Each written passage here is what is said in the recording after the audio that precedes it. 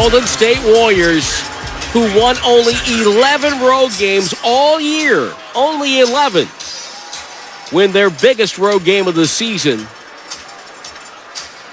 here in Game 5 to take a 3-2 lead, and they go back to Chase Center on a Friday afternoon game. 5 o'clock will be the tip on Friday, with a chance to close out this series and head to the second round. Oh,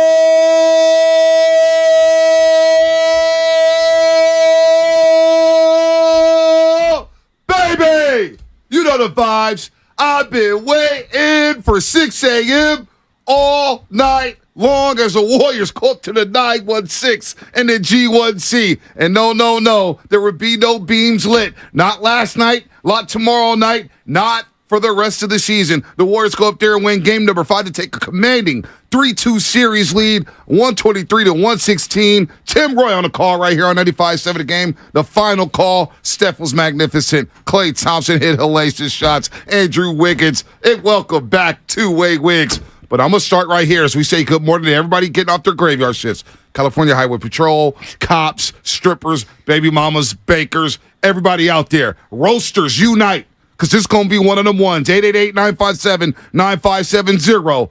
We got to start with the front court, Shasky, and I'm going to let you go off where you want to go off, but I'm looking at Loon, Dawg, and I'm looking at Draymond Green. Woo! Woo! Woo! I'm here all day. Let's go, Shasky. Get in here. I mean, it felt like they only played about 7 guys yesterday, rightfully so. Steve Kerr was in his bag. We'll get to him in a second. Let's just start with the you're talking about the foundational 6. Everybody contributed yesterday, but I want to get to the core 3 because that's what it's really about. And I know we've lumped in Iguodala, and I'm not dismissing Iguodala, but for right now, let's call it what it is. It's Klay Thompson, it's Draymond Green, and it's Steph Curry. Steph Curry had like a B- Steph Curry game. I mean, on the scale of Steph Curry, all right? That's how unbelievable that man is. And yet, he comes through with the huge dribbling at the end after he can't find, water coming out of a boat in the middle of the ocean. Guy can't hit anything from beyond the arc. And he comes through, dribble, wide open layup. I'll take that plus the and one. What about the finger roll layup that he shoots when everybody thinks all he does is shoot threes, and he just makes an unbelievable contested layup in traffic. And Draymond Green, forget the shot that he hit on the fadeaway. Forget the three-pointer he shot. What about the 3 strips down the stretch? What about the key blocks and the deflections? He was unbelievable defensively. Him off the bench, that's magic. And then Klay Thompson. And look, I'll wear it all day till I'm blue in the face. Klay Thompson, why did I doubt you? I don't know what I was thinking. You are a battle-tested war daddy hitting huge shots left and right all game, but none other bigger than the most acrobatic corner. They said it was a 2. I thought it was a 3. 21-foot 2. Are you kidding me, Klay Thompson?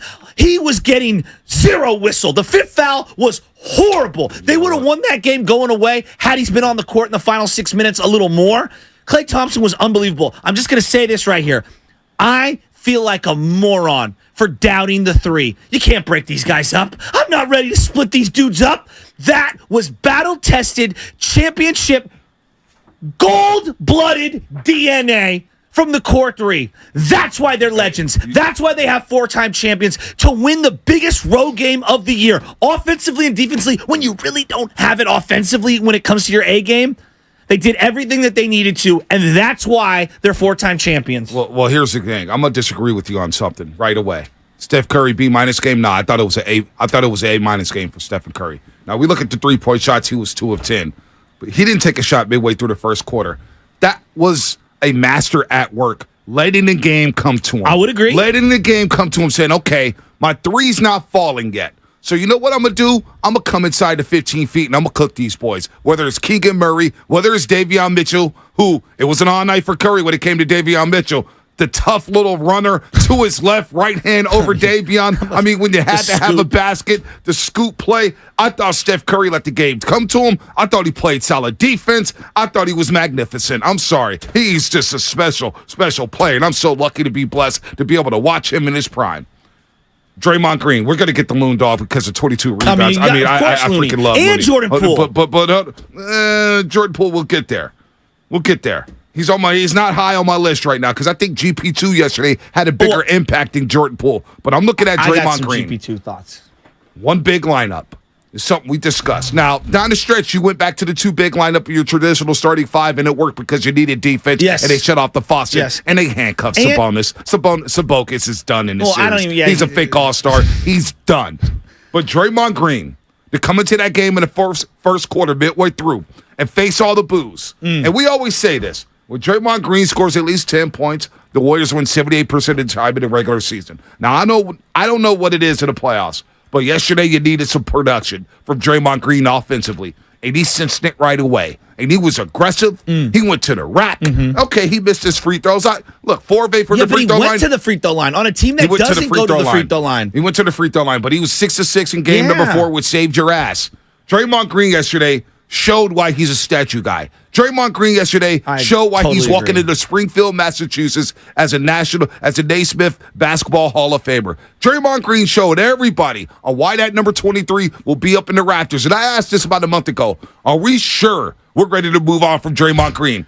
That was a championship performance last night. That was championship stuff right there from Draymond Green. Thinking the game with his IQ, pushing the rock, handling the rock, playing defense. Oh, my God, Day-Day. How about the block? And then he tiptoe taps him and Clay tiptoe on the line and then throw it back to somebody. I thought Wiggins was excellent in this game because we haven't even talked about Wiggins. We haven't started with Wiggins. But on the Draymond thing, man, when he just scores a little, how different is everything?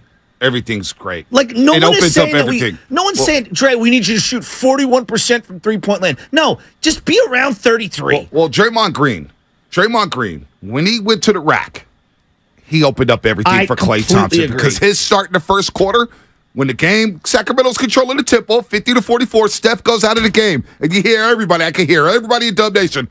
Oh, no, the non-Steph minutes. Of course. The non-Steph Curry minutes. And, of course, he was minus 38 coming into the series, and the Warriors were in the non-Steph minutes. But you know what? GP2 comes into the game, and he flips the temperature by guarding De'Aaron Fox and shutting them down. What did I say in the chat last night? What's that? I said, I don't remember what you said in the chat. The chat was blowing up. Yeah, it was me. I was going crazy. There's an argument to be made, and you could say, Joe, they need to win a championship. There's an argument to be made, and today might not be the day.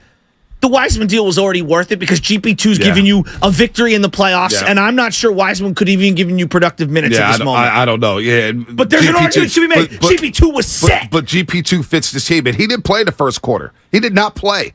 He didn't play until midway through the second quarter because Dante DiVincenzo was just off yesterday. Yeah. He just couldn't handle the rock. He did have a big layup, though. He did have a good layup in the second half. Pass to GP2. But in the first half, he was damn near unplayable. Damn near unplayable. And you're thinking, man, what is going on with Dante DiVincenzo? Is he a little shook? What's going on here? Just might be a bad matchup. Hey, I believe it probably a bad matchup. I think he'll bounce back for game number 6 when the Warriors close these dudes out and send them back home to Sacramento for the offseason. Listen, GP2 yesterday coming in midway through the second quarter, shutting off the faucet of De'Aaron Fox. Contesting shots. And then, without Stephen Curry, they go on a 12-0 run in the second quarter to take control of that basketball game. And Klay Thompson, 3 straight threes. Now, he picked up a stir foul there. Dude, he had to come out of the game. Yes. Whatever. I'm not going to get on Tony Brothers because we knew it was going to be a circus with Tony Brothers. The fifth one bothered me the most because of the situation. Monk is crashing down, and Klay's standing there. I don't know. What about the second take foul? I mean, that was a joke. That was a joke. Whatever. How about the Jordan Poole pass to Draymond Green when he shook Sabonis, and he gets kind of hung up because he's losing the ball, gets hung up in the air and throws it to him? Second quarter. Klay Thompson, to me, stabilized this game and shut that crowd up in the second quarter. He was huge. Let me speak on Klay for a second because I get angry. Yesterday, BPA said, well, I hope Klay Thompson could hit some shots. I hope he could hit some shots. And I'm just thinking to myself, when the hell are you guys going to get it? Not you, not anybody, but I'm tired. When are we going to stop doubting statue guys? You know what I'm saying? Like, you look at the last 4 games for Klay Thompson. 7-13 in game 2. Nobody says anything about it. 21 points. All right, game 3, he struggles. He goes 5-15, but he found something in the fourth quarter, scored 10 in the fourth quarter to find his rhythm there. And then you look at game number 4 on Sunday afternoon. 26 points, the two-way play, 9-15, 4 threes. And you're thinking, that's why we have Klay Thompson on this team, because when the lights are bright and we need him most during this whole dynastic run, he shows up. And then last night, you got to have those 5 threes from Klay. Well, you got to have his 10-19 from the floor. You got to have his defense. He has completely erased Kevin Huerter out of this series. Well, Kevin Huerter is on a milk carton. Yeah. He's cooked. And he got put onto Monk. It was a one-possession game, and Monk's cooking at this point. He's getting all the fouls that he wants, and he's got 5 fouls, Clay does. And he holds Monk to a contested, fadeaway shot that the Warriors end up getting a rebound on and scoring on the next possession. So I want to make sure we highlight that because Monk was cooking at that point. He was cooking. So I'm sick of the Clay hate. You want to call this show and question Klay Thompson and what this guy's been through? He missed 2 full seasons. 2 full seasons with leg injuries. He's been amazing. 2 full seasons. And he showed up last year in the playoffs. Game 6 Memphis. Game 5 against Dallas. He showed up in our biggest moments. When you write the history, when the 30 for 30s are getting documented and they're getting filmed, how the hell can you not look at Klay Thompson and see his fingerprints all over this run, all over these 4 championships? And then last night, and they got to have it road game. A got to have it road game. You cannot blow that game. He hits one of the biggest shots he's ever hit in his career. Are you kidding me on that shot? With the fadeaway corner 3, and I said, damn, how about the one at the top of the key where he didn't even have his feet set? I mean, that's Klay. It was that third quarter? I believe it was the third second quarter. When he hit the 3 straight threes? The third one where he's heat checking and both guys know he's coming for it? My God. So I don't want to hear any more Klay slander, not at least with the roasters. Not at least with the roasters. And we'll get the contracts in the offseason, how much money. But you know what? Yet. I don't give a damn about contracts right now. Klay Thompson is a trusted agent. Klay Thompson is a made man. Klay Thompson is another statue guy that folks around here need to stop doubting. Let the other guys, let Sacramento, let LA, let all those other cities doubt Klay Thompson. But damn it, this is Dub Nation. And I'm sick of members of Dub Nation questioning number 11, Klay Thompson, who's also walking into the Hall of Fame with Draymond Green and Stephen Curry. This guy's a made man. And last night, when you had to have it, Steph goes out of the game. Game is 50-44. Fox is cooking. Sacramento's hitting threes. Klay Thompson, folks. Klay Thompson. Put some damn respect on his name. What about Kevon Looney, Bonte? You're wearing the shirt right now. He has outplayed Sabonis in just about every minute of this. Forget the numbers. Situational rebounding. I'm so hyped off of Looney. Situational defense. Situational passing in the tic-tac-toe plays. Kevon Looney, now look, they're very different players. He's got a Robert Horry feel to him. They don't win jack without Kevon Looney. How good has he been? I mean, Bonte. I mentioned it last night on the postgame show. Shout out to Schlep Rock. Kevon Windex Looney, because all he does is clean up the glass. 22 rebounds, just like he had against Memphis in Game 6 last season. His third playoff 20 rebound game. His second of the series. This guy, he also dropped 7 assists. Well, and the rebounding doesn't talk about the boxing out where others get the rebound, and he's the one boxing out either Alex Len or Trey Lyles or Sabonis. Sabonis has been on a milk carton. I mean, Sabonis he had the emptiest 21-10 last night. He was unplayable. 5 turnovers. Looney told us all before the series, we have a plan for Sabonis, and I feel like we'll execute it. Now, shout out to Matt George, ABC 10, who said that we were fortunate that Sabonis has struggled. The Warriors were fortunate because this series would have been over in 4 or 5. Well, I look at it the other way. You're fortunate the Warriors blew one of those road games in Sacramento because this series would have been over in 5. Advantage Golden State Warriors. Kevon Looney. He's turned him into some bogus. He really has. The passing, the rebounding, the IQ, the screen he set for Klay Thompson to get that corner 3. Now, I thought originally, I was like, oh boy, they're going to call the movie screen. I thought so too. They didn't. It was a physical screen which completely wiped out Davion Mitchell. Kevon Looney, I mean, we said it. The foundational 6, it's all about them. Now, who else could help? Who do you trust? Well, GP2 was that guy, but Looney, man, I just... And Moody gave him a couple minutes. You talk about the Bay Area and the history, Shaskin, because you know this stuff. Yeah. There's all these unsung heroes. Yeah, he's like an offensive lineman to me. He's like Jesse Polo exactly. to me. Randy Cross. Harris Barton. Yeah, Randy Steve Cross. Wallace. Guy McIntyre. Yeah, Steve I totally Wallace. agree. He's never going to get the accolades. Even Justice Smith on the defensive line. He's one of those guys. Let me go a little deeper. He's almost like that relief bullpen guy, almost like an Affel or a Javi Lopez. He's the core 4. Where you're not winning anything without one of those guys. No, you're not. Dude, and here's the thing about Looney, the evolution of his game from where he was at the beginning of his career to where he is now. I mean, but Bonte, the reason I say Robert Horry is because he's like the 5th or 6th guy that even the most diehard fan would bring up. But you all know he's so important. You have to have one or two Looney glue guys to win anything in the playoffs. This is why the playoffs are different. Right. No doubt. Because of guys like Kevon Looney getting elevated to legendary status because of their contributions. Dude, I mean, yes, you're right. You're right. 954. Steph got a little emotional. He did get a little emotional.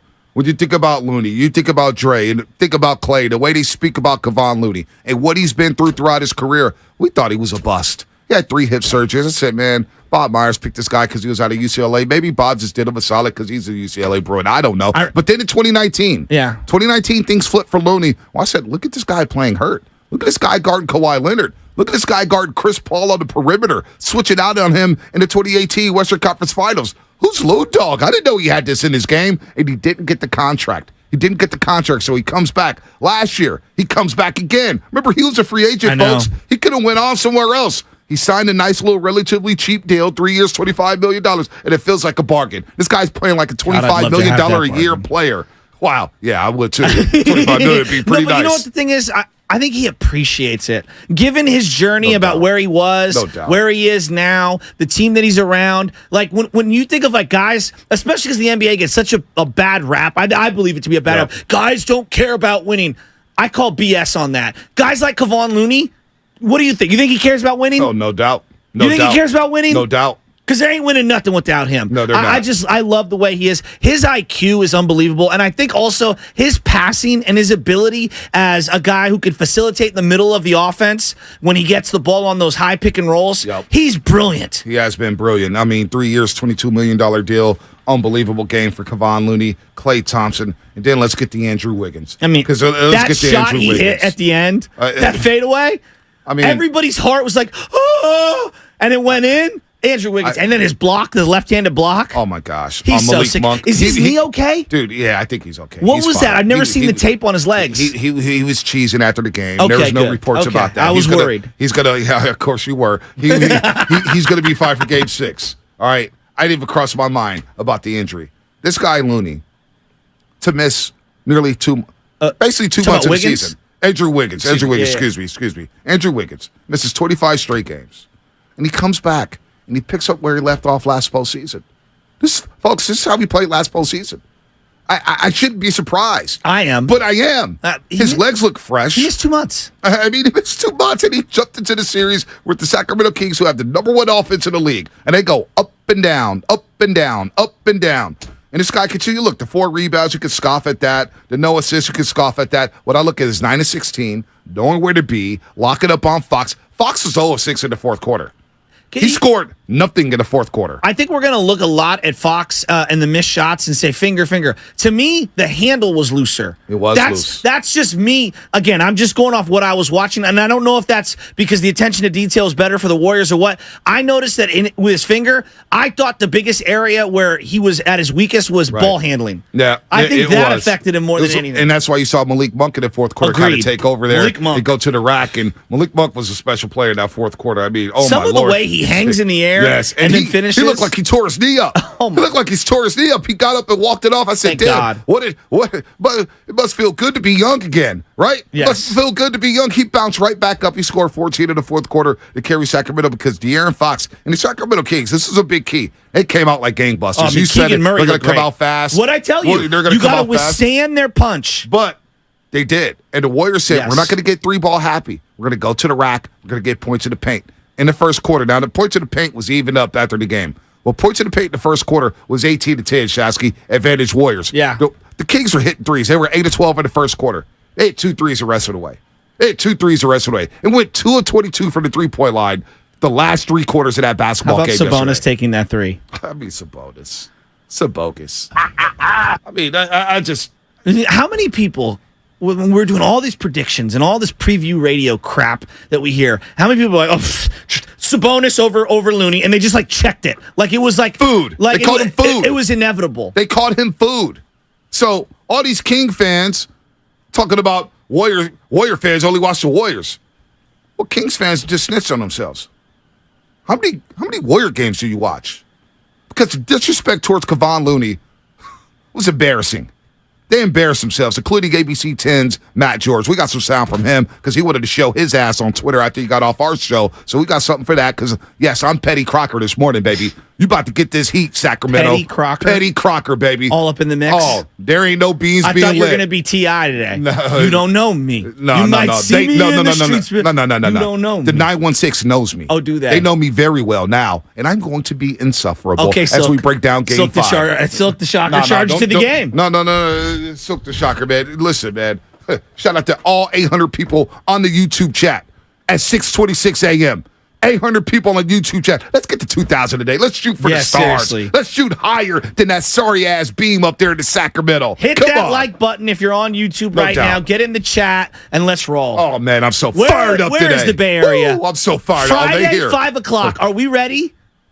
We'll get there. 5 o'clock's early start. Early start, folks. I'm just fired up to be here today. Get off work. Call in sick. I need Chase Center to be rocking and rolling at 5 p.m. West Coast time for tip-off in game number 6. What we're not going to do is we're not going to talk about the Grizzlies and the Lakers. We are going to close out the Kings first. Yes, no doubt about that. That's what I don't look ahead. Then we'll focus our attention. I don't look ahead. I'm not doing that at all, but trust me, I can taste it. Is it a I sampler can platter? taste it. Oh, it's a big platter. Oh, it's got a variety of everything. The old Baskin Robbins, the little sample spoon, the little tiny plastic one, the pink one. Oh, yes, it's going to be. I gotta go. Hey, Lubman, don't worry about the breaks today. We're going to break. We're rolling right now. This is going to be a fun show. Gene, Don't worry Brian, about the 888-957-9570. Hell, we can go 4 hours straight, no commercials. And I know advertisers will be pissed off. Gabe Shapiro and everybody in the sales department will be pissed off, but I don't really give a damn because the Warriors win a big Game 5 up in Sacramento. And what did Fitz say yesterday? The only beams get lit is on the Warriors charter bus. What? Talk your talk, Fitz. Segment brought to you by Go to State, serving the Bay Area for 3 generations. When you succeed, we succeed. Visit GoToStateLumber.com. I told y'all will not be able to turn me down today. No. We up on the roast. And that's coming up, brought to you by Fremont Bank, full service banking, no compromises. Since first opening its doors in 1964, Fremont Bank has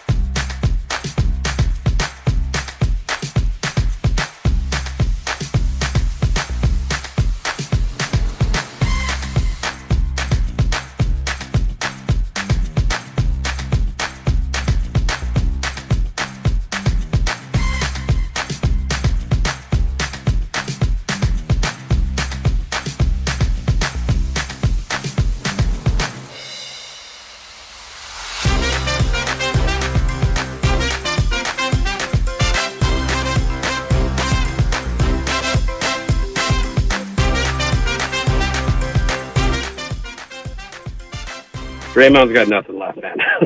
He doesn't. Looney surveys. Back to Draymond. Now to Curry. Curry off a pick. Back to Draymond. 5 on the clock. Draymond, little fadeaway jumper, and he rattled it home. He's got 21 off the bench. The Morning Roast is live on YouTube right now. Take it away, Bonte. Steph Curry, Draymond Green. You hear Draymond Green right there. Tim Roy on the call right here on 95.7 The Game. He was fired up from his perch up at the G1C, going to one center. Don't forget about Dre, though, Bonte. Don't forget about Dre. Draymond Green, we haven't forgot about Dre. If you have, then you don't need to look back at Spinelli for validation for that. We got it. He's the one who fed me the line in my ear. Oh, my God. You should have just jumped in and said it, Spinelli. Jeez.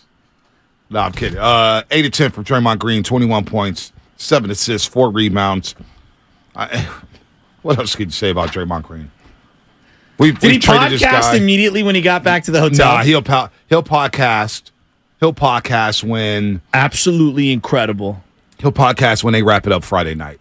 He'll podcast Friday night when they send the Sacramento Kings back home for good and get rid of this team. There was a moment for just a split second when he shot the layup that he got hit in the head and he fell down and he stayed down. I got worried about his back. That's the first thing. Second, then he's like chirping at Tony Brothers and they're going at it and they're on offense. Well, and then I think it was Kerr called timeout after they hit a 3. Monk had a walk-in 3 basically because it was 4-on-5 and he wouldn't let it go. And I'm thinking, oh, come on, Dre, let it go, let it go, let it go, let it go.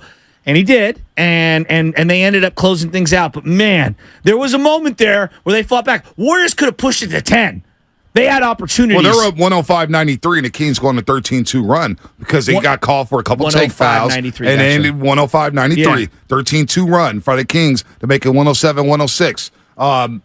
2 take fouls called on the Golden State Warriors. One on Draymond, one on Jordan Poole. I didn't agree with the one on Jordan Poole. They didn't course the Kings get possession after the take foul, and they were able to get to the free throw line, and Malik Monk just took over, made layup after layup after layup. And then I know everybody at Dub Nation, including myself, said, boy, we've seen this movie before on the road. Another double-digit blown just like that. Another double-digit lead blown just like that. And yet, they were able to withstand the Sacramento Kings with big shots by Wiggins, the sealer, the clincher, Steph Curry with the finger roll there, and everybody's fired up on the Warriors sideline.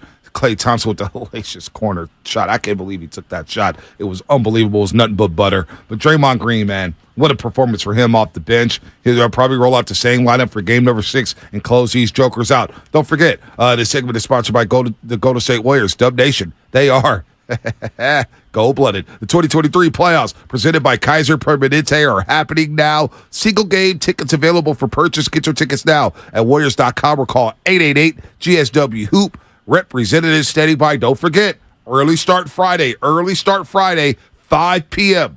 5 p.m. at Chase Center. We want to show up and show out and show the Kings how we do in clinching games. 13-1 all-time in the postseason at the dental office, a.k.a. Chase Center. Well, yesterday the Warriors went up there to the G1C for orientation. They went up there for a presentation on how to pull teeth, and they sucked the life out of Sacramento. That place was quiet. They all went home sad. To me, it was the second quarter. They withstood this huge punch in the first quarter where Keegan's hitting, Herter's hitting, Fox, Davion, everyone's hitting buckets. And I said, keep it within 5. Just keep it within striking distance. Well, after the first quarter, down 36-33. It was like, you hit all those threes, you're only up 3. That had to be demoralizing for the Sacramento Kings. The Quest for 5 brought to you by the Alameda PD, now offering a $75,000 hiring incentive. Our team is your future. Go to alamedapolice.org to apply today. It's time for Taking Them to School. Taking Them to School brought to you by the San Leandro Unified School District, embracing diversity, empowering excellence, and now offering rewarding career opportunities for teachers in the Bay Area. You belong in SLUSD. Go to www.slusd.us to learn more and apply today. Look, we could go in so many different directions, but I got to go with this Draymond Green jumper. Looney surveys. Back to Draymond, now to Curry. Curry off a pick. Back to Draymond. 5 on the clock. Draymond, little fadeaway jumper, and he rattled it home. He's got 21 off the bench. Draymond Nowitzki, Tim Roy on the call. Stop that. That's Steve Kerr said after the game. Draymond Nowitzki. That's funny. That is funny. Admit when he hit the corner 3, you were as shocked as I was. Dude, What was more shocking, that fadeaway shot you heard right there or the corner 3? Probably the fadeaway He shot. hit 2 threes, I believe. Yeah, just 1 3 yesterday. I thought just it was 2. 1 to 2. He had a deep jumper. Oh, is that what it was? Yeah, but Okay. I love the way he finished around the rim. 31 minutes, 45 seconds. Steph Curry played nearly 42 minutes. You had to have it. Stephen Curry. I love this damn core. I love this team. Let's go to we're gonna go to Brian first, and then we'll get to Gene on the other side because I want to give Gene his time in Oakland. Brian, Salmon Tail Bridge, what's happening, brother? Hey, what's up? I'm already in San Francisco. Oh, there nice. it is. Nice. There it is. That was quick. So, no traffic today. It's beautiful, ain't it? Yeah. Oh, it is. This segment of 95.7 The Game is brought to you by the letter L. Looney! Can we just talk about Looney for the next 15 minutes? Like, for real. I think the Bay Area needs to put respect on Looney's name. For the next half an hour, we need to talk about Looney. Thank you. I'll take your comments off the air. And he was just absolutely brilliant. And I keep coming back to the guy. What do you have, 11, 12 in the first half? Man, hold on. What was it in the first half? First half. No, And it rebounding. I'll pull it up right here. Yeah, 12. Yeah, you're right. 12 rebounds, 2 offensive rebounds, 12 total. It felt like he had 20 in the first half. Well, and his situational rebounding is just incredible. Every time they need a big-time offensive board, they need a defensive stop, he comes through with it. And also, his passing is so underrated. For a guy who touches the ball as big as he is, we made so much about Sabonis' passing. I think Looney's passing's been better than Sabonis' in this series. If I'm not mistaken, Looney may have 22 assists in his last 3 games against the Kings. Is that what it is? If I'm not mistaken. Huh. If I'm not because he dropped the 9 in game 3. Huh. Remember, he dropped the 9 and he had 20 rebounds in game number 3. And I believe in game 4 he had 6 assists. If I'm not mistaken here. I'll pull up his game log right now as Steph Curry speaks about Kevon Looney's rebounding. It's a luxury to have. I mean, his hands has a magnet connected to the ball. We say the word, he's relentless. He finds, the angles. And he's pretty sure-handed once he gets it to find the open guy. So it was a big effort on his part. Second 20-rebound game of the series. I think, that gives us such good momentum and allows us to have extra possessions, and it's huge for us. 22 assists in the last 3 games for Looney to go along with those rebounds. He's leading the NBA postseason in rebounding. That's unbelievable. And, we haven't brought him up because I know you were – JP, I know he's erratic at times. I know he drives people crazy. I thought it was as good of a floor game for about 3 quarters as he's played. Oh, he had some hustle rebounds. He did. He had some hustle defensive stops where he doubled at the appropriate time. The take fouls kind of, were frustrating. I don't think that was a take foul. I thought that was unfair to JP. I thought that was a bad call by the referees there. That second take foul on Malik Monk. Well, it looked like Malik Monk was losing the ball, too. Right. Well, especially the Wiggins one. Yeah. I thought Steve Kerr was going to challenge that. You're right. I thought Steve Kerr would challenge that. Wiggins didn't touch the guy. Didn't touch him. JP was okay yesterday. He's got to make, some of the shot. I mean, he attacked the hoop on that one layup Some of the roll. decisions on the shots, though, pulling up from 3. He was 1 of 6 on the 3-point line. Look, he had no turnovers. That's what I'll give I'm him saying. that. No turnovers, but I thought it was. I've seen JP play a lot better. Well, offensively, I thought defensively he was pretty good. Defensively, he wasn't for bad. JP standards. He wasn't bad. Offensively, he was very erratic. Bunty, you're looking at a game where they had like 7 guys that they could trust. I know. And JP was barely one of those guys you could trust. Neither was DiVincenzo. He played 23 minutes yesterday. JP was okay. He was okay. Yesterday was about Looney. Well, yes. It was about Draymond. It was about Clay. It was about Wiggins. And it was about Loon, Dawg. And you sprinkle in some GP too. And boom, you got a 3-2 series lead coming back to Chase Center, a.k.a. the dental office. Oh, they're not going to like that. They're not going to like that 5 p.m. appointment Friday. Telling you that right now, Sacramento. 5 p.m. Get your ass in the dentist chair. Let's go. Let's pull these teeth. Giving you crowns, buddy. Floss and everything. It's time to clean you guys out for good. Do away with the Sacramento Kings. I'm over them. What an annoying fan base. Matt George. It's coming up on the game, sponsored by Fremont Bank, full service banking, no compromises. More of your phone calls. Gene, we'll get to you. Then we'll get the bill on 880. I want to hear from all Dub Nation. Where's your key to the game? Who had the most impressive game? Loon, Dawg, Draymond. We're here all morning long. All morning long here on 95.7 The Game. These chicken tacos.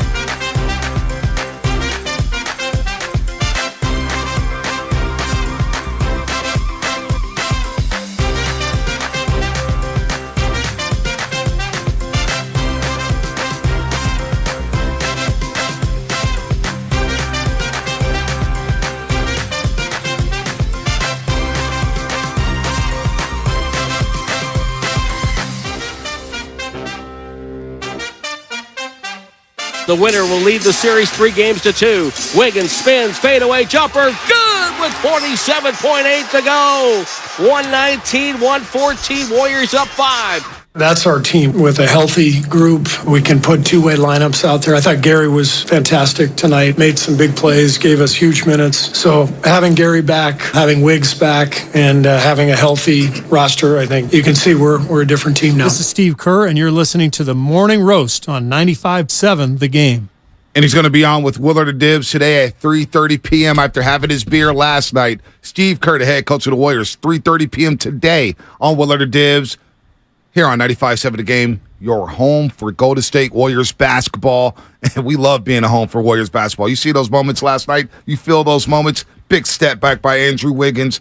20 points for him. You know, Shasky, it's the first time in their history with Andrew Wiggins, Klay Thompson, Steph Curry, Draymond Green, where each of them scored 20 points in the game.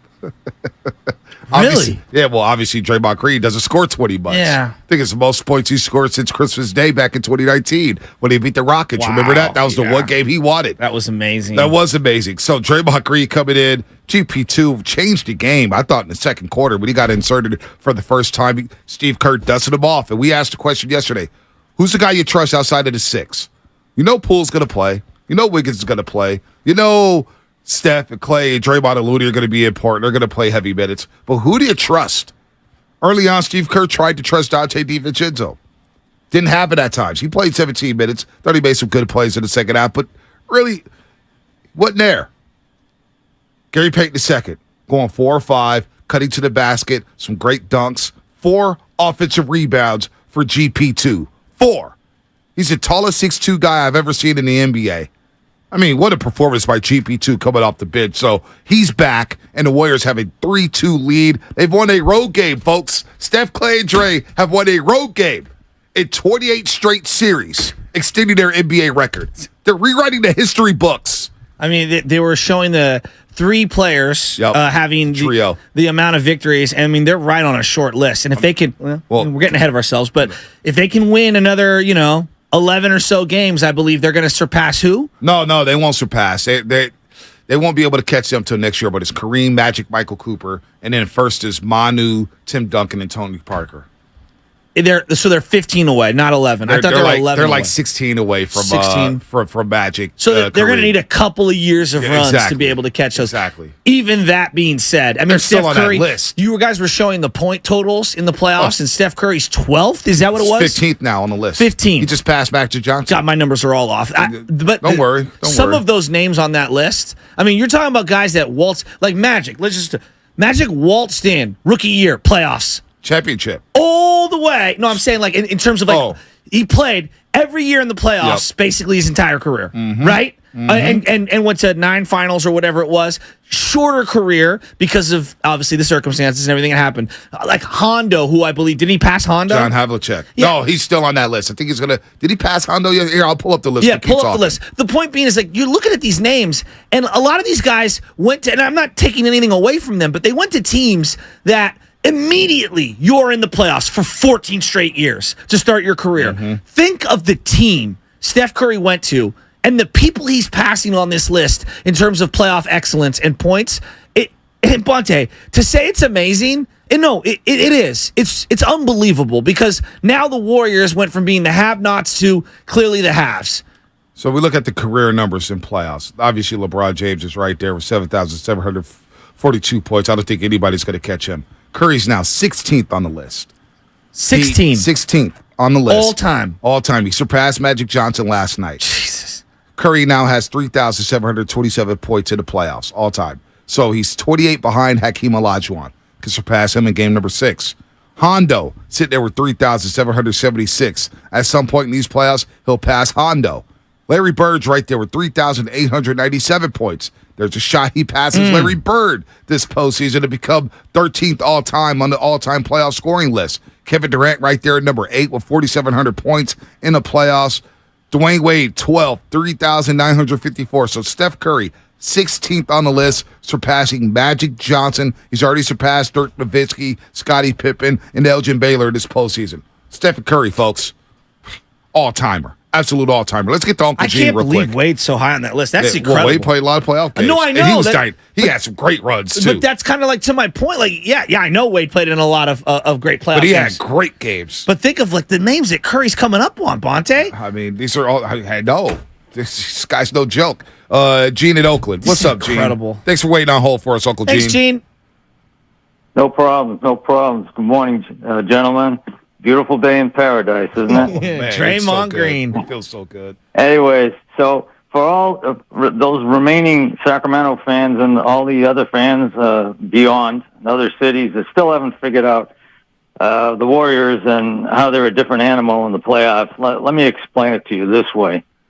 First, they're going to scope you out. They're going to take a few games maybe to do it, and but once they do, okay. You're going to have Mr. Draymond Green, assisted by his fellow assassins, Mr. Wiggins, Mr. Curry, Mr. Thompson, Mr. Looney, and Mr. GP2. And he's going to shove his fist right through your chest. He's going to grab your heart, and he's going to rip it out of your body. Okay? So, and he's going to leave you wondering, what the hell was that? Listen, I'm sick and tired of the disrespect shown towards Clay, the disrespect shown towards Draymond, and most of all, the disrespect that's shown towards this team, okay? This is a championship team, guys, and everyone else out there. I hope you get it. And one last thing, Mr. Lakeup, pay this guy what he wants for as many years as he wants, because the heartbeat is officially back. Draymond Green. Great call, Uncle Gene. I'm not ready to break this thing up. No. I don't care what happens from here on out. I just can't.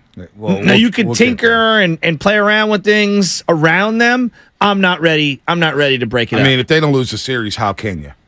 How can you? They've yet to lose a Western Conference series under Steve Kerr. Think about that.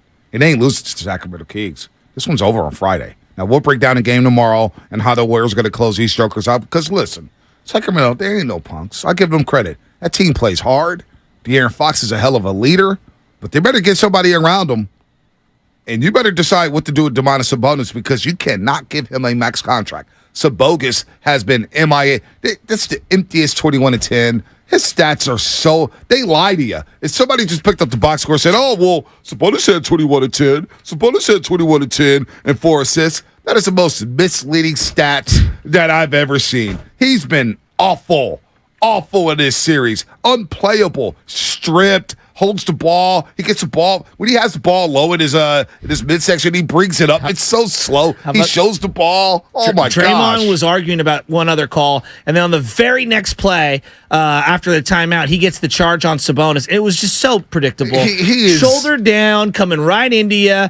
I'm telling you, for a guy that we lauded his post game and all his skills, he's not that good to me. He doesn't really have a go-to post move other than shoulder down. Let me batter ram into you. He's so robotic. And he's mechanical.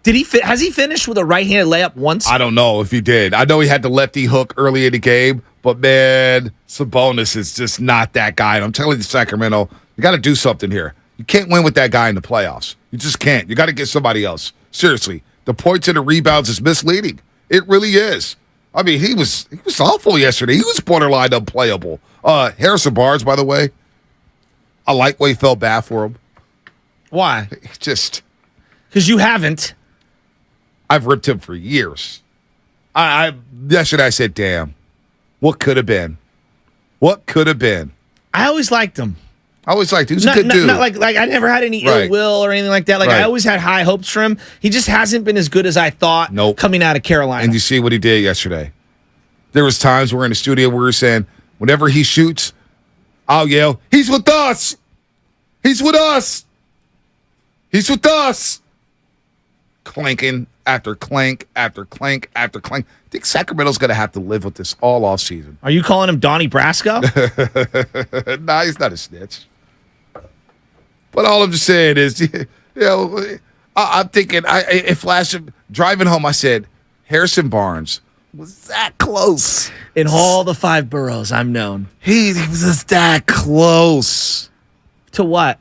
to ending this thing. Well, Wiggins was that close to hitting the shot, too. But it should have been 2-2, though. The margins are thin, but this is different. In game 4. I know. In a desperation game. But couldn't I and say he had the shot. But yes, which he missed that shot, and I hear you. Couldn't I say, like, the Warriors had, like, multiple opportunities to put that game away as well? Game now, I know one? the final play is the one that we're going to rest on. No, the 15-4 run at the end of the third quarter, no doubt. No, but like there were even like the certain possessions, we can go back and forth. I don't know, like they missed a bunch of shots. We can go back and forth, but in that circumstance, though, for Harrison Barnes to be up 2-1 and have that shot, and now he's got to think about it all offseason. Well, he was that close. I mean, he's to already helping the Kings take a 3-1 lead. That close. If anyone has some familiarity with thinking about missed shots all offseason, I think it's Harrison. Wow. Damn. I mean, am I wrong? Damn.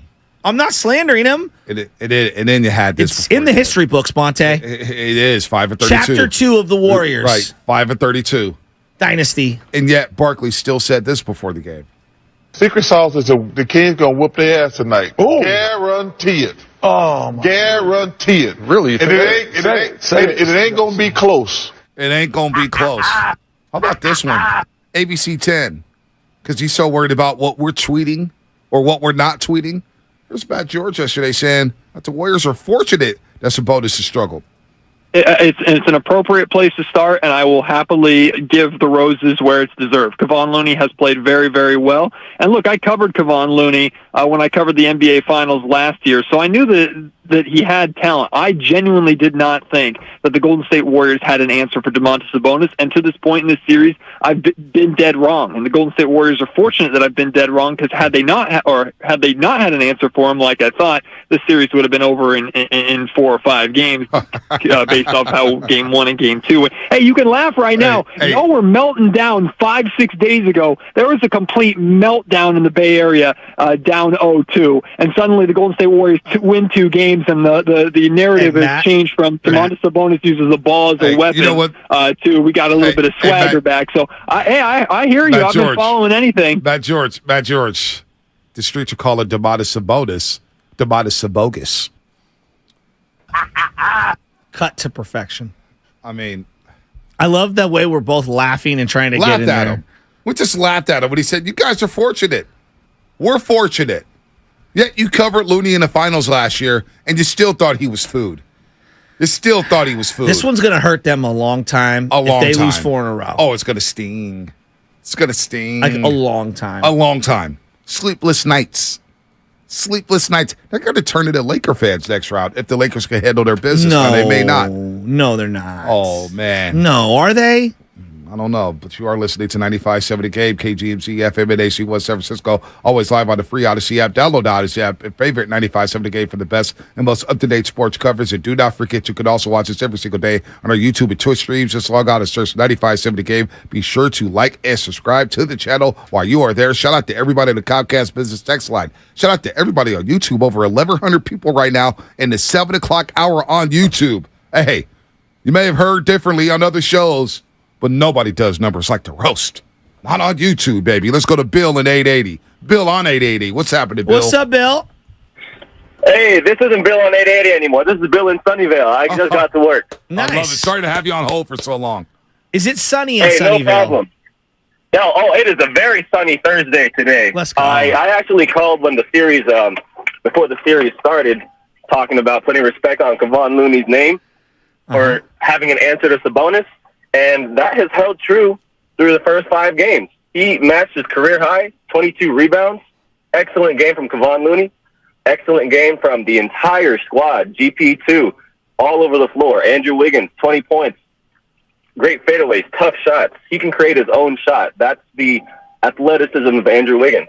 Klay Thompson, off the bounce. Not catch and shoot, off the bounce. Great game for Klay Thompson. Steph Curry, standard of excellence. What can we say about Steph Curry? But the main person I called, the reason I called is to issue a public apology to Draymond Green. You and me both. Last week, the whole talk of the town was, is Draymond going to stay? Is he worth the money? Or are we breaking this thing up? And last night he proved all of us wrong. Well, I got flashbacks of Defensive Player of the Year, Draymond Green. I got flashbacks of of 2015-16, Draymond Green, with all of his scoring, 80% on field goals. 8 for 10. Unbelievable. With a 3 in there. Unbelievable. They looked like one of those, in the movies where you have like those hit squads that go in behind enemy lines and the grizzled vets that have been here tour after tour after tour. Like that's what they are. I mean, Klay Thompson, Draymond Green, and Steph Curry, been there, done that, right? And so in the first quarter, how many young teams facing that crowd and that adversity and everybody scoring for the other team are going to fold? How many? Not many. I mean, and these guys, Draymond gets subbed in and boom, instantly gives them a little bit of offense. Klay Thompson, second quarter, boom, you need some firepower. Here it comes. Non-Curry minutes as well. 12-on run in the second quarter. And it just non-Curry shut minutes. that crowd up. And how many times did I text the group thread? It's quiet in there. Well, I don't know because there's texts flying in left and right. Twitter is moving like a I would appreciate a thumbs up every now and then. Well, what do you want me to do? What do you want me to do? Acknowledge. The phone is buzzing, and I can't keep up. I just put it down. So I lock in. Can I ask you this question? This is a sincere question. We hold Andrew Bogut rightfully in a high regard, high regard. I was talking with one of my cousins, and he kept saying, I didn't think there'd be a center that I'd love more than Bogut because my cousin loved Bogut. Right. He was nasty. You know what I mean? And he was a great player for this team. Has Looney surpassed him yet? For me. Are we there? For me. Because of the way Bogut left. He wasn't happy. And he took some shots. And whether or not you agree, I know Mark Jackson, people got their feelings on Mark Jackson. But for me, and getting to know his family, his pops has been at every game. His Mama Looney, man, I love Mama Looney. She got on me. She said, baby, Vontae, I was ready to kick your ass. But then you started calling him Loon, dog. Come here, take the selfie with me. I swear to God, I love her. And I love Looney. I love how his mom's allowed to say that. And if I question Dre, everyone thinks I'm crazy. But I love it. But Looney's mom straight up told me, Vontae, I was ready to kick your ass. I said, I'm sorry, Mama Looney. Excuse me. Looney. But I even popped the Fit Aid during the little live shot yesterday. I popped the Fit Aid. Do they just have him chilling at the studio? They do, because Dub Talk Live is brought to you by Fit Aid. Oh. And, of course, Looney is sponsored by that. But also, before we get to another call, I got to play the soundbite. Because, look, man, my guy, Casey, Kitty Caraway, or a.k.a. Kitty Carried Away, because he did get carried away when it was 2-0 Kings. I respect it. I do love Kitty. I respect the bravado. That's my guys. That's you my guy. You got to believe it before you can see it. That's my guy. But he did say this. The matchups are a good look for the Kings. They're a good look. And if we play the Warriors as a 6 seed, I'll tell you right now, we'll backhand the Warriors. I don't want to play the Warriors just because I have a healthy respect and fear for Steph Curry. I don't want to deal with him in the playoffs. I really don't. But if it comes to that, we backhand the Warriors because the Warriors don't do nothing on the road. They definitely don't play defense on the road. The Warriors too small. Sabonis would eat all series long. Tears of a Clown next week coming on Monday when the Warriors close out the Kings Friday night. I can't wait for Tears of a Clown. Oh, we got some stuff cooked up. Oh my God, I can't wait. Duke in San Bruno. Duke, what's happening? Hey, guys. First of all, thanks for keeping it real. You guys do a great job. Thank you. Seriously. Great stuff. Well, am I the only guy that felt that in the last 5 minutes, not only did the Warriors have to beat the Kings, but they had to beat the refs? Malik Monk got a lot of calls. Listen, Harrison Barnes got 10 points in the third quarter. They're breathing on. But Duke, we knew with Tony Brothers, with Mark Lindsay and Tyler Ford, it was going to be a circus act. Again, I said it yesterday, and I've said it all year. The referees, they're all-time bad, Duke. All-time bad. I've never seen a worse. Draymond Green layup. He got whacked in the head. But you know what? The players dictate the outcomes of the games. Agreed. I truly believe that. And the Warriors took the game in their own hands, whether it's 8-on-5 or whatever it is. Because Kings fans were telling me last night the refs are on the Warriors side. You know what? The refs are irrelevant to me right now. They're irrelevant. They're going to make bad calls. What happens on Friday, though? I mean, does the NBA want to make this go to Game 7? No, the NBA. The NBA wants Lakers, Warriors. They sense box office. Yeah. They sense box office. This is what they're thinking. This is why they put them at 5 o'clock. Okay, the Warriors will close out, and then winner of Grizzlies, Lakers will already have the bottom thing. It'll say facing Curry. Yep. Winner of this game will Yep. face Curry. Yep. Trust me, the NBA knows what they're doing. What time it is. There's a reason Steph Curry's involved in like the top 10, most viewed things of the last 20 years. But yeah, Kings fans will tell you they moved the needle. Let's go to Ali and Hayward. Ali, what's happening? I love how they already said they're going to get the Christmas matchup. Let the playoffs play out first. You're not getting no Christmas Day. You're getting the Christmas Day game at 8 o'clock at night. Game. Yeah, calm down. Sorry. Calm down. Like I told Kings fans when they got blown out by the Celtics at the G1C, there's levels to this. Know your role, jabroni. All right, let's go, Ali. What's up, Ali? Christmas Day game, please. Good morning, fellas. I just wanted to say I called in earlier before the series started. I had my prediction. It was Dubs in 6, and I said if we could shut down their offense and win a road game, we'll win the series. And last night, Draymond, Steph, Clay, everybody came through and they did that. But I got something else to say, too. All these Sacramento media personalities, I'm talking Matt George, Damian Barling, KC, Cam Salerno, all these guys, they had a lot to say. They had a lot to say about the Dubs. But a real king wins rings. A real team wins rings. That's all I got to say. Yeah, hey, bad signal. Thanks for the call. Listen, D-Lo and Casey are my guys, man. I was on with them the other day. It's all love with them. We all said it. For 2 weeks, we're not going to be friends. We're going to talk trash. But that other clown on that other old ancient stadium who's got like 100 people in his YouTube chat right now, I mean, he's a joke. He's a clown, all right? He's embarrassed himself. He might as well paint his face right now. Go to the Barnum and Bailey Circus. That's where he belongs. And there's a couple others that I won't name that have embarrassed themselves during this series. Absolutely embarrassed themselves. And yes, the bat signal is out for Javier. I've been calling for Javier in Vacaville for 3 straight days now. I love how Is he a Warrior fan now? I love how we call out callers. Oh, I call out callers. I call out media members. I call out whoever the hell. This is the roast for a reason. You calling shots corrupt? Absolutely. I call calling out shots names. around here. Calling out names. What's up, Fred? DMX, the only X I know, is in a zipping and extraordinary. Woo! Woo! Woo! Oh, baby. I'm so fired up for this show. I wish I could do 6 hours a day. I swear to God. Steiny and Guru, just take the day off. But I know Steiny wants to talk. Guru's fired up. So if you're corrupt, am I Roscoe or my Daz? You Daz, man. Come on, man. We're part of the Dog Pound. I'm just making sure. Like that. Come on, man. Because the corrupt brother was Roscoe. Come on, man. You wouldn't be Memphis Bleak to my Jay-Z. Come on now, Shasky. Well, Daz did make sweet beats. He did. And people give Dre a lot of the credit for Daz's music. Hey, by the way, we could decompress next week. You know why, Shasky? Why? The golf spot in Pleasant Hill. They were DMing me. I got to get out there. Yes, the golf spot is more of a golf sanctuary. It's a golfer's dream like yourself, and I can't wait to get out there. Golf Spot, Bay Area's newest indoor state-of-the-art golf facility with coaching and technology designed to improve your game. It's now available for in-person lessons, hitting sessions, fittings, private events, and whether you're new to the game like myself or have been playing your whole life, the Golf Spot is the perfect place to take your game to the next level. It's an inviting space for golfers at any freaking level. It's really cool. This facility features 2 TrackMan virtual hitting bays, a 25-foot putty green,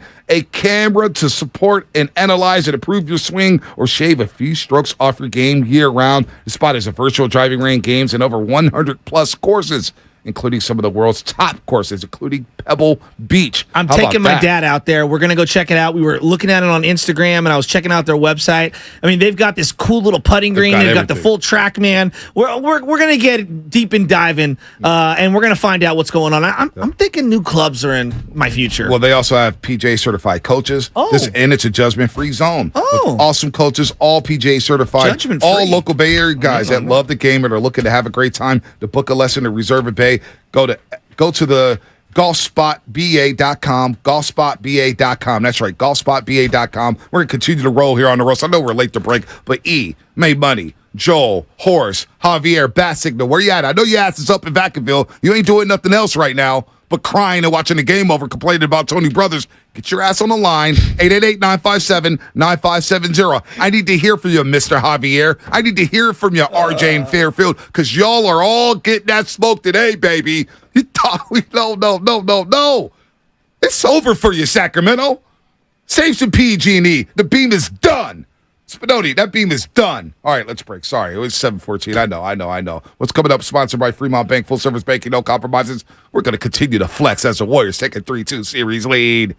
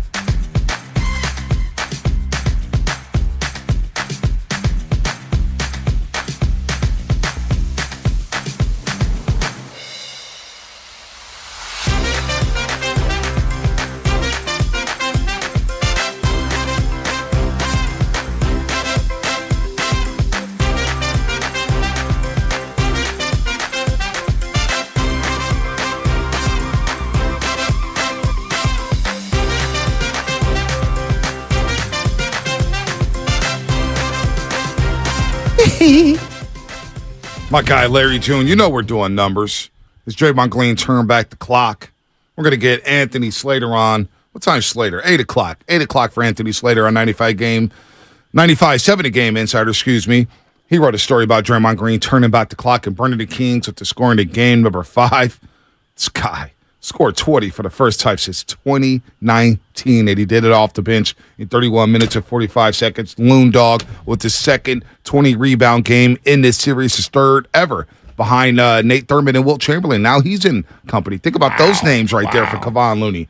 Stephen Curry, Steph is just Steph. He didn't have the three ball working, but he figured out a way. He made it happen. He's a magician.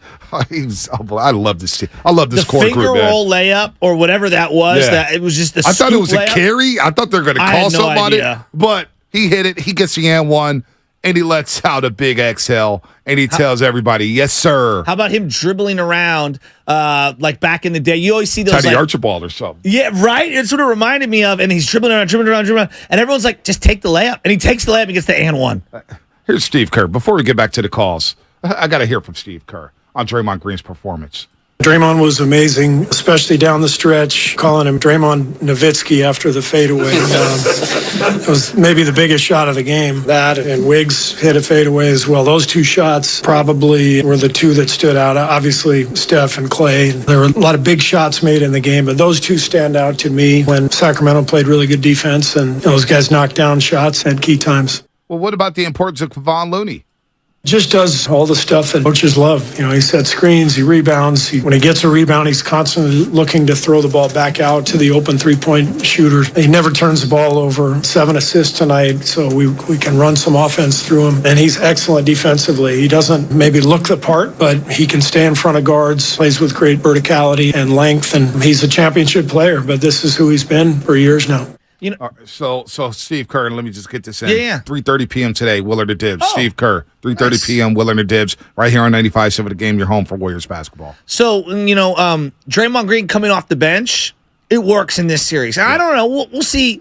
if they can get past the Kings and where that goes from there, like we'll take it matchup to matchup. Matchup by matchup. Right? But credit to Steve Kerr for continuing that and getting the best out of Draymond Green in that situation. I also want to say, we're going to look at the final 6 minutes, and it was a roller coaster, and they held on. To me, one of the righting of the ship moments was late in the third quarter with like 3 minutes, 2.5 minutes to go. Steve Kerr sensed the moment. He called the timeout. It felt like an inflection point in the game where the crowd was quiet throughout the third quarter, but they had an opportunity to get back in it. They cut it to a 2-point game, Bonte? Was that what it was late in that third? 2-point game, and then the Warriors were able to go into the fourth quarter up 9. To me, that timeout by Steve Kerr, and then he designed a beautiful inbound play that got them a dunk on a crisscross play. That was a key moment in the game that we're probably going to forget about, but I think Steve Kerr gets a ton of credit. He doesn't play Kuminga in this game. You know, barely plays Moody. Well, the last 2 games, Shasky. But you know what? It is what it is. Exactly. It's about winning games. Exactly. It's about winning playoff games. That's why I'm trying to give Steve Kerr credit. No. And then, like, DiVincenzo, he picked and chose his spots with him. He realized he didn't have him. He went to GP2. Clay was in foul trouble. Like, this could have gone sideways. It could have. Steve Kerr's outcoached Mike Brown in the last 2 games. You've seen this. I agree. With Steve Kerr. You've seen the last 2 games. He's gone to basically 6 guys.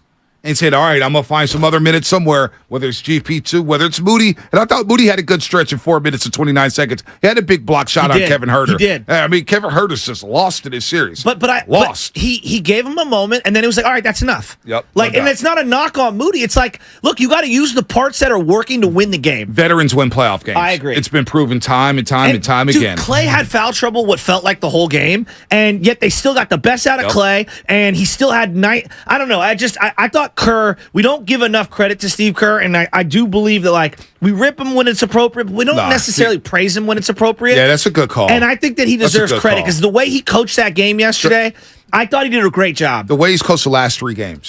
I'm with Draymond being suspended. And remember, game 3, GP2 was out. Yeah. So you're thinking, how the hell are you going to slow down De'Aaron Fox? Yeah. How are you going to slow down Malik Buck? And in game 4, he said, I'm going to my 6. You're playing heavy minutes. And he used the off days. Knowing that the Warriors had 2 off days going into game 5, he said, you know what? I could push Steph Curry to 42 minutes and 42 seconds. And the way he subbed Curry in and out hasn't been his normal substitution pattern. Let's make sure that we get him on the floor at times when Fox is off the floor, and let's make sure we get him on the floor in critical situations. Quick sub mid-second quarter, boom, let's go. 12-0 run. Steve Kerr's done a masterful job in this series. Masterful job. And look, I've been as hard on Steve Kerr as everybody. As everybody with the way the youngsters have been played. But you know what? He's putting on a masterclass so far in this first-round series. By the way, the Quest for 5 brought to you by the Alameda PD, now offering a $75,000 hiring incentive. Our team is your future. Go to alamedapolice.org to apply today. And don't forget, download the Odyssey app, 95.7 The Game. Thousands of other stations and millions of podcasts are free on the Odyssey app. Shout out to everybody on YouTube. Over 1,000 on the YouTube chat right now. They're humming right now, smoking on that Kings pack. Comcast Business Text Line. Haven't read much of you because it's moving like a slot machine. And if you're first time listening to the show, thank you, because without the fans, we don't have a show. We do. We really appreciate you guys. But if you're going to watch us and you want to look at some of our content, you're going to be in the car or you're at practice today and you're going to miss the Steve Kerr interview. You can go on YouTube right now, hit subscribe to the 957 The Game page, hit that like button, get in there. All of our content is reposted in there. So if you miss something, boom, it's there for you. And people are asking where I got this Loon shirt from. Shout out to Sheed and Warriors World. Shout out to Warriors World. And the package came yesterday. Right before I left the house to go to the studio. It landed. And the mailman was like, oh, yeah, you got a small package. So I went to go check it out. I was like, oh. Okay. And it was for you, not for Anna. No, it was for me. No, I know, but like that's what I do is I'll run to the package and I'll look at the label. Oh yeah. If it's for Anna, I'll just leave it in the mail. Yeah. I was just like, what? Yeah, sometimes. See, I bring it in, I put it on the kitchen table, and I let it sit there, and I see how long it's going to sit there. And it sits there for a while. Yeah, and then or she'll open it up and leave the box for me. Yeah. Shout out Warriors World. I was like, oh man, Loon, 20 rebounds, 22 rebounds. Yeah, I'm rocking this shirt tomorrow. And shout out to Warriors World. This shirt is clean. Loon, I will always trust.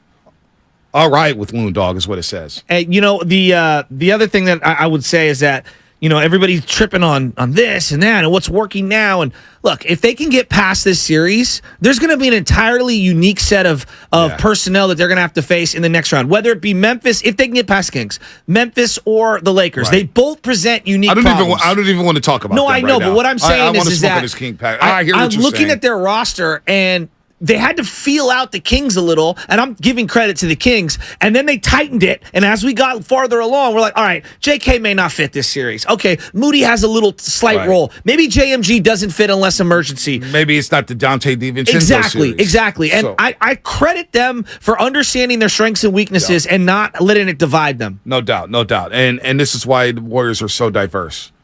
Because they can play multiple styles. You want to go one big lineup? Fine. We go one big lineup. You want to go two bigs? We can go two bigs. You want to go small ball? Well, nobody plays small ball better than the Golden State Warriors. So they have a variety of ways they can play, a variety of different styles, and they've slowed it down at times against the Sacramento Kings, and they really befuddled them in the second. Again, De'Aaron Fox went 0-6 in the fourth quarter. Now, he may have had issues with that fractured left index finger, but he came out and hit his first 3 threes. Came out like gangbusters. And that, to me, when Sacramento kept shooting the three, they fell in love with the three-point shot. I agree. It had a very Houston Rockets feel to it in Game 7, but they missed 27 straight threes. Good call. 2 of 22 after the first quarter, in which they go 8 of 12 from the three-point line. They hit 2 threes the rest of the game. This is a team that's in the top 5 in three-point makes. They're a top 10 team when it comes to three-point percentage and three-point attempts. For them to hit 2 threes in the final 3 quarters, and the Warriors were smart in that first quarter. We're going to weather the storm, but we're going to go to the rack. Yeah, we're going to attack. How many alley-oops to Andrew Wiggins? And the only problem was at the start of the second quarter, it took 5 minutes to go back to the rim. Right. Yeah, that was the only problem. Crazy. But like one thing I would say is that if you're from a Kings perspective,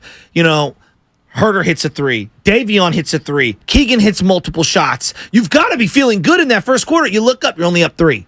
Right? So you weathered the storm, and so, I'm 100% with you. Yep, no doubt. I worry about the Lakers if they get past the Memphis Grizzlies. Well, no. I'm just saying that, we're talking about personnel. And so, for this series, they've narrowed down exactly what they need to do. And so to Gene's point, who called in about a half an hour ago, there was a filling out period. That's part of the playoffs. That's part of a series. Yeah, that's adjustments. Part of a series. And I do believe that the Warriors, they have Swiss Army knife adjustments. Most teams don't have that. And here's the deal. The winner of Game 5 in Best of 7 series wins the series 82% of the time.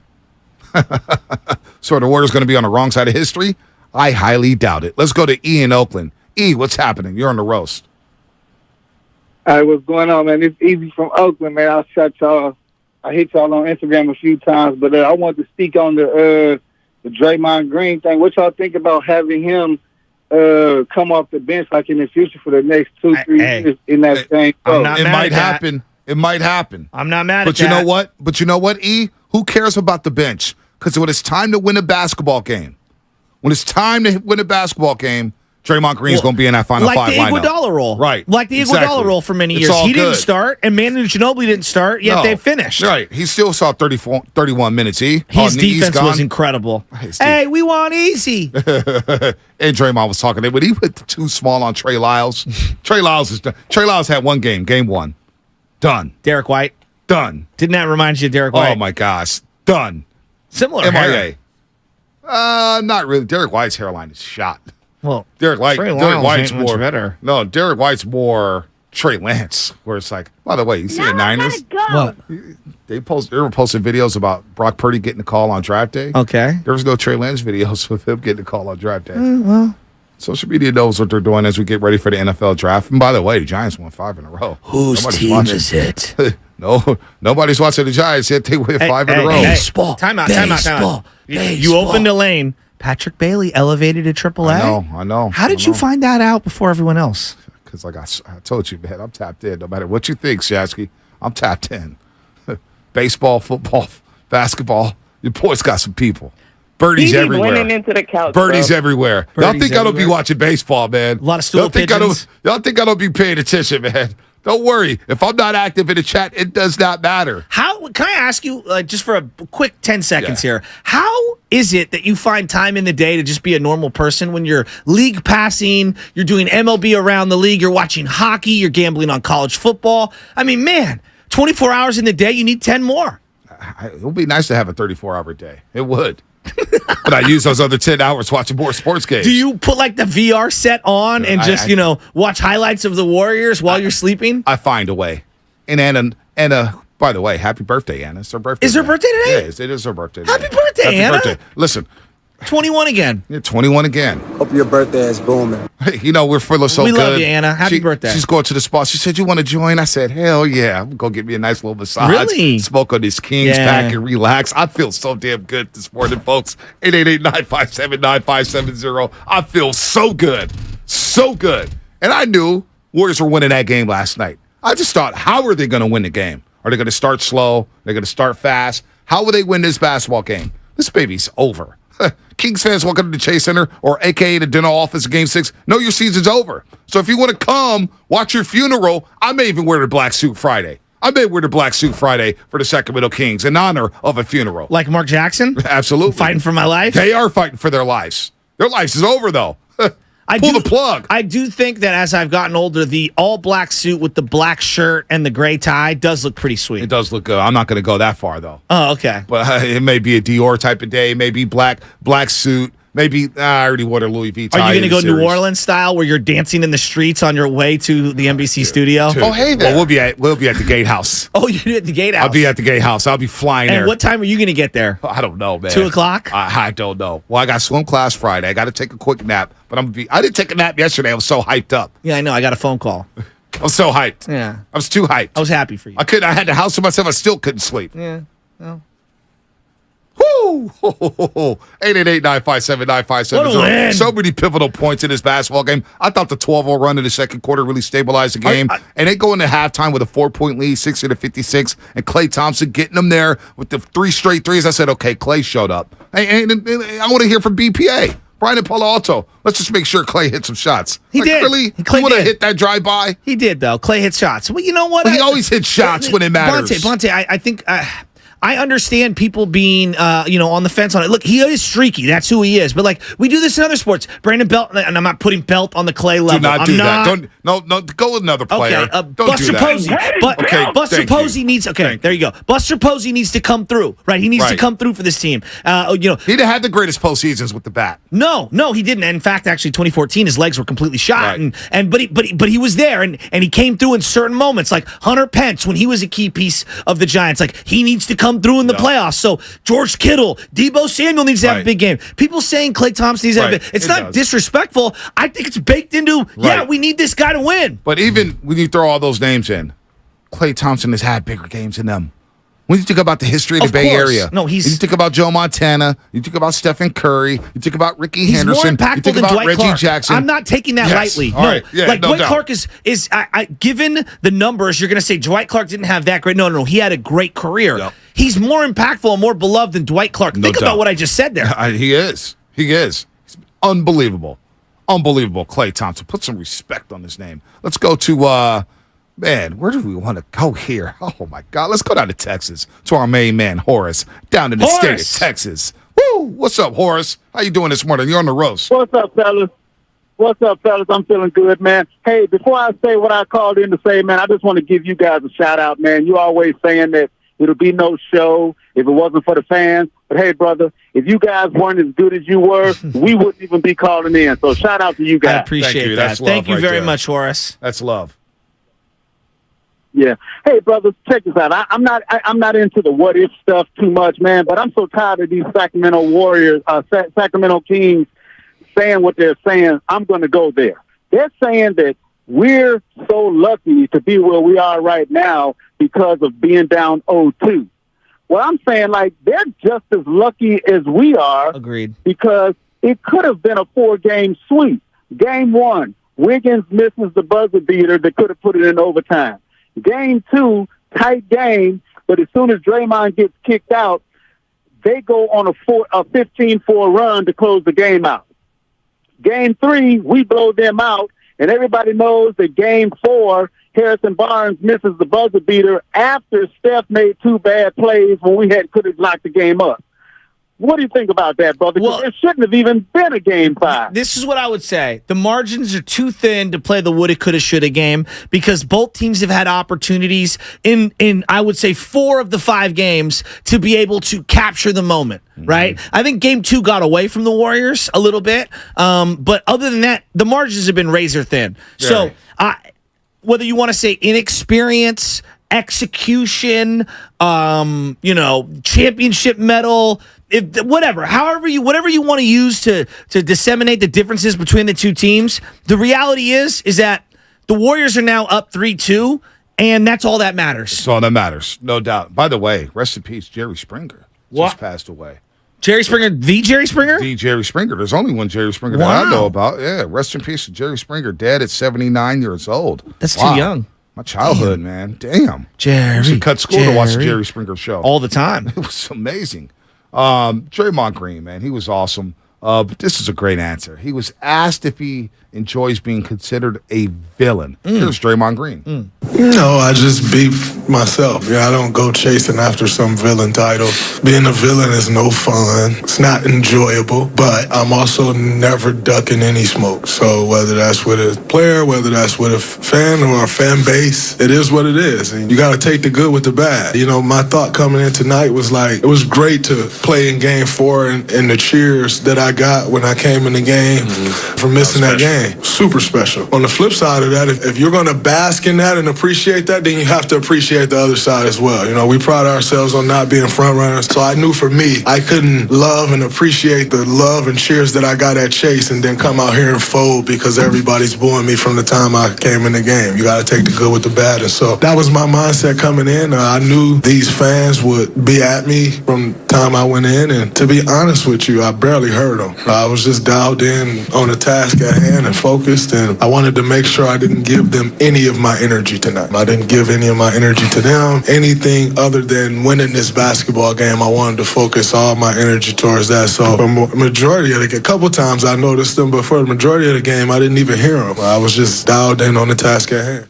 He was locked in, and it was one of his more iconic performances in his great Hall of Fame, legendary career for the Golden State Warriors. 21 points off the bench, 7 assists, 31 minutes, 45 seconds. I don't give a damn how the decision was made to bring him off the bench. Whether Draymond Green went to the coaching staff or the coaching staff, I really don't care. It was the right move for this basketball team to go to the one big lineup to start. You let Looney start, punk Sabonis, get him out of his element, bring in Draymond Green and clean it up. And then when it's time to win, when it's winning time, all right? And I'm not talking about the HBO documentary. When it's winning time, and you got to go nut cracking, and you got to win a damn basketball game in the playoffs, you go Looney and Draymond, and you go Wiggins, Clay, and Steph, and they close you out because they smell blood, and they've been here before. They've been here before. Draymond Green, everybody. Woo. And you talk about being a villain. I think of The Dark Knight, and I think of the Joker, and this quote right here. I'm not a monster. I'm just ahead of the curve. And that's Draymond Green. And then the other thing is, like, how many times have I tried to trade Dent? How many times have I tried to trade this guy away, right? Like a million times. We all have. And I'm wrong. Like every time I walk it back because the guy drives me crazy, but I also love and appreciate everything he does because he loves to walk it right up to the line. A lot of times walk right over the line and, He drives us crazy.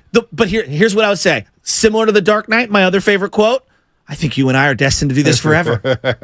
When he's talking to Batman. Right. What about Harvey Dent? What did Batman say? You live long enough, you're going to be the villain? Yep. You're the hero now? What's the famous quote Spinoni had it the other day? It's a you great movie. You either die the hero or you live long enough to see yourself become the villain. Exactly. There you go. And the Warriors are the villains of the NBA. Can I ask this sincerely? We've all traded Draymond Green. He's the greatest villain in Bay Area sports history in terms of how other people view him. I was actually thinking... Like, Haley was one. I think he's way surpassed Charles Haley. I was on the show. I forgot what show in terms of other fan bases hating his guts. No doubt. No doubt. I mean, he's up there. He's number one. Who's even close? He's number one. He's number one. He's and number it's one. because they also don't respect his game. Right. Well, a lot of people up in Sacramento thinks he's a scrub, and he's not. He shows you time and time again that they don't win 4 championships without him. But I think about Draymond Green. I was on the show the other day. I forgot what show I was doing. I know, you just do so many of them. Yeah, I do a lot, to be honest with you. I do a lot. pat myself on the back. They want to hear from the king, so I give them time. So I'm getting a massage, and I've got the headset on. You know what? And they're I'll feeding do a me radio grapes. hit with a massage, and I'll tell them, and it's great content. They love me. Whether it's North Dakota, Australia, it doesn't matter. Even the 916 loves me now. But I was just saying, what Draymond Green has done for this market, just from a station standpoint, for our station, 95.7, he's been a content machine. No question. He's been great for everybody's career. question. I know Stardy always jokes like, man, Steph has been great for my career. He's been great. Well, you know what? Draymond Green has been great for everybody's career. He always gives us something to talk about. Yeah, he does. Always. I thanked him. I said, man, thanks for the Draymond Green show, man. We ride that all the time. And now he's rolling. And now he's talking. And when he drops that next episode, he's going to flex so hard. It's going to be must listen. It will be. Warriors up 3-2. And they thought we were melting down after 2-0. No. We were just pissed off because we knew it should have been at least 1-1. We were pissed. It wasn't a doubt in my mind. You asked me, can the Warriors win 4 or 5? There's no doubt in my mind they were winning game 3. There was no doubt in my mind they were winning game 4. Now, I got a little hairy there with the Chris Webber timeout and everything with that. Fine, you survive it because Harrison Barnes is who he is. He's a guy who can't make a shot when it matters. He can't make a shot when it matters. He's still thinking about 2016. All right? So he's cooked. We got him in our back pocket. Sabonis is in Alcatraz. He's cooked. Malik Monk, he tried. Davion Mitchell, though, I was yelling a lot. He with us because he was clank, clank, clank, clank, clank, clank, I like Davion. I like Davion. But 2 for 8, let him shoot. You telling me when Davion Mitchell loaded up for the three-point line, you weren't yelling, let him shoot? Well, he was attacking, though. Like, I don't know.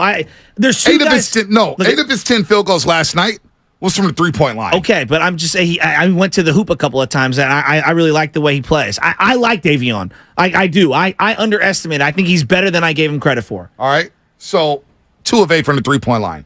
And I kept saying, let him shoot. The Clank Mitchell is a nice name, Veggie Delight. So let him shoot. Kevin Herter, milk carton. He walked back to the locker room. Why did he walk back to the locker room? Why? I don't know. Maybe he wanted to call his mom to say, hey, Mom, what's wrong with my game? What should I do? I'm locked up. Shout out Akon. I mean, this team's done. Sacramento, like I told you had a cute team. It was a cute season.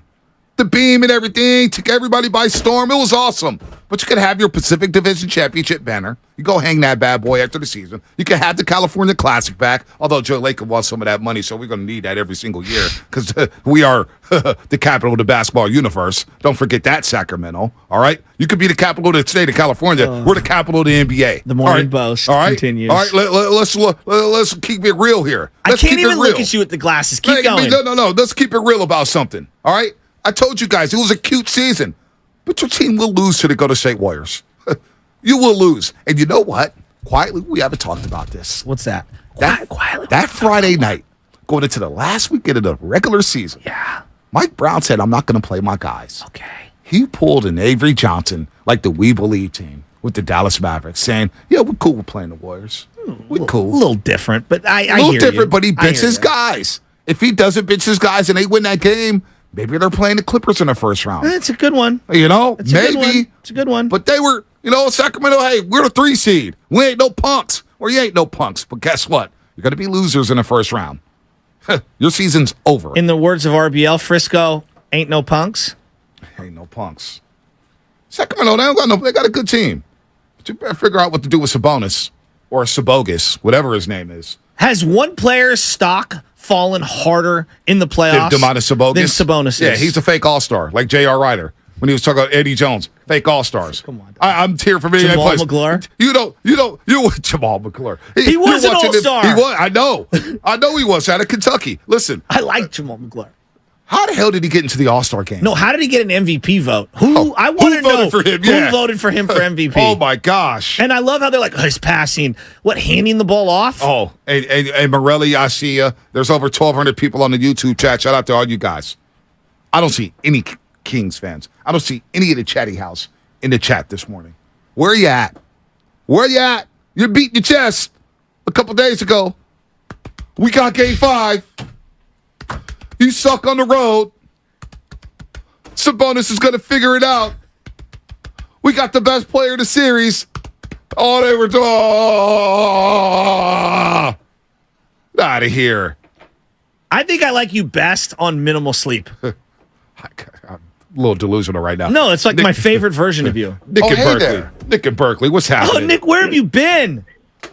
Man, I've been coaching in my Auburn team. We ranked number 4 in the Bay in Division III high school, man. We on like a 6-game streak right now, and we coming to get Pinot in a couple weeks, man. We going to do it because they're undefeated right now. They beat me last week, 3-2 and 7-6. But let me tell you something, man. It's about Steve Kerr, the Rhodes Scholar coach, from the school of Bill Jackson and Popovich, Professor Popovich and Professor Jackson, and the rest of these coaches can't even hang. So, and while they up there burning up for their whole playbook in the first game and a half, and then they have Sabonis doing with his little antics, all that did was piss us off and motivate us.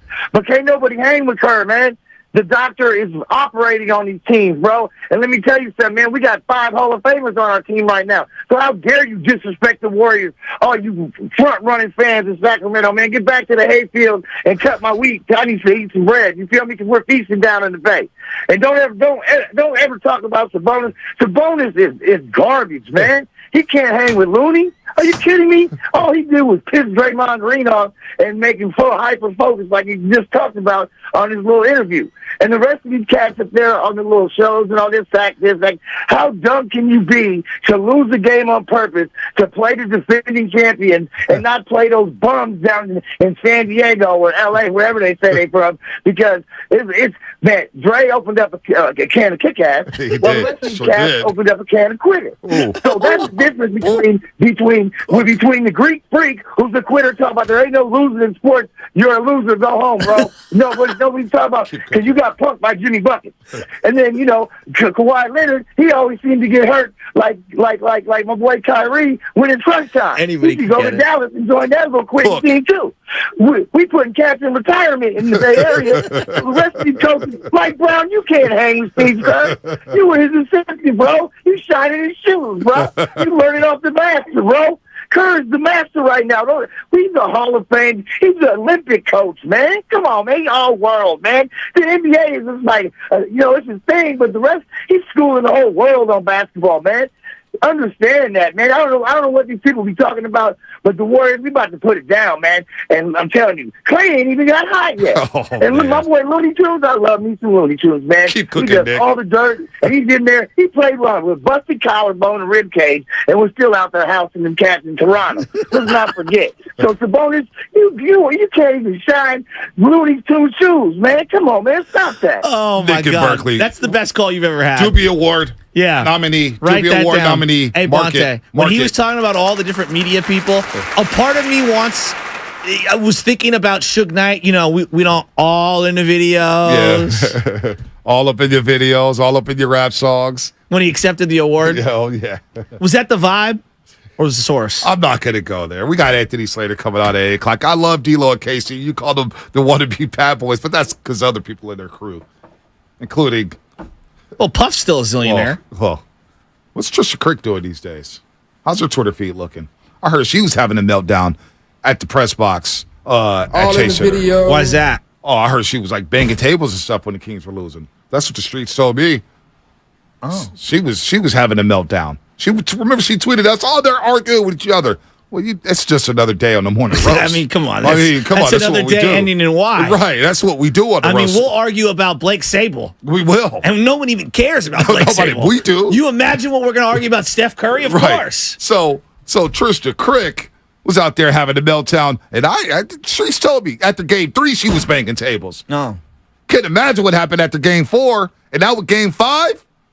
Oh, you want to tweet about us melting down? Tweet about this one. Your team's down 3-2, and you're not lighting the beam for the rest of the season. PG&E rates are going down for everybody in a 916. All right? Everybody's saving electricity and power. What was the turning point in game number 5? What was your turning point, Chasky? Game 5. I'm telling you, game 5, the turning point for me was the second quarter.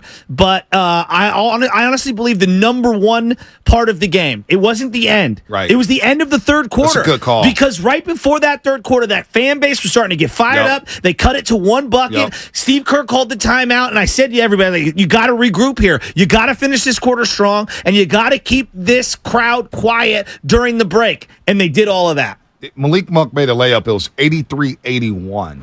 83-81. And then later on in the quarter, it was 89-86 after a 12-foot pull-up by De'Aaron Fox. Oh, my God. Steve Kerr calls the timeout, 2:10 left. 3-point lead. They go into the third quarter up 99-90. What? Just the Coug nut drops. Don't get it tristed. It's just all over. I mean, our fans are just out of control. All in the video. All in the videos. What Philadelphia learned, what Dallas learned, what Seattle has learned, what Green Bay has learned, and now Sacramento. When you come out to morning roast, best not miss. We live for smoke. We live in the smoke. We want all of it. We eat those for snacks. This is a snack for us. The hookah lounge. We're just getting the morning started. boast is the hookah lounge. And folks, buckle up. This is just the first round.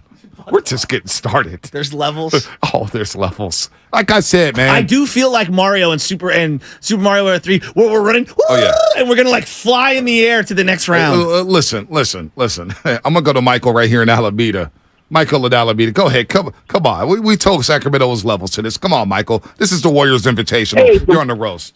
Good morning. Good morning. My son and I are sitting here listening to you guys in our cars. That's how dedicated we are to calling you guys. We're so excited. We love that. What's your son's name? Son. Hi. What's up, son? My What's your son's name name? is Miles. Miles. How old are you, Miles? 11. Let's 11. go. How good did that win feel last night, Miles? Let's go. It was amazing. Amazing. How about Kevon Looney? How about Kevon Looney, son? I'm surprised how he got, 22 rebounds. There you go, Miles. 23 minutes. Yep. What school you go to, Miles? Love Elementary. Let's go. Shout out. In, Alameda. Shout out that school out there in Alameda. Let's go. Love Elementary. The drip is coming. It's Miles coming. is on his way to school right now. Yes, no doubt. And Chuck, we got some morning roast gear. We got to start giving out. We got here to start sending for the out. playoffs. And No this is doubt. the best education you're going to get all day. I'm going to let you know that right now. Yeah, no, school's in session right now. And you're Forget gonna get social studies. And make The sure you morning get a roast day. is where it's at. No doubt. We will teach you everything you need to know. How to count your money and how to count victories and how to count rings. Because what we do is we don't light beams. We chase rings. That's what we do in the 415. We don't diagram sentences. We diagram inbound plays. Absolutely. Woo! I'm so damn fired up right now. If Fitz had the line of the day. What was my Fitz's God. line? Fitz's line. Only beam that's going to be lighting is the Warriors bus high beams as they do 80, speeding down I-80 back to the Bay. Woo! Fitz was in his bag last night. Warriors take a commanding 3-2 lead, but we got to run. We got Anthony Slater coming up at 8 o'clock. He's coming into a bus, so he's probably listening thinking, these guys are psychopaths. Well, you know what, Anthony? You know we're psychopaths, and we're smoking to that King's pack all morning long. You better believe it. At the Matt George, see what he did on Twitter yesterday? We had you on our show. We invited you, and you want to go up there and flex after you get off air and use those Twitter fingers? Well, I got Twitter fingers and I got a mouthpiece, buddy, and you're going to get this heat this morning. You better believe that. We got 2 more hours coming up on the morning roast, but right now, let's get to the injury report.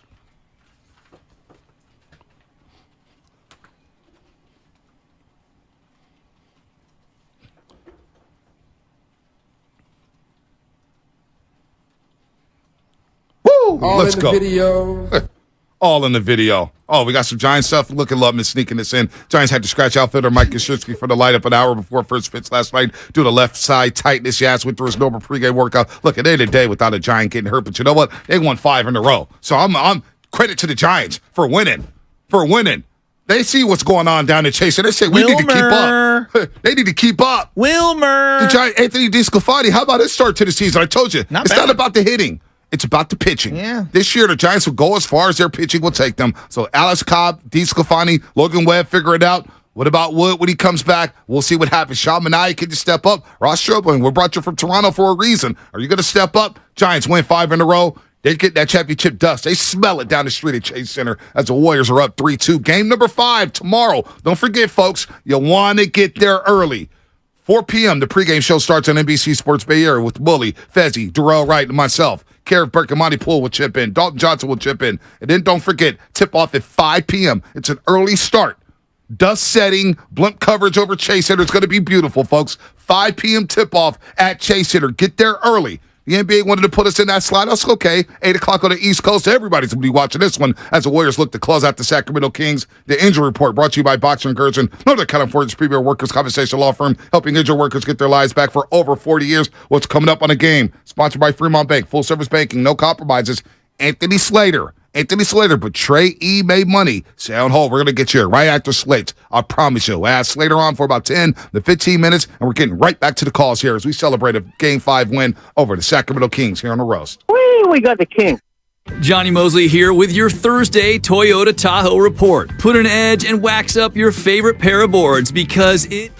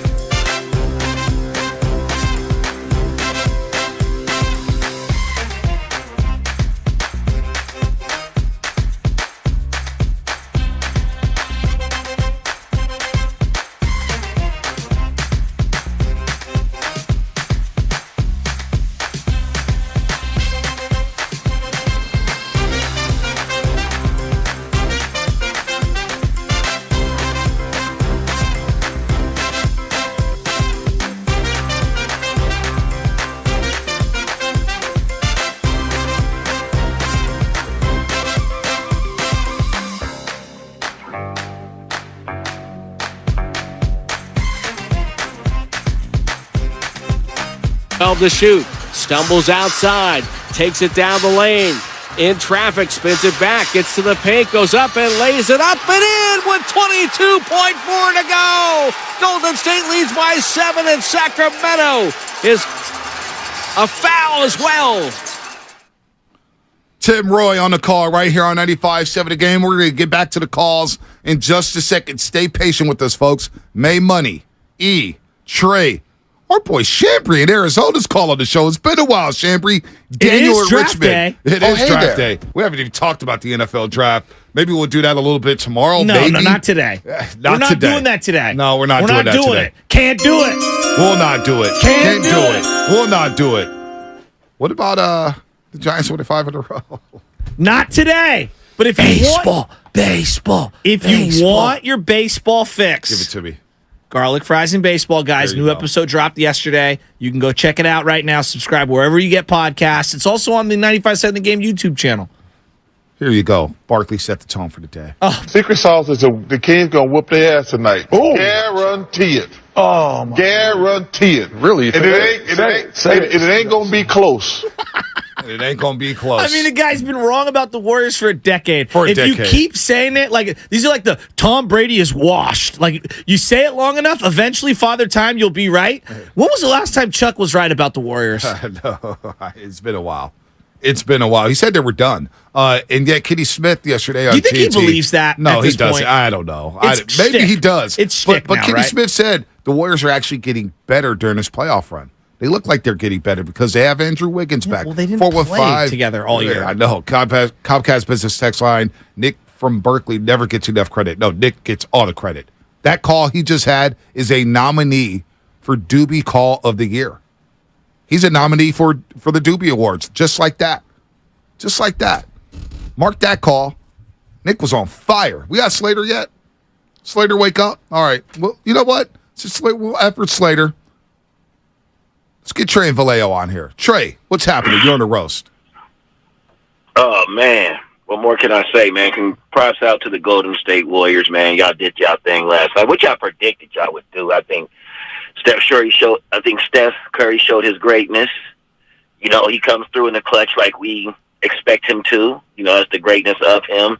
And that's why he's a Hall of Famer and that we witness all the time out here in the Bay Area. But, you know, like I told you guys, Bonte, I'm just looking at my chops. I know you guys will probably have some things to say about my Lakers. Oh, God. Like, that's water under the bridge. I didn't have us winning last night. I'll be honest. I didn't. I said we're going to wrap them up in 6, and I'm fine with that. I'm just looking forward because it's going to happen. Why don't you handle business first? Stop it. Trey, let's be real. Do you really want smoke with the champs? Do you really want that smoke? You don't really want the Golden State Warriors. Hey, Bonte, you see 17 banners hanging up out there in crypto. We ready for the smoke. You mean the one bubble championship? So you really got 16 and a half. 3/4. You got 16 and a half rings, and it's been a while. I get it. You guys are new to the playoffs. Hey, let me tell you this. Somebody had to get that bubble championship. I'm glad you like rocking gumball machine rings, all right? Trey, I love you, man. I love you, Trey. Can't argue with that point. I love you, Trey.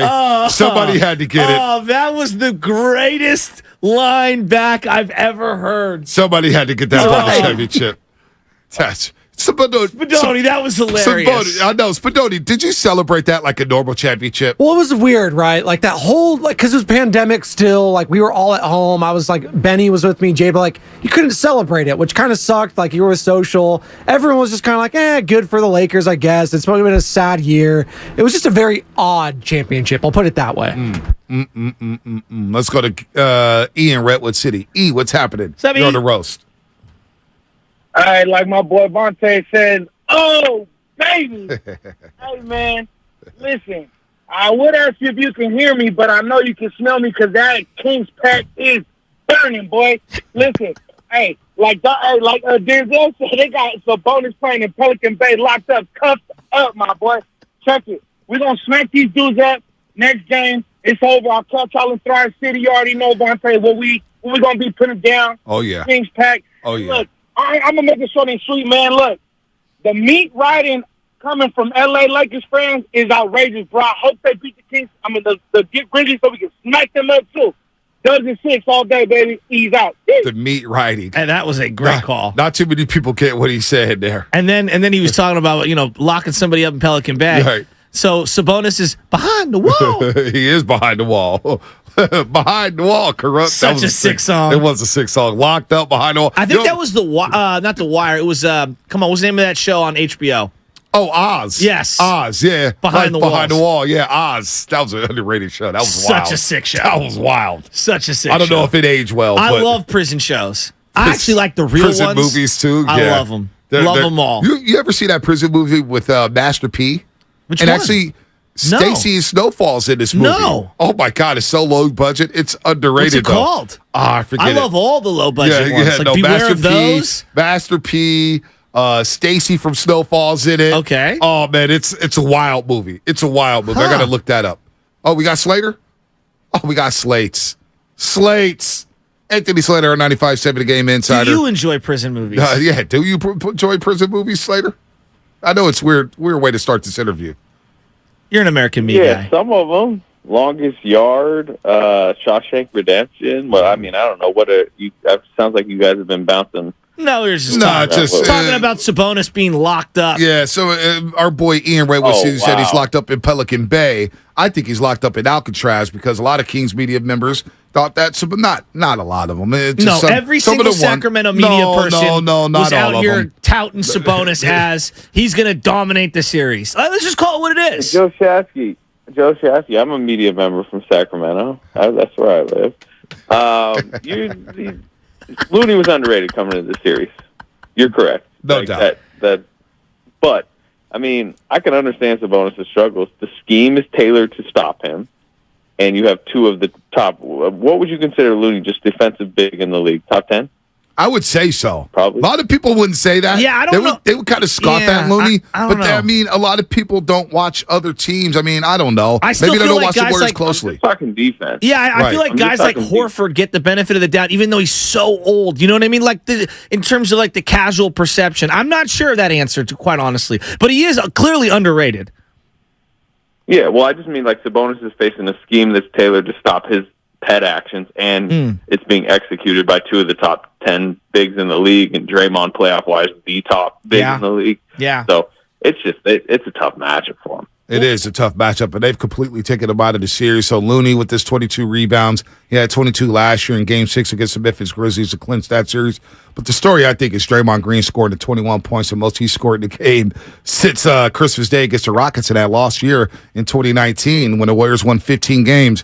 Draymond Green, however the decision came to be made to come off the bench. It was the right move, obviously, to go to the one big lineup to start, and in crunch time, you go to the two bigs down the stretch to play a little defense. But Draymond Green being aggressive offensively, it just opens up everything, and he turned back the clock there, and I think he made himself even more money this offseason, Slater. We'll see how the season ends, but that's possible. It's funny, I wrote about that Draymond scoring last night, which made me go back and look, and like 14 per game in the 2016 season. He was third on the team in points, ahead of Harrison Barnes. Did he shoot? Barnes averaged 11 that season. Did he shoot 37% from three that season as well? 38% from three that season. Hit 100 threes, and the most famous loss they've ever had, Game 7 against the Cavs, which obviously we remember that series for him missing Game 5 for the suspension. 32 points in Game 7, 7 threes in that Game 7. The Warriors only scored 89. Remember, that was like a wrestling match against the Cavaliers. He had 32 of their 89. That's like inconceivable to even think about. But we saw it last night. If you want to get into like the scheme, we're talking about Sabonis' scheme against him, bottling him up. I think it's the opposite with Draymond. Like the Kings were just daring him to score, and I think finally in the mid part of the series, he realized like this isn't Memphis, right? When Memphis dared him to score, it was like, well, Jaren Jackson's still coming over, Steven Adams is coming over to block the shot. Nobody's coming over for the Kings. They don't block shots. They don't protect the rim. It was a layup line, in the first half for him. Yeah, I mean, he was so good. And then I thought Klay Thompson exploded. I mean, he hit some huge shots, specifically in that second quarter, because we were talking about, how the game might play out, and everybody has their preview, and I kept thinking, man, they got to weather the storm in that first half, because that crowd's going to be really fired up, and then what's it going to feel like if the Warriors can salvage and find a way to stay close or take the lead? And boom, that happened in the second quarter. And I wasn't in the arena, but just through the television, it sure felt real quiet after a couple of those Klay Thompson shots. Yeah, I'd say that was the worst of the three crowds in Sacramento, just regardless of, how it went. I think some of the energy has died a little bit. I mean, it's still, a great playoff crowd. Of course. 1. 2, you mentioned Klay. This has been like a steadier than usual Klay Thompson playoff series, right? Usually he has the, 4 quiet games, 1 explosive, 40-point night where he hits a bunch of threes. I think he's been like pretty good consistently. I don't think he's hit 30, but last night was probably his best game, at least most important made shots over the course of the game. I thought he stabilized them in the first half, as you mentioned. And then, that we could point to about 6 shots down the stretch as perhaps the biggest shots of the game, but his was that deep fadeaway. That was unreal. Long 2, I guess they called it, but that was a degree of difficulty was I guess you could say Draymond Green's degree of difficulty on a fadeaway is high up there, but that was a crazy shot from 6 feet out for Draymond, Unbelievable. compared to it felt like a 40-footer falling away into the first row as his momentum is taking him to the side. That was Klay Thompson was incredible. He was incredible. Anthony Slater here on 95.7 The Game. Our 95.7 The Game insider, of course, on the Morning Roast.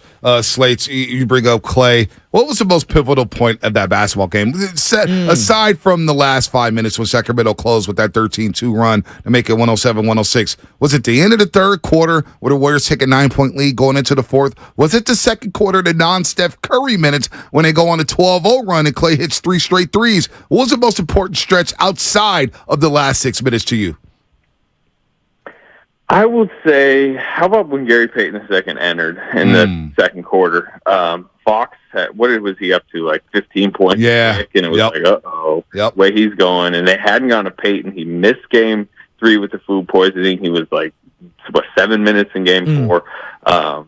And Kerr wasn't really using him. I'm not sure if everything was going well for the Warriors. I'm not sure he's in the rotation yesterday. Fox gets going. He puts him in. I thought Gary made a bunch of big, simple plays, right? A little strip on Sabonis turns into a Wiggins 3. An over-the-top offensive rebound kick out, it's a Klay 3.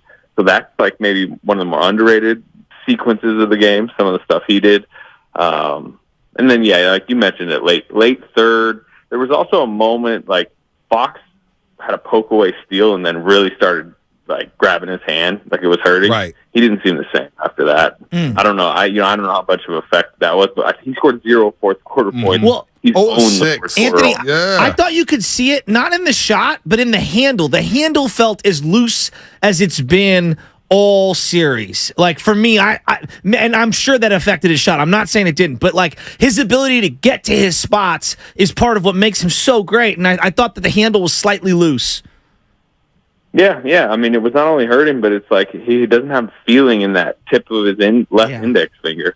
That has to affect him. Yeah. It's also game 1. Maybe if their playoffs continued, which is looking more skeptical by the day on that, but maybe 2 weeks from now when he's used to playing with this little pad and splint, it would be better. But that was game 1. I did think it affected him before. Yeah. So we talk about minute allocation, rotations, having Draymond come off the bench, sticking with that.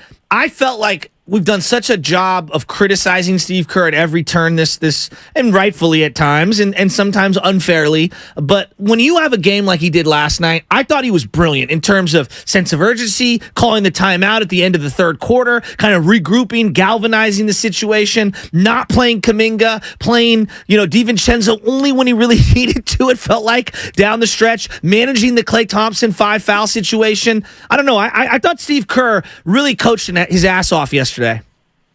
Hey, you even gave Steph, 41, 42 minutes? Yep. Like, that's Back-to-back games. To do that. Yeah, back-to-back games. But, Steph's play heavy minutes. We talk so much about this core and what they've proven over, this dynasty run, what they are, what their DNA is in these playoff moments. Group Steve Kerr into that. What is he about to be if they finish this off 19-0 in the West playoff series? Yeah, never lost. That's incredible. Always seen. And Draymond Green brings this up at times, but has trust in this coaching staff to solve a series. By the middle of the series, figure out exactly what's needed, what works, go into that game plan, sticking to it. And I thought Steve Kerr's playoff run last year was maybe his best, just the way he navigated those series.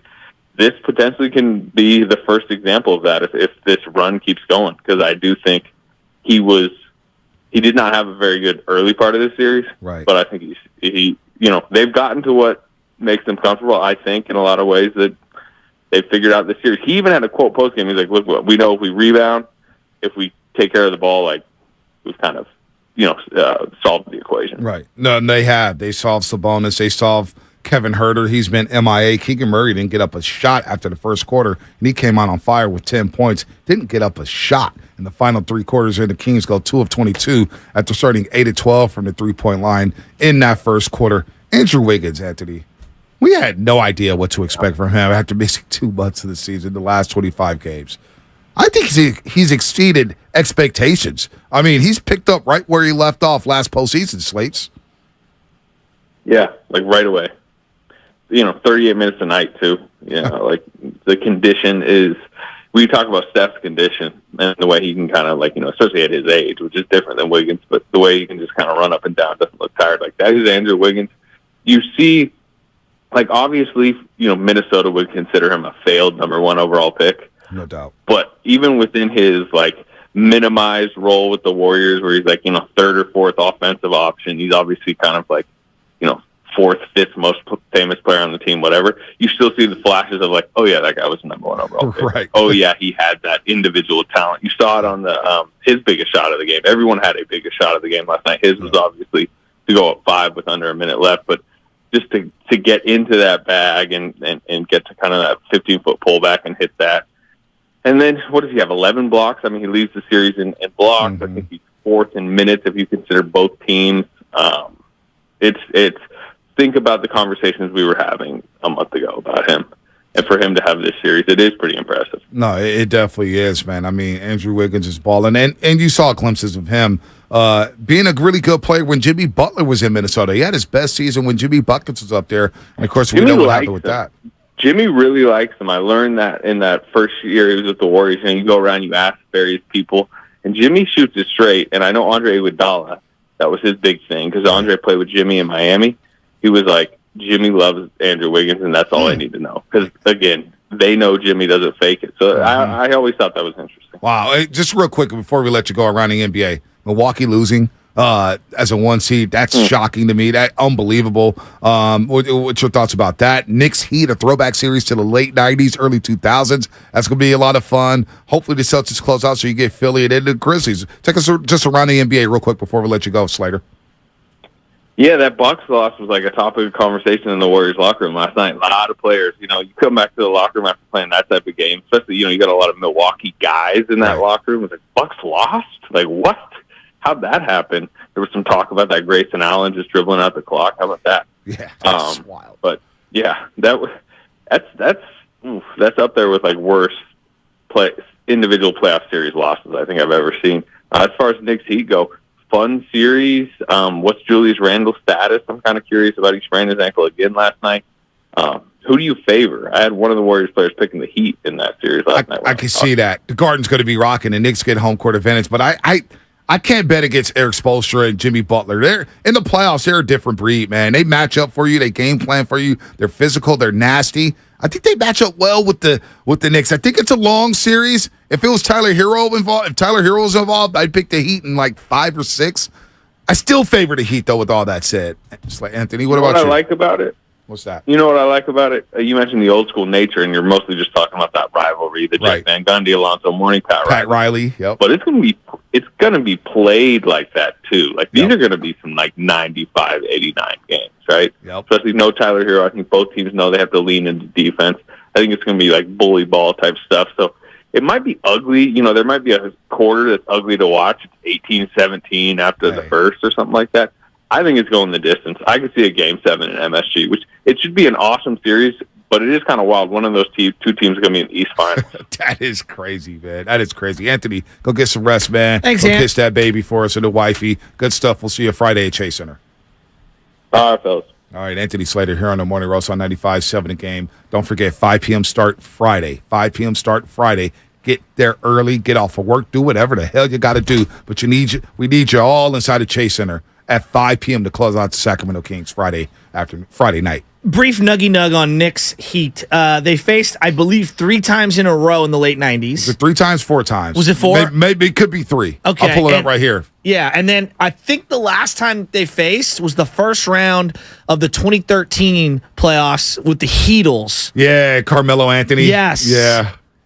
That didn't have the same buzz to it, though. But I'm just saying, like, there is, a lot of people got into basketball around that time in the late 90s. And so that Heat-Knicks series, to me, is like, I call that the Sunday game. You know, like, that was the Sunday game, NBC, NBA on NBC. And the Knicks had their number. What is it, Round Ball? What is the name of that song? Round Ball something? I don't know. What is that song? You know, the NBA on NBC? Yeah, it's called but what was it, Round Ball? I never heard of the song. I just knew the beat. Okay, Loveman. Look at that. I just knew the name of the beat. Round Ball Rock. Round Ball Rock, is that what it was called? Yep. I knew it had a name. So they lost the Eastern Conference semifinals one year. They met once, twice, 3 times. What else? So 4 years in a row they met. So 96, 97, 98, 99? Yeah, they met 4 years in a row, dude. Wow. So I didn't know it was 4. I thought 99, 2000, 98, 99, 97, 98, 96, 97. 4 years in a row. That's pretty incredible. It is incredible. All right, we'll get to the calls coming up on the other side. It's all wide open. 888-957-9570. Allen Houston, Game 5, first round. 8-1. May Money, Chambry, Daniel. We're getting to you coming up next. Open lines here. 888-957-9570. How you feeling, Dub Nation? The Warriors up 3-2, coming back home to Chase Center Friday night. 5 p.m. start. Get there early. An early tip-off. 5 p.m. on a Friday night. Traffic's going to be a nightmare. Get off early. Hey, everybody at work, all your corporations, CEOs, bosses, let your folks off work early. We got to represent inside the dental office, a.k.a. Chase Center. Root canal's coming. The final one for Sacramento. We'll talk all about it coming up on the roast. Mom, Dad, Sis? Here we go again. Why are you in a suit? Picture it.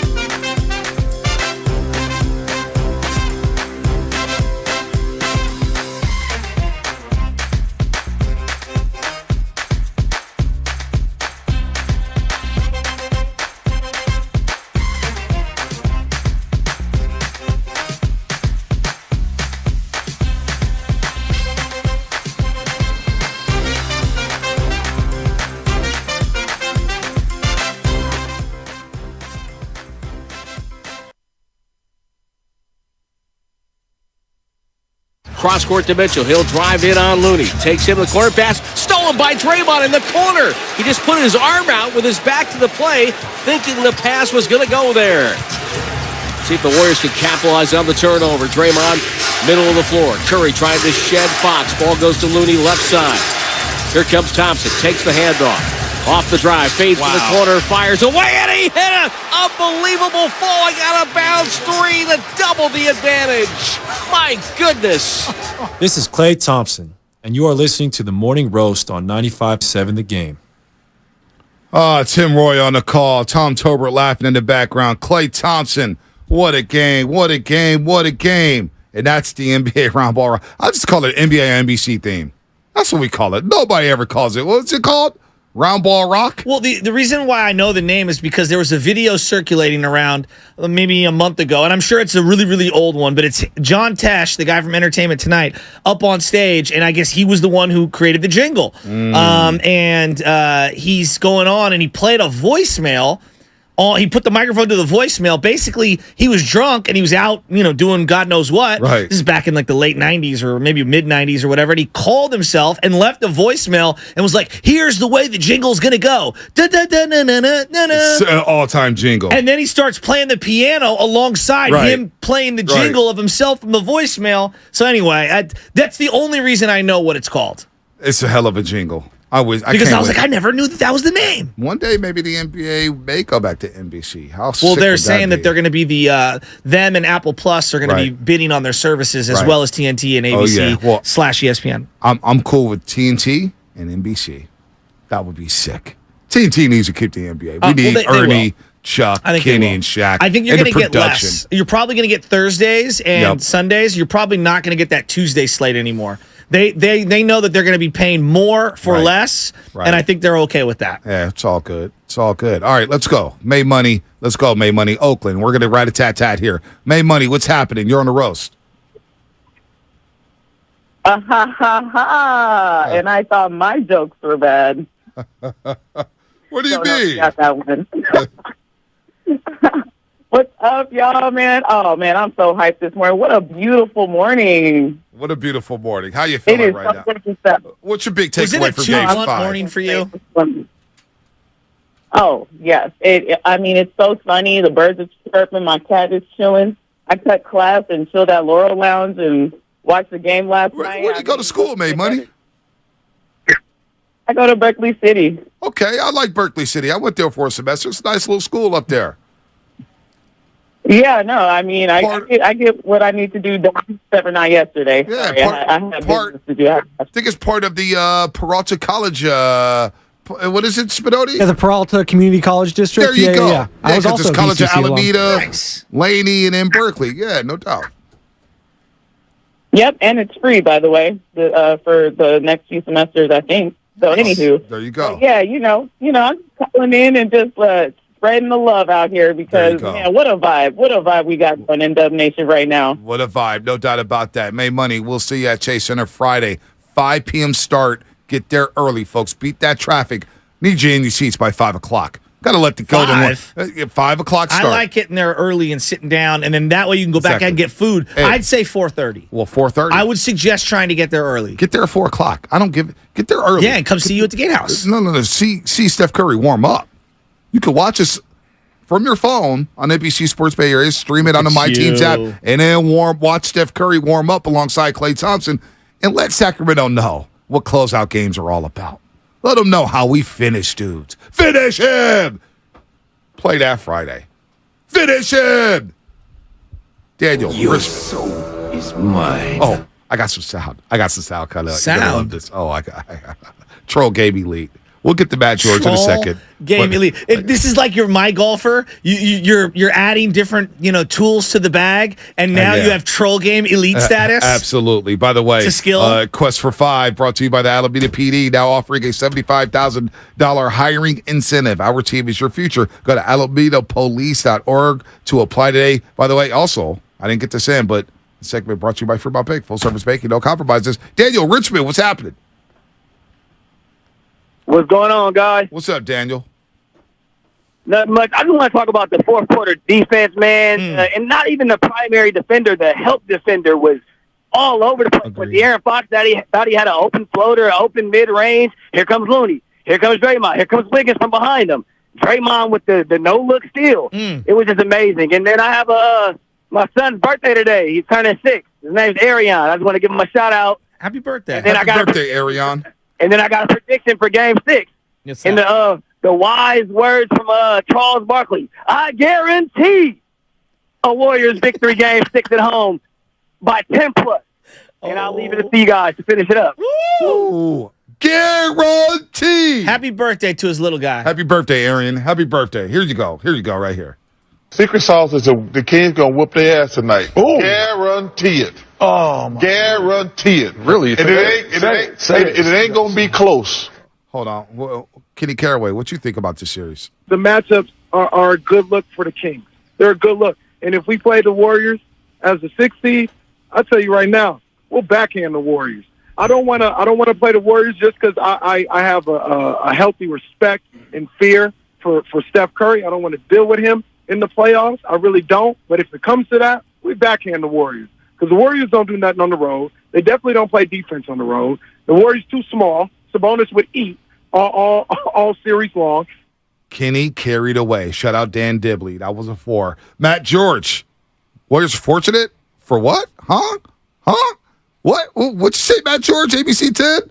It's an appropriate place to start, and I will happily give the roses where it's deserved. Kevon Looney has played very, very well. And look, I covered Kevon Looney when I covered the NBA Finals last year, so I knew that he had talent. I genuinely did not think that the Golden State Warriors had an answer for Domantas Sabonis, and to this point in this series, I've been dead wrong. And the Golden State Warriors are fortunate that I've been dead wrong because had they not had an answer for him like I thought, this series would have been over in 4 or 5 games based off how Game 1 and Game 2. Hey, you can laugh right now. Y'all were melting down 5-6 days ago. There was a complete meltdown in the Bay Area, down 0-2, and suddenly the Golden State Warriors win 2 games, and the narrative has changed from Domantas Sabonis uses the ball as a weapon to we got a little bit of swagger back. So, I hear you. I've been following anything. Matt George.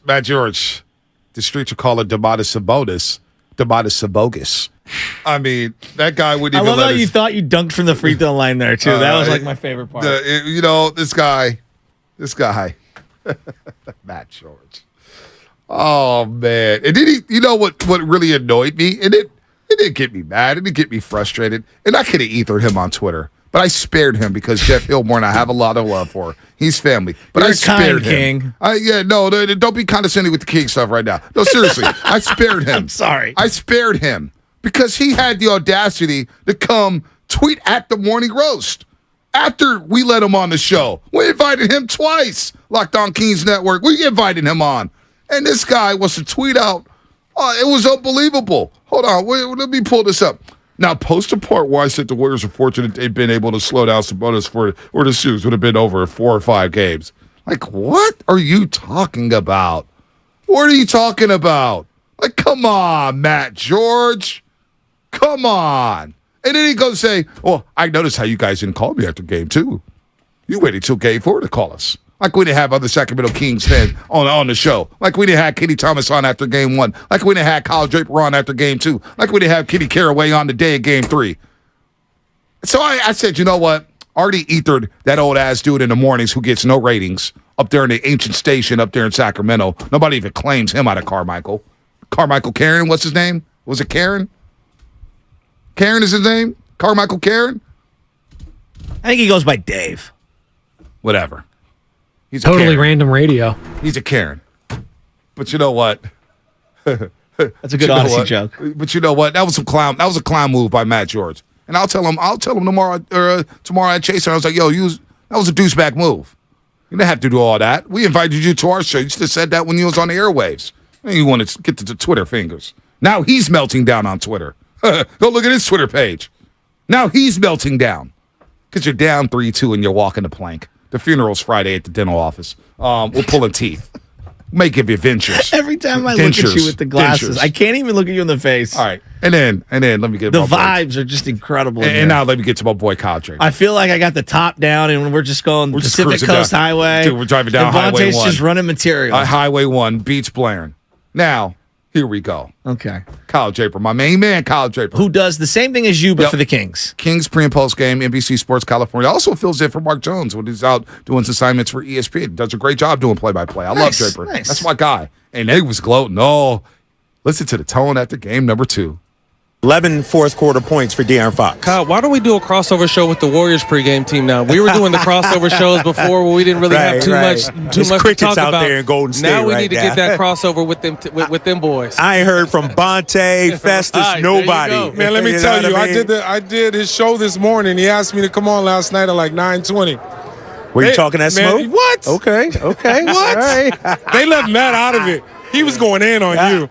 And then Joe was like, "Hey, let's go play some golf." And I was like, "We got to invite my guy. Oh, we could beat him whatever Kyle. we could golf. We could play basketball. We could box. Right. He said box. I told him. Regardless. Yeah, they don't want that smoke, man. They don't want that kind of smoke. I'm going on their show tomorrow, just so you know. There you go. And Call think me about that. if you want me We to. 2-0. We 2-0. It's going to be fun tomorrow morning. All right, De'Aaron Fox, he was here. And now, 3 games later. 3 games later. Because remember, before game 3, we had another changeover, and they said, yeah, I feel good. We going up 3-0. Him and Kenny, Kyle Draper and Kenny, you talking about, they going up 3-0. And you know what I told him? I said, just make sure you don't break nothing in the big studio. Just keep it clean for me. Before you play that sound, you've heard Hard Knock Volume 2, Jay-Z. Oh, yeah, of course. Too Short has a great song on there where he's featured as the chorus. Uh-huh. It was all good just a week ago. It was all good just a week ago. I'd all be playing good. that nonstop today if I was doing any other show but this one because you're on fire. And here's the tone after their Game 5 loss up at the Golden One Center. Here's the tone from Kyle Draper. Tell you this right now. Hold up, man. I'm going to tell you this right now. This is not going to be a post-game show of sunshine, rainbows, flowers, roses. I'm not having that. We are on the brink of elimination. I'm frustrated right now. Yeah. This is what I'm frustrated about. This Warriors team, give them credit. All the experience in the world. But Sacramento guys can't go 2 for 23 over the last 3 quarters from 3-point range. Sacramento can't turn the ball over in crucial situations. Here's the thing, Matt, and I'm upset right now. Here's the thing. Mike Brown came in and said, we are here to win a championship. We're not here to make the playoffs. So I don't want to hear the excuses of experience. You still got to go out there and play the games. Where was experience in game 1? Where was experience in game 2? This team is good enough to beat this Warriors team. I 100% agree. I wouldn't even say that the Warriors are the better team. They're the more experienced team, and Sacramento's learning this on the fly. Shout out to Kyle Draper because he admitted he was angry. And he looked angry on that postgame show. He had his hand on his head. What a difference a week makes. Oh, my God. Bully and I FaceTimed him, and he went from – we had a call with him. He went from we can come back. Y'all ain't been playing well to y'all can't beat the Lakers.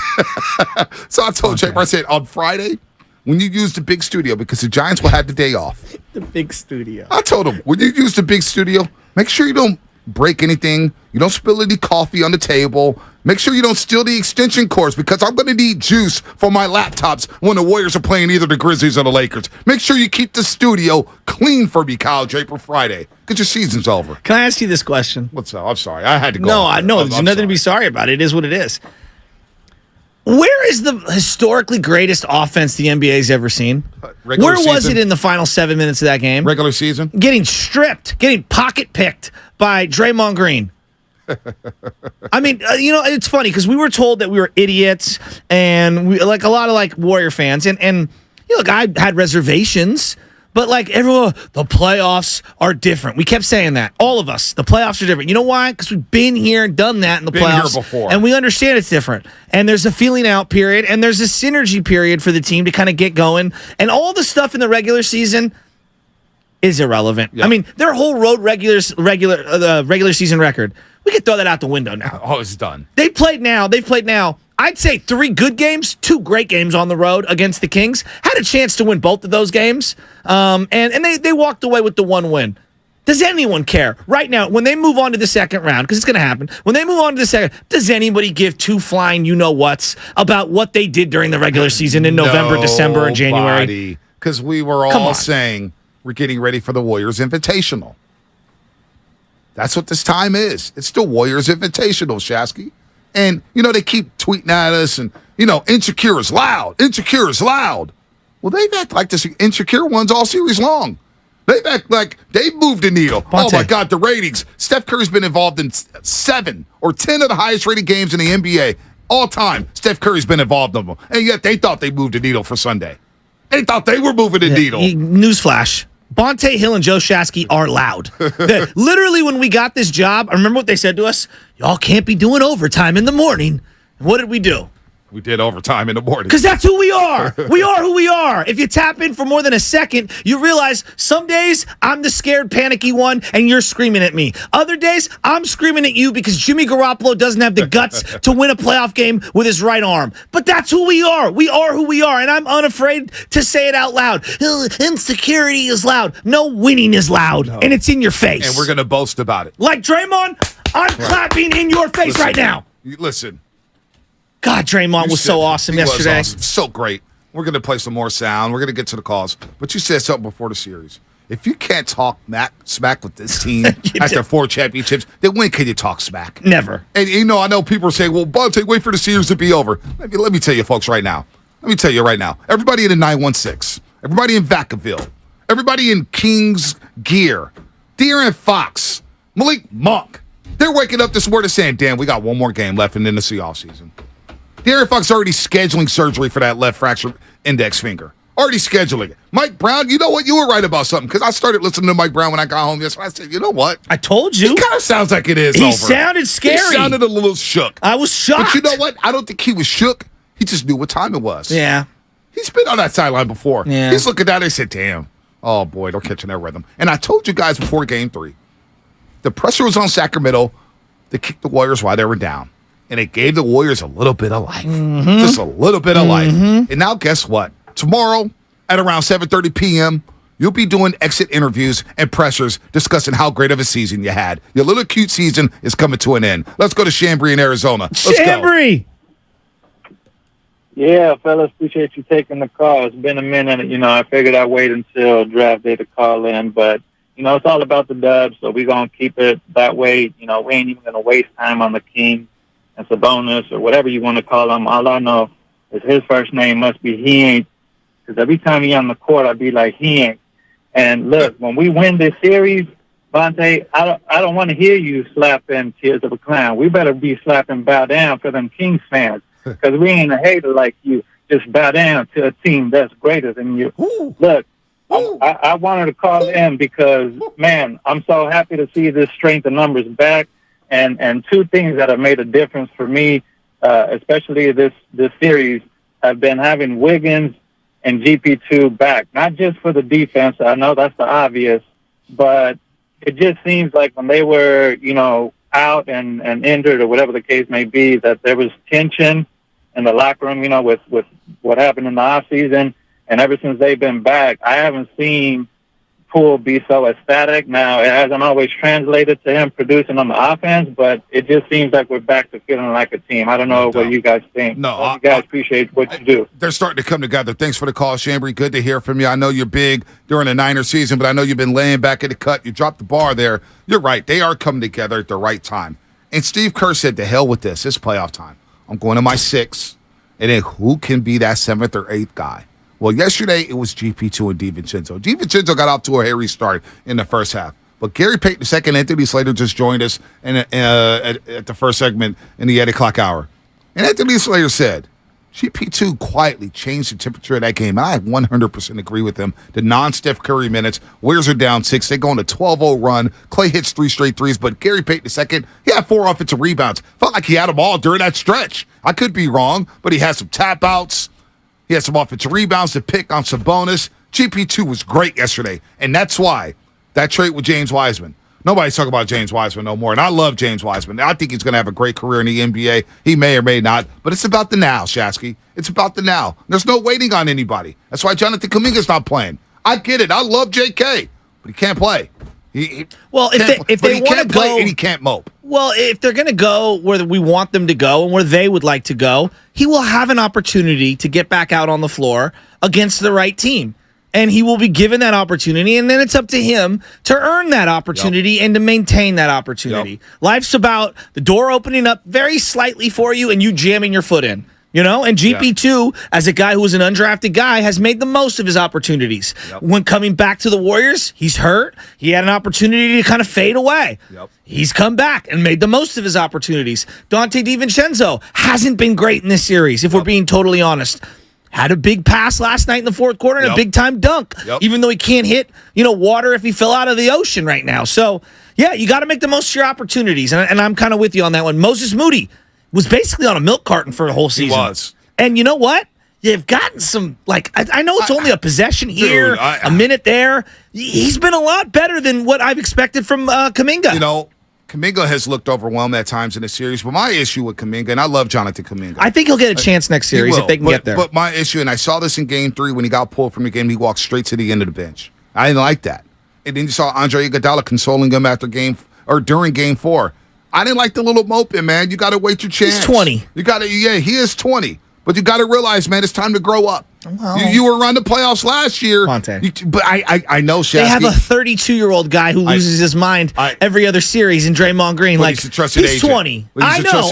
I'm just saying, his kid's 20. He is 20. I'm not ready to. But I'm saying, I'm not burying him I know at you're all. not. I'm not doing that at all. But I'm saying, when you mope like that openly I agree in with a that. playoff game, you just got to suck it up. And Moody is 20 years old. And he's going out there saying, hey, I may play 4 minutes, I may play 7, but I got to go in there and play. So Moody was really maybe good. I'm more lenient because I do believe that there's a cultural assimilation that someone like Jonathan Kuminga, I understand, we do this in baseball a lot. We're like, oh, the player X from this particular country doesn't understand what's going on. I don't know. I think there's layers to it. And yes, I agree with you on the outset. He does need to be more mature. But at the same time, let's recognize who he is as an individual. I recognize that as always, but we had all 20. year for that, and he turned a corner. Yes, but he'll get a chance but again. You can't openly show up the coach and the players. I watched him in Game 3. He'll learn. He walked straight to the end of the bench.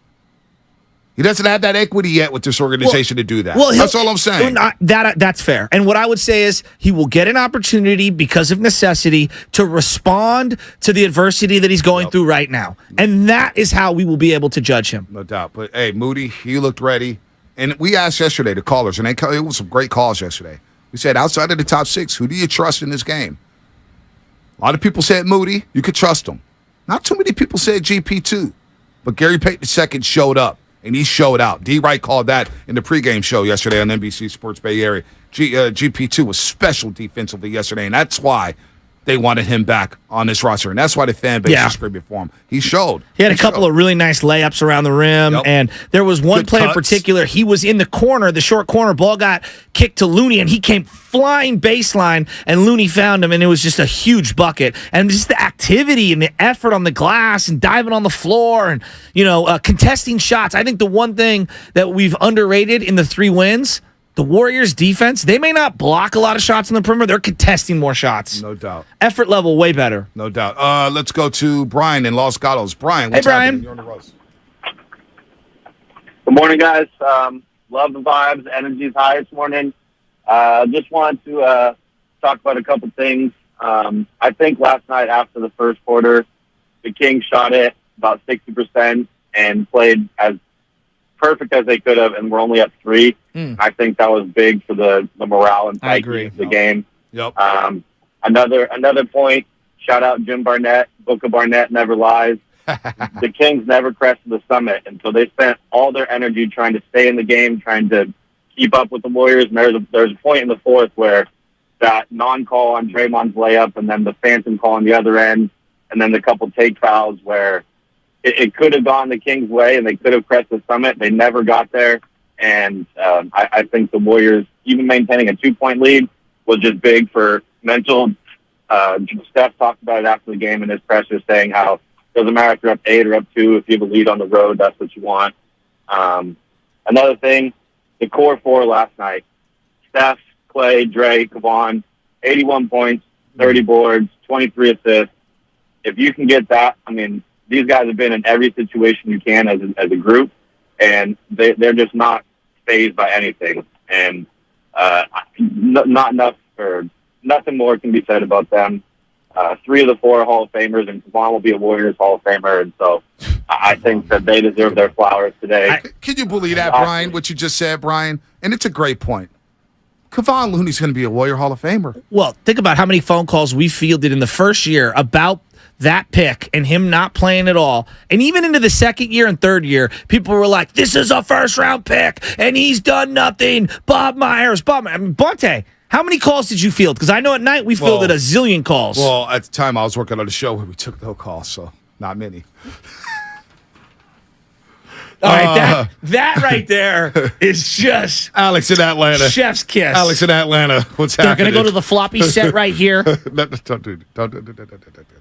Man, what's going on, guys? What's up, I'm Alex? still kind of recovering from last night's game. I'm on my third or fourth cup of coffee this morning. But, hey, look, I'm just saying the decision to bring Draymond Green off the bench these last 2 games, he looks like he's playing with a lot more energy when he gets on the floor, and that energy level is consistent throughout the game. Yes. Last night, I mean, that was the pinnacle of it. 21 points from Draymond. He looked like 2015 Draymond. He did. But listen, I mean, you guys know I always got to give you a number when I call in because that's just kind of how I do things. Hey, Alex, let's get it right. You know what? I screwed up. Alex, the unofficial statistician on the Morning Roast. Let's go. There we go. Oh, you don't have to do that. You don't have to do that. But I will do it. Man, The king crowned you. Now rise as a knight.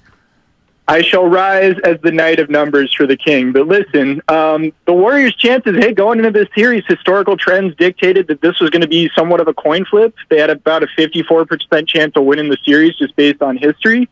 But look, when they went down 2-0, you know how many teams come back from a 2-0 deficit and win the series? It only happens roughly 7.2% of the time.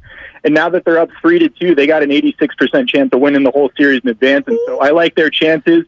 Game 6 Friday night, I'm expecting a blowout Warriors by 20, and then we roll on into the semis. Let's go. The knight of numbers has spoken. You know what? I see a tweet here. I see a tweet here. I see a tweet here from Matt Nahigan, our program director. Oh, what's he tweeting? Maybe Harrison Barnes should have invited Draymond to his wedding after all. Oh, give me the guru. Oh. Yeah, reminder that Looney just turned 27 years old. I can't believe that I'm going to say this sentence out loud because, again, I told you my cousin texted it to me yesterday, and I'm saying, you know what? You might be right. I love Bogut. Like when they brought Bogut in, it wasn't just the player who was great. It was the symbolism of the player and the legitimacy and the nastiness that he brought. And then as a passer and as a big, like our first real legit big since Weber. I feel like Looney is right now in real time passing Andrew Bogut in terms of importance in the Warrior pecking order. Well, he's already got more rings. He's got 3 rings, but played a huge role in last season's ring. You don't win anything without him. And you got to think Bogut was basically benched in the NBA Finals. I know, but he was so good. He was so good. He was so good. But Looney, if he could help the Warriors, who knows where the season is going? Who the hell knows? I don't know. You still got to get past Sacramento. I know I'm talking that talk, but you still got to win game 6. Of course. And Sacramento's going to come out hard. Now, I would love a blowout. And if Sacramento gets blown out, oh my God. Oh my God. No, I want it to be a nail biter, Monte. Dude, if they if they go out like that and get blown out at Chase Center, oh my God. Oh, the threes right it down, Chase Center. Oh my God. You don't. Whoo, they're walking into the dental's office, man. Oh man, it's going to be ugly. But JP Money sent you this article. Yeah. And this is what's going on in Sacramento. One, they're not going to light the beam up for the rest of the season. That's done. Oh, boy. So rates will go down. They'll be able to save a penny. They'll be able to save a penny. But also they have to go back to this. And if you're a single guy up in Sacramento, this was a Sac B article. Sacramento B article. This is from the Sacramento B, not from anybody. It's Sacramento B. For all the single girls and single guys out there, I hope you save some money and didn't spend all your money on this playoff series. Because it's going to be a long summer if you got to stay in the city of Sacramento. It's going to get hot out there, Bonte. It's getting toasty. It's going to get really hot out there. And you're going to be looking around, looking for some summer flings and, looking for some summer love. Well, unfortunately, according to the Sacramento Bee, Sacramento's the number 2 city for the ugliest people in the nation. That's a true hell.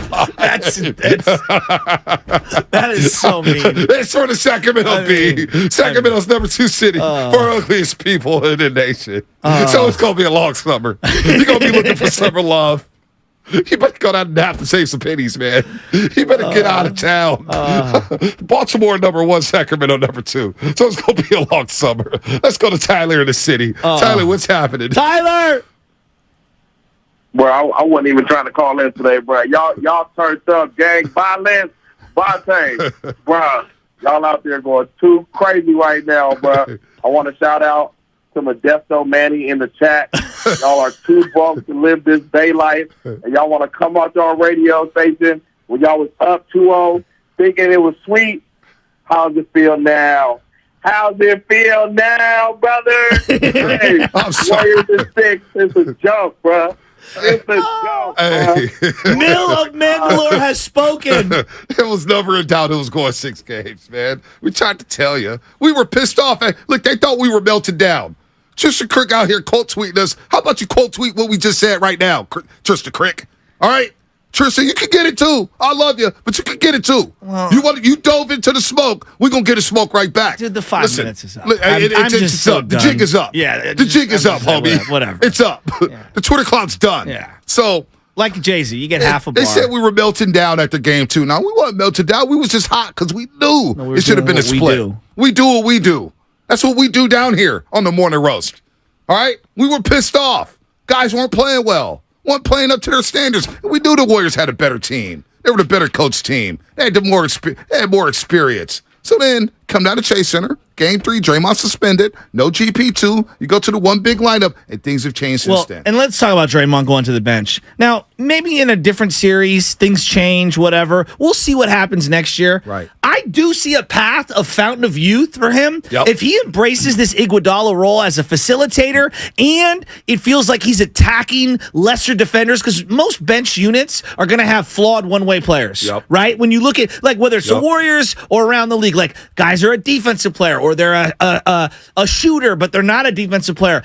He will have opportunities to put his imprint in the game, and he can still close and give them what they need. This could be the way to untap that offense that we all love. And you know what an underrated thing is? It keeps him out of foul trouble. That's a really good point. It keeps him out of foul trouble. That's a and good you can point. space out him I and like Looney, that. and it keeps both of them out of foul trouble. This might be a blessing in disguise. This was a blessing in disguise. Every year there's something. There's always something that happens along the playoff run. Now, we'll get to the Lakers or Grizzlies when we get there. We may have a quick turnaround Monday. Hell, both series may be open Friday, and by the time we get back here Monday, game 1 of the second round will already be played.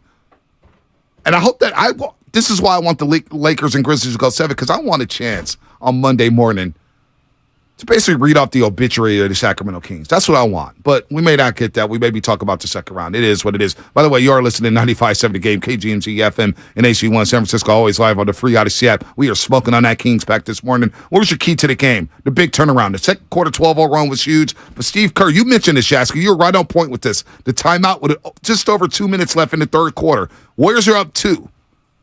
And up 3 maybe. Up 93-90. And Steve Kerr's like, I have to go into the fourth quarter with the lead. I have to. I felt the same thing. The energy was starting to build up in the arena, and I was like, you have to close this quarter the right way. Mm-hmm. And what happens? They go into the fourth quarter with a 9-point lead, 99-90. And Sacramento, even Fitz said it, they're sitting down still in the fourth quarter. And Anthony Slater said it. The crowd was definitely the worst of the 3 games up in Sacramento. And we knew that. How did we know there was going to be nervous energy up there? RJ in Fairfield called us at 6:09 yesterday, a.m. Kings fan. And he's been talking that talk all series, all month long. You know what he said? I'm not going to lie to you guys. I'm a Kings fan, and we nervous as hell. And you could feel that at the Golden One Center yesterday. You felt it. Let's see. Man, we got it. I don't even know where to go here. Let's go to Luke Man and Vallejo. Luke Man, what's happening? What's up, fellas? Good morning. Good morning. First off, I want to say, ever since 420, we've been smoking on that Kings pack. You know what I mean? It's true. And on Friday, we getting rid of it because it's starting to go boof. You know what I mean? 4 games in a row. That's just what the champs do. 2, Wiggins stepped back in the fourth. Not getting talked about enough. Yeah. The degree of difficulty. Yep. It was on. Don't get mad at me, but it was Kobe-esque. It was Kobe-esque, and the timing of it and the difficulty, like Shasky said, everything about it, it might have been his best bucket as a Warrior yet. Hey, you know what, Luke, man? I'm going to play it for you right now. Here's Wiggins' crossover spin move, fadeaway jumper to make it 119-114. 54 seconds to go. Crossover by Wiggins. The winner will lead the series 3-2. Wiggins spins, fadeaway jumper, good with 47.8 to go. 119-114, Warriors up 5. And then here's the dagger, Shasky. Stephen Curry looking like Nate Tidy Archibald. Curry brings it in. 12 to shoot. Stumbles outside. Takes it down the lane. In traffic, spins it back, gets to the paint, goes up and lays it up and in with 22.4 to go. Golden State leads by 7, and Sacramento is a foul as well. So on the Wiggins shot, because the Curry was incredible, you had something you wanted to say regarding Kobe and Wiggins? Well, yeah, to Luke Mann's point, Wiggins got that fadeaway shot from Kobe. You can go back and find a video of his rookie year, Wiggins' first game against the Lakers and Kobe, and he hits one in Kobe's face, and Kobe like pats him on the butt. He's like, "Where'd you get that from?" And then you could hear or mouth Wiggins' face, and he's like, "Got that from you, man." It's really cool. Yeah, it's like that commercial back in the day. Where'd you get that from? I saw it from you, Dad. Remember that drug commercial back in the day? This shot right here by Clay. I want to play this highlight. Saw you smoking pot. Which shot was more difficult?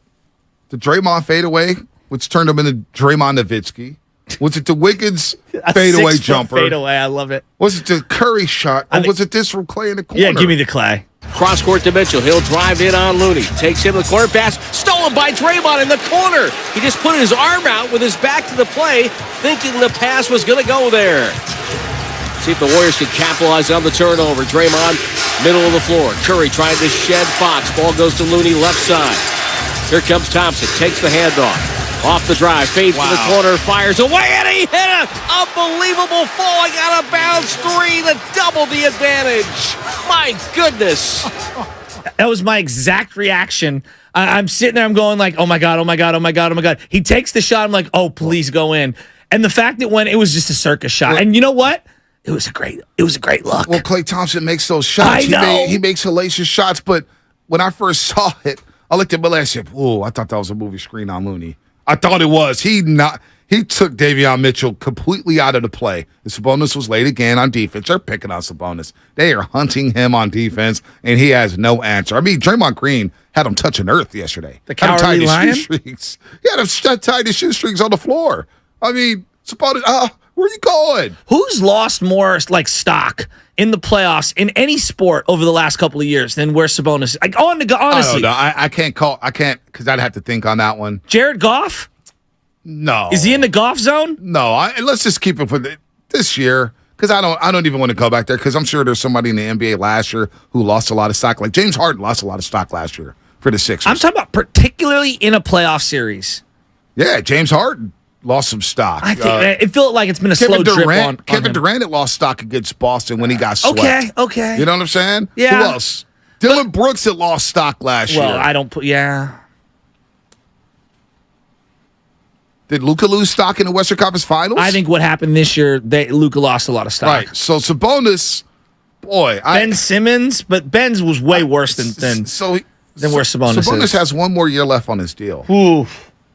And I was texting D'Lo yesterday. I said, man, y'all might have to look into trading him and get that expiring contract and find somebody else. And I get it. He was an all-star for you guys. You have a love affair with Domantas Sabonis. He's been a team player.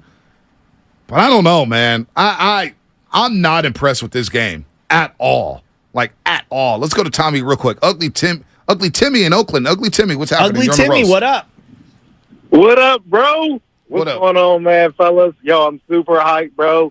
Still just high, euphoric from last night, man. Before I get to my point, I know Shasty was talking about, I can't remember the name of the little jingle, basketball jingle. Yeah, Round Ball Rock.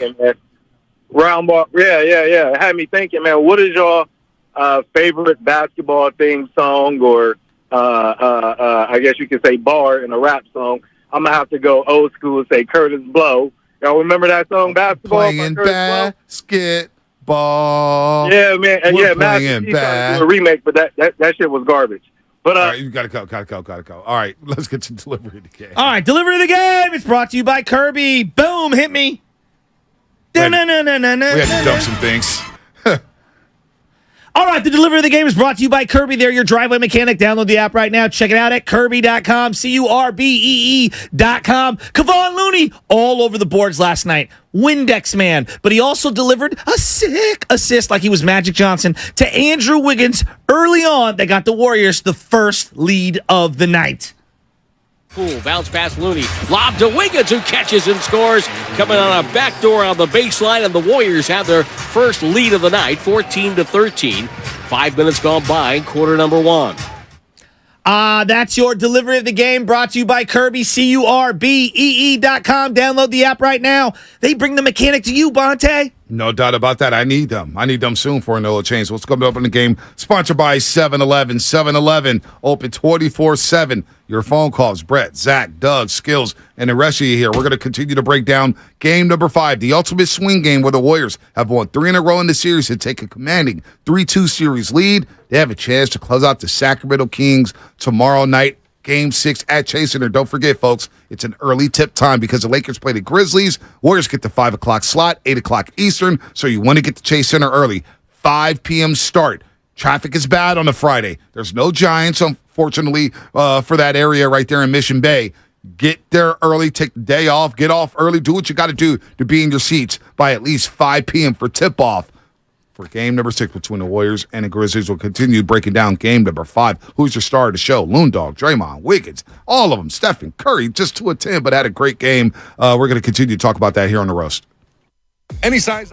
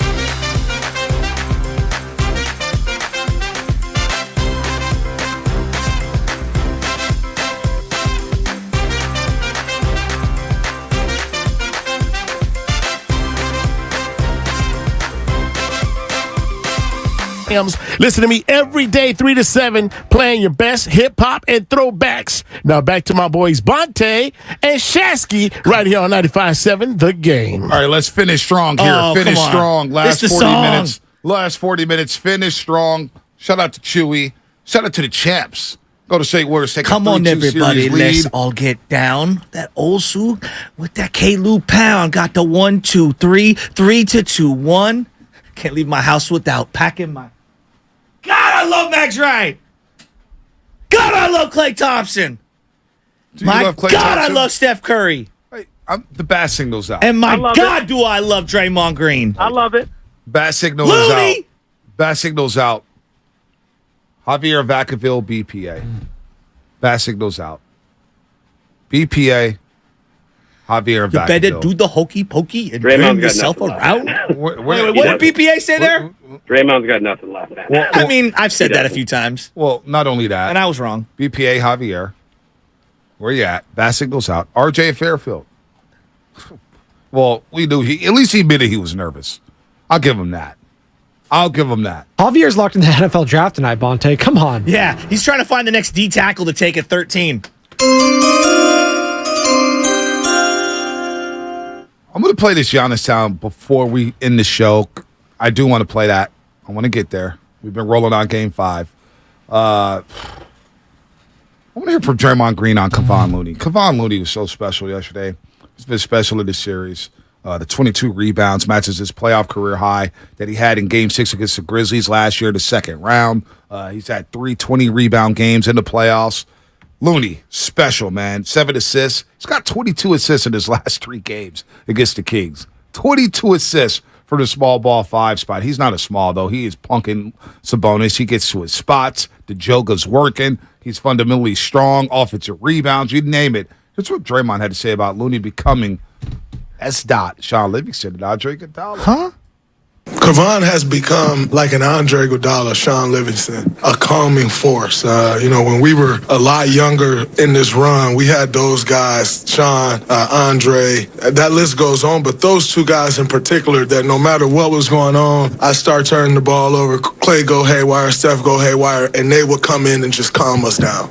And Kevon is that for this team. He's that stabilizing force that allows everyone else to focus on what they need to focus on. And the way he rebounds the ball is incredible. And I know for me, when I'm on the floor with him, I'm so much more comfortable on the defensive end just because he doesn't miss any assignment. And so he's been that guy for us all year, last couple years, and he's continuing to get better. Hey, Steve Kerr, what does Looney mean to the roster? Just does all the stuff that coaches love. He sets screens, he rebounds. When he gets a rebound, he's constantly looking to throw the ball back out to the open three-point shooter. He never turns the ball over. 7 assists tonight, so we can run some offense through him. And he's excellent defensively. He doesn't maybe look the part, but he can stay in front of guards, plays with great verticality and length, and he's a championship player, but this is who he's been for years now. So Draymond said he's becoming their version of Andre Iguodala and Sean Livingston. You hear Steve Kerr talk about his importance to the roster, the rebounding, the screen setting, looking for shooters when he does grab an offensive rebound. He may have a bigger role than Sean Livingston and Andre Iguodala. You're counting on this guy to play heavy minutes. He played 34 minutes last night in 30 seconds, 7 assists, 22 rebounds, 4 points. The hellacious screen on Davion Mitchell, I thought it was a moving screen, but you know what? I don't know what is anymore. I'm not going to complain about it, especially where the Kings got all the calls in the fourth quarter. It was Tony Brothers. Those would be expected. What about the third quarter? Harrison Barnes was they gave him 10 points at the free throw line. They were able to win the game, the Warriors, last night, in which they were a -10 from the free throw line. -10. That's pretty impressive, man. But they were able to win the 3-point category by +3. Clay was in foul trouble the whole fourth. Clay was in. Wiggins picked up his 4th in the third. Remember that? Yeah. He was in foul trouble for a second. So, Kevon Looney, he may become more important than Andre Iguodala and Sean Livingston. And I know that's strong because those guys were important, no doubt. Andre Iguodala in the closing lineups, they had this 5 lineup. If Iguodala couldn't go, Sean Livingston filled right in. Death taxes and the Sean Livingston fadeaway jumper. I mean, it was automatic. Looney's importance, it's really a surprise because you knew Iguodala was a good player. Sean Livingston had a great season with the Brooklyn Nets before he signed on to the Golden State Warriors. But Looney, it's really unexpected. And his value to the team has been underrated, and I thought it was still underrated when they won their 4th championship last year in 8 years. I think his temperament and demeanor is the most underrated part about him. On a team with, the shot hunters, and I mean this in the loving way, of Steph and Clay, and, even Andrew Wiggins can be understated at times, but, he's got to get his looks. The demeanor and the temperament of Kevon Looney to be able to do all the grinding, all of the screen setting, all of the offensive rebounding, the boxing out, the helping on defense. I don't know. I don't know how many guys can accept the role that he's had. Right. So many guys think that their value is only computed through rebounds and points and blocks. Yep. Kevon Looney, A, it's a testament to him, but B, his entire ethos is perfect for given the status of the other guys. And then the other part of this is B, I'm not sure Draymond Green would come off the bench in place of anyone other than Kevon Looney. And it's a good point there. And you look at what happened in training camp with Draymond and Jordan Poole. A lot of people in that organization point to Kevon Looney alongside Stephen Curry, but they look at Kevon Looney. You've heard Steve Kerr say the moral compass. He's the moral compass of the team. But a lot of people looked at Looney saying he helped stabilize everything with his demeanor. You needed a Looney in that situation. He's from Milwaukee. Jordan Poole looks up to him. You hear how Draymond Green speaks about him. Draymond Green respects him. And Looney said it right off the rip. He's got to earn our trust back. Draymond Green, that is. So Looney, when you look at this season and the way it's played out, he's been there every single game, all 82 games for the 2nd straight year. It's incredible. It is incredible when you think about the 3 hip injuries, the tendinopathy, the shoulder, whatever it was, chest injury in the 2019 finals against the Toronto Raptors. Looney, man, becoming a fan favorite. He's becoming a lovable warrior, one of the more iconic warriors during this run, out of nowhere. And it's totally unexpected. It really is. Totally unexpected. Let's get back to the lines. You think about it, 22 rebounds. Well, in basketball terms, Draymond Green being a 2nd rounder and being as good as he is, it's like a unicorn, okay? Looney was, 2 picks? Right. 1 pick right. in the end of the first round. Yeah, at the end of it, and didn't even play. He came out, basically was a freshman at UCLA, didn't play much there, didn't play at all his first year. It might be even more improbable for Looney to be where he's at than even where Draymond is. At least Draymond was Big Ten Player of the Year. Right. Right? Right. And was a 4-year player for Tom Izzo. Yep. Looney did not a whole lot at UCLA. No, the videos that they were showing on draft day were from high school. Right. It was okay, he used to be a guard, but he's not going to be a guard for the Golden State Warriors. To me, his coming out party was that 2018 Western Conference Final against the Houston Rockets when they ran pick and roll all day, and he was switching on to Chris Paul and James Harden. It's wait a minute, Looney can guard on the perimeter? I know. We were like, this is a mismatch. You got to stop this, Steve Kerr. What are you doing? Well, they knew something that we didn't know, and Looney from then on has become a trusted agent for the Golden State Warriors. So really cool story there. Kevon Looney just playing out of his mind right now. And a lot of people underrated him in Sacramento. They're not doing it no more. And Jeff from the 650 is asking a question, and I'm going to ask you this question. I know what I'm going to say. He said, hey, I'm a daily listener here. Really appreciate you guys. Thank you, Jeff. Incredible game last night. Rate the Dubs playoff rotation in order in terms of basketball IQ. I guess he's saying rate the players in terms of basketball IQ. Where does Looney fit now? I think I have him 3rd behind Curry and Draymond. It's not bad. I think he's pretty spot on there. You heard the talk yesterday, and they've been saying this all year. He really immerses himself into the game plan. He just gets that game plan, and he studies. And he never looks overwhelmed. He knows where to be. He knows where to set his screens. He knows your tendencies. He knows your tendencies, and that's why he said before the series, look, Sabonis is a good player, really good player, but I think we got something for him. I'm paraphrasing what Looney said. He didn't say that word for word, but he basically said, we have a good game plan, and I trust it. And they know Looney. He doesn't, hey, Sabonis, you want to shoot that elbow jumper? Be my guest. Mm-hmm. You want to drive? Well, I know the Euro step is coming, and I'm going to stay home for that. Yeah. I'm going for your pump fakes. I know you like to lower your shoulder and charge into people. Looney's played great defense on Sabonis, and that's why I have a lot of faith in him moving forward if they do move on past the Sacramento Kings, which I fully expect. Let's go to Zach in Richmond. Zach, what's happening? You're on the Morning Roast here on 95.7 The Game. Hey, you guys. I got some specific thoughts about last night and then just one about the overall matchup with these guys, the Kings. First of all, I don't mind that officiating crew, at least for the first 3 quarters, and then kind of like we entered Bizarro land. I don't know what happened. Face rake a Draymond. It's a Tony Brothers special, Zach. A Tony Brothers special. Oh, man, the fifth foul on Clay. It was horrible. The phantom call was insane. Kind of crazy. Besides that, the trio of Looney, who I know you guys have been talking to him. I just can't say enough about that guy. I love him. Looney, GP2, and Wiggins are once again in the playoffs coming through big time. I love those guys. I would love to include Poole in that too. Poole, half the time I'm saying a blessing for him because he's saving our butts, and the other half I'm terrified. That's who he is. That's who he is. I like the way he put pressure on the D by penetrating, especially Sacramento, because they're weak inside, and I would like to see the Warriors continue to attack inside because they had a great luck with that in the first quarter. That was great. He was more under control yesterday, JP. He was more under control. Yep. I think so. I just want to see him have his head up a little bit more. I think, and some of the shot selection late in the game was tough. The shot selection. Yep. Go ahead, Zach. Finish strong. Sorry. I was a little worried. I got worried watching that 12-point lead slip away. I was like, oh, no. But I'm glad they brought it through. And then I got to thinking, man, just like Memphis last year, this particular team, and I got to get a lot of credit to Stack, is just a tough and nasty matchup for the Warriors. It's like every time you think the Warriors are going to get easy and pull away, they don't. And now I'm starting to think, man, if we can get past the Kings, there might be some more talented teams out there. I mean, obviously, waiting for us. But at the same time, they might just be better matchups for us. No doubt. Monk is giving us shit. So that's what I got for you guys and the Warriors. Thanks for the call, Zach. Thanks for the call. A couple things. Anna just texted me, said, when are you going on with D-Lo at KC? It's like, happy birthday, Anna. Yeah, no doubt. Happy birthday, Anna. See you in a second. Got this from Kyle Matson. What up, Matson? What's going on, big dog? Looney has a 36 playoff series since 1968, averaging 14-plus rebounds, 5-plus assists.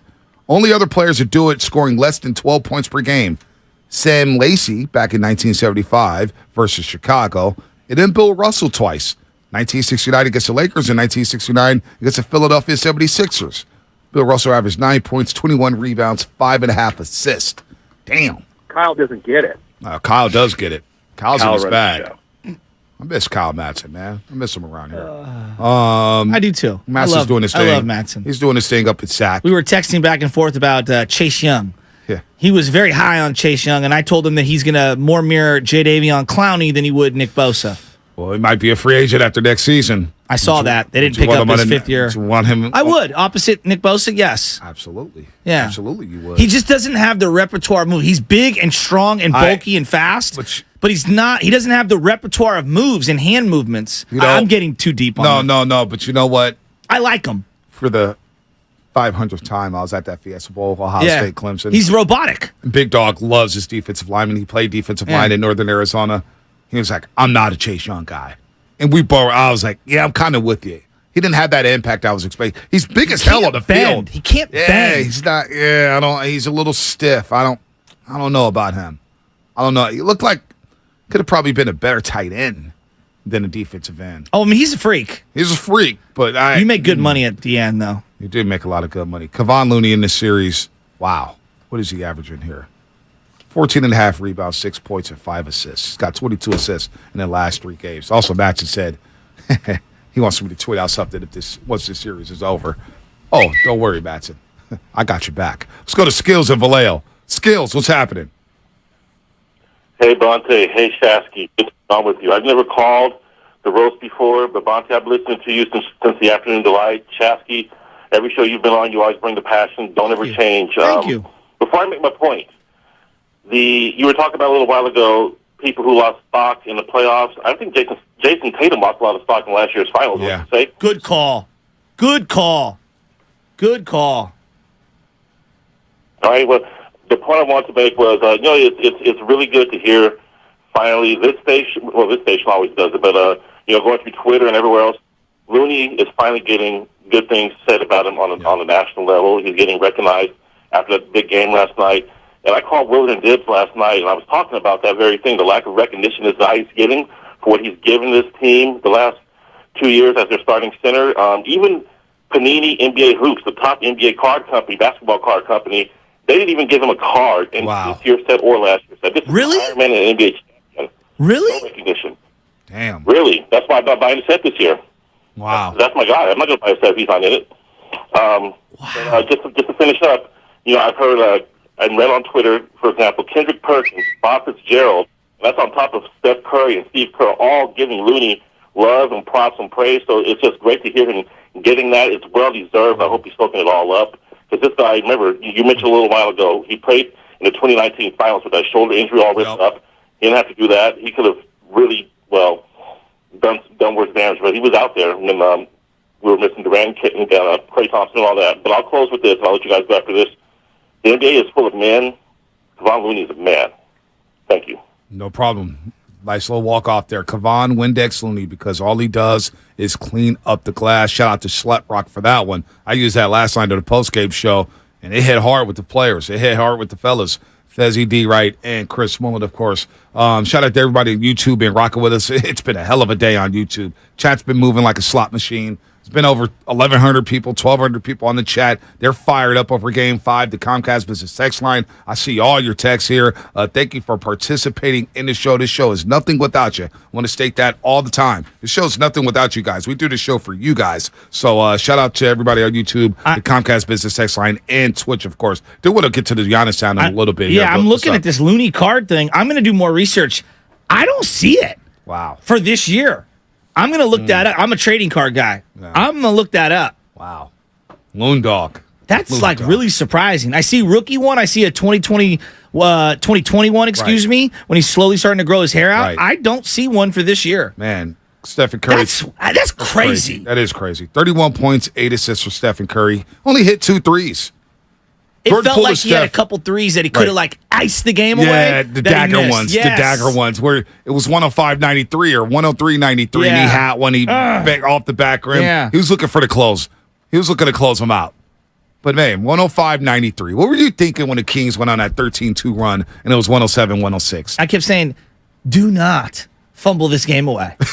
That's all I kept thinking. Do not fumble. Did you think that they're going to fumble it away? Well, here's what when Draymond threw that pass into the backcourt, you know what I'm talking about. Oh, yeah. Where he just fired it away. Yep. I'm like, guys, timeout. Let's regroup. I don't care if we run out of timeouts. We need to take a deep breath. Mm-hmm. Let's get the best lineup out there. Get Klay back out on the floor. Because they were bailing water when Klay was off the floor. Right, they were. Because he got that fifth foul. Right. So I wanted to get Klay back out there, and I said, you know what? I'm just going to have to live and die with him either playing with 5 fouls or getting that fifth foul. I cannot lose with him on the sideline. Man. I just can't. Man. And then when they started to execute, and then you got about 4 defensive plays in a row, stops in a row, but they couldn't capitalize on it. I'm saying, come on! Well, to be able to get stops without fouling. Yes. Because in the fourth quarter, the Sacramento Kings shot 10 free throws. They were 9 of 10 from the line, and Malik Monk had 8 attempts. Malik Monk went crazy. De'Aaron Fox stepped in front of a pick and roll and swiped the ball to Draymond from Steph Curry. That was a bad pass. There would have been a lot of woulda, coulda, shouldas. It would have been a lot.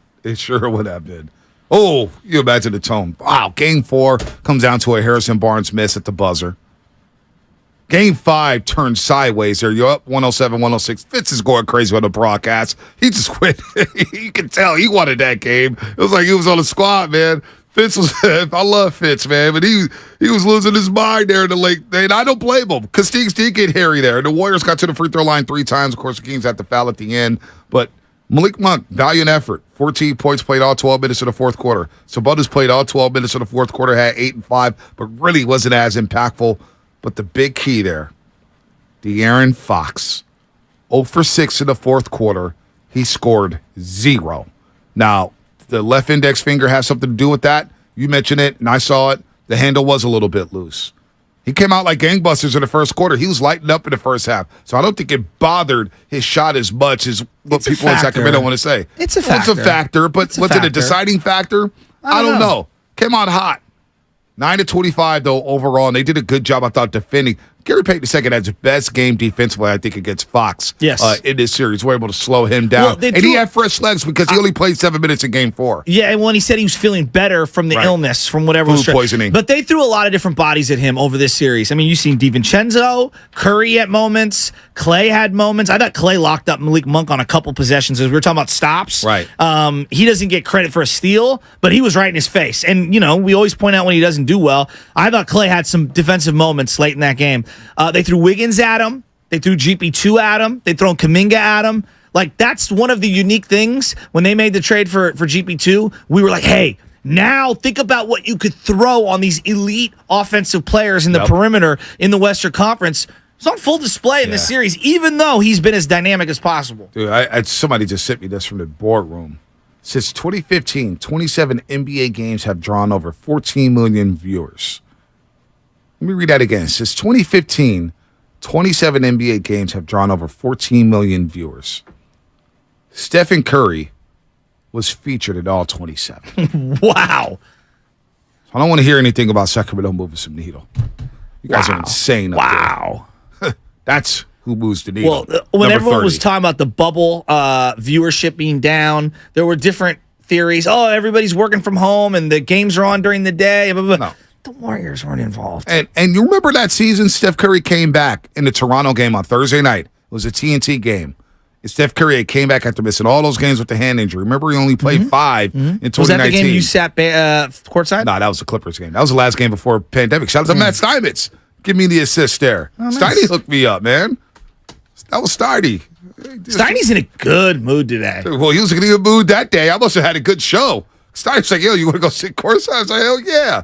Pandemic game. I didn't know he had it like that. It's the real king around here. So that's where family money, That's the real king around Didn't here. know that. No, it's not family, buddy. It's just he knows the right people. But no, the Toronto game, on that Toronto Thursday night game on TNT against Toronto, and I remember going to Toronto's locker room and I was like, man, Steph is Steph. Steph's going to wreak havoc on the league the next season.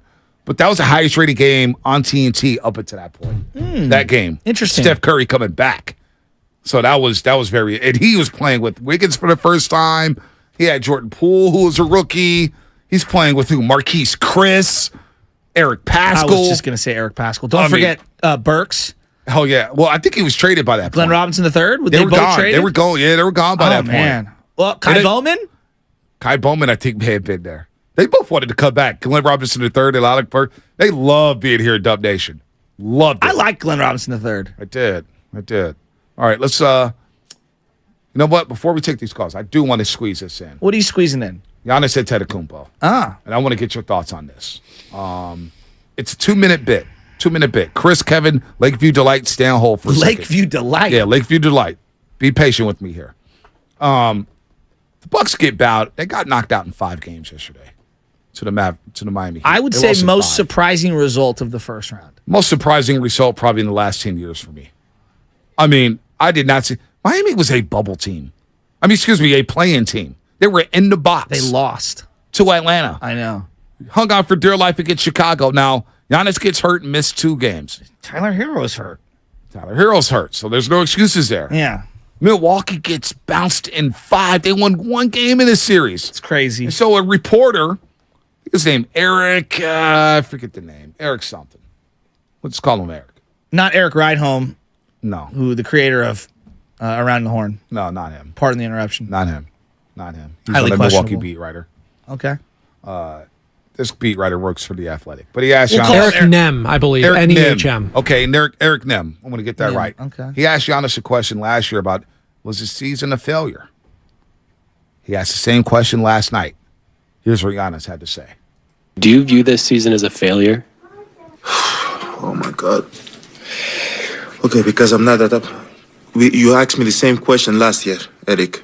Okay, do you get the promotion every year on your job? No, right? So every year you work is a failure. Yes or no? No. Every year you work towards something, towards a goal, right? Which is to get a promotion, to be able to take care of your family, to be able, provide the house for them or take care of your parents. You work towards a goal. It's not a failure. It's steps to success. You know, and if you've never, I don't want to make it personal. So, There's always steps to it. You know, Michael Jordan played 15 years, won 6 championships. The other 9 years was a failure? That's what you're telling me? No, I'm asking you a question. Yes or no? Okay, exactly. So why you asking me that question? It's a wrong question. There's no failure in sports. You know, there's good days, bad days. Some days you are able to be successful. Some days you're not. Some days it's your turn. Some days it's not your turn. And that's what sports is about. You don't always win. Some other people's gonna win. And this year, somebody else is gonna win. Simple as that. We're gonna come back next year, try to be better, try to build good habits, try to play better, not have a 10-day stretch with playing bad basketball. You know, and hopefully we can win a championship. So 50 years from 1971 to 2021 that we didn't win a championship, it was 50 years of failures? No, it was not. It was steps to it, you know, and we were able to win one. Hopefully we can win another one. You know, sorry that I didn't want to make it personal because you asked me the same question last year, and last year I was in the right mind space to answer the question back. I love Giannis. I do love Giannis. I mean, that's such a well thought out, and maybe we have different mindsets. You could parse the words failure, underachievement. You know, we didn't reach the ultimate goal, but you know what? Like, there's lots of ways to take it. Clearly, the dude cares. Yeah. That's number one. Number two, clearly he's a great dude, right? Because like the way he said, I don't want to make it personal and all that. Like, I do believe that his heart is in the right place as he's answering that, and I do think it hurts him. I think it hurts him to lose the way that he did. So we could argue about the failure portion of it till we're blue in the face, and everyone has their own. Like I've seen kids in certain families where the standard is so high. If you come home with an A- or a B+, it is a failure because of their culture or because of however their parents are wired. And I've seen other families where it's like, hey, no. This is about the bigger goal. Like, yeah, you got a B-. You're going to do some summer schooling. You're going to get better, whatever. So like each person has their own kind of like determination on that. You can't avoid the reality that is. It's a huge letdown, underachievement. You want to call it a failure, fine. You lost in the first round. Like, you lost in the first round. Now, he was hurt, too. So, like, God, I just think, and it's right after you lost, too. I think he's really frustrated. Yeah. I don't know. I really love Giannis, and I love that answer. I love Giannis as well. And I love the answer, and I understand the answer. But he brought up Michael Jordan, right? He only has 6 championships. All right, early on in Michael Jordan's career was not a failure. But once he started losing to the Pistons, and the Bulls were expected to challenge the Pistons, Michael Jordan will tell you, they failed.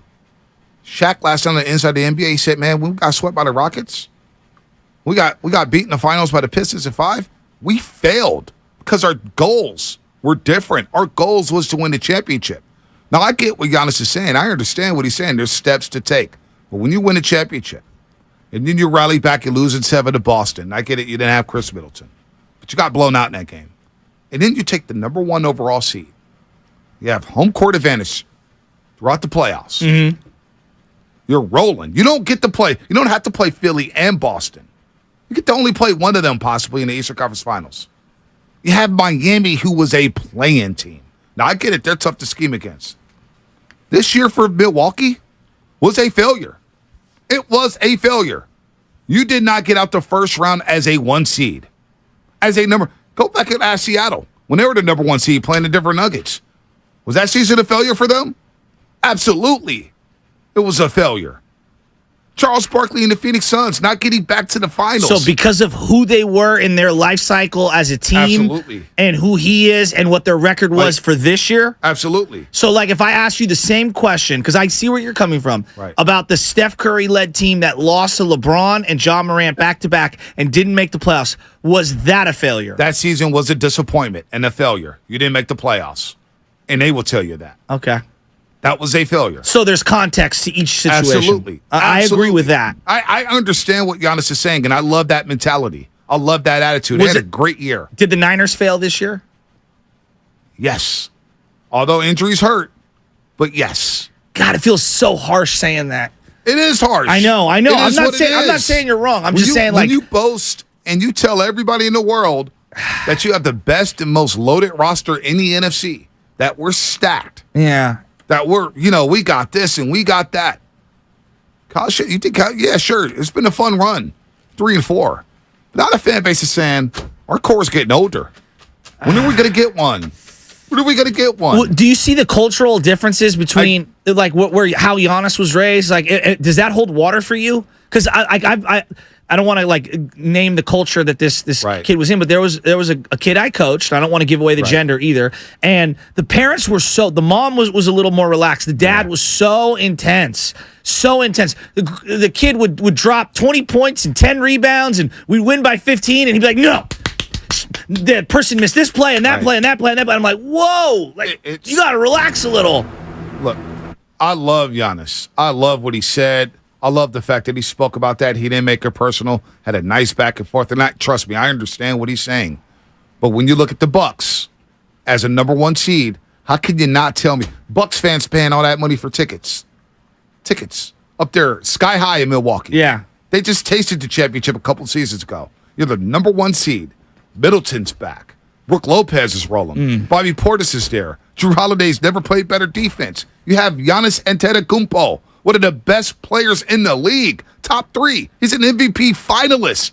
And I don't care if he missed 2 games. They went 1-1 in the 2 games he missed. Well, what do you expect him to say? Yeah, we failed and I sucked. I wasn't good enough. This was disappointing. Joel Embiid. Well, can't you tell that he's disappointed? No doubt. Of course he is. But the team, they failed. Okay. They failed this year. That's a failure to not get out of the first round and lose as a number 1 seed. Joel Embiid held court for 25 minutes last year after they lost in the second round. They're wired differently. They are. But Joel Embiid is he's not from America. Yeah. Cultural differences, right? But would you agree they're wired differently? They're wired differently, Yeah. but cultural differences. Yeah. Joel Embiid sat there for 25 minutes and said the season was a failure. Okay. Well, that's his prerogative, And they didn't get out the second round. Maybe. What's that? Spinoni, I was just going to jump in there because Shasky mentioned the cultural aspect, and I talked a bit about this on the pregame show. Shout out pregame show, 5 to 6, Monday through Friday. No, it's a very unique American thing, though, and it is different. It's very unique to America. Winning culture, that's all we expect. Whether it's politics, whether it's science going up to the moon, whether it's our sports. Almost. It's unfair, but that's what we expect in America. When it comes to the Olympics, what is it? It's America and it's China, right? Yeah, We're trying to compete with them at the highest level on every single thing. So it is expected here. It's disappointing for Milwaukee Buck fans. I gain more respect for Giannis from that answer than me saying that I've lost. Because I'm sure someone out there's going, he's not a winner and blah, blah, blah, blah. No, I don't know. He's got a championship. He stayed there. Is it the word failure for you? No, it's not even that. It's just I look at it and saying, you guys lost to Miami in 5. You blew a double-digit lead in Game 4. So it's pretty You blew an simplistic, 18-point lead in Game 5 at home. Yeah, and then Grayson Allen's dribbling the ball out at the end. What the hell was that? You didn't get a shot up. What was that? You didn't get a shot up. You allowed Jimmy Butler to go for the alley-oop with 2.1 seconds left. Yeah. I mean, That's I agree they didn't achieve anywhere near the goals that they needed to achieve the greater one. But I don't know, I see where he's coming from. I understand. I've said that on the front end. Yeah. I understand what Giannis is saying. I respect Giannis Antetokounmpo. Yeah. He's one of the great leaders in the league. He is. He really is. I would love to build a team around him. He's who I want. But the Bucks failed in this series. They lost to a playing team. It is what it is. Fast 5.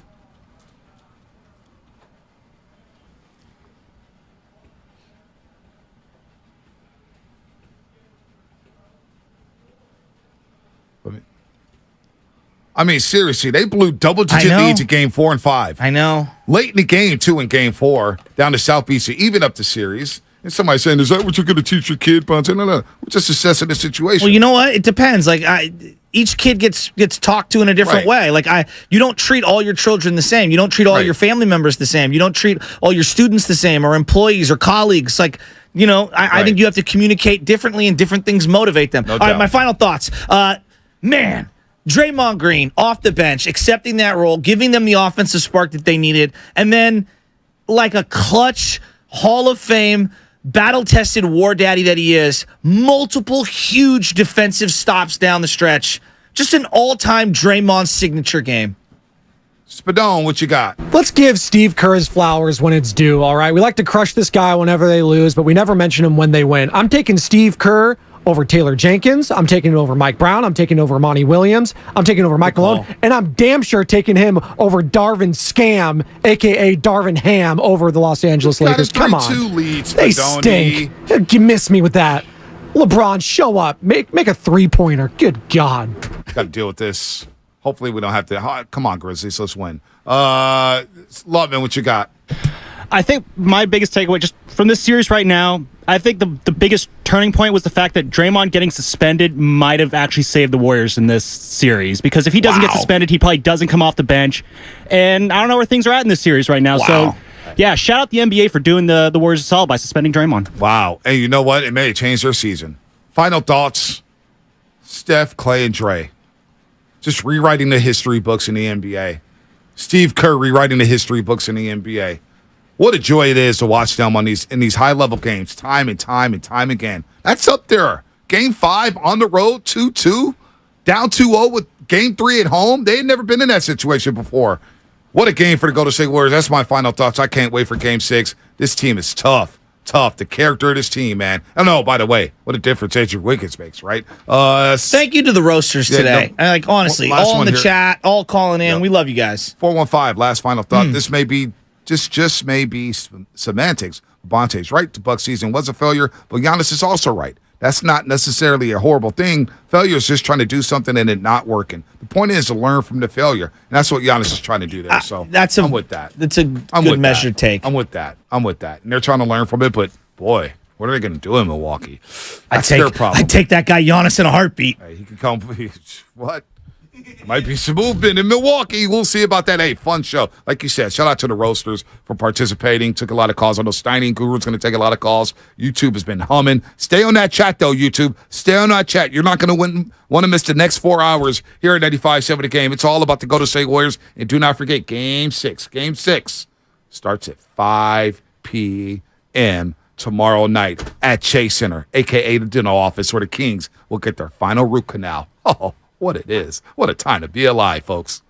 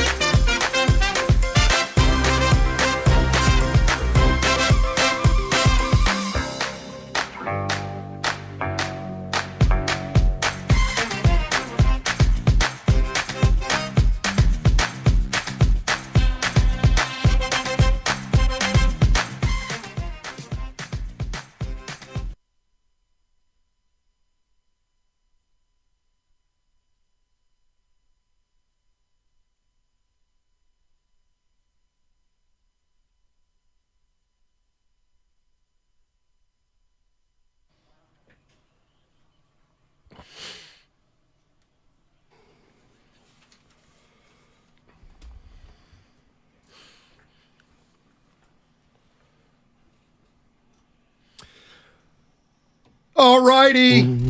All right, to me. Oh. Last night was the first game, clearly, of the playoffs. But maybe this season, but maybe it doesn't matter in the regular season. But that's the first game to me where championship pedigree showed itself. It really did. To me, that game last night was the difference between a team that's played hundreds of playoff games together against a team that's played 5 playoff games together. I appreciate that, Stoney, and you are spot on, but you know me. That was the one I've been waiting on. I've been waiting on it all season long, and damn it, 111-110, the Warriors were up, and Dre went Nowitzki on us, and we'll talk about Dre. He was fantastic. But, Stoney, it was a strength in numbers game. Everybody played a part. 22 rebounds from Loon, Dawg. Klay Thompson doing what you wanted him to do at different times, the non-Steph minutes in the second quarter to enable them to go on a 12-0 run. Wiggins looking like Fred Astaire. Kerr calling the timeout in the fourth. Still up late third, still up 3 to kind of nah, we got this, and they go in the fourth up 9. Matt, that was it. Now, can they sustain it? We'll talk about that tomorrow. But that was one where I'm like, I swear to you, I said this, Stoney. Stoney ain't getting his 100 back. So I'm going to slow down today. What are you talking about? Our bet. The bet was that the Warriors were going to go all the way, and you had the field. And it's over. But that's what I saw the last 12 minutes was. What? That's the antidote and formula for what? For them to do it again. So I'm looking around the landscape. Oh, my God. Who's going to chase this team? Dre now has found his offense. Looney's Moses Malone.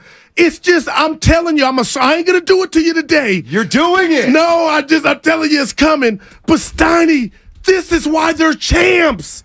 We undersold it. They are the reigning champs for a reason. They got the antidote. And now I saw it. Now can they do it tomorrow? I don't know why it's at 5. But moving forward, who you got your money on? Milwaukee? Everybody's got problems. The Lakers? Oh, my God. This is the team that won the chip because. Call us and tell us because. Strength in numbers. And Clay's a marksman. Looney's Moses Malone. Stoney, seriously, man. Now I get it. Slapped me. Now I get why people can't stand me. What happened? Stoney, I'm just sharing. They just beat the Sacramento Kings. They were 11-30 on the road. They just won one game to take a 3-2 lead in the series. And you come in and say, Steiny, they're winning it all. Well, I already declared that. No. It wasn't just about last night. I already said that, but now your boy feels good. Well, if it couldn't have been just about last night, it wasn't about anything they were doing earlier in the season. Oh, my God. But you said it too, just in a different way with what you saw last night. It's the first round, dude. They're playing the Sacramento Kings. They won a game at Golden One. Right. Oh, but I played gosh. the little game with myself. If they do, and I expect them to close out. 9-2-5. I'm with you. Someone stop Guru. It's too early for this. I tried we got to talk about the game. They got to get by. They still need to get by the Kings. No doubt. Then they got to get by the Lakers or Grizzlies. Then they probably get by Phoenix or Denver. I got you. Then they might have to get by But they got a lot at their disposal. They got 13 more wins they need. Stoney, they got a lot of talent, man. I ain't telling you nothing you don't know. But last night, everybody chipped in. You wanted to talk about the game? Let's do it. Everybody chipped in. It was teetering. I was nervous. I was thinking, here we go again. Steph. And they didn't do it behind the arc, Stoney. They did it with two-pointers. They did it with back cuts, drop passes, pick and rolls. I mean, Stoney, they just know who they are. Is it going to be perfection? No, but I think they figured out the Kings and the dilemma, which is Sabonis. One game they figured it out. Well, I'm going to be honest with you. Okay. The 2 games up in Sac to start the series were right there, and they didn't execute. So I'll take nothing from Sac. But when you say figure it out, they got the 2. Warriors took care of business, but they were in the game. But last night that's what I've been waiting for. Like that lighter that doesn't work and you finally get it to go. That was last night's game. But moving forward, I'm just confident because they know who they are and what they're trying to do. And Sac, Stoney, they're still trying to find it. I'm not declaring the series over, but I'm going back to my euphoria of that hundo bet we got. Oh, my gosh. Yeah. Good. What if they lose Friday? Then I decided I don't live my life on, let me just go look at my phone and tell you how I'm going to act. I'll be hurt. You can already tell. I'll be hurt. But Steiny, that was. But why would you be hurt if they lost Friday? Because I'm pissed off at myself that I let this road dismal record supersede what they accomplished last year. And why they were, how they got to become defending champs. And I should have said to myself, hey, it ain't going to be peaches and cream all the time. And Stoney, I was ready to jump off the wagon. I am not now. Man, come on now. I'm just being real with you. No, I don't know what you're being, but it's just. I'm excited. Come on now. Yeah. I'm excited too. I came in like, hey, they were down 2-0 in this series. I'm excited. 408, I'm going to run through the walls for you, Goo. Let's go. I'm excited, too. I have the Warriors winning the series in 6. Well, I'm going to be right. You guys are looking And you know what? I bet accordingly. So I'm feeling frisky myself. But I'll tell you what, I didn't think last night, after the game, Warriors are winning it all. I thought, big win for the Warriors. Now they have the advantage in this first-round series. And they probably have a 70%, 75% shot at closing Sacramento out. Mm-hmm. I haven't even thought about the Lakers. Haven't even thought about the Grizzlies. See, and that's my problem. I kind of did that. I know. I'm like, the old-ass Lakers are going to be chasing. You can't even chase Bane around the gym. You're going to do that with Steph and Clay? I'm not saying it can't be done. That's a big ask. But for you, my partner in crime, today is about last night. But I just want to tell you, I think you're reading me wrong. The jukebox over here, which is me, I told you months ago my chicken was on the Warriors. So I ain't coming in brand new. I didn't just rise from the dead about last night's game because there was some stuff I didn't like about last night. But you've done all those this things is you just about said you didn't doubting the pedigree and the championship blood. It showed itself yesterday. Here's what happened. Okay. Let me tell our listeners what really happened. Is the Warriors, were going through their season. They had stuff going on, and Guru for most of the season, didn't care because they were champions. So defending champions, defending champions. They didn't win at home. And then at a certain point, I think it was about a week or two ago, maybe. Remember, you gave up. Remember, you said, I'm done. I'm out. I'm not doing this anymore with this team. I'm just going to take it game by game. Right. And that's got what a nickname. Right. So they've just played one game last night. He came in and said, Steiny, I think they can win it all. They're going to win it all. Let's win the series. Let's get that series, Goo. I'm not mad at you. I also don't like the way you characterized your view of the whole season. It was pretty much what you said you saw last night. I mean, John, it almost sounds like gurus come in today and say, you know what? See, I've been right about everything. See, I told you I think you hate when I'm happy. I'm not saying that. I'm happy Hell too. no, I've been wrong at every turn except the big one. And I ain't talking about Elizabeth for the Sanford and Son fans. I'm talking about them getting it done. Steiny, I'm taking inventory about what's going on around everywhere else. And I know it's about worry about what the Warriors do, but their brand of basketball, what they try to do, they're not a one-trick pony. And now it's Steph. Now it could be Clay. Now it's Dre scoring all of a sudden. I don't know if that's going to continue. It's Looney getting rebounds. It's Wiggins. They shorten the rotation. It's like the question marks are slowly just vanishing. And this team they got some talent. Andrew Wiggins. I need Gregory Hines because I'm tired of Fred Astaire. But that Kobe move, I heard Spadoni in the morning with Butch and Bonte talk about Wiggins said he got that from Kobe, and he did it on Kobe in his rookie year. And Kobe was like, where'd you get that from, young fella? And he said, you. That move was beautiful. I mean, there's just, Steiny, I'm clapping at you like direct clap to KD. I guess this is why they put us together. Because it's just not the way I like to talk and assess basketball. But I feel like you're misreading me. No, I'm not. I'm reading you perfectly. Because what you said, your Everything's monologue. fine. Everything's perfect today. Everything was scary and broken yesterday. I'm just a little more. Yeah, you're like a Richter scale. Oh boy. Okay, and I'm more like the rolling hills of the Bay Area. Like the Hayward Hill. Gotcha. Just like the. Oh boy. Let's see. What do Where we you got want to on start? my list? Where do I want to start? Let's start with the big boy last night, Draymond Green. Just made every big play. I don't even care about believe it or not, 4 steals. Yeah, 2 in the last 2 minutes, 2 in the last 3 minutes. Day-Day. Just incredible. Yeah, he was dynamic. Dynamic is what he was. Looney was just terrific. What's going on here, man? Don't sleep on Gary Payton II. Oh, he was incredible. He was terrific. Let me tell you something. What you got? And you know what? You know why I'm happy? This is why I'm happy. Is because I'll do a for all year. Right. I've been imploring my guy Klay Thompson. Forget Klay games. It's time for steady Klay. Steady Klay. Mm-hmm. And we got another steady Klay. So clearly, again, and we talk about this a lot, how the players and the coaches and the organization all listens to our show. Well, there's no doubt Klay Thompson listens. There's no doubt. Because he has just toned it down a little bit, playing within the flow, and look what's happening. He's got 25 the last 2 nights. Big buckets, too. Huge buckets. You know what? He's made the biggest shots of the series, Klay Thompson.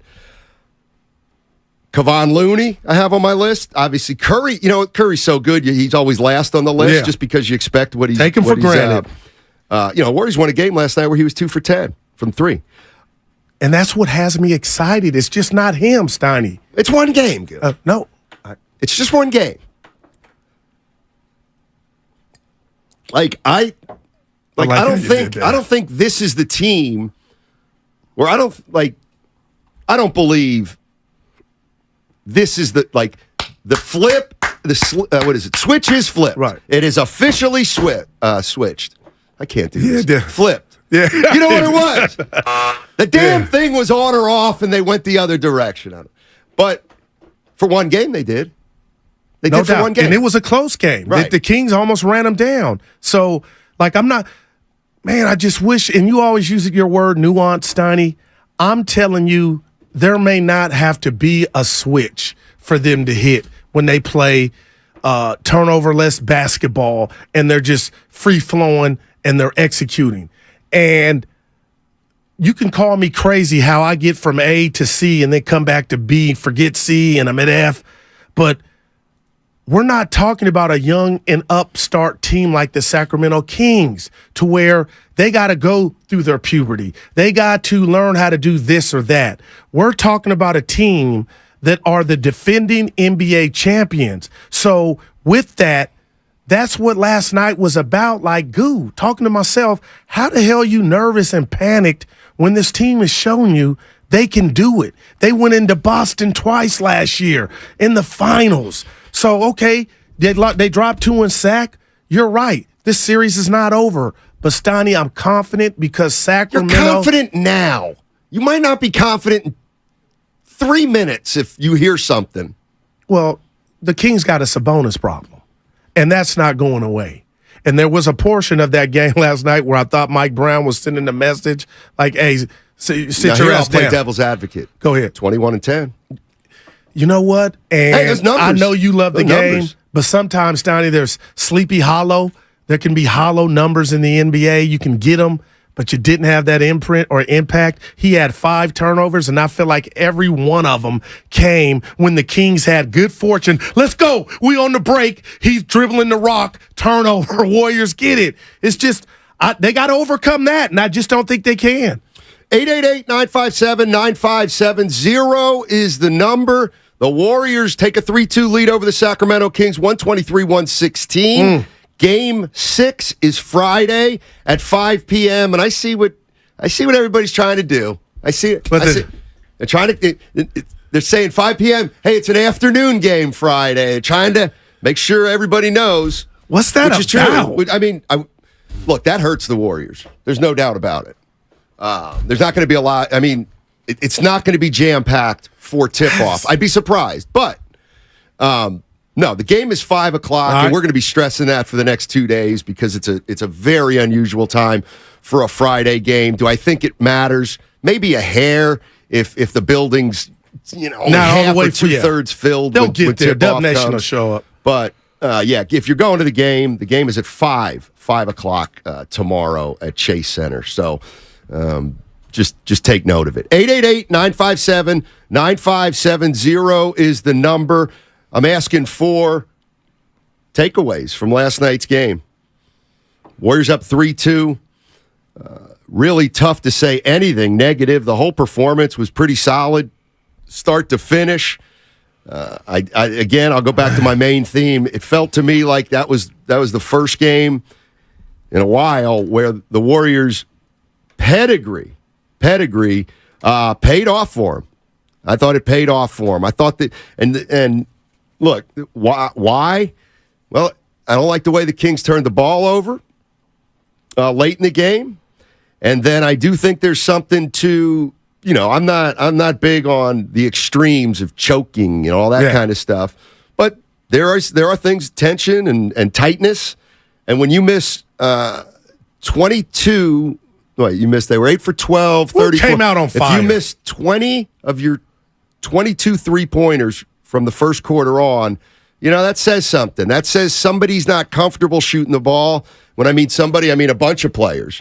So now 5 games into the series, I feel like you can really start looking at stats and deciphering. And to me, the biggest stat of this series so far is the Kings are shooting 30% from 3-point range. 30%. They shot 37% during the season. They took a lot of threes. They're used to making more threes. They haven't shot well from 3-point range. And they're getting good looks too, Stoney. Are they? Last night, I mean, all the herders seem like he's wide open. Keegan Murray. You asked 5 people if they're getting good look, or 2 people, Warrior fans, are the Kings getting good looks? Or are the Warriors doing something that's brought that 3-point percentage down? I'm not saying you're wrong, dude. But I'm saying I think you could ask different people. Kings getting good looks, and you might get oh my God, they're getting great looks. They just can't make a shot. Or they're just a little bit uncomfortable, a little bit out of rhythm, a little bit. They're in tough. So I don't know the answer to that. I just know it's happening, and that to me is the biggest part of this series. The Kings. The Kings have not really, and what was the score at the end of the first quarter last night? I got it. 36-31. 36-31, and the Kings were 8 for 12 from 3-point range. Oh, my goodness. Man. So there you go. Yeah. 888-957-9570 is the number. You want to jump into the show. Matt Steinmetz, Darryl the Guru Johnson. We've got John Dickinson coming in at noon today. He was obviously at the game last night at Golden One Center. At 1 o'clock, we got Eddie House. NBA champion with the Boston Celtics, now works for NBC Sports Boston as a pre- and post-game host. So let's get into it. Warriors, Game 6 tomorrow. I got to tell you, I like these new Clay games. They're not feast or famine anymore. I like it. But he got to this juncture of being Steiny because he was a marksman when he was eating a lot of the pie, when Steph had his injury and it was him and Poole. And I just remember all those games to where I kept telling you and you guys, he's getting his groove back. He's finding himself. And that's why I think he's just comfortable now. He don't need the whole pie, but he's letting him fly when he does. And that 12-0 run when Curry was out in the second quarter, that's when I was like, oh, they're going to be a problem. And I had to catch every part of myself from looking down the road. And if I look down the road, Steiny, it should have been about tomorrow night at 5, tomorrow afternoon, tomorrow evening at 5. But I'm just looking at the landscape of like, okay, everything that's going on. Like, man, all right. I know I doubted. I know it looked janky on the road for the Warriors all season long. I didn't like the first 2 games. I was telling you, Willard and Dibbs and Bonte and Shask, anybody that would listen. I don't like it. I was Troy Aikman. I don't like any of it. But now I'm looking like, okay, you come. Have they played the A game yet in this series? That was close. Look, and see, and there you go. There you go. Like, I said that was pretty close to their A game, I thought. It was the best game they played in the series. That's a fact. But I think people are still hoping and thinking that when the Warriors play their A, or when the Warriors play well, they're going to win by 25. That's not who they are anymore. I kind of wasn't looking at that number, but I'm not saying the Warriors can't play better, but don't you dare come in here today and say, man, the Warriors won that game and they weren't even good. The Warriors have been damn good the last 2 games. They have played, you know what? They might be playing, those 2 games, the last 2 games might be their best 2 back-to-back games of the season. I'd have to go to regular season and look. But I ain't mad at you for that. Like, I get it. We've seen Durant and the 4 guys go nuts. We've seen the Warriors go 16-1 in the postseason. All that kind of stuff. It's not like they got a little less room for error, but they played well enough the last 2 nights to beat a 3 seed once on the road. So that's how good they are right now. And they've been in the position that they're going to be in tomorrow, and I know we'll get to it tomorrow too, Stoney, but a closeout. They know what it takes. They've been there. They've done it in the NBA Finals. But there's not a part of me at all, because I wanted to double back off of what you said about Sac. They didn't execute. I felt like you could tell it was their first time. I felt like they were taking turns. It was Monk, who's been fantastic at times. It was De'Aaron Fox, who, oh, by the way, Stoney, he's been a fourth quarter killer. He didn't have a point in the fourth quarter. His finger. But he came out on fire. 9 for 25. Yeah. That finger bothered him. But him being out there helped him to even be in the position that they were down 1 with 4:23 left. So I won't even come down his road, but it felt like they were playing hero ball and the Warriors were working. Like I talked to you, the back cuts, the pick and rolls, the things they do. How many easy baskets did the Warriors get? Looney hitting the Cutting Wiggins, hitting the Gary Payton II. Those are staples of what they do, and I just felt like the Kings – Stoney, to their shooting, do I dare say maybe it's the stage because it's their first time in the offs? Might be part of it. And that ain't shade at all, but like yes, it is. Shade. Yeah, they're inexperienced. Yeah, so the pressure's not a bad thing when you're doing something for the first time. The pressure's getting to them. No shade. Right. You don't have to say no shade. Because they were still getting to them. I didn't like the Monk 3. You don't owe anything to the Sacramento fan base, like to hurt their feelings. I don't owe anything to anybody. Well, except what I'm saying. Yeah, but you like to give me this. The Monk 3. As they were making a run, they were down 3. Sacramento was making a run. They get the ball. Brown calls a timeout. Monk shoots a 3. Did you look at your screen or like, damn, Monk, did you need that? Or you got to play Monk, like you've been playing all year. To And I me, like Monk's Monk. inexperience really showed last night. Okay. Like on the charge with 6 minutes to go. He had nowhere to go. 888-957-9570. We'll get to your calls on the other side. Let me respond real quick here. Steiny, why is it so hard for you to let us enjoy this win? Dude. You've been fired up. Dude, and I never do this, but I'm almost doing it to shut you up.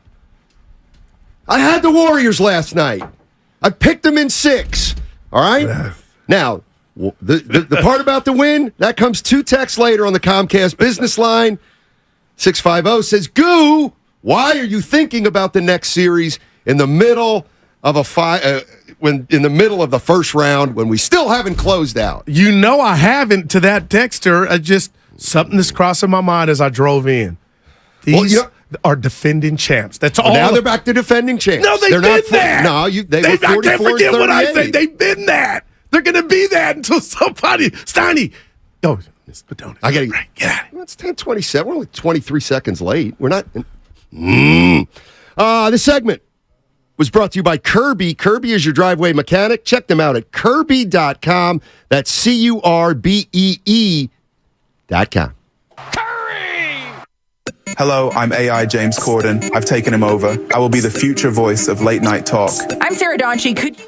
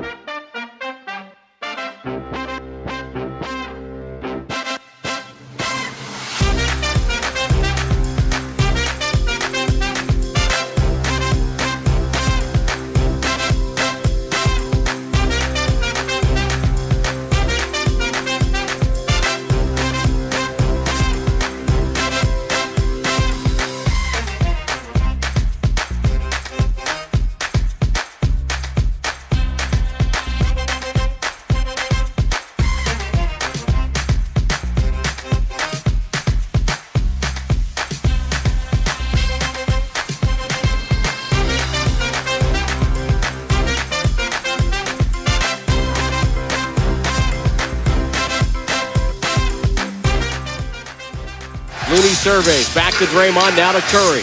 Curry off a pick. Back to Draymond. 5 on the clock. Draymond, little fadeaway jumper, and he rattled it home. He's got 21 off the bench.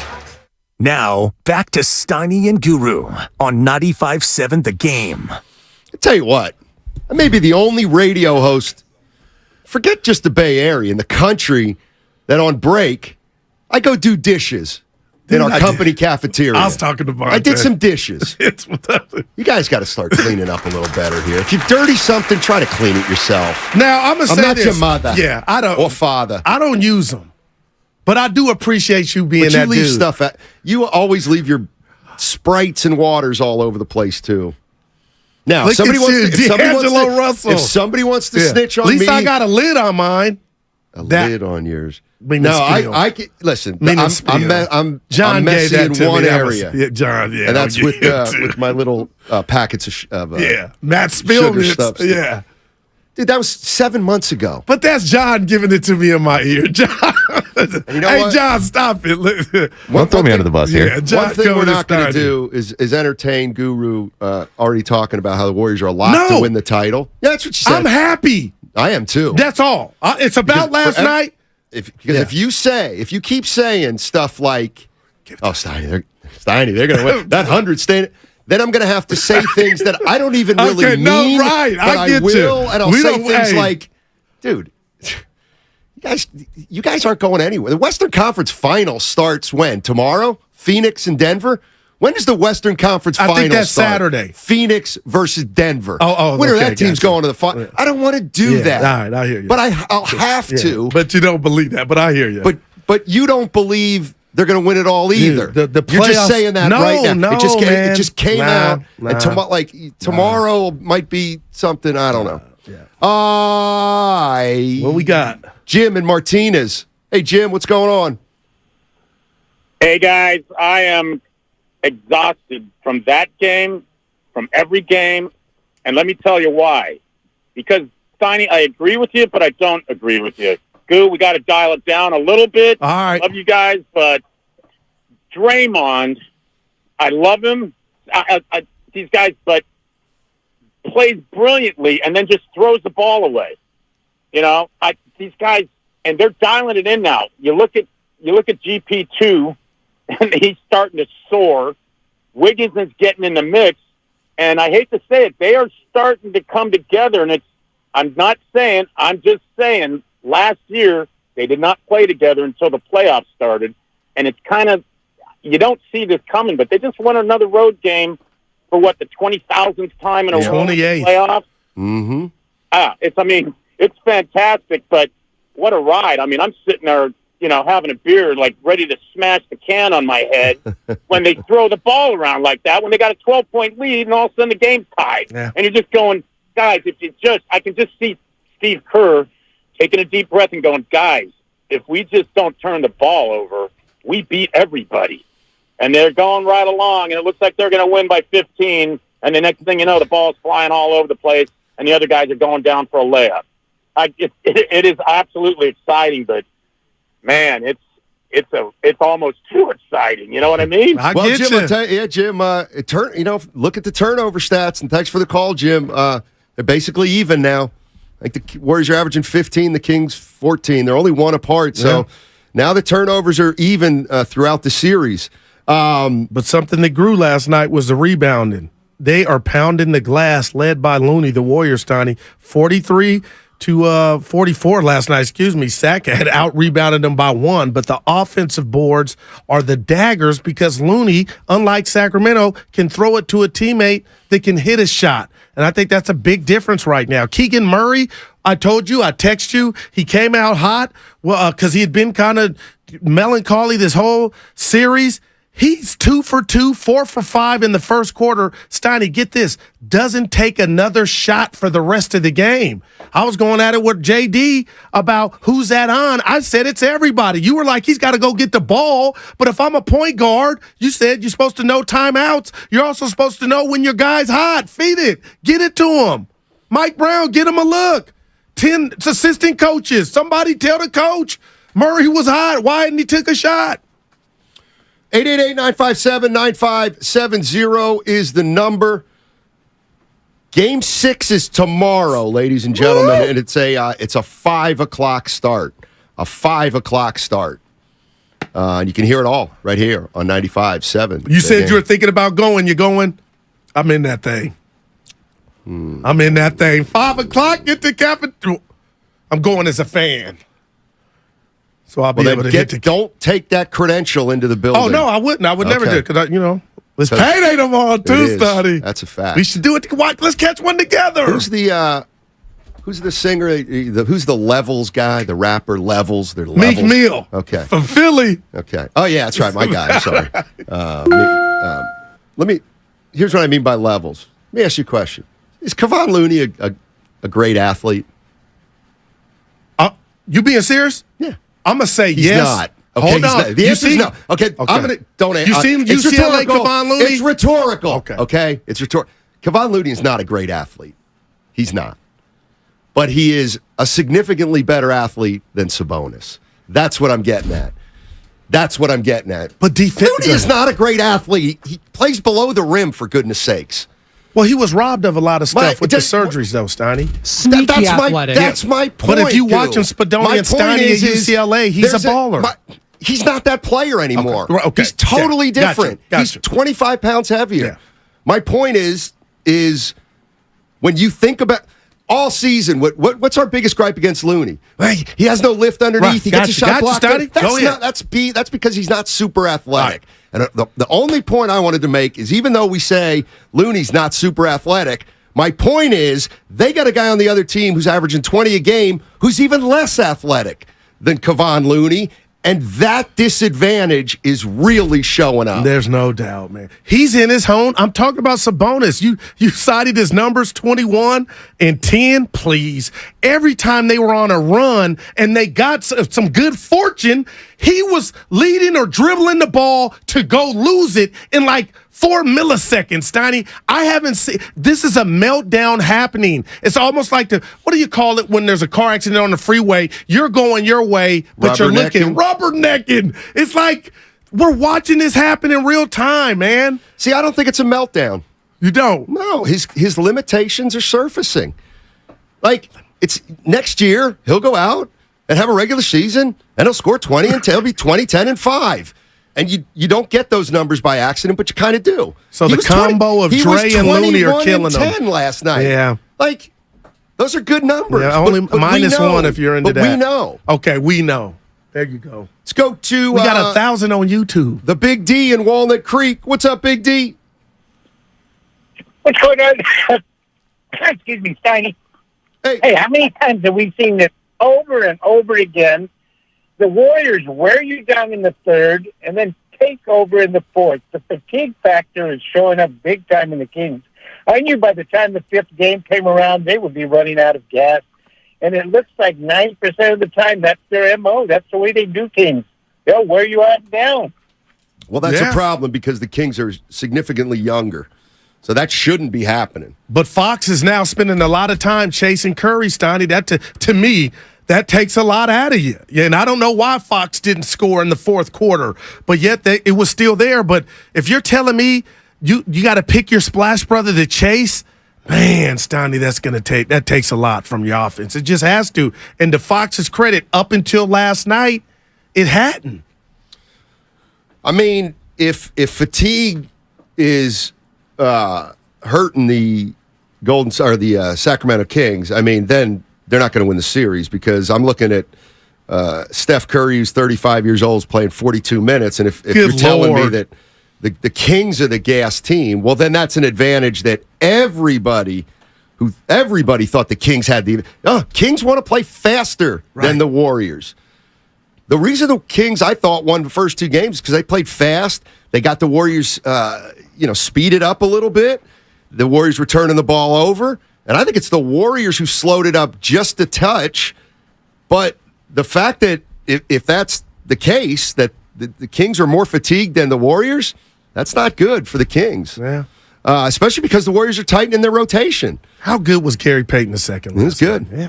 Mm-hmm. Terrific finisher around the rim. See, I don't think he gets enough credit for that. Tennessee is in Oakland. Hey, what's up, guys? Steiny Goo, thanks for taking my call. I got 2 comments. One about the looks the Kings are getting from 3, and the other about the conditioning there. In terms of the 3 ball, it seems like the Kings are getting great looks. Mitchell's getting good looks. Murray's getting good looks. Herter's getting good looks and missing them all. Sabonis and Fox are getting great looks because we're giving them as part of the game plan. And they're still not hitting it. It sort of reminds me a little bit of, you see Draymond do a 2-on-1 or a 3-on-1. He just stands there and looks scary, and the play totally falls apart. Same thing. The Warriors are just standing there being scary because of the dynasty. That's my thought. And they're just, the Kings getting some of the yips. And then what about conditioning? Well, I was watching Steph's interview after the game yesterday, and he wasn't winded. And that was pretty impressive to me because he'd been running around all night at 42 minutes, and everyone's talking about, you can't play Steph 40 minutes. He's going to. But it seems like he's got it in the tank. Appreciate it. You can play Steph 40 minutes. The question is, will you, over the course of the playoffs, be able to see a wear and tear that ends up compromising how great he is? Real quick, Snotty, I thought before the game, Kerr was talking, and he said, I said, that boy Snotty be on it sometimes. He was saying, ideally, I want to play Curry around 37, 38 minutes. But what I appreciate about Kerr is, that's what I want to do. But what I need to do is play him 43 after playing him 42 to secure the dub. No pun intended. Like, man, Steiny, and you're right. We'll cross that bridge, the Warriors, when they have to cross it. If wear and tear comes up to bite you later, if you do advance. But he's going all in to get these victories. And yesterday was the first one in the playoffs, and it was by far the biggest one. Big J. Big J is in Oakland. What's up, Big J? Hey, how you doing, guys? Good. What's up now? Danny, I wanted you to put on your coaching hat for me for a second regarding the turnovers from your stars. And I wanted to know how you would deal with that because, to me, if they just those 2 guys, Steph and Draymond, and maybe Clay every now and then, got rid of their turnovers, we would blow these guys out of the water with no problem. And it seems that Kerr is kind of complacent with it, but I'm just curious to know how you would address it if you were talking to the guys when they came to the bench. I mean, thanks, Big J. People aren't going to like this answer, but I've been pretty consistent with it over the 10, 12-year period, and that is it's something you live with. I don't think it's ever going to change.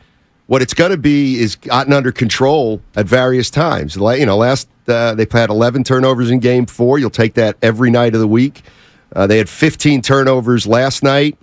It's okay. It's okay, I think. Averaging 12 in the series. I think they're averaging 15, if I'm not mistaken. I got think I looked that up right here. Wasn't it 15 to 14, the turnovers? I might have looked at the wrong thing because I could have sworn the turnovers are almost even now in this series.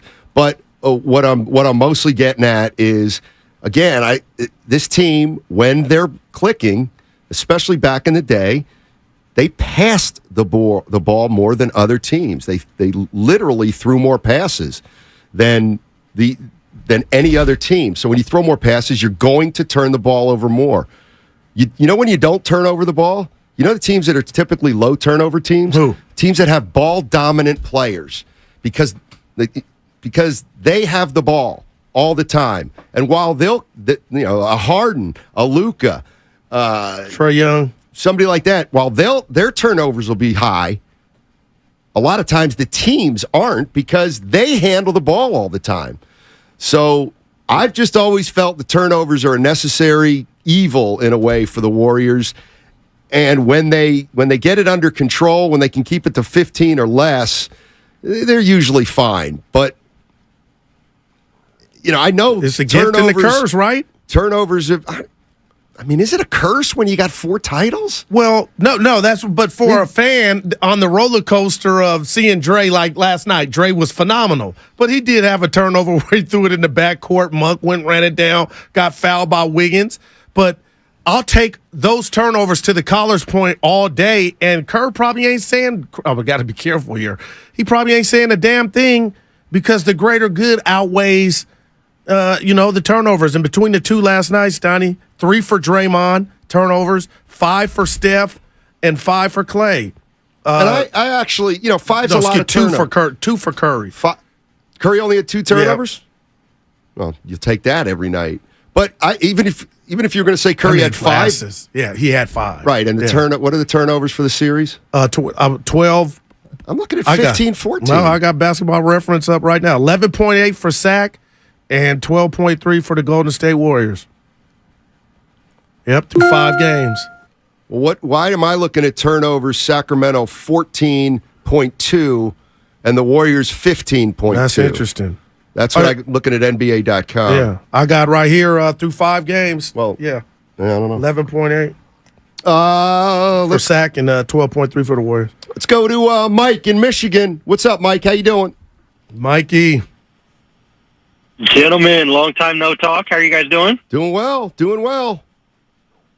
Good to hear you guys' voices. Still listen every day. Just haven't had time to call. Real busy at work. But thank you. I just wanted to give you guys a point of view on my takeaway from Game 6, and it's the overall series. Sabonis is overrated. This guy, if he's in transition, able to get to his spot early, then he's fine. But if you slow the game down like the playoffs do and the possessions mean more, and he has to work for position, he can't move Looney off his spot because Looney has that base that's real strong.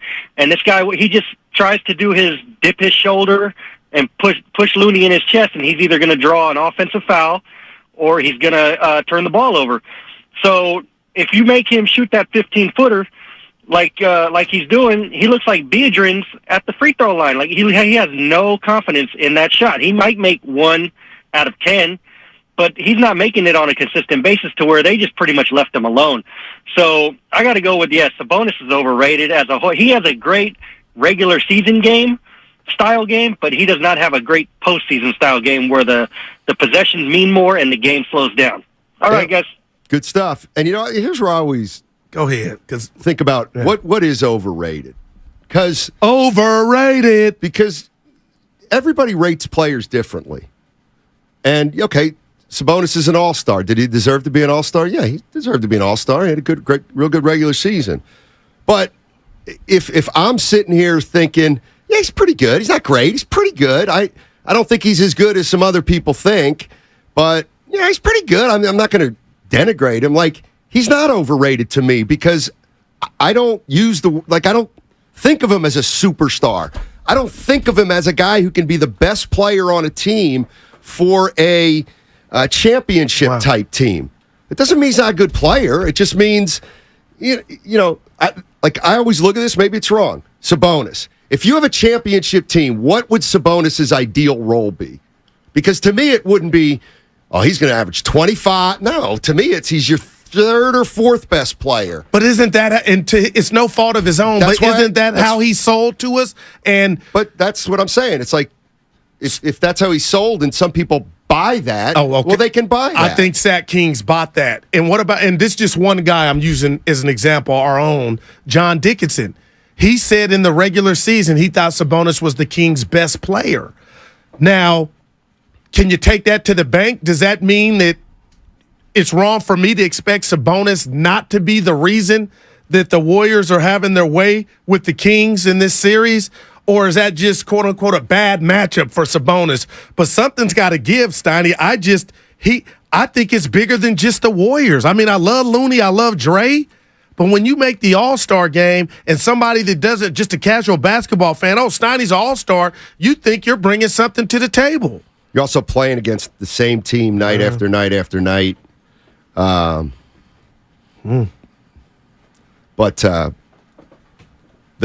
the bottom line is, and this is what the playoffs are all about. Now, everybody gets exposed at some point except the champions. So, if I asked you how many just off the head, I got to tell you, know. I can't. You know why I'm stuttering all over the place? I didn't even know you stuttered. Because the turnovers for the series are 15.2 to 14.2. Well, John and I got it 11 you and 12. Refresh. Hit the refresh button. I just did. I'm looking at it. Through 5 games, Steiny. I'm wondering if you're looking at the regular season. No, I'm looking at the ESPN. Yeah, no, we got it right here. The numbers have to be 0.2 because there's 5 games. You know what I mean? Well, damn. The decimal point's got to be a 2 if they've played 5 games. We'll figure it out. Yeah. You'll walk over here during the break. Well, I got it right. I'm locked and loaded. This is I just obsess over. But let me ask you this. Why are you not at Basketball Reference? Because I'm looking at series stats right here on NBA.com. But I guess my question is, but Basketball Reference is your go-to. That's what I got. That's for individual stats. But this is the series stats. I'm looking at series stats right here. But if you go to Basketball Reference, you'll see what I'm looking at. Okay, I'll come over and then it'll be bigger. You know what I'm saying? I know you ain't cool. You made a mistake. It's just like, why are they I didn't different make a here? mistake. No, I didn't. Either did I. Yeah, I think you did. Because you're reading the wrong information. You have to refresh. What do you have? John gave me the bloop What do you have, John? Oh, boy. Yeah, I know. John's now saying, Steiny might be right. Nah, John gave the bloop. John, get on the mic right now. Don't turn on Let me me, double boy. check. Thank you. I'm lit. Dylan and I Hayward. was a math major. Hey, Dylan and Hayward, you got the turnover stats up in front of you? No, I don't have the turnover stats up in front of me, but I do remember calling last week after Game 2, after the Dubs turned the ball over 22 times, and I called you guys and I said, we're going to be all right. As long as we clean up our turnover game and as long as we start playing together, we're going to be just fine. And I said Dubs in 6, and everybody thought I was crazy. No, now look at us. We're up 3-2. We got Game 6 at home.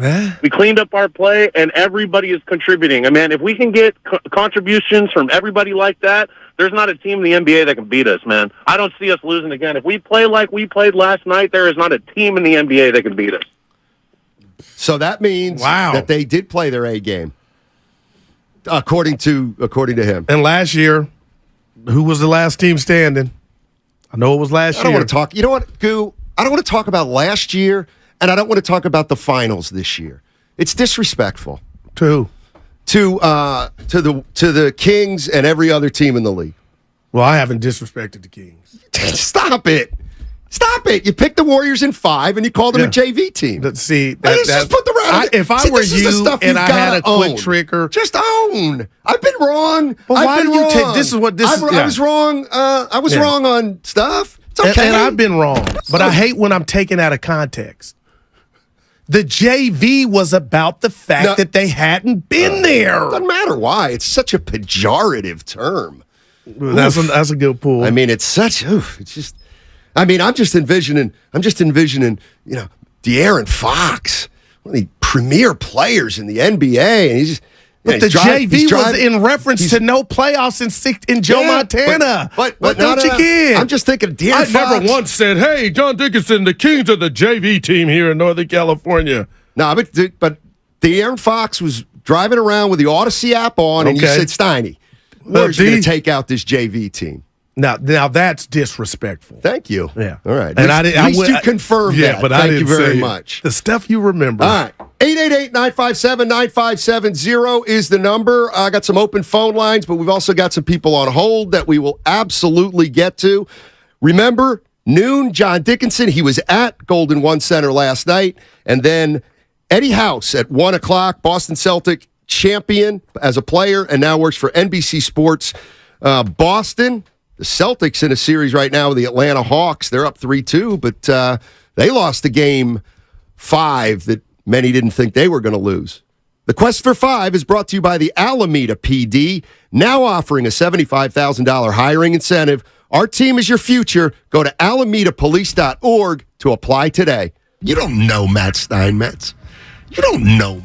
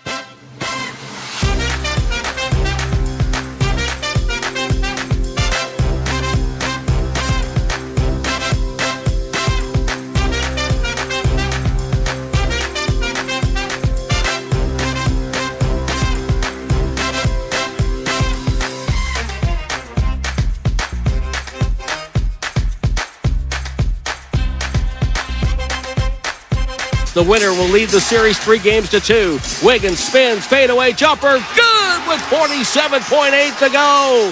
119-114, Warriors up 5. Now, back to Steiny and Guru on 95.7 The Game. All righty, Warriors take a 3-2 lead in best-of-7 series. They knock off the Sacramento Kings 123-116. I think it's the, you know what, I'm going to go ahead and call it their best game of the year, obviously, under the circumstances. They hadn't, and Willard documented this tremendously on the show, on his show yesterday with Dan Dibley. Warriors they did not have a significant road win during the regular season. I heard that. I mean, you could make the case anyway that they didn't. So I guess it's not going out on a limb to say that the Warriors played their best game of the season last night. If you want to be safe, just say on the road. Yep. Let's go to Austin in San Jose. 888-957-9570 is the number. And you want to jump in and talk GS Dub? Let's go. What's up, Austin? How you doing, man? What's up, fellas? Good morning. It's always school. Keep it up, man. I got your back. Watch Steiny, man. He's a tough one to handle, but you got it, man. I got your back. Don't worry. Hey, listen, guys. Great game last night, as we all know. Couple things, though. The TNT crew, you can see their faces after the Warriors won. They're starting to feel uncomfortable. All the crew had the Sacramento young guys, the old guys from the Warriors. The Warriors are hearing that noise. Don't think they're not hearing that. They're trying to put this up as the Warriors are getting old and they can't hold off these young guys and Fox and all these guys. You think the Warriors aren't hearing it? They're hearing it. And everybody knows the longer the Dubs hang around, the more uncomfortable the faces are going to start to look. Because look at last year. Can you tell me right now, Steiny, anybody left in the field is any better than Boston was last year? I don't think so. And Milwaukee's gone now. Here's another take I'm going to give you guys. I think that Boston's going to get knocked off before they get to the finals. I got the Knicks knocking them off, believe it or not. So if you start to play this out, guys, the Warriors get by Sacramento, watch out. At Goo, your bet still might be good. Man. See you, man. That's disrespect. That's spitting on the Denver Nuggets, the Phoenix Suns, the Grizzlies, and the Lakers. He just spat on them. Austin, you just spit on them. You spit on them. You know what? Denver might be the best team in the NBA. They might be. It's possible. But we're going to find out. Right. Yeah. But why would, I don't understand why Denver's in the one seed, right? Yep. Why are they getting disrespected as a one seed? I think because they have not had playoff success, almost like Sacramento. You got to, you know what I mean? It's almost. And this is, maybe we got to do Giannis right now. Just because you don't win a championship doesn't mean you haven't had playoff success. Because if you're going to use that barometer, 80% of the league has had no success in the playoffs. And I just don't believe that's true. Okay, but what are you really asking, though, Stoney? Because what they're not getting to me is the benefit of the doubt. And the reason nobody's picked. And Denver, the players don't give a damn. Finals. Yeah. But Dallas was just in the Western Conference Finals last year. And look how that turned out a year later. My point is we haven't seen Denver go on that long run. So that's why I believe there's nobody gone on a long run other than the Warriors. Yeah, other than them. So, that's what I'm saying. I mean, if you're going to compare teams to the Warriors who've won 4 and 8, well, it's I guess we can make fun. We can make fun of every team that isn't the Warriors. And I'm just saying, Denver has had a great year. They were hurt last year. They still made it into the playoffs. Jokic has been in the postseason 5 years in a row. They've won. They've gotten to the second round a couple times.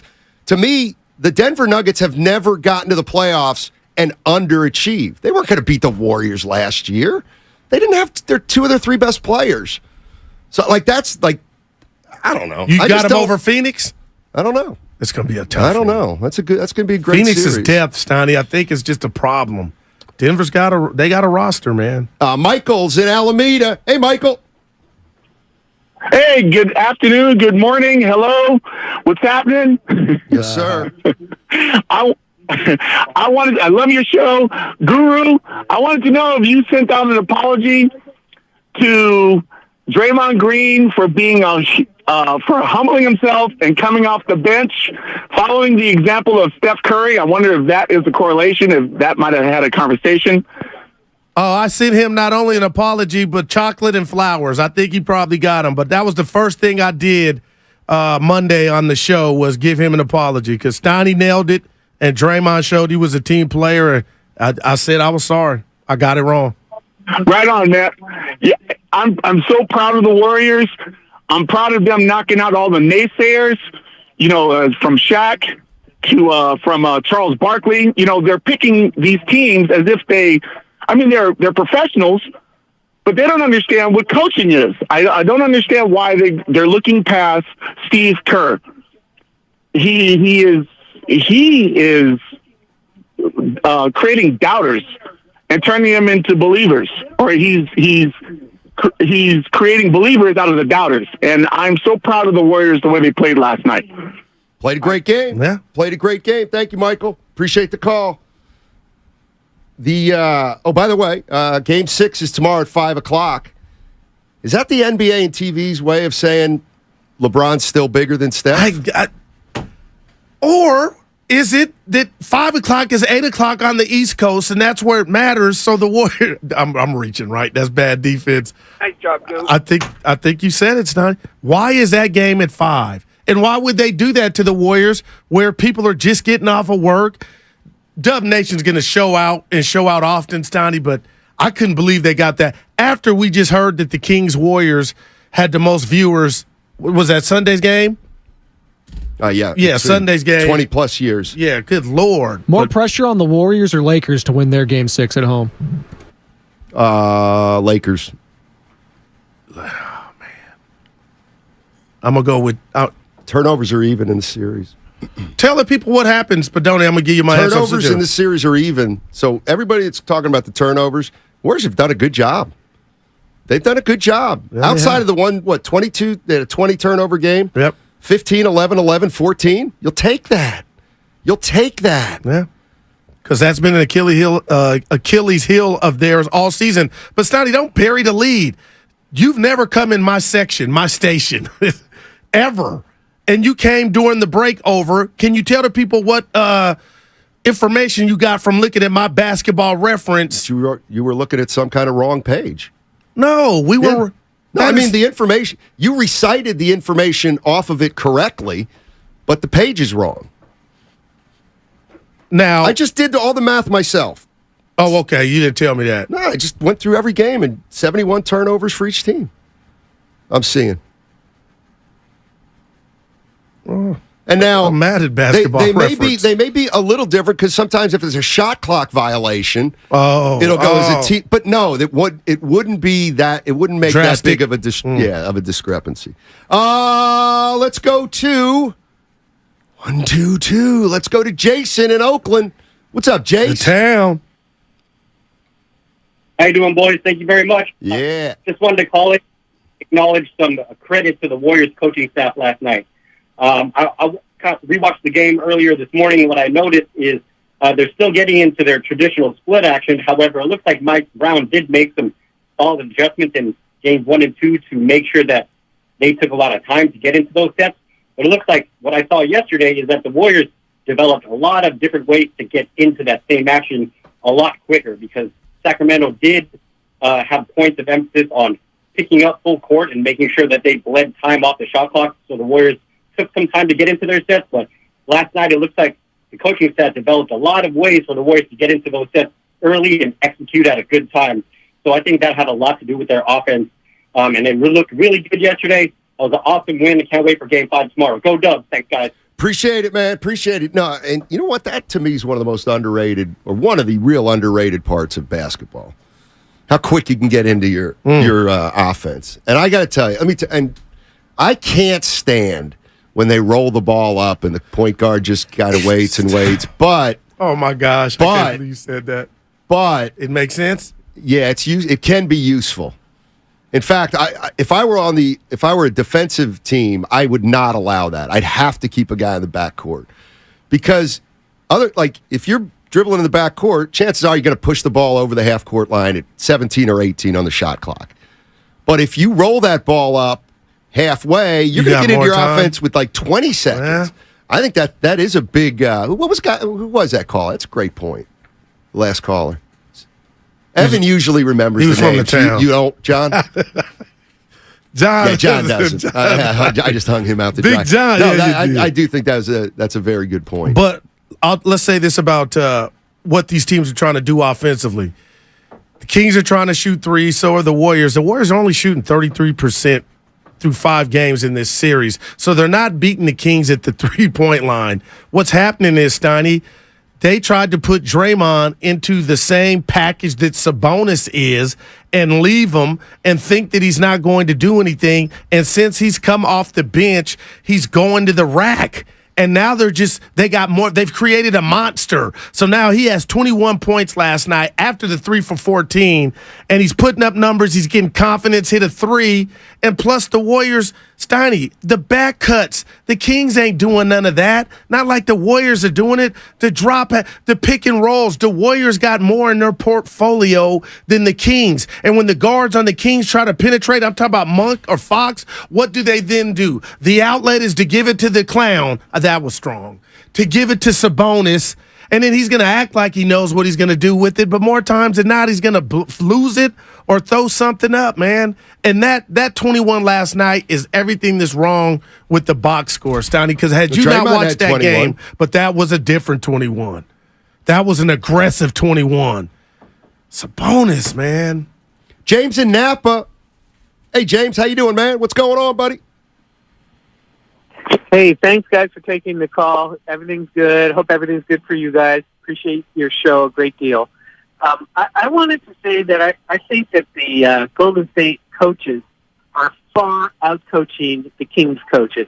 I don't think it's all Kerr, but he's the lead honcho, so we got to say Kerr first. But the decision to try and pair Curry with Fox, the decision to take Draymond off the bench to get better spacing with Poole at the start of the game.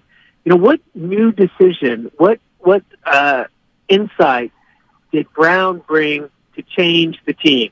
You know, he hasn't brought anything new to their game, and I think that's been a huge problem for the Kings. Yeah, I think series isn't over yet. I mean, I think the Kings, the first two games, I know it's not considered an adjustment, but the way they played, the way they defended the Warriors in the first two games was to slough off Draymond and to play the passing lanes, and that's one of the reasons why the Warriors turned the ball over 35 times in the first two quarters. They take Draymond. Okay, so boom. Kings are up 2-0. Warriors make an adjustment. By necessity, Draymond Green doesn't play game 3, so that player who's initiating the offense at the top of the circle that now has to be guarded a little closer, and it just opens up the floor. Now, does Brown have another move to kind of counter that? And I know that's just one thing, but 5-7-4. Where's that? 5-7-4. Would you guys say Steve Kerr is out coaching Mike Brown? I mean, I'm not into that. I don't know. Yeah.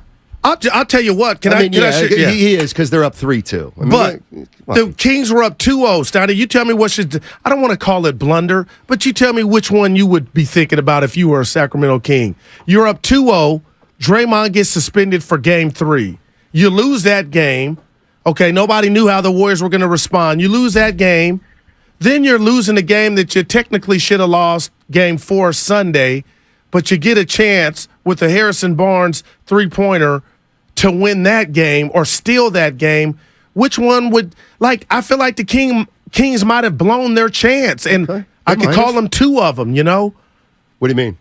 Well, the game 3 with no... Oh, thanks. Oh, it's James in Napa. Oh, okay. The game 3 with no Draymond. Right. Or the gift that was right in front of you game 4 that you didn't capitalize on. Maybe they're not better than the Warriors. And that very well can be true. I mean, I'll say it again. I think these teams are pretty evenly matched. And I think that's why he was saying coaching, Stoney. I was like, well, coaching kind of could be even, you know? To me, these teams are very evenly matched, which 2-2 shows to me. And then game 5, like I said, my first thought is that was the first game where it felt like their experience paid off for them. No doubt about it. So that's kind of the way I look at it. Now, can they close it out at home? We'll see. If they don't, can they win Sunday? Yes, they can win Sunday. I agree. Drew and San Mateo, just to let listeners in, because I have no idea. So I got five callers here on hold. Yeah. I got the coach, I got Drew, Basic Kev, Manny, and Eric, and then there's usually a comment about what they want to talk about, and some of them are a turnoff. Like Drew in San Mateo wants to talk about how the Warriors are not getting respect. And this is where I go, well, come on, Drew. What do you mean, Drew? What do you mean they're not getting respect? Hear him out. Yo, what's up, fellas? Hey, Talk to us.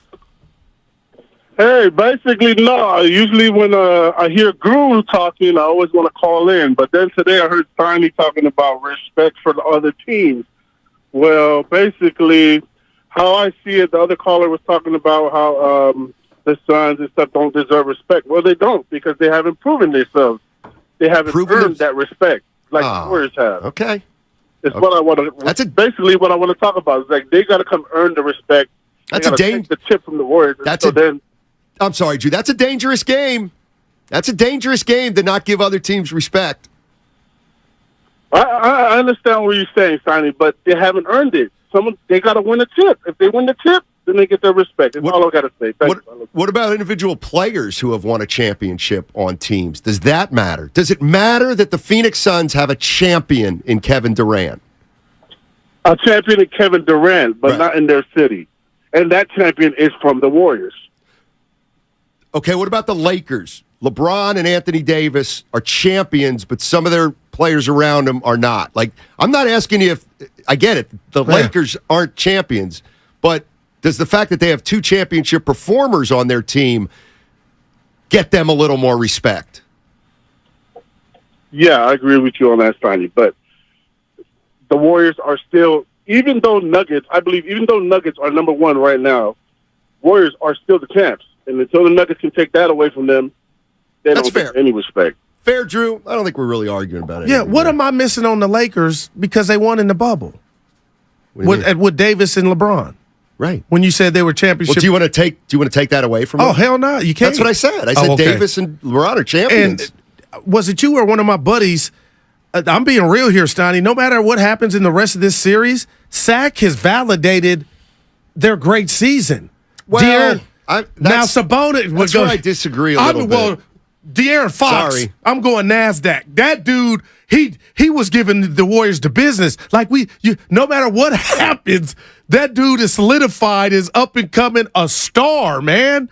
Like that don't, you know what I mean? Like they could lose and get blown out, but he showed us, and the team and the way they play, I feel like, okay, maybe you lost the series in 6, but you guys did damn good for it. That was a good showing against the defending champs in this pedigree. They're not the defending champs to the Kings. They're a 6 seed. The Sacramento Kings are a 3 seed. If they lose to the Golden State Warriors, who are a 6 seed, they got upset. And great, yes, they did make the playoffs for the first time in 16 years, and that's great. But they will have lost the series where they were the higher seed. Yeah. Well, I guess this is not college, and you know the word I want to use? Program. I guess the program's in a good hand. Is it? Is it? And that's the other thing. I don't really want to talk about the Sacramento Kings, but are they in a great spot? I would say yes. Well, we just have spent half of every show talking about how Sabonis ain't it. Yeah, against the Warriors. Like, do you think Phoenix can make Sabonis? Yes. It's maybe not to this degree, but yes. Because every team ain't got a Looney Andre. You know what I mean? Like, look at this team. To me, they have one player who, like Monk, is he going to even be around next year? Okay. All right. I hear you. Harrison Barnes. I mean, he's winding down. He's been the same player his whole career. And they're probably looking at this series like we need more. Yeah, he's all right. Kevin Huerter's pretty good. HURTER, because he's hurt. Who am I forgetting? Keegan Murray. Good player. Yeah. He's going to get better, no doubt about it. But, I'm not penciling the Kings in for 5 straight playoff appearances. That's interesting. Why the hell would you? They could pull a Dallas. Basic Kev. What's up, man? Hey, Steiny Guru, what's up, y'all? Hey. My guys, man. What's up, man? Look, first off, Steiny. Hey, Steiny, leave Goo alone, man. Look, Goo, if you want to look to the finals, baby, I'm right there with you. Not on my watch, Basic Kev. Hey, not Kev, on my watch, baby. Where's that drop about the power chair? Hey, I know. But look, hey, shout out to my boy, Matty Ice. If he's listening, hey, here we go, baby. But look, I got a lot of things I could talk about, but I just want to focus on 2 sequences in the fourth quarter. All right. Of Steve Kerr. And I feel like, man, he really showed his championship coaching pedigree. And you remember the first time out when Monk got the take foul, or actually it was after that. Monk had got fouled. He had 2 free throws, and then he had made it 111, 109. Steve Kerr called a timeout at that point because he could feel, at least from my view, that the momentum was about to shift. He called a timeout there, and then we kind of stopped the bleeding a little bit. And the other one was when Looney was called for an offensive foul. He didn't elect to call just a timeout. Man, I feel like it was like a perfect strategical move for him to say, you know what, let's challenge it we lose it, but we still get treated like a timeout. And if we get a lucky call, a G Dolly, call at the end of the game, cool. But he stopped the bleeding twice, and both of those times we kept their run from taking the lead. And I feel like Steve Kerr just showed his butt. You know what I'm saying? He really did in a good way. And I'm just high up on everybody. Shout out to Loon, Dawg. Shout out to Draymond. Let's go, Warriors. We're doing this again. Let's go, Guru. Yeah. All right. You're up 3-2 in the first round against the Sacramento Kings. And I'll play both sides. They're a 3 seed, but they're still a Sacramento. This will be the first game, though, Steiny. We talked about the TV show with Kiefer Sutherland with a 24-hour rest. Remember, they had 2 days in between Sunday and yesterday. Tomorrow, this will be the first game of the series to where they played at 24. You got 1 day rest, and you're back at it. Curry coming off 43 minutes. We kind of talked about it yesterday. Were there 2 days between 1 and 2? There was Sunday and Wednesday. That's how. Yeah, I was out. They played Sunday. Then I went. I think people here decide. I think people here or listeners are thinking, Steiny, I'm just trying to remember because I can't remember those games. See, they got the bad draw. Durant and the Clippers had to play 24 hours. They had 1 day rest. The Kings and Warriors have always had 2 days rest. Oh, that's right. That's what. Yeah, that's what Draymond was talking about with the Kings. Yeah, that with the. I didn't hear Lakers him mention beating that. the Clippers. Oh, or Lakers screwing the Clippers because they put them into the gotcha. every other game bracket, which I didn't even know about. Hey, I want to throw something at you. I got to squeeze in the coach. Write it down so you don't forget. The coach in Vallejo. Hey, coach. Hey, did you say this? Hey, Steiny and Guru. You know what? First of all, I would like to compliment you both for your professionalism and not insulting the callers, even if their opinion is different from yours. I really appreciate that, unlike your morning host, but that's another story. But also, I don't like the term unplayable when talking about certain players. Like they say Kuminga's unplayable or Moody's unplayable. These guys are professional basketball players, and they can play. And I don't think any professional basketball player making millions of dollars is unplayable. So that term just kind of turns me off. And lastly, and I would like for you guys to comment on this point. Lastly, I'm watching the Lakers, and it kind of hurts my heart to see what LeBron is now, even though he's still effective, versus what he used to be and how he used to play. I mean, in the old days, Dylan Brooks couldn't hold his job. Right. But now, I mean, LeBron hardly jumps. He plays more of a power forward type of game. But what are you going to do? You're right, man. What are you going to do, though, And he's still good, but what are you going to do to that, Steiny? It happens to the best of them. Yeah. Good stuff, Coach. Appreciate it. Thank you for the kind words. There's only 1 day between game 1 and 2. Well, you're reading that off of the YouTube. No, I looked at the stats. They played Saturday and Monday. I want you to turn your mic on. I want to fight. And now we'll go to I break. got it on YouTube. Somebody let me know. All right. Well, what was Draymond talking about? Hold on a sec. You've told me, shut up, Spadoni. Let go. We'll talk about when we get back. Oh, you know what? There's no read, so we'll be back on the other side unless I leave. I'm in the power chair. Johnny Mosley here with your Thursday.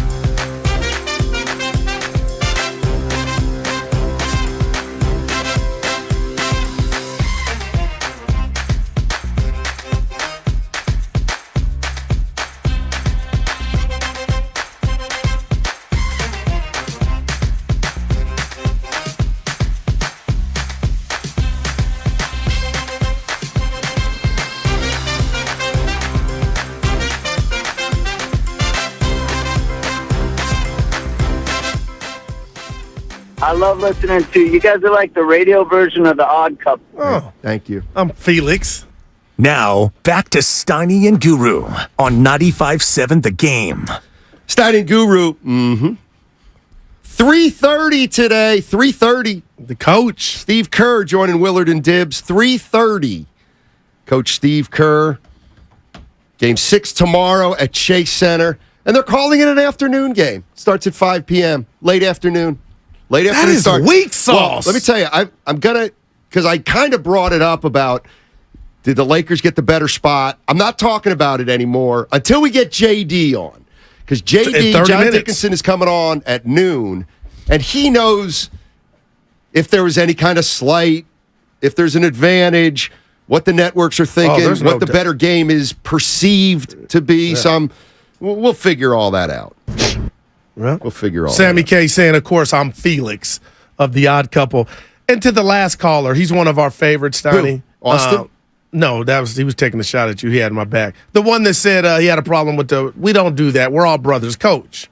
So you don't take shots at other hosts. We're all family here. Other hosts where? In other markets? What's over your head? Nothing. You've missed it. Okay. No, I mean, I told Bonte. Did you just use your glasses to stir your coffee that had been behind your ears, that had been sweating in this sweat box with R2-D2 over here trying to blow air? Our relationship, do you realize you cut me. What I took to heart more than any other thing my Lord. What I took to heart when I was a young boy, as much as any other thing, is wash behind your ears. But you licked your glasses. That's right. Because I didn't.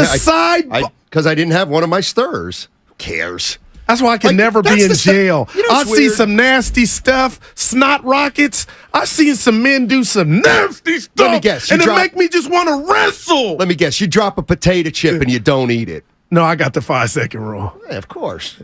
But Steiny, that was, whoa, John. I need a V8. Yeah. Yeah, that's right. 925 Steiny from a different generation. John Wayne over That's right. Number 5. Oh, my God. Dude, I'm really, scarred. You've seen me do it before. Yeah, it's just everything's changed. You guys brought it up before. Good Lord.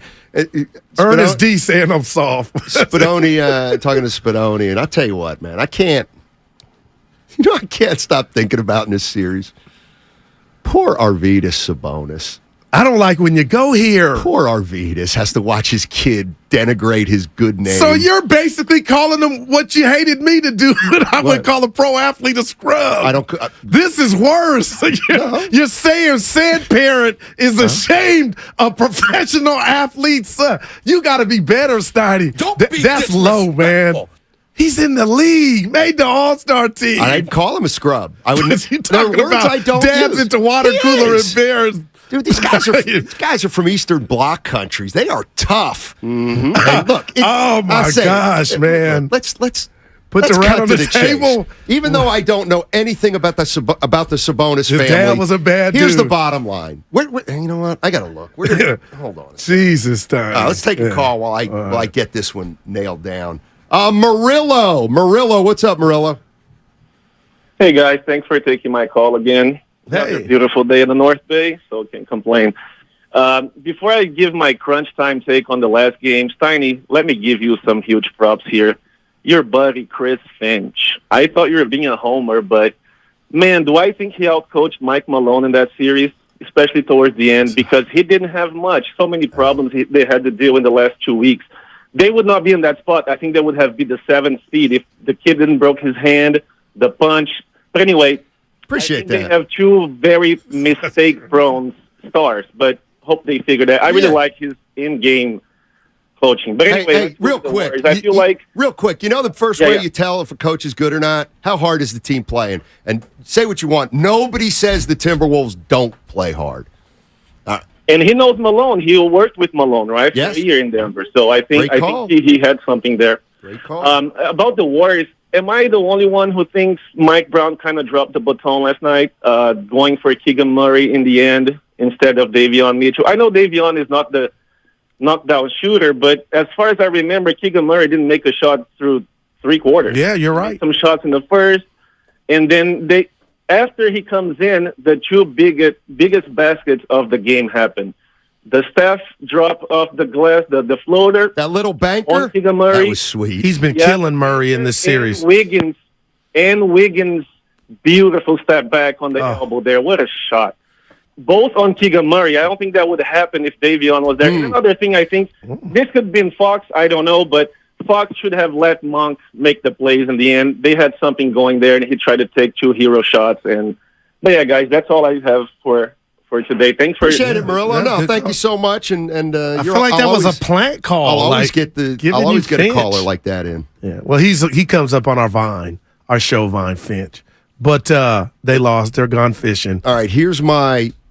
Just apologize to Sabonis. Who? You. I won't. In fact, I'll elaborate because I haven't called him one bad. See, that's but you're what doing you it without doing That's it. right. You're talking about Pops probably avoiding his. That's right. Pops isn't even taking his calls. So here's the way it comes down, and we've seen this in life. People. Arvydas Sabonis grows up in Lithuania, and he goes to one of those basketball schools, those academies. Right. All right, Pops is 7'3", and you know what? A big boy. He is unbelievable. Yeah. Can use both hands, a phenomenal passer. Well, guess what? Arvydas Sabonis became a great player. You know what he did? You know what happens when you become a great player? You make a lot of money, and you move into a nicer house, and you get nicer cars, and your lifestyle gets better. The and then you have dream. a kid, and the kid is not born in to the basketball academy, and he didn't grow up in Lithuania like Sabonis did, and he didn't have it as hard as Daddy had it. So guess what? He might not quite be as tough as Poppy. Hey, we've seen that. That's part of Americana. Yeah, in a but way. he's playing worse than a little tough. Might not be. We'll give you that. What he's doing, man, something's going on at the top floor of the elevator, the mental elevator.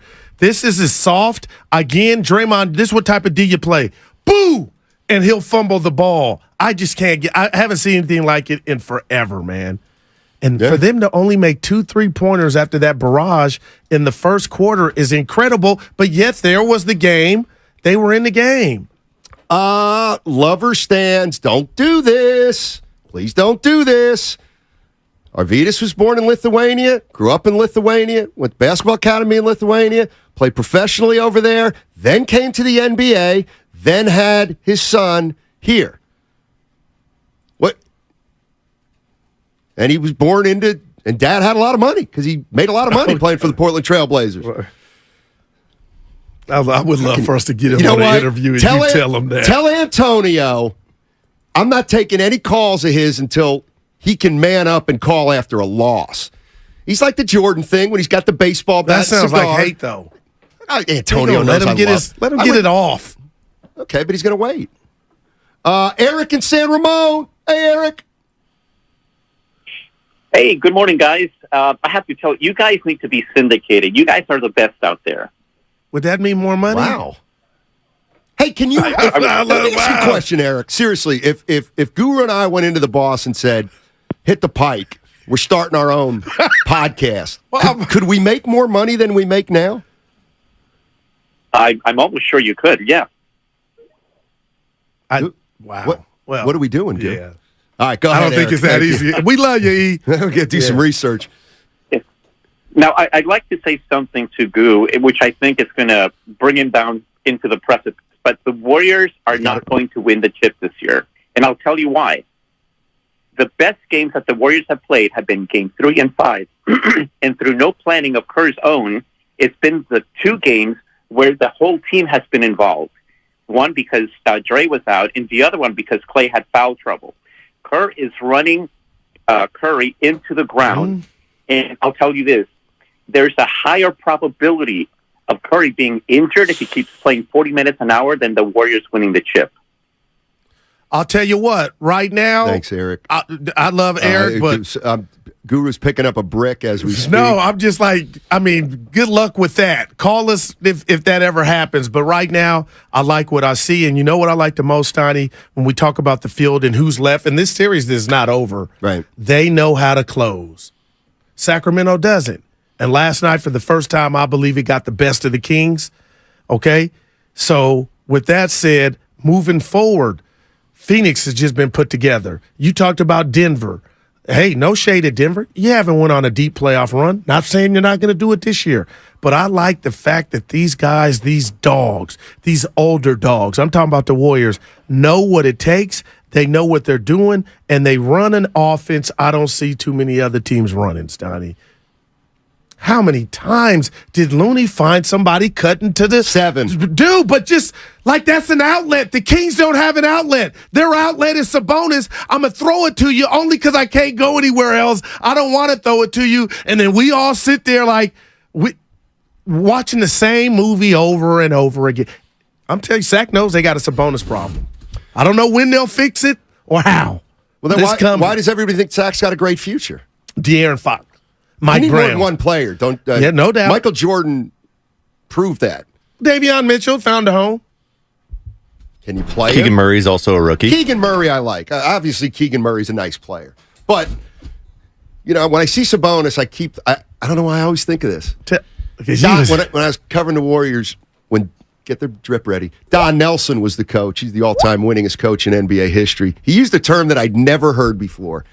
And it is when you have a big man who, like the quintessential big man who can get a rebound and push the ball up the floor, right? Sabonis, okay? He's like, the problem with this is those guys don't recognize the backflow.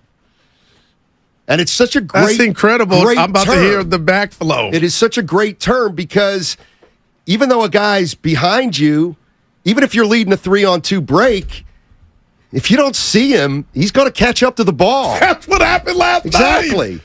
The backflow is getting Sabonis time and time again. But aren't his coaches letting him down, though, Steiny? That's the way they played all year. They like to push it up.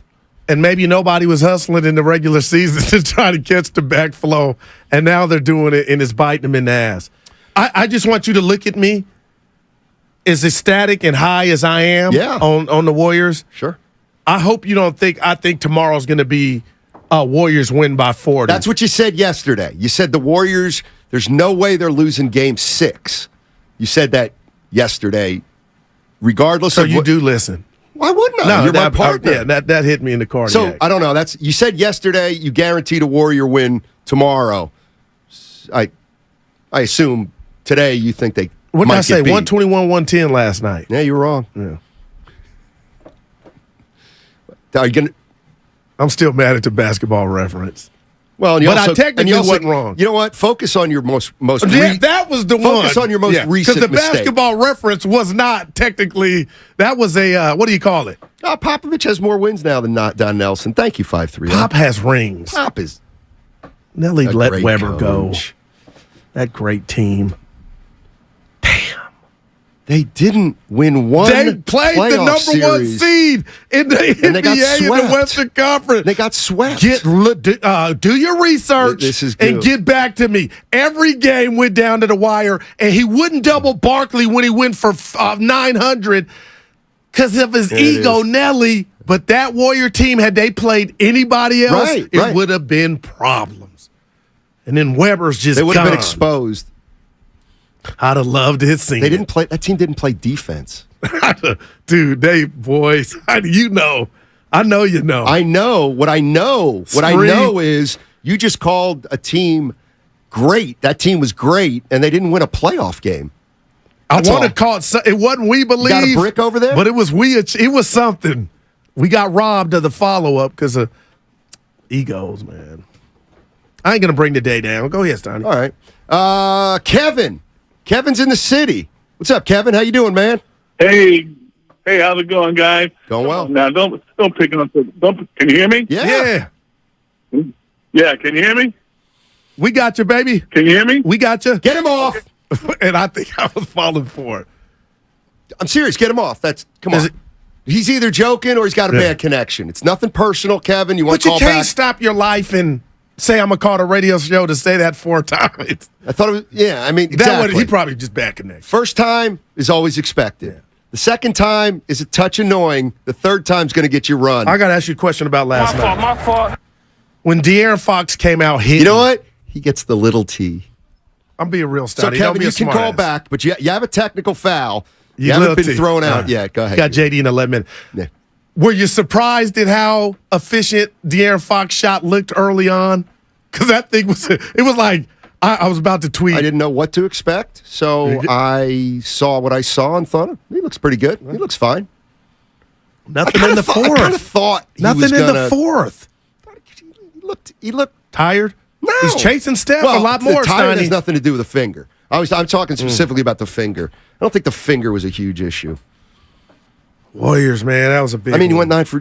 I'm sure Sacramento fans are like, "What are you talking about?" He went 9 for 25. So who knows? All I know is they lost. The Kings lost the game. I mean, and I was talking about this to my buddy last night. I watched the game with. Oh, by the way, there you go. I love shouting out Bay Area establishments. I watched the game in a pretty cool place yesterday. Got to a couple new neighborhoods in the city. So I get out in the city. So I get out of work yesterday. Yeah. I start going toward the bridge, and just don't remind me. It's one of those days where, oh my gosh, guess what? You're not even going to get to the bridge for 40 minutes. Just stop it, Steiny. This city's traffic patterns are a freaking joke. It makes no sense. So anyway, I'm sitting on battery for 15, 20 minutes, and it's like, you know what? I'm not sitting in this car for an hour and a half to get back to so this was a new plan. Oh, spur of the moment. The best one sometimes. Yeah. It was a game real-time decision. So I'm thinking, you know what? I'm gonna start driving south. So you just picked south. I love it. But yeah, I wasn't going to go to the Golden Gate Bridge. Right. So I went south, and I started going through some neighborhoods I hadn't been to in a long time because I used to live in this. So I went to the Connecticut Yankee in Potrero Hill. I've never heard of that. You can do the Bing too. He just did it. It's a Boston Bruins bar. So Come on. Yeah, there are a lot of people who were in Boston Bruins gear there. So I had a beer there, and then left. And then I met my friend in Bernal Heights, another neighborhood. Don't sleep on Cortland. Nice don't area sleep though. On really cool. Bernal Heights. Yeah. So then we went to a place called Holy Smokes. Is that what it's called? I think so. So we're at 3 spots now. That's only 2. I had one there, and then we went to watch the game at a place called Bear Bottle Brewing. Nice TV. Yeah, TVs. It's. I just like the. It wasn't like it's not a sports bar, but they've got TVs that are right there, and it's a big open space. I kind of like to, even though I'm not you, I don't play or think I'm a player. I like to walk around a little bit. I like to watch when I stand. I'm like Jerry West. I get real nervous, even though I don't have a rooting interest. I lock in. Anyway, good time at Bear Bottle Brewing. Did you leave your car in the city? Yeah. You know what, Goo? Because I know my partner. I had to have that'll give me the gauge. It's funny, how the game went. It's funny. I drove home last night because, believe it or not, I was an adult. There you go. I mean, I had the 2 beers at like 4 o'clock. Yeah, gotcha. And then I think I nursed, I don't know, one or two during the game. Less is always and more. Boy, they have food trucks out there too. Tacos. They were making it's called Smash Burger. You make it's like you get a meat patty, but you get it really thin. Yeah, thin. Yeah, really thin. Unbelievable. My man. So yeah, thank you. All right, there's my day. What'd you do? How's Norm? Good. We watched the game. He's worse than me when you watch him. Because, 1 turnovers, 8 turnovers. He said he bet on the Niners. And you heard him. That's right. I forgot. But, Steiny, I'm just telling you, man, he thinks, rough waters are ahead. And that could be the Lakers. That could be Denver. That could be Phoenix. I'm like, Pop, no. He's smart. I go Steiny with him. They got to handle Friday, and then we'll see who they play. But there's no way John Dickinson is going to say that this is not a slight to the Warriors and the brand or Steph, because I'm shocked that they would make them play Friday at 5 p.m. Well, I don't know necessarily. That's a middle finger for. Well, I don't know that it necessarily is. That's what I want to find out. Because say what you want, what it means is the Warriors are playing at 8 o'clock. But is that quote unquote the marquee? Okay, there we go. Okay. In Philadelphia, the Warriors come on at 8. So you're saying that's prime time it may on be. the East Coast? It may be, and I hope JD knows all those answers. Next time, take the ferry to Faction in Alameda. I've been there many times. I'm The an what, Oakland guy. Faction? Faction Brewing Company. Let me tell you something. Faction. We have missed the boat here. We have missed the boat here on some sponsorship. Well, what's up with our spot? Which one? The ship. Oh! Don't tell me tomorrow. If you tell me, you know what? I'm going to find out at the break because I'm going to go in and talk to Curly. But have you been hearing something about it? Maybe, possibly. What I heard. Just saying, there's a chance. What I heard is it's possible they could reopen tomorrow or Monday. Well, nice. The boss is happy on a payday Friday. Yes, You sir. know it. Free the people in Oakland. What's up, Free the People? Hey, man, great to talk to you guys. Happy Thursday. I hope you enjoyed the game last night. I surely did. I wasn't going to talk about places to watch games in Oakland, but since you guys are talking about all these places to watch in San Francisco, I suggest trying out the athletic club sometime if you guys ever have a moment to watch a game in Oakland. Aside from that. Hold on. You know what? We can talk about that. Yeah, I know the Oakland Athletic Club. You been there? Yeah. I got to get Of course. Good call, Free the People. Right on Grand, a couple blocks up from Lake Merritt. Nice Absolutely. place to watch a game. It's always live for all the area sports teams. It's a good spot. So check that out sometime. But what I called to talk about today was actually, I just wanted to give a props to the LA Lakers fans, or the Bay Area Lakers fans, and all the other fans who are opponents of other teams that the Warriors play, even though they have no stake in the teams, they have no stake in all these other teams. I want to give a shout out to those guys today. Also, I want to give a shout-out to Draymond for being the bigger man and taking the seat on the bench to make sure that the team could flow properly. I think it was the greatest move made this series. The suspension was a blessing in disguise. Warriors are closing it out tomorrow night, dude. They're going to win by at least 15. You're first. I'm out of here. Have a great Thursday, guys. All right, that's Free the People. Free the people. I'll say this about the Draymond benching. Let's just say it's the Lakers tomorrow night. Steiny, you need length. I don't know if you can afford not to have Draymond out there with Loon, Dawg. So it'll be interesting to see how styles make fights. And right now, tomorrow? This was the play. Tomorrow. I think They might be able to play them both against Lakers. Oh, I think they more about have the to. Grizzlies. Lakers got length. Yeah. How about this one? What are you giving me for this? So I was just thinking about this. So everybody knows that we go to have a beverage. We used to go to a place called The Old Ship. Yeah. And The Old Ship has been closed since January 1st. So we now go to a place called The High Horse. Yeah. What do you think about this? Now we talk about where we're going. Hey, Goo, we going by land or sea today? Land or sea? Now, Number 4. Come on. I totally get it. Okay. I just don't think you came up with it. I did, actually. Raise it. Huh? Raise it. He said raise it, which you were complaining about. Like the flag? What pirates Jolly do. Roger, come on. Keep that off the text. Yeah, thread. no, but it's funny he brought that up because you said by sea. And by sea, you would be on a ship. Oh. So he said raise it. So I didn't. I didn't fight. Yeah, right. I got left. Wouldn't be the behind. first time. Big Paul Revere fan, huh? I'm just saying. It's a pretty good Come one. on, Todd. Let me Open up tomorrow, Let me quick baby. check the YouTube chat and see what numbers I'm getting. 900. No, I mean a 4 or 5 on that Oh, one. but it's the ones, Tiny. Bring yeah, I don't. Nobody's. Yeah. Come on, rate that one. It's pretty good. All right, John Number Dick- 4. Listen, JD. we got full lines here. I'll tell you all. JD's coming up next.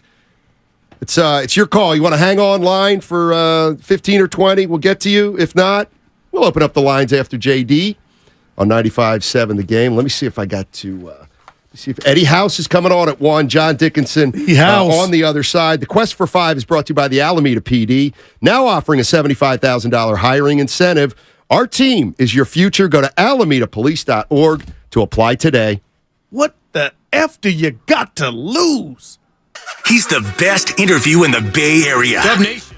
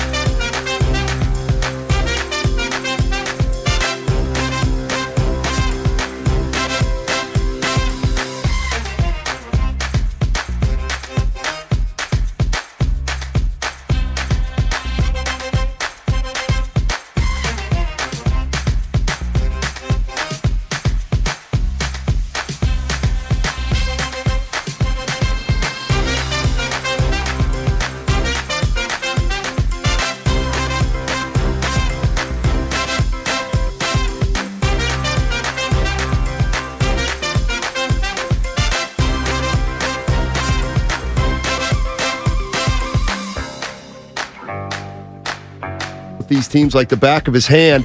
And JD, I got a text from Raymond Ritter, and it says, "We have never had a 5 p.m. weekday playoff game. Never.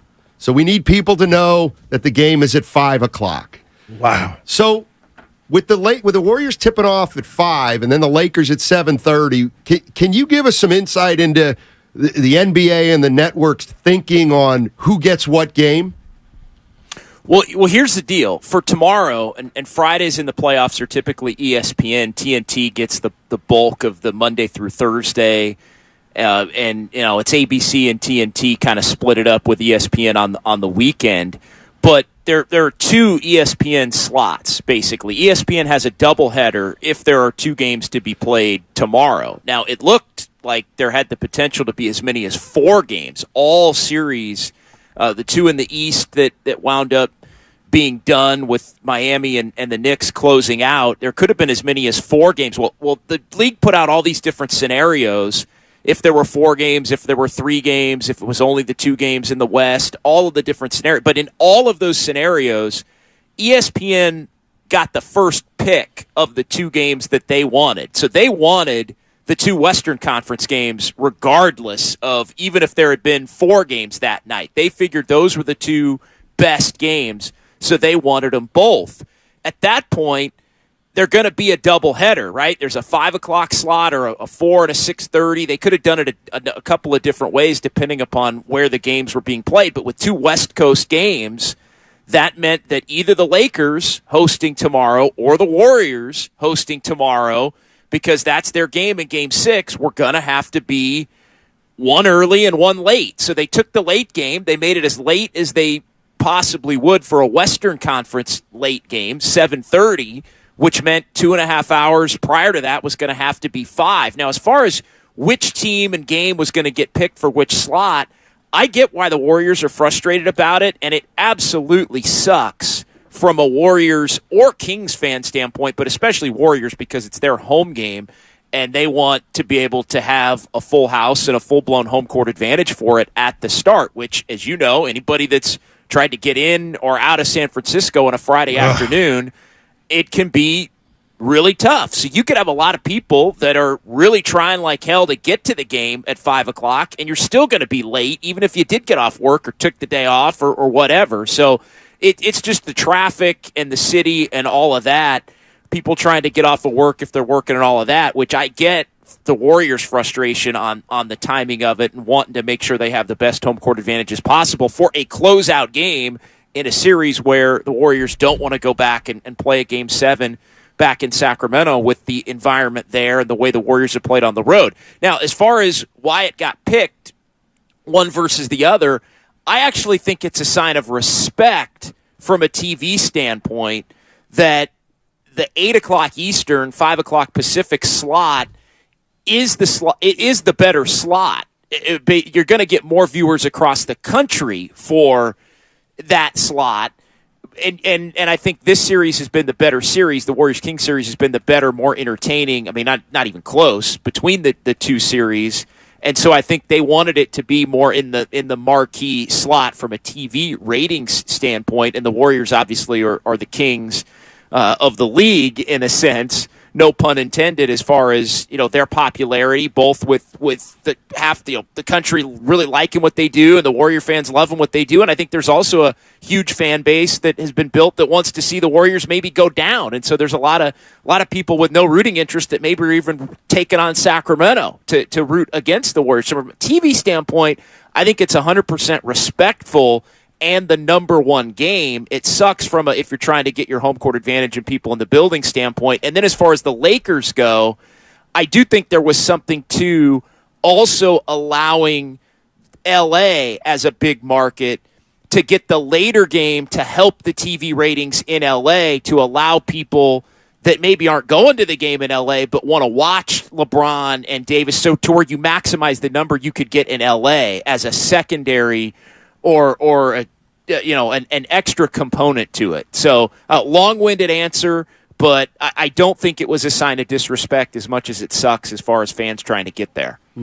JD, another great game last night, kind of went down to the wire, but my question to you is, do the Kings have an answer for Kevon Looney? 22 rebounds last night, Jay, and I don't know when this explosion started, but last year he led the playoffs with offensive rebounding. What's Looney doing? Do the Kings have an answer? I'm not sure they do. I mean, we were wondering if the Warriors had an answer in the first couple of games of this series when they were hitting. I mean, they're when I say don't have an answer, I don't know that there's tactically anything that they can do. I just think they need Sabonis to go be the guy that he was in the first couple of games from an offensive rebounding standpoint. The Kings were the team getting the extra possessions and it helped them win those first couple of games. So I know there's been a spotlight on Sabonis, and we've all talked about it, and whether his game is smooth or not, and the reasons his game is smooth or not, the Warriors have done the job as far as preventing him from getting those extra opportunities that the Kings were getting in those first couple of games. But as far as tactical answer, no, it's just crash the boards harder, try to get a few more offensive rebounds, and try to get some bodies on Looney to maybe prevent him from getting a few less than he's had to this point so far. John Dickinson joining us on 95.7 The Game. JD, the one thing I always think about as a series goes along is 2 or 3 games are played, and we say things like, well, he's not having a good series. They're not having a good series, which is either true or true, but my feeling is you can't really add it all up and say it's a series until like 5 games are played. Because up till then, I feel like it's just a bunch of individual games. That having been said, I guess what I'm saying is I think you can make a few more generalizations after 5 games.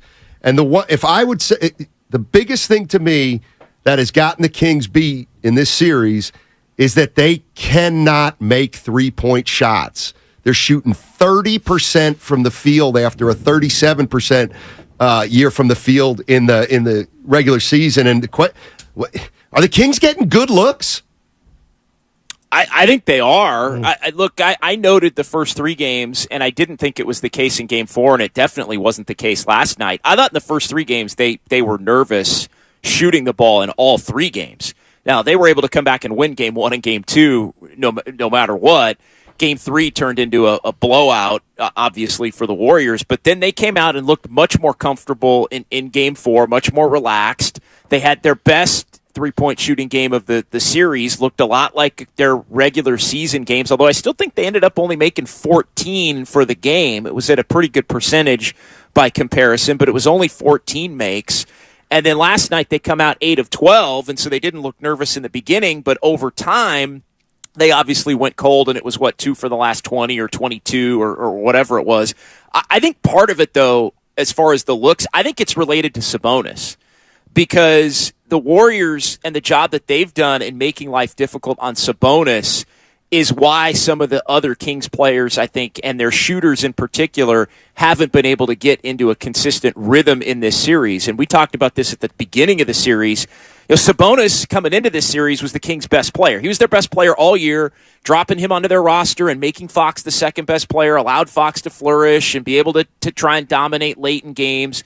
But when the Kings were at their best, they would run their offense through Sabonis, and Sabonis would have his way with his man as the bigger and better player most nights. A lot of times in the regular season, there isn't really extra attention put on him because it's the regular season, and not only would he get his, but their whole offense, for the most part, was predicated on him setting others up. His ability to get Herter the ball in open looks and get Keegan Murray open looks and get Malik Monk open looks. So I think the fact that they've sagged off of Sabonis some and made him uncomfortable has prevented, and they've taken away some of the better looks that the Kings are typically used to getting, and it's all been related, I think, with making Sabonis uncomfortable. And if that means Fox has had to take on more of a role, he's certainly been willing to do it, and at times dominated in this series before the fourth quarter and in the fourth quarter, not so much last night. But I think that's, in many ways, something the Warriors are trying to live with if need be, because Sabonis is so connected to their other players getting in a rhythm. And they typically are a team that'll get a lot of cuts and easy baskets and take advantage of teams that have breakdowns defensively in the regular season. And I do think the Warriors haven't had a lot of those level of breakdowns in terms of, they've gotten beat on drives, and Monk and Fox and when guys have put their head down and tried to go, even Harrison Barnes in some stretches has been able to do that. But as far as the flow of the Sacramento offense, that's one area where the Warriors have done a nice job. And that's why I think you look at some of these guys, Sabonis, Herter, Keegan Murray, others, and they're not having a great series. Jay, let me ask you this, because De'Aaron Fox, much was made of the finger. I almost sent out a tweet, Jay, like, is this guy hurt? Because you talked about how on fire the Kings were in the first quarter, but he played 42 minutes. I saw GP2, who I was telling Steiny, he had a stellar game. He was active. Dre was on him a little bit. Wiggins. What did you make of Fox's game? But more importantly, Jay, no points for Fox when he's eaten in this series in the fourth quarter.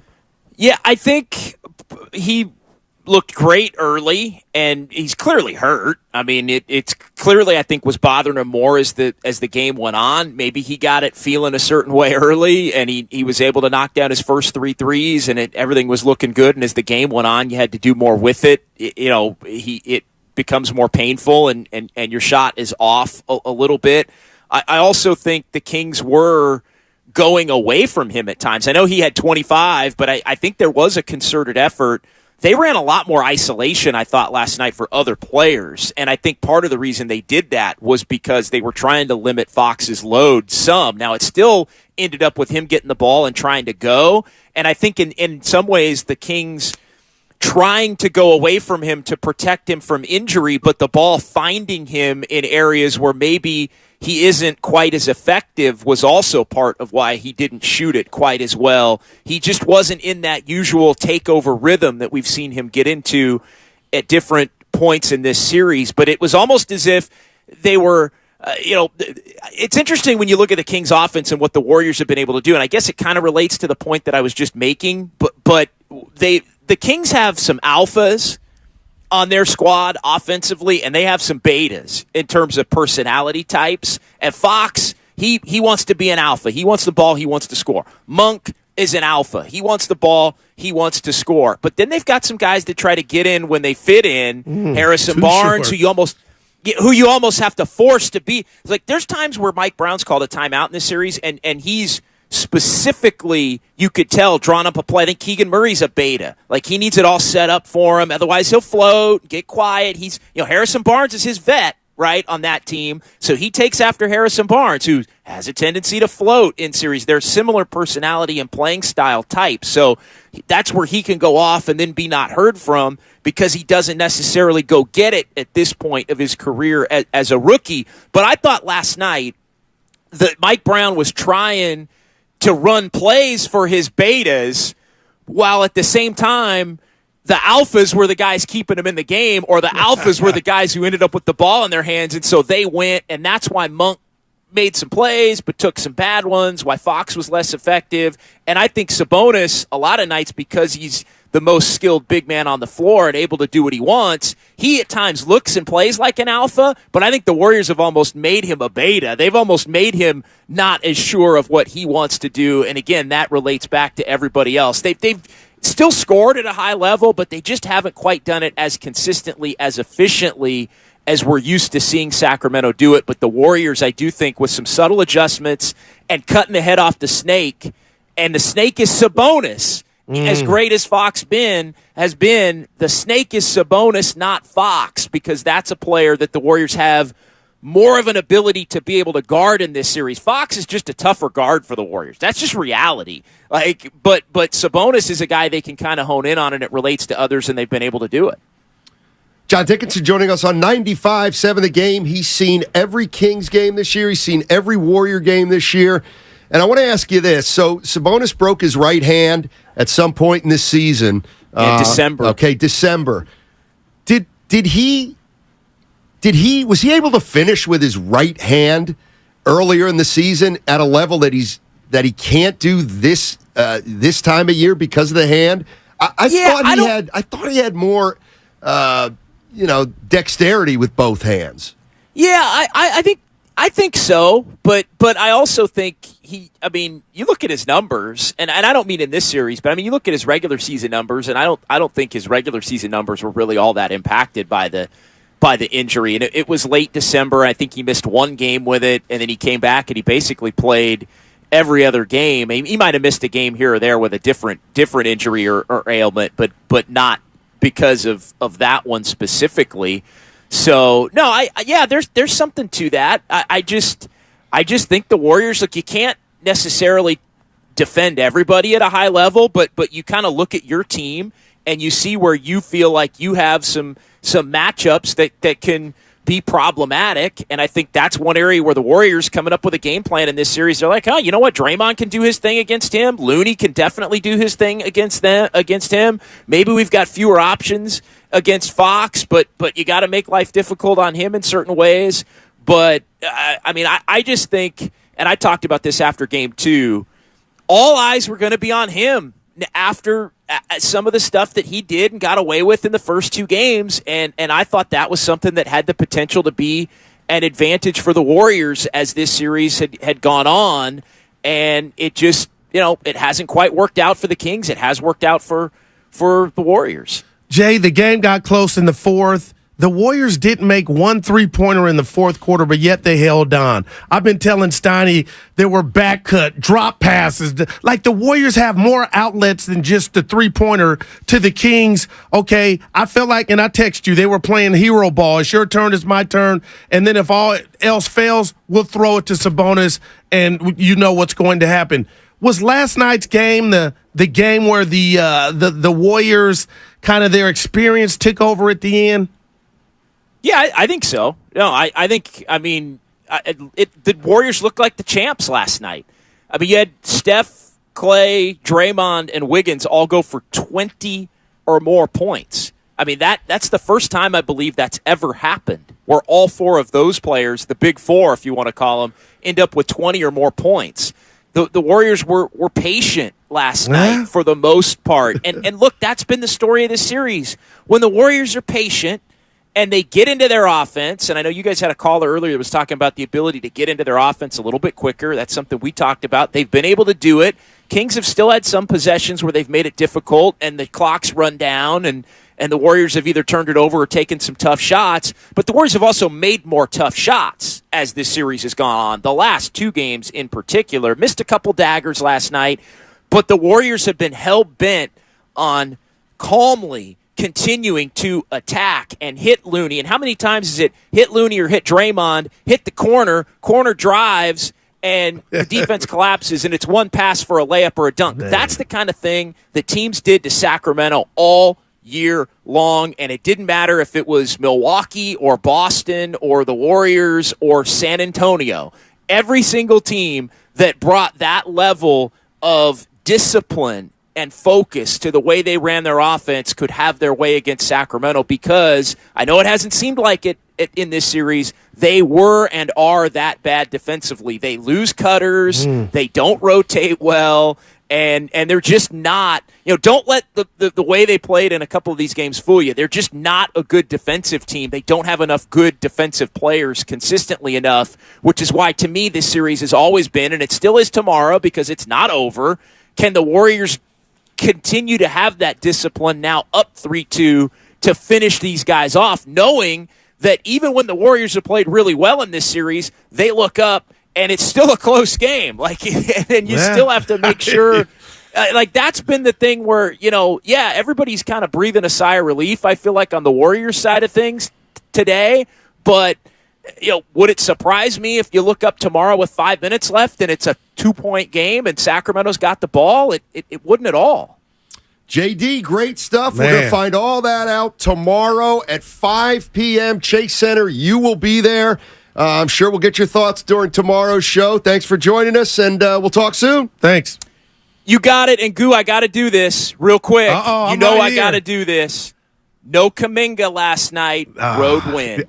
No Kuminga. Kerr finally did it. It was the right call. It should have been the right call probably since game 2. This is amazing. And he finally had the guts to do it. I know you said, hey, everybody played a part. Goo, I know what you meant. But the one guy who didn't last night, and it helped him, addition by subtraction, for last night and in this series, no Kuminga. He may be a factor in the next series if they advance. Not crushing the kid's career, but it's okay to acknowledge that no Kuminga helped the Warriors last night. It's okay, Warrior fans, to acknowledge that helped them last night. Jay, Have a good I'm not one. mad at. We left him, but I'll respond to that. No, you're good. Because I didn't tell Steiny one iota today about Jonathan Kuminga. In Kerr we trust. I get it. You got a rebound. You didn't do something, but it's Warriors on mine. And if they win, it ain't about it's tainted because Kuminga didn't play. I wish he could have contributed, maybe down the road, like you said, Jay. But yeah, you are right. That sticks out like a bump on a pickle. There was no Jonathan Kuminga. In the game before this, he played 3 minutes and got yanked. Yeah. JD, here's what I'll leave you with. Who's your favorite player? Jonathan Kuminga. Wow, the high flyer. Yeah, he's going to have trouble getting off the bench this series, kid. Yeah. All right. JD. He might be guarding LeBron at 12:30 on Sunday. You're though. right. That's You're true. right. And thanks, JD. Yeah. We need to be clear on that before we take a That's break. real. He might not play this series. Best believe. But he'll get another crack at it next series if they advance. Yes. And you know what? Against whoever. And you know what? Memphis or LA. If he can't play in the next series, you know what? He might play in the next one in the Western Conference Finals if they still advance. Who knows? Got to stay ready. All right. I see people on hold. We've got Eddie House coming up at 1 o'clock.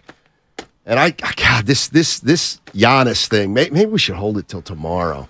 I mean, why though, Stoney? It was just so many ways you can go. You know with why? it. Because I know when I play it and we discuss it, we're going to get into a fight. Okay. All right. Oh, a fight. Yeah. And you got 3 bricks over there that I don't want to deal with. I never once thought a topic would get as good. I don't live like that. No, you do. But now that you have the Steiny math says, oh, the fight's coming. Oh, it is. I can tell. Because I know you. And you know me. And they put us together for a reason. There was an accident how we got together. But Steiny, come on, man. Now you got to play it before I get out of here. Okay. Because the guys in the morning played. You know They didn't get in a fight. We'll do it at 1:30 right. or after Eddie House. He'll be a Okay. quick interview. 5 minutes and out. for Union Eddie. City's finest now. Yeah, that's why it's going to be quick. Yeah. He was a shooter like, well, You know what? he I'm was going to D1. judge how good a guest he is. And if He's on TV every night. I'm going to judge how good a guest he is. And that'll determine That's my how long dog. the interview goes. You don't have that. See, now you're doing the power chair for real. I know. Because you don't. I'll tell him on air. What? He's a jackass. Don't embarrass me, man. And you love it. Look at, yeah.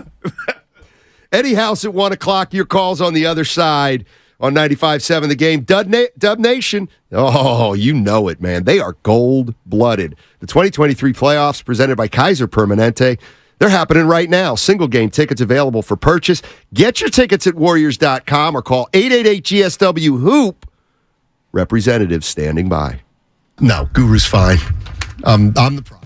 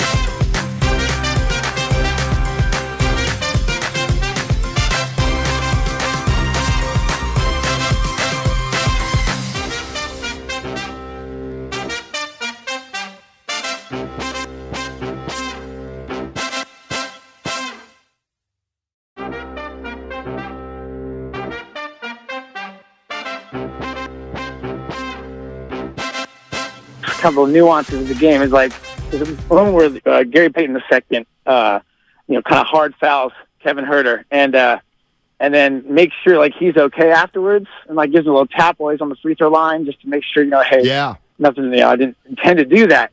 And it's little stuff like that, the professionalism and the silent assassins that we are, where we're going to play real hard, but it's all about respect and love for the game. And that's what made being a fan of the Warriors so much fun this whole time, because we don't have any angles on it. We're just playing basketball the right way. And to see that come to all this fruition and everything is really, really cool. So, that's all I was going to say. Just giving a shout out to our boys. That's all. Appreciate it, DW. I tell you what, I haven't been to Sausalito in a while. Beautiful over there, man. I mean, it's you know what? It's almost like it almost feels like you get off on the Sausalito exit and you got to stop at a gate and they say, "Yeah, you're not good looking enough to come in." Well, it's not about how you look; it's what you drive in. Statement, yeah, please. There you go. And I'm sorry, you can't get in here with a Prius. That's over where Willard's at. I went that way, Stotty, when I went for my Super Bowl party. I'd like to welcome. Hold on a second. I'd like to welcome Michael Allen. Michael Allen to the YouTube chat. I'm just getting in. I know Steiny found a way to talk negatively about Clay.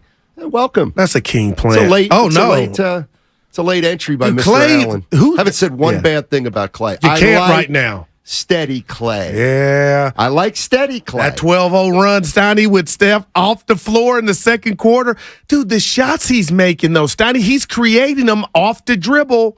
They're not all catch and shoot. Have you noticed that, Steiny? He's creating for himself a lot of these times on these shots. I don't think he's doing the fadeaway. That. I think he's always kind of had that possibly. I think he's gotten better at that.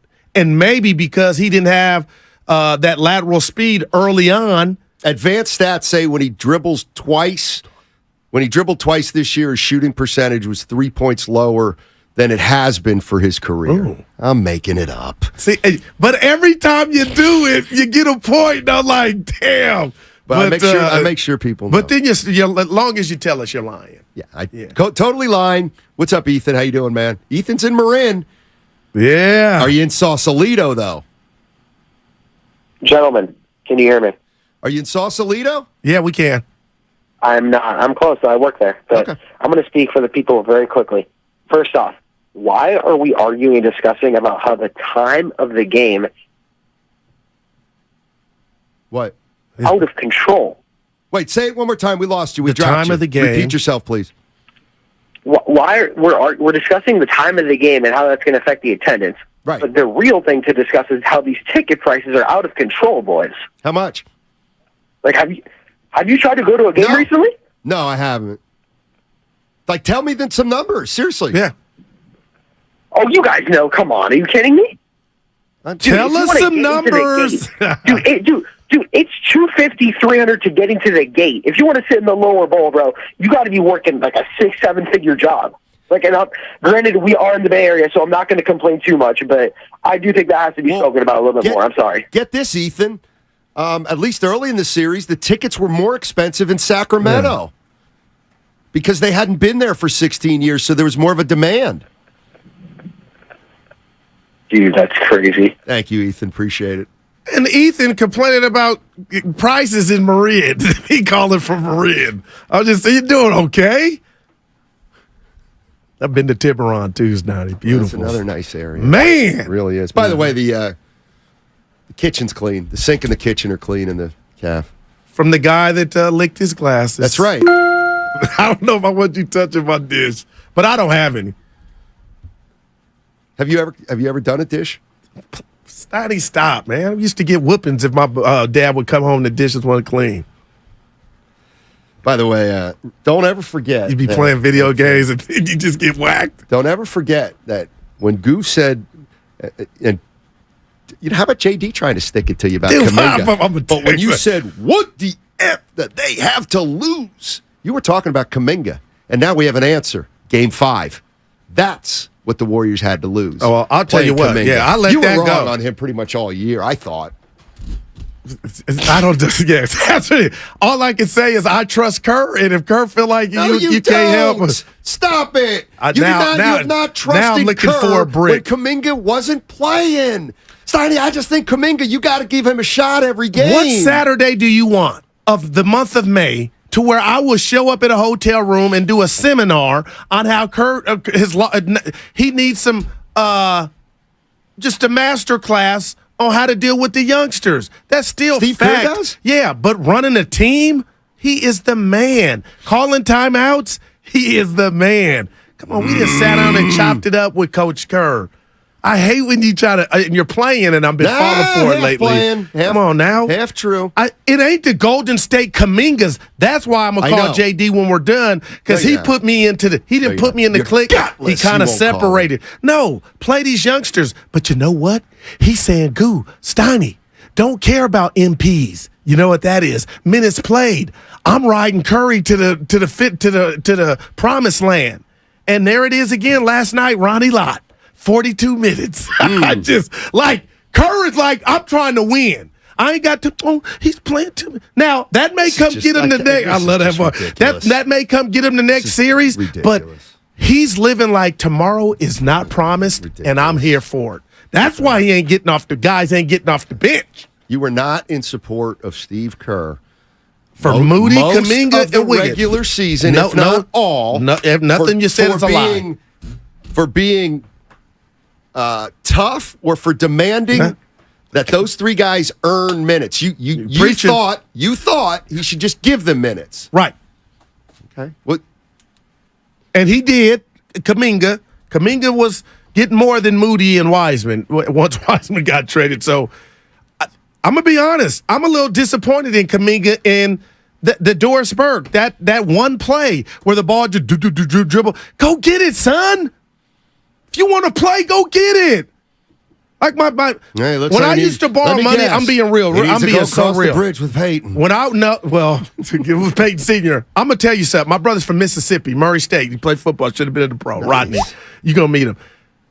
Every time I needed money when I was in high school and faking like I was going to college, I would borrow money from him or try to borrow money. He'd be like, "You got to come butt naked.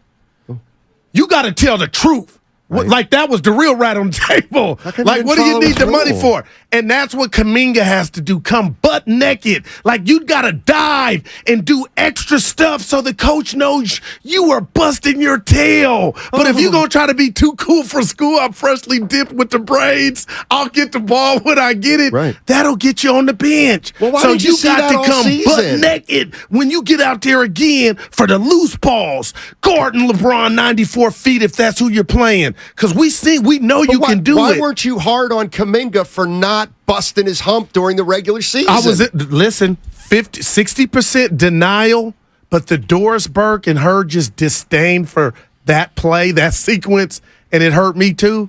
I was like, I'm done right now. Scott's in Sausalito wants to defend his town. I don't think we ripped it. I mean, it's a beautiful How can place. you rip it? That's what. What's up, Fix Scott? this, Let me guess, Scott. You're let me guess. You're a GQ model. I got to defend Sausalito here. You're making it sound like it's some sort of gated community. You got to come over here and check out some of these bars. I'll take you to the Sausalito Cruising Club. I'll take you to the Name Bar, to Smitty's Bar. All these places are great dive bars where you guys would walk in and you feel like you're in all the great places. What about Bar Bocce? I heard about that. Yeah, Bar Bocce's good. You get a lot of people with expensive sunglasses eating pizza, but that's my type. Yeah. Scott, it is pretty nice though. It is, and it's just over the bridge too. You got to come. You got to come back. It sounds like you guys haven't been here in a long enough time. You know what, Scott? You're absolutely right. Let's go. It's been a long time, but let's cut to the chase, Scotty. How much you make? Well, I'm starting a company right now, so I'm not making anything. $0. Yeah, well, it sounds to me like you worked for a company, made a mint, and now you get trying to make more. Thanks, Scotty. Appreciate it. Good fun. Good fun. Did you shock me sometime? What? How much you make? What if this girl was listening or somebody's trying to be his girl? You know, what's the number? Because nowadays it's a good thing or bad But no, thing? it's real. You can check people's credit now. Thank God I'm not dating. I wouldn't have been married. You know what? Shoot. I should have asked Scott. You know how I feel about waste management. I love waste management. So if Scott's starting a company that I believe in or that really would intrigue me. You would invest? Well, I'd try to work there as some kind of spokesman or PR. I think I could bring I would just a be lot concerned of with your positive PR. dedication, though, Stoney. My dedication? Yeah, golfing early. Hey, I'm out of here. Where are you going? I got to be at the concert. What is it? Wherever you, Larica Creek, wherever you golf. But, dude, you wouldn't be able to sit still. Yes, you know. Yeah. I know. Let me tell you something. I wouldn't hire you. How about that? Let me tell you something about Berkeley mirrors. You want a good mirror? You got full-length mirrors. You got side mirrors. Go to Berkeley Mirrors on Shattuck. Unbelievable place. Ask for Jim. I don't think there is a Berkeley Mirrors. I just made it up. Wow. But that's what you would be getting for me to be your spokesman. And can you even put a price on that? I don't. Speaking of Berkeley Creek, Carica, did you see this? Is breaking ground in June on the back nine of their North course. Finally going to have a 36-hole complex. Thank you very much. 36 holes? Of course, it's another Reese Jones. He's a big-time golf designer, Goo. You can if you have golf questions, you can obviously always wait till 148 when Dibbs comes in. He's more knowledgeable. Well, Willard about gave golf. me the compliment of all compliments about the golf. I asked him, but I got to let him know I forgot that. Oh, my boy Willard. So Carica Park. Mean you're needy. Carica Park had two courses. They redid both of them now over the last 8-10 years, and now they're going to finish the second course. They had a whole course and then 9, but the back 9 had not been finished. Now they're finishing the back 9. So in a year or two, probably we're going to have two courses. At Do you Carica. belong to a club? And do you Well, no, want this is to? a public. It's a public. Oh, course. okay. So, No, but I don't. privately. No, I don't. I think belong I to- would. Well, you don't have enough money. What you mean? You don't have enough money to join a club. Oh my gosh, I forgot to tell you. How about this for a cold slap in the face? You know my guy Dana. Our dude, yeah. My guy Dana goes, hey, guess where I may be joining? I'm like, where? He Olympic goes, Club. The Battery. I said, no way. He said, yeah, I'm looking into the Battery. Did you tell her that's my spot, or it was? I've never been there. Yeah, I tried to get you in. Pandemic hit.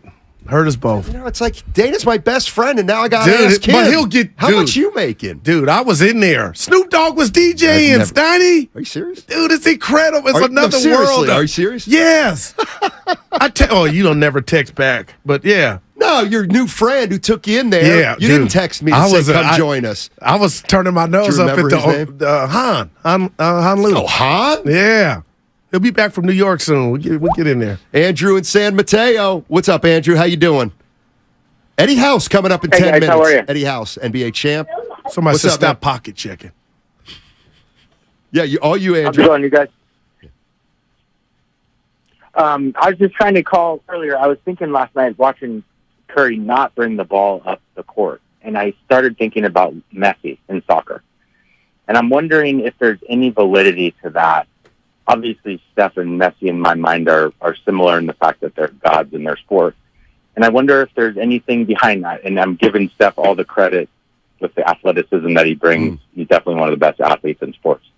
But I just couldn't help myself from thinking that there's a correlation between that. Interesting. Thanks, Andrew. What do you think? You're very familiar with Messi. I know who he is. I know what he does. That was a hell of a compliment. If I'm Curry driving around, damn. But what'd you think about his big move recently, Messi? His big professional decision that he just made. Yeah, it was a big one. Do you support it, or are you kind of pissed at it? I just, it's going to take some time for me really to. I don't have a strong opinion. Scott and Sausalito. You got to stop. Yeah, pocket checking. He's starting a gin and bourbon and rye business. Scotty, we're at 865 Battery Street in San Francisco. 95.7 The Game. Attention, Matt Steinmetz. Hell, you know what? I was just talking to Susan about this the other day. Tell her I said hello. I'm not a big hard alcohol guy. Both of us. Right. Yeah.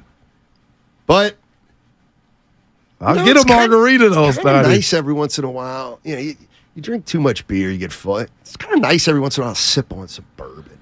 Just because you know what? To me, when you drink bourbon, it automatically, believe it or not, guarantees you're not going to drink it fast. There you go. Now, you're going to get drunk, don't get me wrong, but you're not sucking it down. I got you. You're not sucking it down like you're shotgunning Peel's Real Draft. There you go. Probably never heard of that beer, did you? John in Redwood City wants to talk about flopping. Flip-flopping guru or flopping in basketball? Which one? Yeah, hey, you guys, can you guys hear me? Yeah, we got you. So, hey, listen, first of all, Matt, you know what? I've been a season ticket holder for 27 years. I got to tell you, I didn't care for you very much as a sideline reporter because you actually told the truth. You told the truth, and the truth hurts sometimes. In Guru, you call yourself a piñata, but you know what? At least I know that you always grab the bat and start swinging back. But right now, you guys are the best on the air, and I'm so excited every day to listen to you. Wow, okay, the topic is this. Wow. The whole flopping thing, I'm concerned about the NBA. I was at a season ticket holder watch party last night, and someone. Oh, what happened? I made a mistake. I blew that. I hit a wrong button. Call back, please, please, please call back. I'll put you right on. But what made you hit it? Because I used Why the didn't wrong you sit mouse. still? I used the wrong mouse. All right. What was the gentleman's name again? He gave us love. He gave us love. But anyway, once I 27 years season tickets. Yeah, and he was right. He said he didn't care for you, but you told the truth. Yeah, but I wasn't that good. He didn't say that. He said you told the truth and remembered. I now, appreciate why would that. you say you weren't good? Because I wasn't. Because I was just starting my TV career, and I was nervous and awkward. Like, how nervous would you get? Like, nervous. Not in the morning. I had anxiety. Steiny, no way. Yeah, I didn't want to tell you. Why am I laughing? I don't know. But nobody knew, though, when you went really on and did weird. your hits. It's really weird. I remember one time we were in Miami, and I was, whatever. We had an off night, went out. Oh, yeah. Not like that. Okay. Just woke up the next day. It was about 8 o'clock, and I was just like, I was so anxious because I was like, you got to do sidelines tonight. And there was this thing where I was just like, I would get so nervous and like agitated before the game. And then when the game was over, it was like, oh my God. Wow, man. Like over the camera or just the whole? Just everything. I don't know what it was. And believe it or not, you're a good-looking dude. What you think you were nervous about? I was fumbling over my words and stuff like that. And would you have them pre-scripted what you were going to say, or was it just on the fly? I'd have notes. I knew what I was talking about in my hits, but I would. There are times I remember waking up in Miami at 8 o'clock. I was like feeling real antsy. Went, got a cup of coffee, came back to my room. Stayed in my room all day. See, I feel like that's why you were bad. If you think you were bad, because you were trying. You were in your head. Yeah, I was. It was like Sabonis. I was getting real nervous before No, games. I can't believe you, Steiny. I will never. But what feedback did you get? I bet they weren't saying you were. You gotta get better. I'm laughing. That's why I love Bob Fitzgerald and Jim Barnett, because I worked with them, and those guys were unbelievably How about professional. Bonte? I have never worked with Bonte. No, I'm just saying he went on TV and had no training. In fact, I texted Bonte No, after he got you the told job. me that. You did tell me that. Initially, I love you and then for I that. started watching him, and I was surprised. He was very good, and because I know how hard that is. Because I auditioned for a host job. But I don't know if you were as bad as you think you were. That's like I want to know. I can't remember. But you were your own worst enemy. Yeah. So even if you were good, you would still think, I didn't hit it out the park. I'd get really nervous. So Warriors got 3 games a week. You would go through that 3 weeks. Pardon me? 3 days a week. You would go through that. Steiny, man. Wasn't as bad as at home.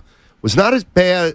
Wasn't as bad as the home games. But boy, I just remember just almost dreading it. That's I would be like, I can't wait to get in front of the camera, even if I failed. One time, we only have a minute left. So one time in Denver, one time in Denver, I was doing, the sidelines, and they said, you know what? Like halftime for those games is very short because it's all the ads. Okay. But they come back for like 2 minutes. Yeah. And they had a built-in segment where it was what's coming up. I love it. And they would come out, they'd have me on screen for about, 5-10 seconds. All right. And then they would put a graphic up. And all I had to do is, Warriors coming up, They got a 3-game road trip coming up. They'll be at Denver, at Portland, and at Sacramento. Remember that Sacramento game's in there. That's all I had to do. Love it. I just Cindy Brady'd. I Cindy Brady'd. Why am I laughing? I was like, I was looking at the camera and I was melting. Dude, and we had a great producer, Vaughn Kilgore. Right. And I just remember him saying, "Take them off." No, I'm sorry. He did not say take them off. You know what he said? I started talking, I fumbled, and he goes, "Graphic." Steiny, I feel like I'm watching the Steiny doc. Wow, man, that's torture, though. Oh, you were doing it to yourself, though. You get better over time, but you cannot be good at something without having experience. It is a special person. So who when can you do heard something graphic, great. it was like, this is bad. Oh, I knew it. It was, and then at least once you hear graphic, you know you can just read something. You can read something. Like, oh my gosh, he's fumbling and bumbling. But now I'm a graphic, so now I can just say, hey, the Quest for 5 is brought to you by the Alameda PD, now offering a $75,000 hiring incentive. Our team is your future. Go to alamedapolice.org to apply today. Eddie House on the other side. Oh, 95 seconds again. I didn't come through a lot in my career. If new Heineken Silver was at the invasion of Troy. Oh my, the Greeks sent us a big wooden horse. Oh no, it's full of armed and angry.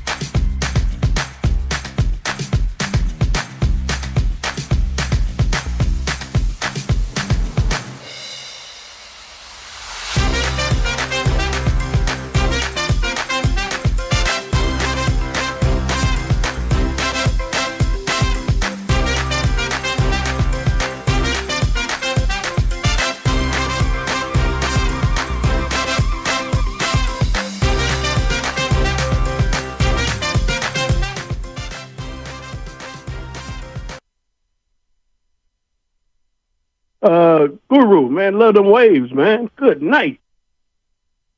Now, back to Steiny and Guru on 95.7 The Game. Matt Steinmetz, Darryl the Guru Johnson with you, and let's get right to it. He's an NBA champion. He played for the Boston Celtics. He's Union City's own, and he's currently an analyst on NBC Sports Boston. Welcome, Eddie House. Hey, Eddie, how you doing?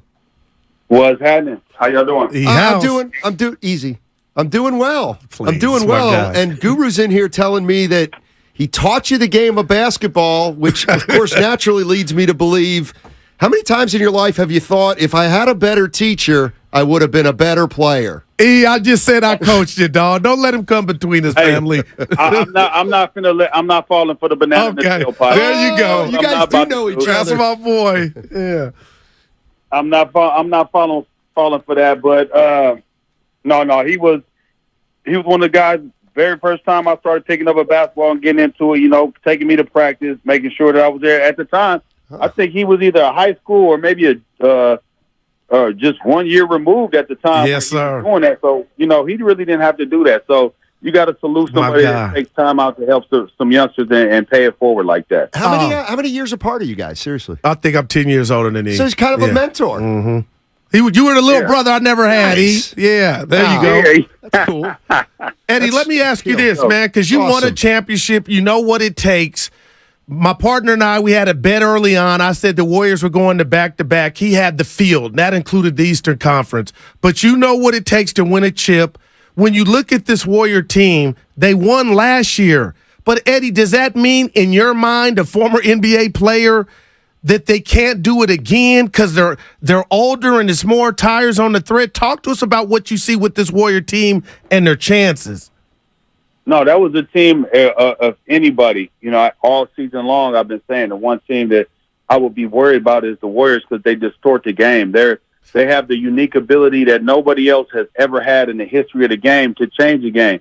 You could be up 12 points, 15 points, and you feeling good. Next thing you know, you could be down 12 or 15 in a blink of an eye just because the killer Steph Curry is. The Klay Thompson with his abilities. Andrew Wiggins coming back. You've seen the lobs that Draymond was throwing to him.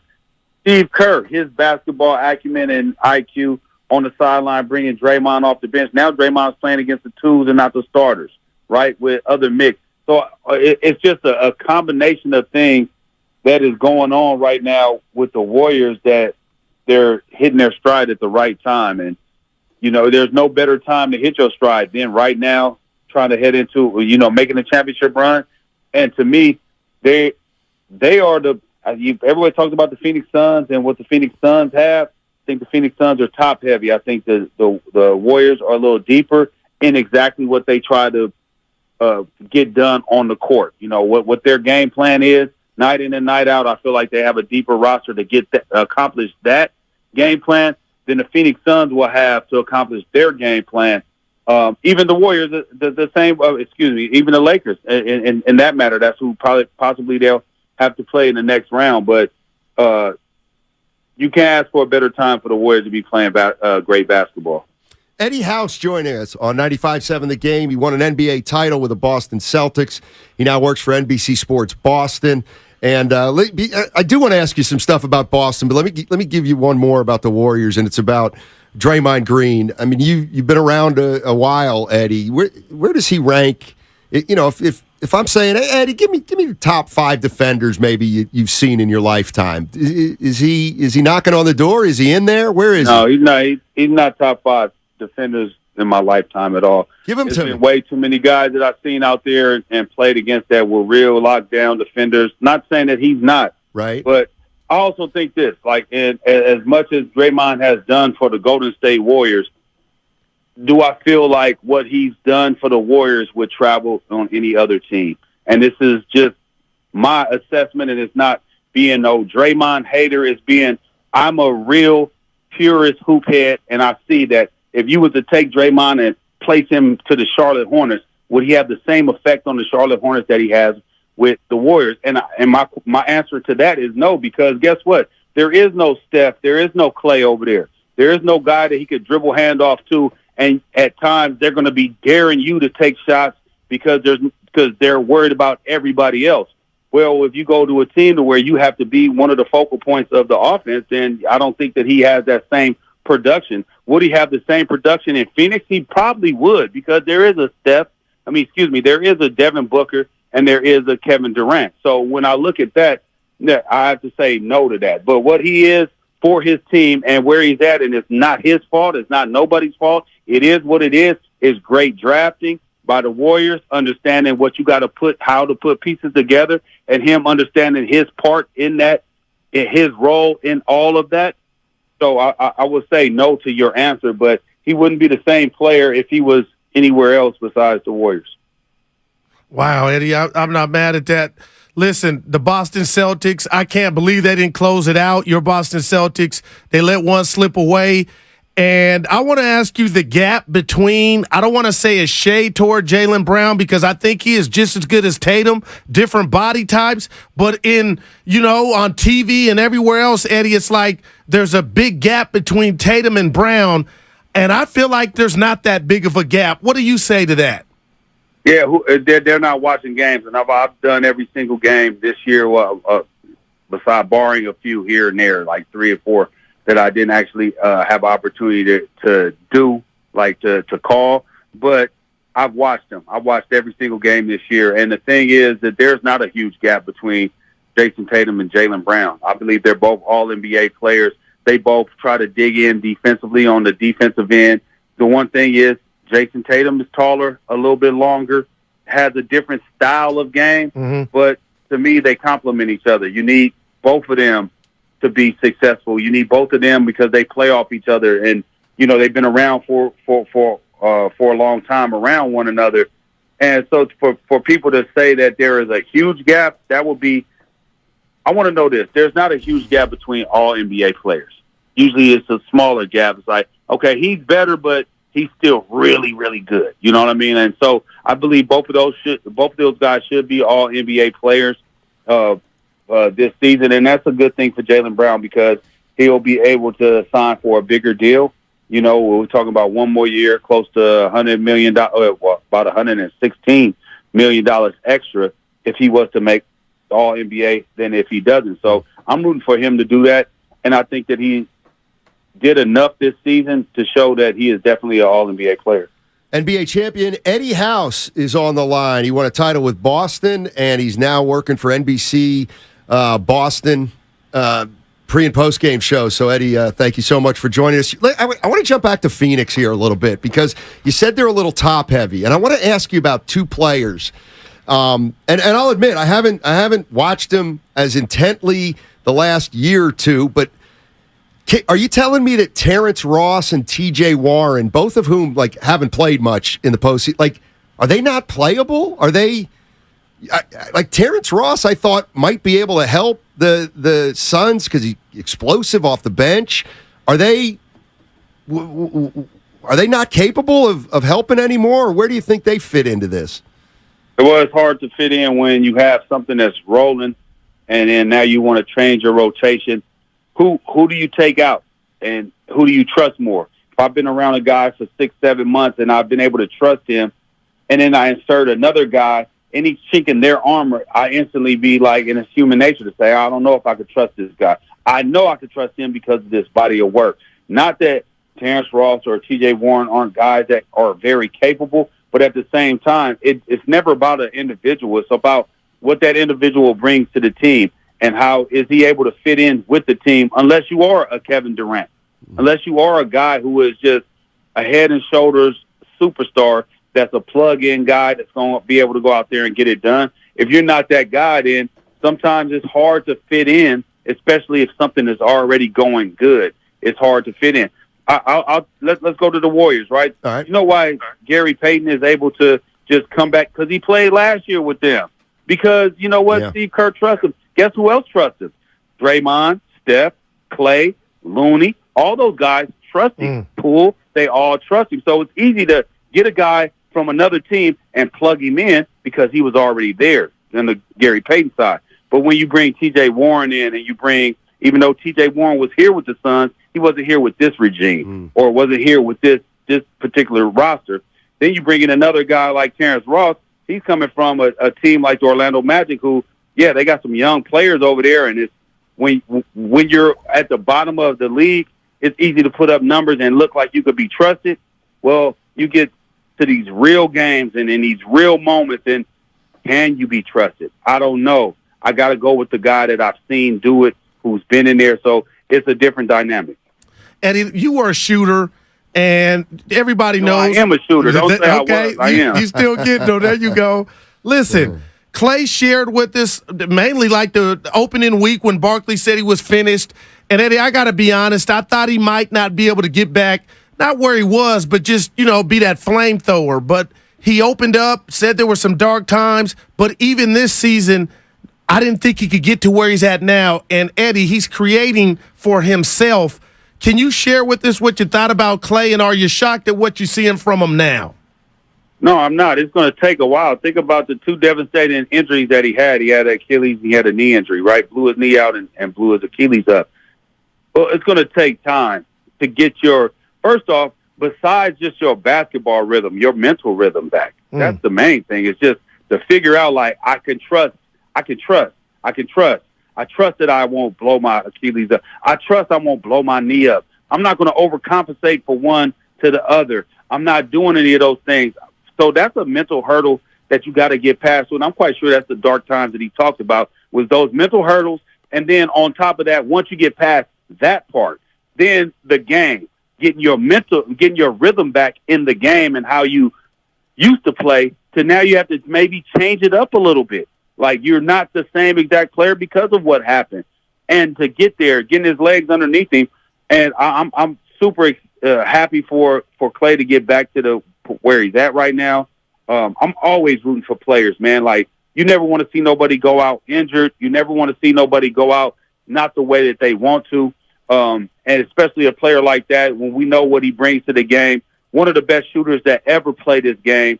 And so to see him finally get his legs underneath him, getting his confidence back, and he's not the same player. We all can agree on that he's not the same player that he was, and he doesn't have to be night in and night out. All it takes is one game in a series to change a series or to close out a series. I love it, Eddie. We'll get you out of here on this one. My partner and I, we were having some fun because Sabonis is not – he just looked like something mentally is going on bigger than the game. I call it lemon booty, E. But my partner was like, his daddy's probably not disappointed. I'm like, he made the league. But you're an NBA player. You still getting buckets. But before we let you go, talk to us about your oldest who's playing college ball, and you got two youngsters coming up. Yeah, man, it's Are you hard on him? No, it's exciting. No, I'm not. I don't want to, because I don't want to be that overbearing to where it falls on deaf ears, to where they're not really listening. So I try to let them learn from their mistakes, and then I point out mistakes that happen and help them in that way. But I don't want to be overbearing. I don't want to be the guy to where they never want to listen to me, and all I do is talk to them about basketball. And wow. No, it's more than basketball. It's a whole lot of life. After basketball, it's a whole lot of life before basketball. And so really, I just want to be there to help them in other situations. Really, it's tough. Like, people think that, just getting to the league is easy. It's a lot more than just your workout ethic and you being athletic. It's a lot of politics, a lot of mental things that go on. Those are the things that I'm really, that I really focus on training them and helping them with that part of it, is just knowing that, sometimes it's not going to always be easy for you. It's not going to always be the perfect role, but you control the controllables. And if you control what you can control and go out there, put your best foot forward, keep God first always, and lean on God, and lean on your abilities and trust in God, then you'll be fine. No matter what, you always going to find a way for yourself. Wow. That's Eddie, my boy, Eddie. Yeah, Eddie, that's real my boy, quick. You overlapped a little bit with Arvydas Sabonis. You came in what, 01? He was still there. You know who Arvydas Sabonis is, right? Man, I'm a hoop head, man. Exactly. You know who Arvydas Sabonis is? I'm a little older than you, Eddie. Of course I do. But that's my point. I'm saying, all I'm saying is, I heard we're trying to get a hold of Arvydas Sabonis to interview him about this series, and I'm like, Arvydas ain't taking calls. And I said, he's why? Ashamed. Please. He's ashamed of well, what's yeah, going on he with might his not kid. take calls because at this particular time is not the time. But he don't need anything to get filtered some sort of way to where people are thinking like it's not about him at this time. It's about his son. It's about his son stepping up. He hasn't played particularly well. And you got to give credit not only to Steve Kerr and the coaching staff and their game plan, but to Kevin Looney, because last year, I'm going to tell you, as the guy that I discredited, I didn't give him just doing his flowers in last year's finals. I didn't think that he would be effective, and he was extremely, just like he is in this series. And I want to give all the flowers to Kevon Looney, because I believe that to go out and do what he does, it takes a different type of mindset. He's not getting plays called for him. It's not pretty what he does. He does all the dirty work, and he goes out there and boards guys like that. And that's the reason why the Warriors are always in the championship conversation, because they got guys that give themselves up. Great stuff, Eddie. Hey, good luck to you, man. And who knows, maybe we'll still see you in the finals. Yeah. Maybe we got to get there. I think y'all on y'all way. Hey, Eddie, Coach Webb just texted me. He said tell you hello. So thanks for joining us, tell him I said what's up. All right. Take it easy. Thanks, Eddie. House. It's Eddie House. You need to take care of that right now during the show, or that's my guy. Who, Mr. Webb? Yeah, Coach Webb. Coach Webb, where does he coach? Wrestling coach at Logan. He retired. But Eddie House played basketball. But there's still a family, Snotty. Track, Anyway, his son Jalen at New Mexico playing. You're beaming right now. That's my guy. Yeah. And Eddie Man, Kevon Looney, he didn't give him enough. Steiny, what was the line? We talked about Looney years ago about the first bag before this last bag, and there wasn't a line around the corner. How long would that line be now for Looney's services? How underpaid is he, Steiny? I'm being serious, man. He's getting these rebounds and throwing them out to marksmen, Poole, Clay, Wiggins, Curry, second. You know how many teams are not getting those third or second opportunities to get buckets and a splash? I mean, it's incredible what Joe Lacob is getting for what he's paying Looney, I honestly believe. Oh, and let me tell you, Steiny, there is no PTO for Kevon Looney. He don't do it. I'm doing all 82. Absolutely. Looney's making $8 million this year. $8 million this year, 8.5 next, $9 million in 24-25. Man. So you got a 3-year, essentially $25 million deal. You want to talk about it's called the automatic correlation. Give it to me. I mean, anytime Eddie House, I just think of the game against Cal when he was at Arizona State. It was unbelievable. It's just incredible. Can I tell you a story? Well, if it's one I haven't heard 6 times. So the game was on a Saturday, every time he's in town, I'd go to the game. So I was singled in, Stein. He had a long Friday. So I said, you know what? I'm not going to this one. I ain't going to be able to make it. So I'm watching the game and what he did at half. So I lived in Lake Merritt. I went to the Berkeley gym at halftime, hauling ass. Because I said, Haas Pavilion. Yeah, this boy is about to do something special. So they stopped me because I didn't have a ticket, Steiny, but it was halftime. I said, that's my brother. I got to get in. He hits the shot to go to OT. There is Cal fans. I'll never forget it. Mm-hmm. And he hit a shot to send it to OT and looked at me because I didn't have a seat. Right. And gave me a wink. And Steiny almost broke out in tears, but he hit the shot. Yeah, but he was like my little brother, but he hit the shot. I used to do that all the time. See him calm down the whole Cal gym and then winked at me, I said, boy, and that's still a Pac-10 record, Steiny, Pac-12. Somebody's like, he scored 50. I think he scored 63. Right. 63. Yeah, I think it's 61. Okay, 61. Yeah. I used to do that too. Pick out somebody in the crowd. Usually it was an opposing cheerleader. Oh, boy, I wish Evan was a little wink after a left-handed little leader. Right. Oh, boy, here's another mistake. Coach Webb was a PE teacher and track coach, not a wrestling coach at Logan. Get it right, Guru. Coach Webb worked where? At my high school, he's family. What did I say? What does there... I said track and field. You said wrestling. Oh, I was excited. I got that. He said wrestling and track and field. Well, okay, so you're half wrong, John. Which is pretty much right for you. John will be with us tomorrow, too. Guru, you're the best. 707. There you go. That'll make that last little bit, I didn't like how you added that. Which one? Half and half, so you got to... I didn't think you caught that. Dude, please. It was under my breath. Yeah. Can you play? Yeah, we'll play the... you know what? We'll play the Giannis clip on the other side because it's pretty good. Connor's in San Jose. What's up, Connor? How you doing, man? Doing good. How about you guys? Doing great, man. Thank you. All right. I just wanted to talk real quick about, first of all, before I get into how I feel about Game 6 itself, I just wanted to really credit the Warriors for last night. For a team that hasn't played well on the road all season, I feel like in the second half they really were able to take control of that game. Yes, the Kings did a very good job of keeping that game close, but the Warriors just played very well towards the end of that game. Typically, Draymond with his steals and towards the end of that game, really causing a lot of turnovers for the Kings in general, really made it to where the Warriors became unbeatable at the end, and I really credited that. With that being said, I really do feel like that Game 6 is a must-win, and this is why I say this. I said this before the series, and I still feel this way. I think they could definitely win 1 in Sacramento, but I'm not sure they could win 2.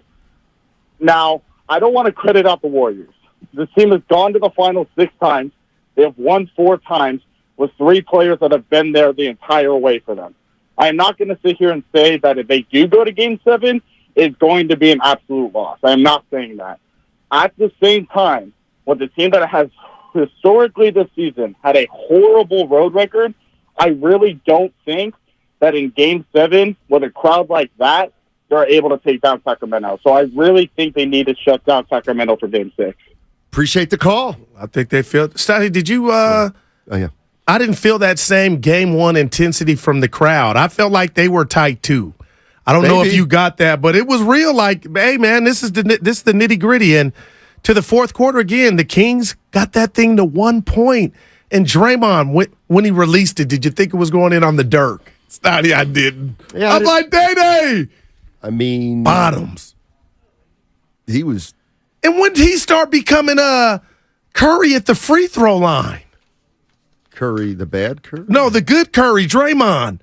I always thought he was around 69, 70%, but here lately it feels like he's 90, Reggie Miller. He was 4 for 8 from the line last night. No, our boss sent out a tweet that's how you know inquiring minds are 95.7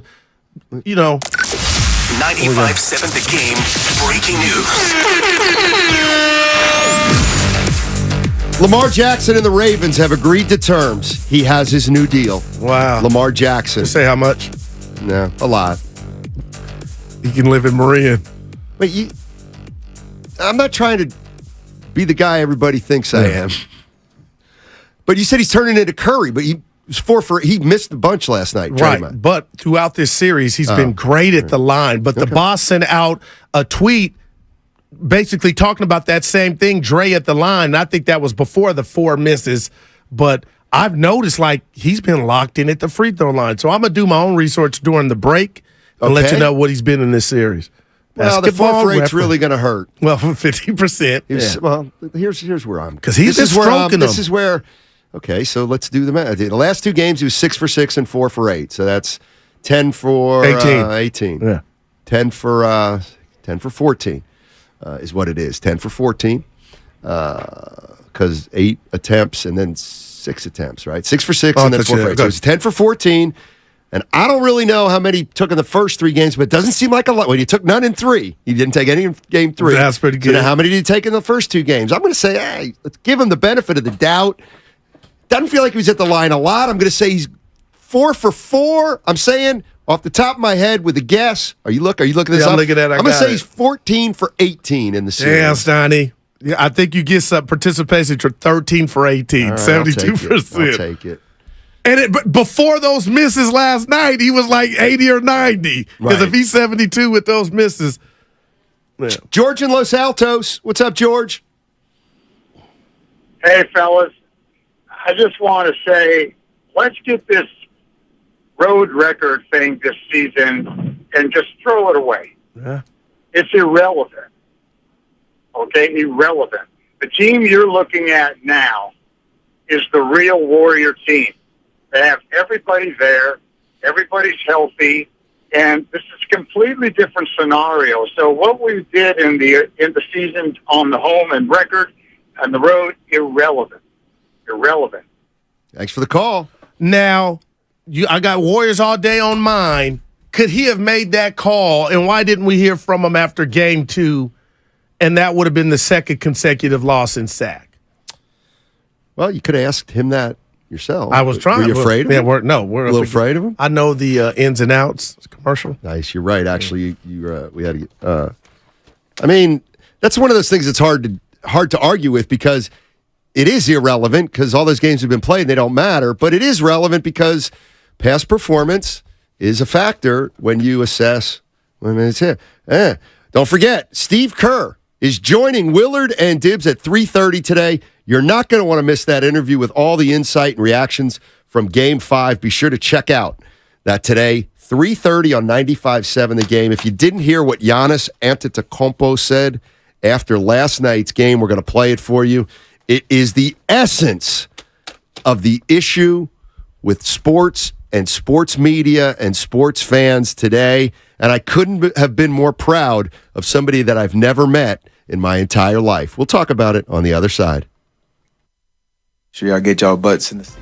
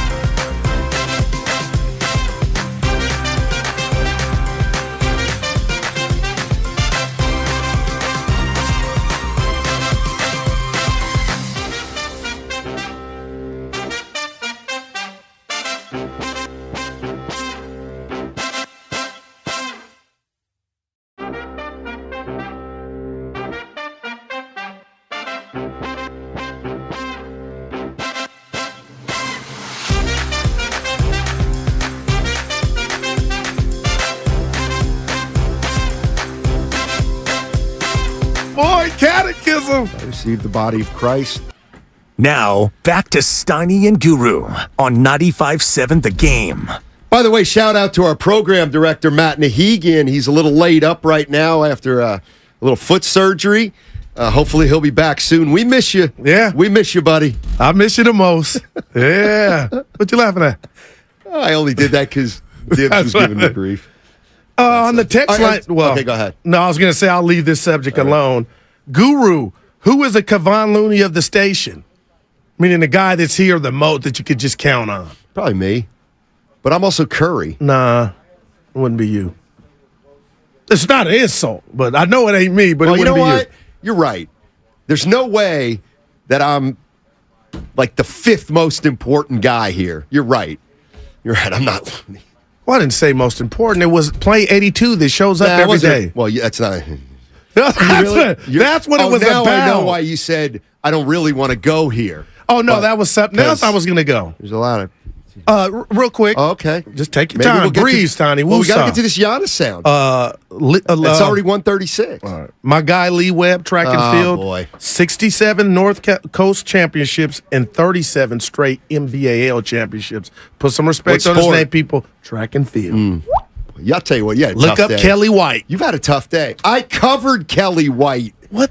In Sacramento at the U.S. Wow. U.S. the track and field trials. A small world, Talk to me about Kelly Look White. At you. Nice. Let me tell you something about Kelly White. Fast. She could fly. Yeah, my boy. Woo, she was a Colt, baby. Giannis Antetokounmpo. The Bucks were eliminated last night, and he was in the media room, and he was asked if this year was a failure. Do you view this season as a failure? Oh my God. Okay, because I'm not that up. You asked me the same question last year, Eric. Okay, do you get a promotion every year on your job? No, right? So every year you work is a failure. Yes or no? No. Every year you work towards something, towards a goal, right? Which is to get a promotion, to be able to take care of your family, to be able, I don't know, provide the house for them or take care of your parents. You work towards a goal. It's not a failure. It's steps to success. You know, and if you've never, I don't want to make it personal. So there's always steps to it. You know, Michael Jordan played 15 years, won 6 championships. The other 9 years was a failure. That's what you're telling me. No, I'm asking you a question. Yes or no? Okay, exactly. So why are you asking me that question? It's a wrong question. There's no failure in sports. You know, there's good days, bad days. Some days you are able to be successful. Some days you're not. Some days it's your turn. Some days it's not your turn. And that's what sports is about. You don't always win. Some other people's gonna win. And this year somebody else is gonna win. Simple as that. We're gonna come back next year, try to be better, try to build good habits, try to play better, not have a 10-day stretch with playing bad basketball. You know, and hopefully we can win a championship. So 50 years from 1971 to 2021 that we didn't win a championship, it was 50 years of failures? No, it was not. It was steps to it, you know, and we were able to win one. Hopefully we can win another one. You know, sorry that I didn't want to make it personal because you asked me the same question last year, and last year I was in the right mind space to answer the question back. I'll tell you what. Standing ovation for Giannis. Absolutely incredible. And and you know what he said? Did you notice he said Eric? So the writer's name was Eric. He was a beat writer.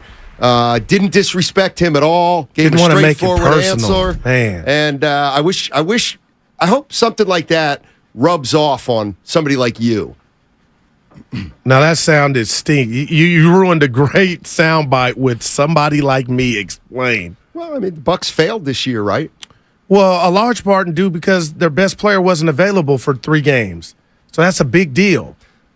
That's a very big deal. But Giannis is what I love about this. Everything he said was poetic, but you'll never, and he wasn't trying. Yeah, there is no failure when you look at the grand scheme of life in sports, but there are, can you get over the hurdle type of things. He's already been over the hurdle. That's why this was beautiful. He's already validated. Okay, and what about so that's how real this was. Okay, well, has Chris Paul failed his career? Has he been a failure for his career? Because he hasn't won it. No. There's a conversation, but failure's too strong. Chris Paul's a Hall of Famer. If the Warriors don't win it this year, was this year a failure? Not at all. See, I think a lot. I mean, and I'm not. Yeah. Okay, I don't think so either.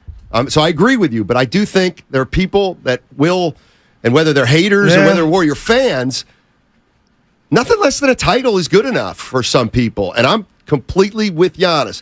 And here's what bothers me. He said there's steps to success. Here's what bothers me, and he's right. Jordan didn't win a title way more times than he did win a title. Michael Jordan, all right? He didn't win a title 10 of his 16 years or whatever it was, 9 of his 16 years. We look at these guys like 2020, they lost it.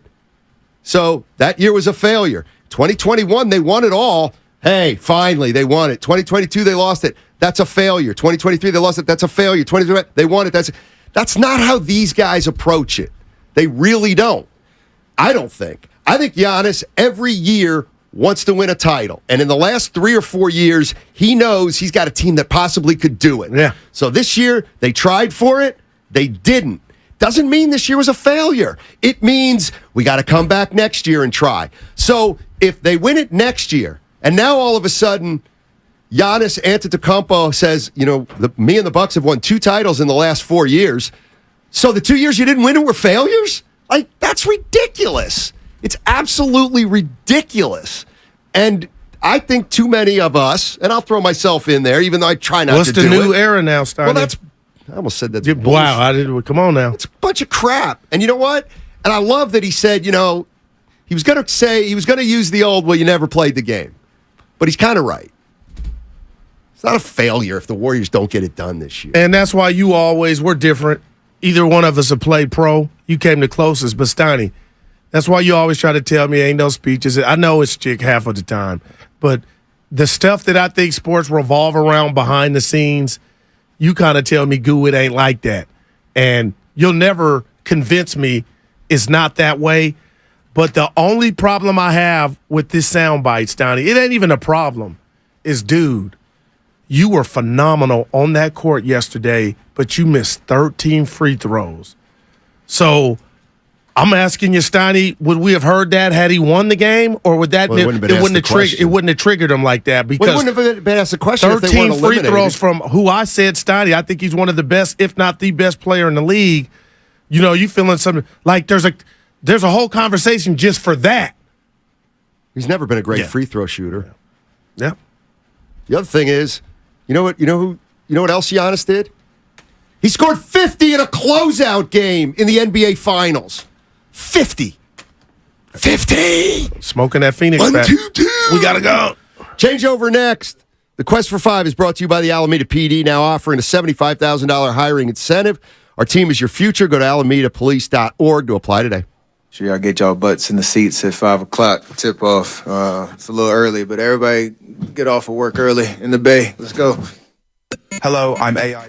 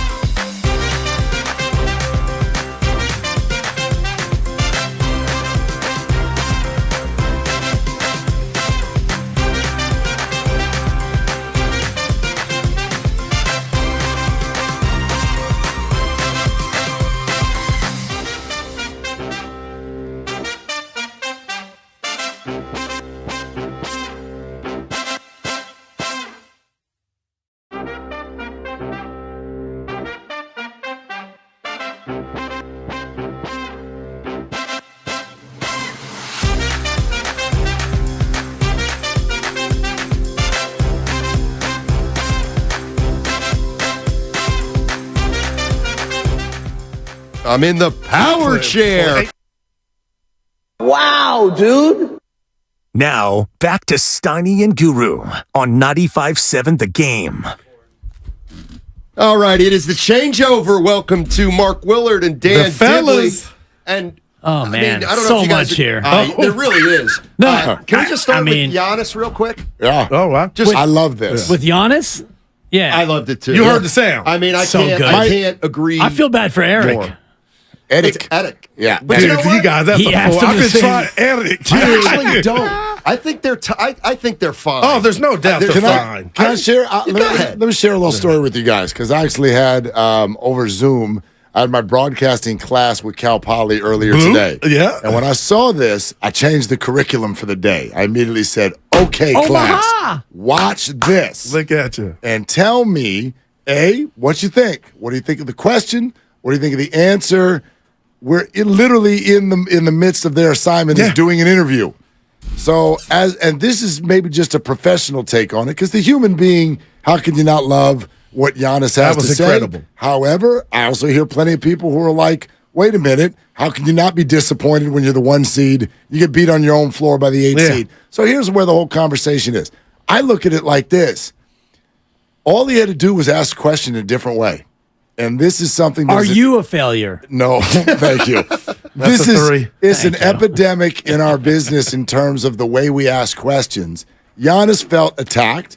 He also felt, to better say it, he felt like he was being pinned in a corner where no matter which way he answers that, it's going to be national news and it's not going to look on him very well. So that's what a player is looking for. You can ask fair questions.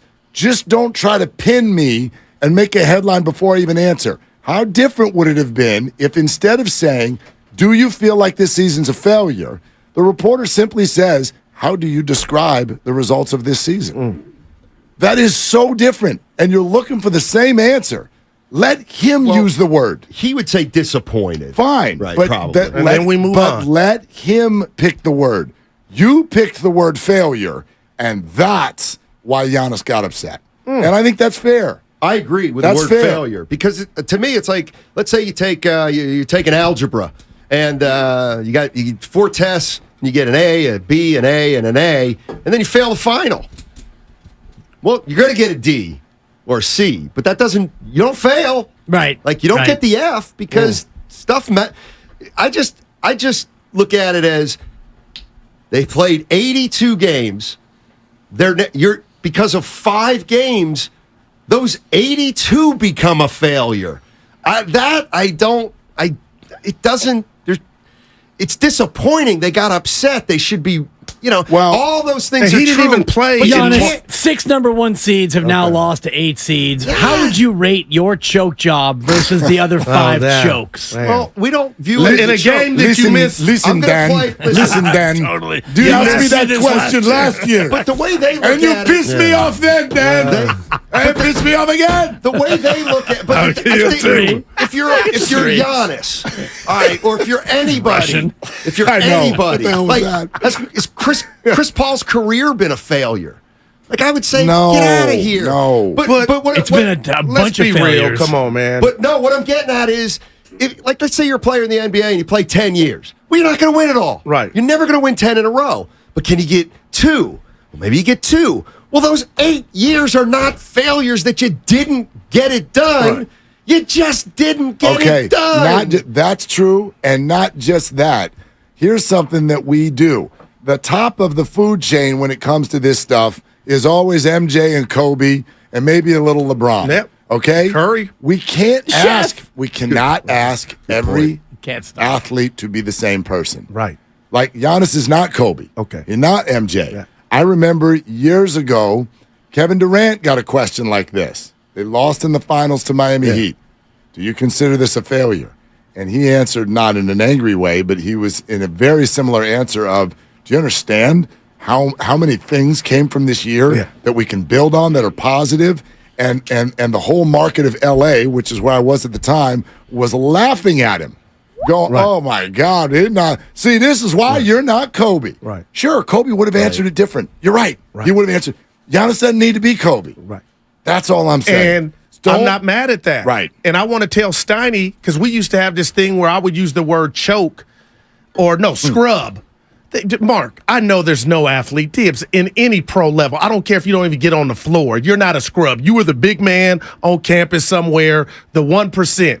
But what I don't like about this is, and you can say it's right or wrong, we celebrate the guys that get rings with the Montanas, the Jordans, the Jerry Rices. They get their just due. What I don't like is, don't blame it on Eric as if he's created this beast of the jacket we tried to put on Peyton Manning, the jacket we tried to put on Jordan until he got it. It's not just one somebody, and I'm not saying it's right, but that's just the way it is. And I love what he said. If you would have just played it at any other time than after the game where you were fabulous, but you missed 13 free throws. Because the question should have been, Giannis, do you feel like you cost your team the game? You can't pull, to me, that card a game after you missed 13 free throws, and some, like me, have called you the best player in the game. You're running from the furnace. So one game. One game. It ain't because one game, Steiny. It's one season now because they lost that game. Right. The question was, and I went back and listened, is the season a failure? The season, 7 months of basketball from start to finish. Like, you can't put a blanket on a season like that. But we throw rocks at the regular season all day. No, you do too. Wait a minute. And we all say the regular season means nothing. We're mad at load management. Now you're going to tell me the 7 months supersedes the playoff I misunderstood. run? I misunderstood. Yeah. It's not about the quality of the regular season. I'm just asking. What percentage of NBA players right now in play have a ring? Now, I get 16%, let's say. I'm just throwing, I don't know, 16%? Of current NBA players have a ring, it's probably like 4%. Okay, 5% of NBA players have rings. I know where you're going. And it's like, well, sorry, 95% are losers. Karl Malone is not a loser. Failures. John Stockton is not a loser. Charles Barkley. Yeah. Do you believe that? Chris Paul. Yeah, because I know everybody ain't going to win. It's not about loser or not a loser, but at the end of the day, when you are looking at your career, one of the things that we look at as a tiebreaker is, do you have a ring? And that's just what we do as in the media. It's what we do as fans. It's a fact. And Giannis has one. Right. So okay. And He's validated. Giannis nailed it when he talked about Michael Jordan. And he said, Jordan played for 15 years and he got 6 titles. So those other 9 years, were they failures? It's ridiculous. Of course. Yeah. And by the way, but Mark, you're right. The reporter used the word failure. And it's not like what this reporter did was the most offensive thing they've ever heard. But if Draymond can be suspended because of his history, Giannis is allowed to be mad at this guy because of history. Because he pointed out, he goes, "It's the second year in a row that you've asked me that question." And again, this is all I'd say to anybody that's coming at this from the media side. It's not a ridiculous topic. It's not even necessarily an unfair question, but the phrasing of it, the fact that the reporter picked the word, I appreciate that. You're putting it in a way where A, you pick the word, and B, what is it you want Giannis to say that's going to be okay for Giannis, right? He's the one who lives in the fishbowl. He's the one whose words are going to go viral on social media, and he's already maybe gotten a little bit rubbed off that you asked this once before. You're putting a label on it and remembering that you're doing it right in a moment that is incredibly frustrating and disappointing for Giannis. We have to especially the way they lost that game. Yeah, that was a choke job. It was. Yes. I mean, that was Jimmy Butler.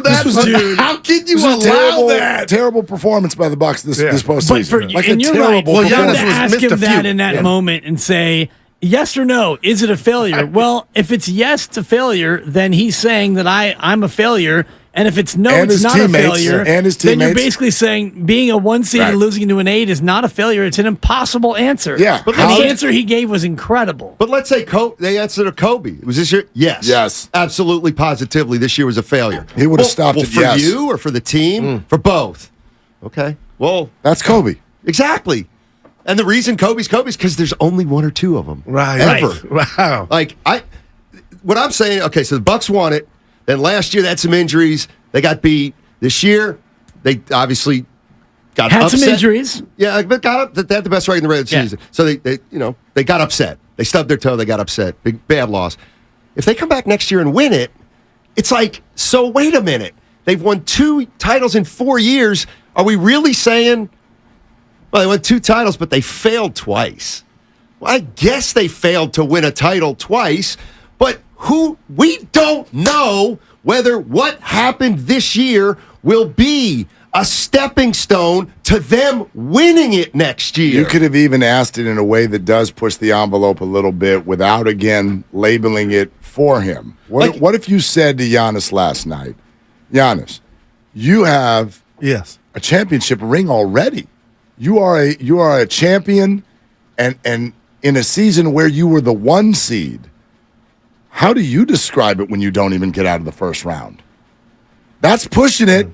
That he wouldn't love that, but you have to answer that. And I don't think there's anything unfair about it. All you got to do is let them label it. Let the athlete, let the coach put the label on it. Here you go. Go ahead. Now you tell me this. Let's say next year, the Bucks, boy, they have a chip on their shoulder.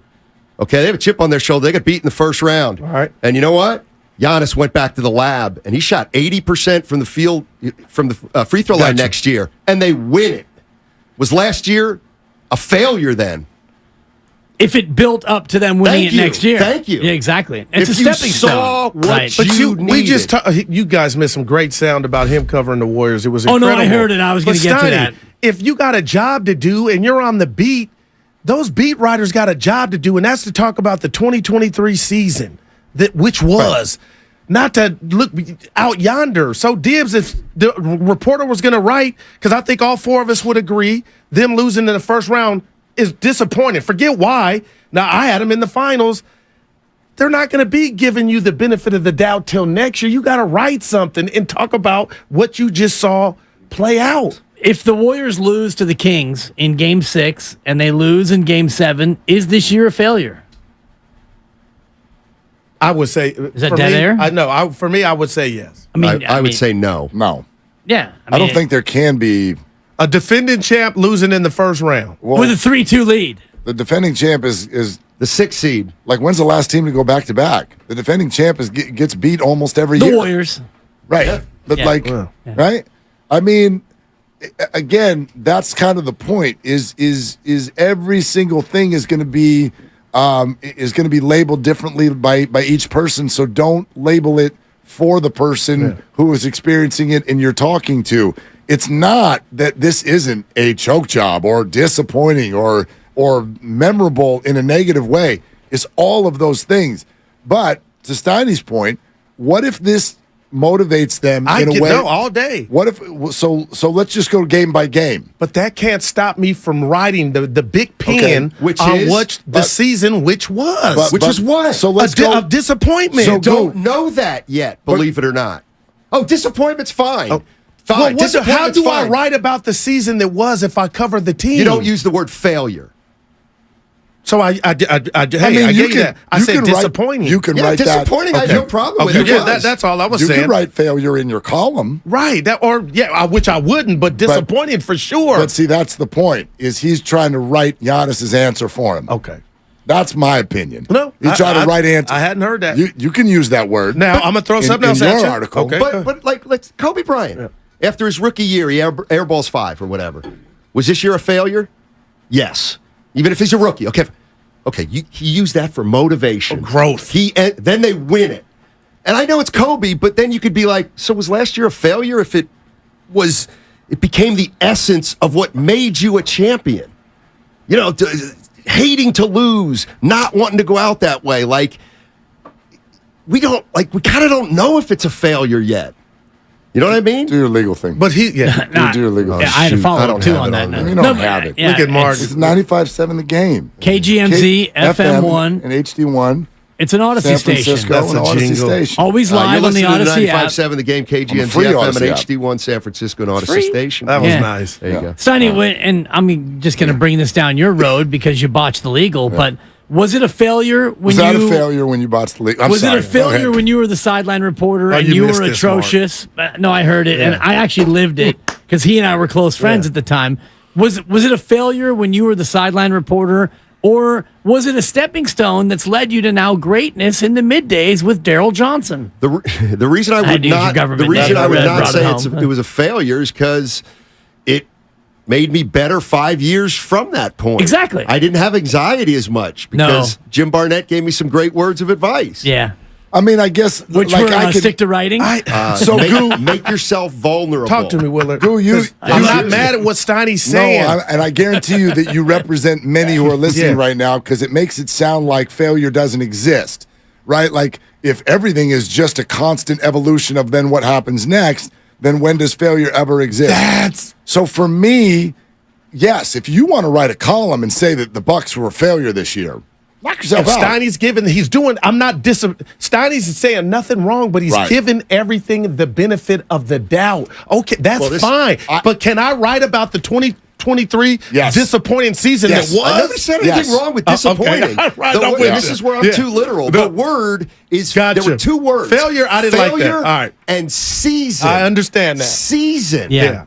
That's too strong. And for he me. may, some athletes would have said yes. No, Kobe, I believe, would have said yes. He definitely would have. I find it hard to believe to call the 73-win Warrior team a failure. And who would? Well, that was Draymond probably would. You might be right. They failed to win a championship. But there were a lot of good times for the fans and the team. That ain't a failure. And they don't get Kevin Durant. Well, you failed to win the chip. I also feel like had the Bucs just gone through a nondescript season, maybe we had a bunch of injuries. They won 50 games. Maybe won the first round, lost the second. He wouldn't even ask a question. Here's what I think is an interesting way to ask it. What if I asked you this, Goo? When the Warriors went to Sacramento for games 1 and 2, okay, was it a failure? No, it was disappointing. But why not a failure? Because the season was not over. Okay, that was part of the assignment. Mm-hmm. So I guess Giannis's point is he's looking at it from a more career view anyway. Okay, right. He's like, our career, the Bucs are not over. But he's got his ring. He's got one. But you could argue that what the Warriors tried to go do in games 1 and 2, they failed. Did it motivate them to do what has happened next? I think you could argue that too. Yeah. It's just, I mean, that's all that was happening. But they last had night. More chances. Giannis, that was a game 7, and you missed 13 free throws. That wasn't a game 7. That was game 5. Yeah. Bad performance. That's all. You know what? I actually have gotten to the point where I would be very interested to know how Giannis would have labeled it. And if I was that reporter, maybe now you don't want to interrupt. You don't want to interrupt, but that's the re-ask. Okay. Are you disappointed in your performance? No. How would you label it? How would you label it? All right. How would you describe it? Open-ended. Open-ended. And that's what he'll say. Really disappointed. We thought this was our year, and all those kind of things. But I just this is where I feel like do the math. Most people don't win titles. Right. So 96% of our athletes are not failures or losers. Like that's what really bothers me. Well, let me ask you both this then. Some guys don't get it done. Yeah, this dude's gotten on my nerves. I hated the whole narrative. Think it was Lamar Jackson. Aaron Rodgers. I'm hearing this, and I don't agree with it because I think he's one of, if not the most talented dudes throwing the pigskin I've ever seen. That's just me. And the ability to move. Was this fail? He got one Super Bowl. Now all the chickens are trying to come home to roost to say, you got one Super Bowl out of that? Your tenure in Green Bay was a failure. I don't agree with that. I don't agree with that. See, okay, so we're all right. How many do you got to get there? Didn't they the playoffs 12 straight years or something? Maddox, Glavine, and Smoltz in Atlanta. Was that failure? No. Do you know how many quarterbacks they didn't get started and won a Super Bowl? I don't. They got one. I believe the answer is 36. Only 36 human beings have ever started and won a Super Bowl because Brady's got 8 and Joe's got 4. Took them all. And you think about all the guys who have multiples and then all the guys who have 1, and Aaron's one of them, and Brett's one of them. Troy's got 3, and you look at all the Matthew Stafford's got 1, and Nick Foles has 1, Dilfer and Johnson, and you look at all the guys who have won a Super Bowl, and he's one of them. you're not a failure. Yeah, no doubt. I got you. I mean, geez, it's awful hard to win a Super Bowl no matter who you are. That's it. I do think there's also some of this, and nobody ever likes to hear this. I would like to point out how classy Giannis was in holding his anger. That was great. Because he really, like 3 times, he's like, I'm not going to make this personal. Yeah. Not going to make, because a lot of people would have. Think about it now. Think of you're Giannis. You are a... And you'll probably see them, though, after that game. Yes, and you're an Adonis. Look at you. He's already in the Hall of Fame. He's a Hall of Famer. He's a champion. He's 28. He is built like no human being is on planet Earth. And here comes Eric. In a collared, yes, in a collared shirt. Listen, I'm on the Eric side of the fence. I'm in the media too. But here comes Eric. Hey, Giannis, are you a failure? I mean... Yeah. Why are you going to make him sound like me? I felt personal. You know what? You're a 3, dude. You got to understand in those frustrated moments why certain people are like, what are you trying to get me to do with your question? You know what I mean? So I thought that was worth, because Giannis didn't treat him like that. Treated him like a person, used his name, so I'm not going to make this personal. So I think that's worth pointing out. And I'm too. sure, Steiny, before you go, there's some nasty stuff, I believe, on the Milwaukee radio about the Bucks from the fan base, probably thinking that they were going to the finals or at least the Eastern Conference Finals. Hell of a week for a Milwaukee sports fan, huh? Yeah. How you guys doing? So the one thing Giannis said, and I don't know what they're I don't actually think they have an acrimonious relationship, whoever Eric is. Eric, yes. And I think when Eric talked about failure and Giannis answered, if you've ever played, that's when then he said, I don't want to get personal. You don't want to do that. I feel like he caught himself. I don't want to use the I played and you don't. That's what I thought he was referring to as personal. I agree with you. This guy's a jerk, and he's been doing this all year. I could be wrong, but I think he really was conscientious trying to explain. I thought it was great. Well, and he pointed out, like, it's interesting, and the Warriors are a great example of this, like to just choose our words with care, and these people who we think, oh, they're not listening or they're above it, when they always tell you, oh, I don't listen to radio, I don't read stuff in the papers, or I don't do. Like, Giannis is sitting there and goes, I remember you asked me the exact same question a year ago, and actually admitted, he goes, and I wasn't in a good enough frame of mind to give you the answer I wanted. Yeah, that was really so. Now, I mean, that very insightful. Giannis is different, man. He is very thoughtful. He isn't with his responses. All right, guys, you got Steve Kerr coming up at 3:30. Yep. It's going to be a fun day for you guys, I can tell. And live from Chase tomorrow, 2 to 4. Willard and Dibs. Mm-hmm. Live from Chase. leading it right up to JD. Yeah, we finally get to Chase. Let me ask you a question. Go ahead. Now you want to stay. Yeah. Be honest. Talk to me. Open the laptop Talk to back me. up. You're loving the truncated show. I'm devastated. I'm bummed. It's truncated. It's actually a half a show, Steiny. Half a show. This guy actually wore, when he found out about the possibility, he wore a Memphis Grizzlies t-shirt under his hoodie yesterday on the show, because he found out we might only do 2 hours instead of 4. Memphis wins. We're off at 4. Yeah. Oh, dude, I got a tattoo of Dylan Brooks' face on my rumpus. Yeah. Okay, gotcha. Practically did the last hour of the show by myself because he was watching the Grizzlies game. All right, gents, have a great one. Desmond. They're longtime friends. Let me tell you something real quick about Dibs that I'm sure not everybody knows. And first-time partners. Hang in there, big guy. There'll be brighter days ahead. Now, these two homegrown Bay Area boys finally come together to take over sports talk. Get the hell off of my doorstep. Major League Baseball, you stink. It's Willard and Dibs on 95.7 The Game. All right, let's do this, okay? So, yeah, we're not crazy. Remember yesterday? Are we crazy? Are we insane for thinking that the Warriors would win a road game because they had not done it all year? Well, they did it. And I appreciate, I'm trying to remember, I think it was Clay. Clay said what I was hoping someone would say. Y'all understand, this was the best win of the year. Not because it was the latest, not because it was in the playoffs, that was, for me, that was the big question. That was the thing that was hanging around their neck. Are you ever going to do this? Because you all understand they can't get to where they want to go unless you do this. They did it. Yeah, they did it. What a relief. And Steiny actually said it earlier, and I want to give him credit because I think he's spot on. Those are the two best games back-to-back that they've played all year. Agreed. Because they played great last night. I mean, that game was a solid A across the board. They played a great basketball game. In Game 4, they played very well as well. So, back-to-back games, you brought your A game. You had a very small rotation last night, very tight bench. Well, 9 players. 9 players. The 9 that you laid out. Right. Absolutely correct. Kuminga, no looks. Yeah. Moses Moody got 4 minutes. He got crumbs. Would be nice for Dante DiVincenzo to hit a 3. But he got his 16 minutes. He did. I thought for 3 minutes of the game, GP2 owned the game. He was incredible. He was incredible with his hustle. So, yeah, pretty short bench, but exactly what you would expect it to be. Few more minutes than you'd love to see Steph play. Got to come back and do it again. Sure. I mean, for the fans. And Draymond Green off the pine. I'm loving that. Yeah. I mean, for the Dray Pine Green. They kept him there.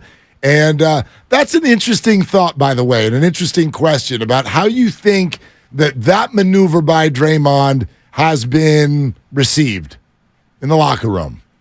Oh, I think they're loving it. And I don't know if that is the tipping point in terms of, okay, Draymond, now we know that you're a leader again. I think that he's already reestablished himself as the leader of this team.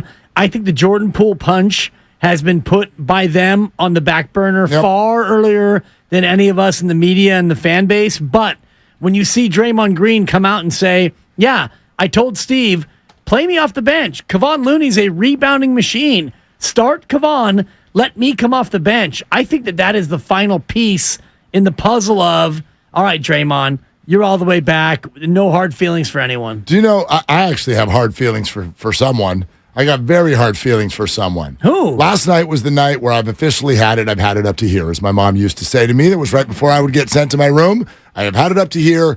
Okay. You never got spanked, though, did you? Oh, yeah. Absolutely. Really? Yeah, not a lot. Not a lot, but a couple times. Yeah. Wow. I can remember one time in particular. Yeah, Dad was just waiting. We had a house. We had an Eichler house that had these walls. Eichler? Yeah, we lived in an Eichler. Okay. So we had these you could run around in a circle. Yeah. Right. So you could go through the kitchen and the family room, end up in the dining room and the living room, and make a loop. Exactly. Make it very hard to play hide and go seek or tag because you could just do the loop and it's like you're never going to catch me. Well, my dad caught me. He cut you off in the Eichler. He figured out, make it look like I'm coming one way, and then wait for him the other way, whack. And I was like, damn, he got me.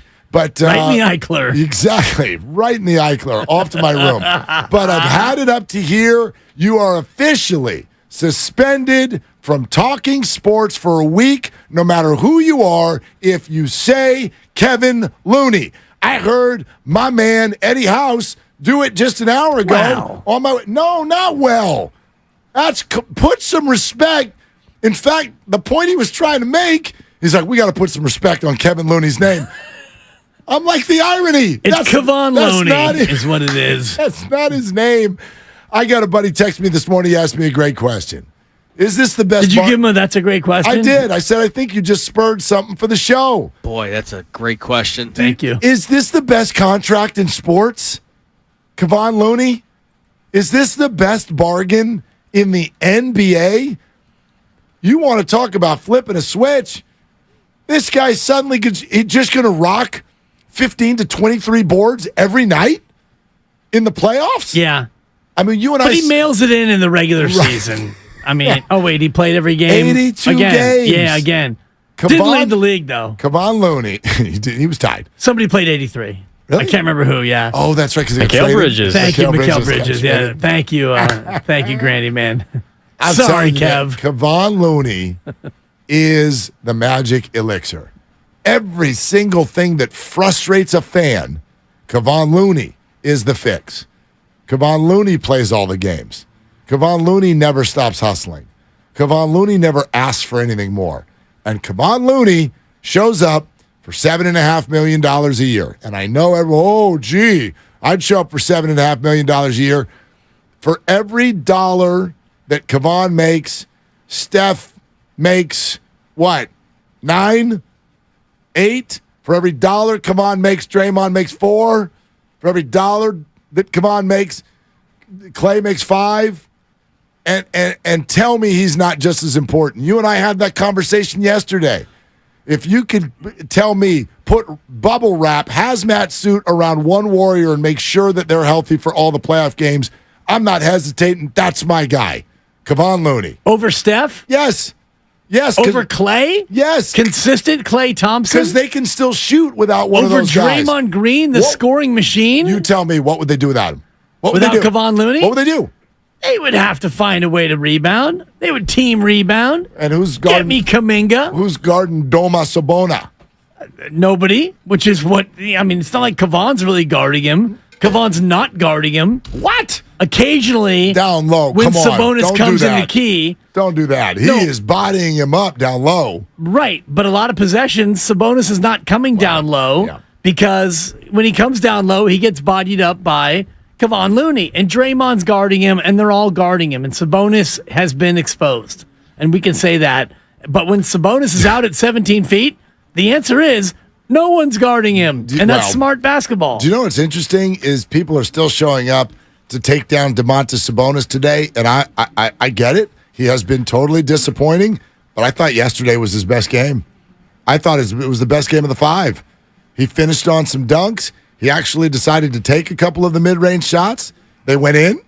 I thought that was his best game, and it still not enough. Wasn't good enough. Right. So Sabonis winds up with 21 on 9 of 15. He was a -1, the plus-minus. He was fine.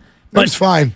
They were giving him shots knowing that 3 is better than 2, and you'd rather have him score on one of his little teardrop 2s or a dunk or – I think he hit 2 or 3 elbow jumpers, actually. He did. He hit a couple in a row early, but the biggest problem was the Kings were hot from 3 early, and then they went ice cold, and then they didn't shake. Yeah, No. Did anybody else have the same thought when the Warriors, and if my memory serves, they're down 3 at the end of one quarter? Yeah. Oh, my gosh, I was high-fiving people. I'm like, are you kidding me? They weathered the storm. The Kings come out hot. You've got Game 5, switch home court energy, desperation sensation. That's a buck. Yeah. And I'll pay it. All of that. And I'm like, they're only down by 3? That's fantastic. And let's be honest, from that point forward, it was the Warriors game the whole night. They were the better team the rest of the way. Sure, Sacramento, nice run to start the fourth quarter. Yeah. There's going to be little runs, but that was the Warriors game right at the start of the second quarter, the rest of the way. And so the minute Sacramento gave them the flurry and it didn't lead to anything, I was like, Warriors are in good shape.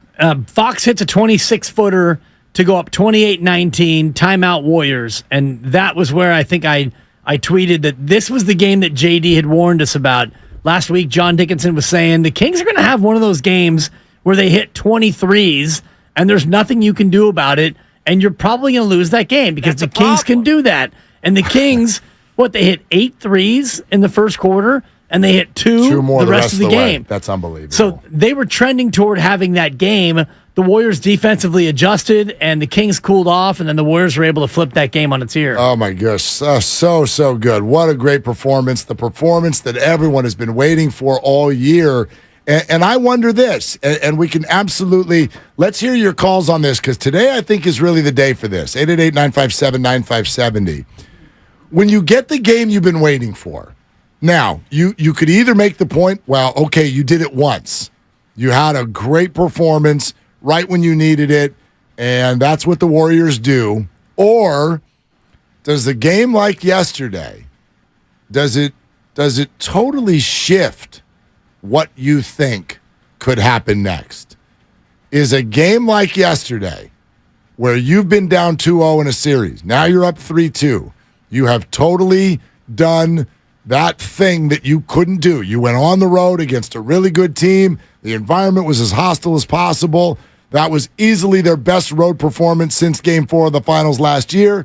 No questions asked about that at all. So now that they've done that, how has your opinion, how has your expectation changed with the rest of these playoffs? It's changed to the point where we're thinking about, are we going to face the Lakers or Memphis on Sunday, or can we get some rest after the Friday win? And I'm trying not to get too far ahead of myself. Steve Kerr joins us in an hour, and he'll be very humble. He'll be very circumspect about the fact that this series is not over. Right. And he's right. Yeah. But we as fans, we can start to think about things in terms of being cocky and looking past the rest of Sacramento. Because if I think that the series is over, it doesn't affect whether or not the series is over. It's not going to affect whether or not that Steph Curry takes Sacramento seriously or not. Game 6s at home when you're up 3-2 are scary. This was Memphis last year. The Warriors felt, if you're a fan, you felt like they had it. They're like they got this series. Ja's out. The Warriors are ahead. They're up 3-2. They're coming home for Game 6. And then you get to the fourth quarter and you're down by a point or whatever. It gets very scary very fast. Remember what we were talking about yesterday. I always like the team in overtime who's happy to be there. Well, if this ends up in a Game 7, who's going to be happy to be there? The Kings would be thrilled. Not only are they at home, but they'll be thrilled to be there because right now the world's expecting them to not be there. So, yeah, the series is not over. You got one game that will flip what people think is going to happen. So the Warriors have to be really good tomorrow night, and they have to guard against what we do as fans, which is, the Warriors have got this. Bet against the Warriors. There's no playoff scenario they haven't experienced. So if there's anybody I'm going to trust to have their minds in the right place, it's that group. Right, and they're not going to look past Sacramento. Nobody's thinking about Memphis or LA yet inside that locker room. They all understand that these games, they've been great games. Even last night, you beat the Kings by 7, but that game was a lot closer than that until there was about 3 minutes left. That thing was nip and tuck. Sacramento got within 1 late, and it was one of those moments of like, oh, God, are they going to blow this game? Is Sacramento going to come back and win this game? So nobody's thinking in terms of, this is over. I think Sacramento fans are thinking that more than Warrior fans are. It's a discouraged feeling for sure. That adorable group is sitting there now knowing that they had a 2-0 lead, and now it's 3-2. So, yeah, that's tough. But anyway, 888-957-9570. I can see you're broken up over there. I'm sorry. I mean, it stinks when what everybody thinks is going to happen happens, and you're on the losing side of that. It stinks. I get it. I've been there. Quest for 5 is brought to you by the Alameda PD, now offering a $75,000 hiring incentive. Our team is your future. Go to alamedapolice.org to apply today. How did yesterday change your outlook, Warrior fans? Let's get your calls. Let's go. 888-957-9570. Twitch, YouTube. Hello. Thank you. Let's comment there. Steve Kerr in 45 minutes. No, actually about an hour. Let's do that on Willard and Dibs. I'm Howard Mackler, founder.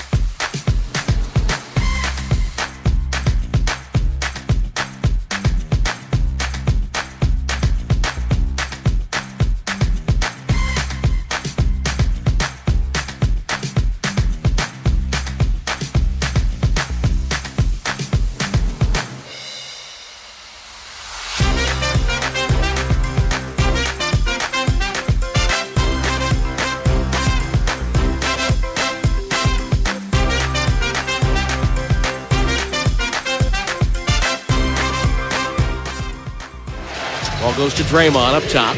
Hand off to Poole. Poole trying to spin by Herter. Backs up and settles for a three. That's no good. Payton with an offensive rebound. Out to Wiggins. He'll penetrate. Kicked it up top to Thompson. Thompson spins to the right elbow. Draws a crowd. Won't shoot it. Now does with 5 on the clock. It's a three for Clay. And we are tied at 50.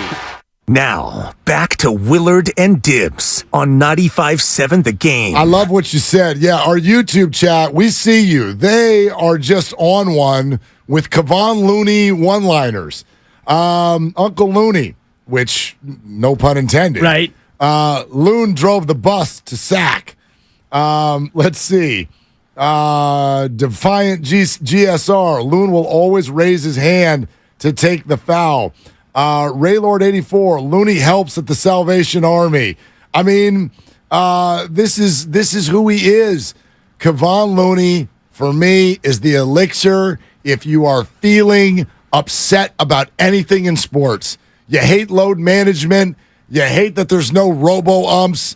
You think the guys are overpaid and they're petulant children. Whatever it is you think about sports, I give you Kevon Looney.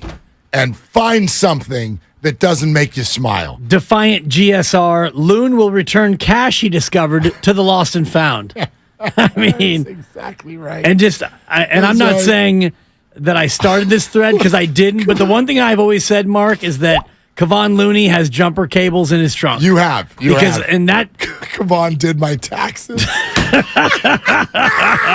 So I good. mean, it's it's so good. Looney will catch a ride with you so you can drive in the carpool lane. That's also Uncle Looney. Looney will always be the designated driver. There's so much in there. Man. He'll tell you which paints are better for hot climates. Thank you, Sammy K. Looney's side gig is window cleaning. Seriously. Actually had the windshield. That's his main gig, actually. The windshield of my car was replaced this morning. I had one of those spiders. Yeah, the spider. Spider crack. It was spider on its crack. way. Like the guy was like, How long is it? Because you need to know that, like whether they can fix it or whether how long's your spider? I'm like, stop asking personal questions. But I was like, don't talk about that. My answer was like, size matters. I mean, it's longer now than it was when we started this conversation. So Totally. get over Size here. matters. They came over this morning, and you wouldn't believe it was Kevon Looney. He replaced my windshield. Doing just mobile this morning. windshields. Yeah, while I was in the house That's doing good. other stuff. So.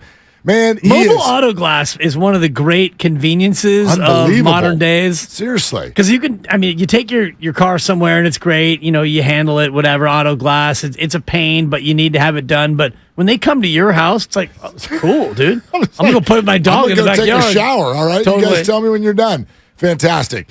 888-957-9570. How did last night change your perspective on the whole thing? It's one of the few days where I actually think this is a rational conversation.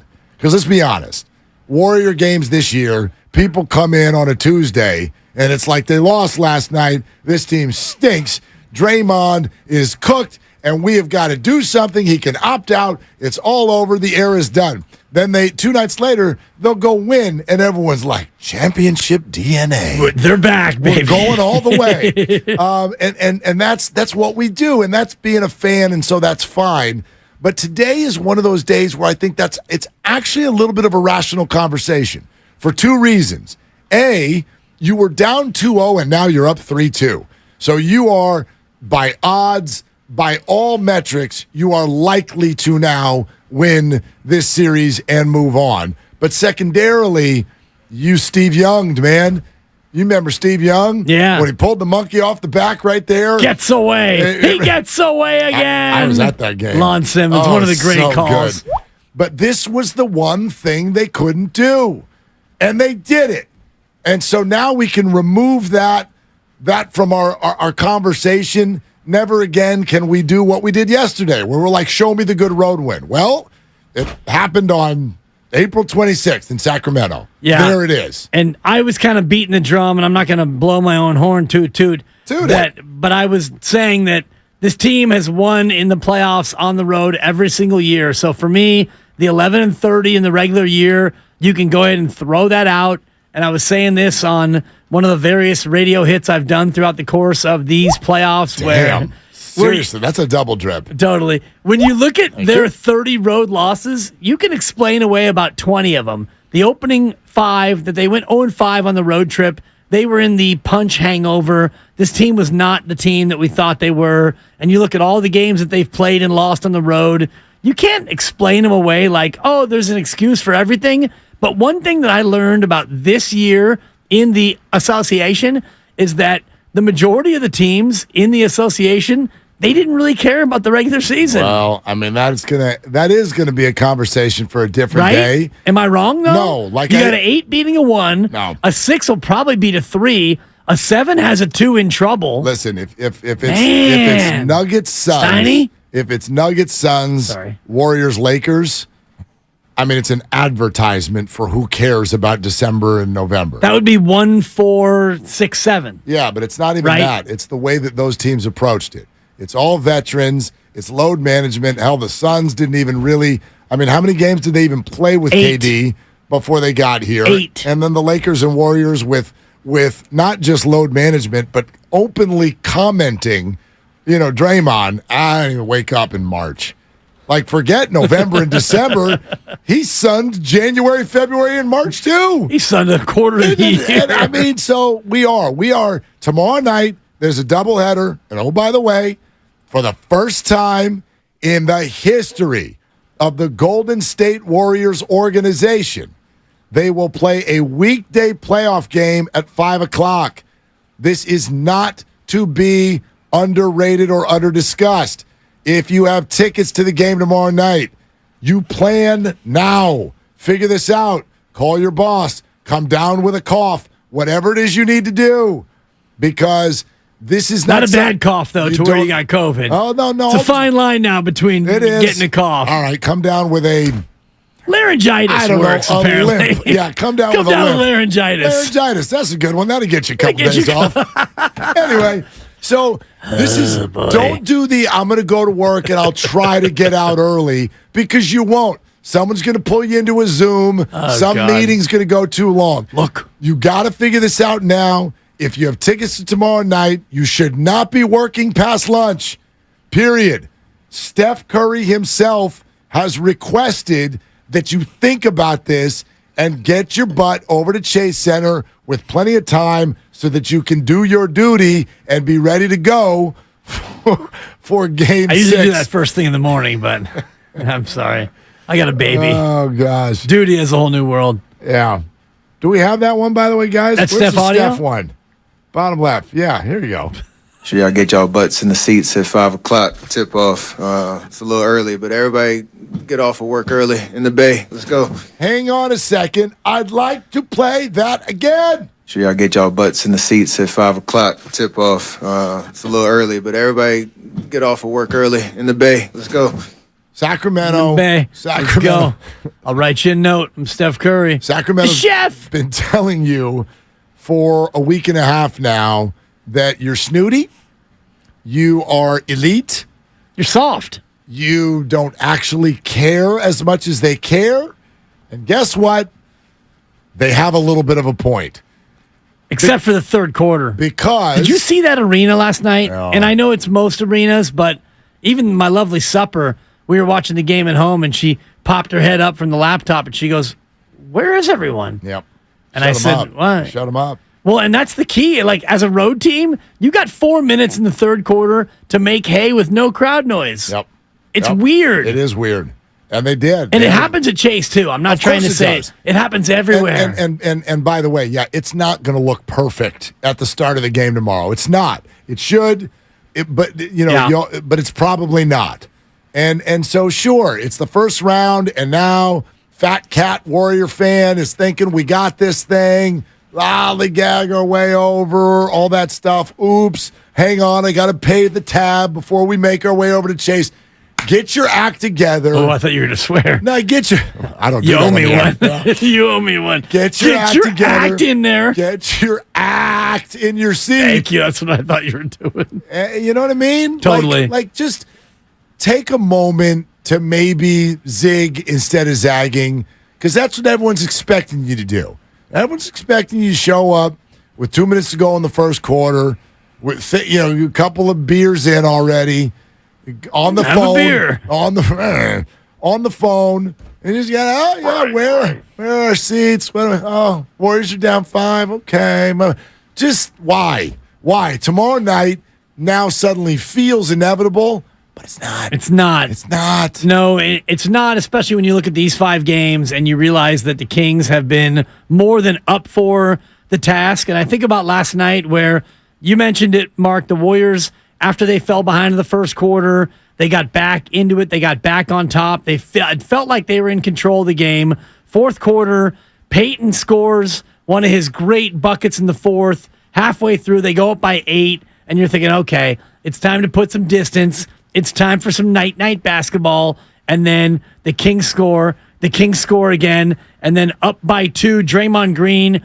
throws it away into the backcourt. And Wiggins tries to run it down, but not so fast, my friend. Malik Monk was faster than you, tracks it down, foul. Not foul. Not foul. It was a foul. Oh, my God, Dibs. It's a viral video on the internet.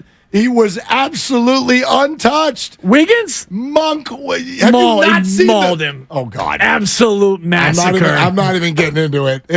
It's so not a foul, but I hear you. In real time, it looked like one because Monk did a great job selling it. Of course. He did a great job. And that's what Monk did. And Monk did that earlier in the game, and GP2 had to come over and apologize to him.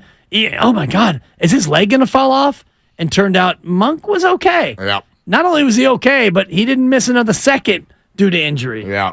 Can I read a few more Loons? Do it. Loon offers you a toothpick instead of telling you about the food in your teeth. Nice. Loon empties your dishwasher. Loon fills your dishwasher.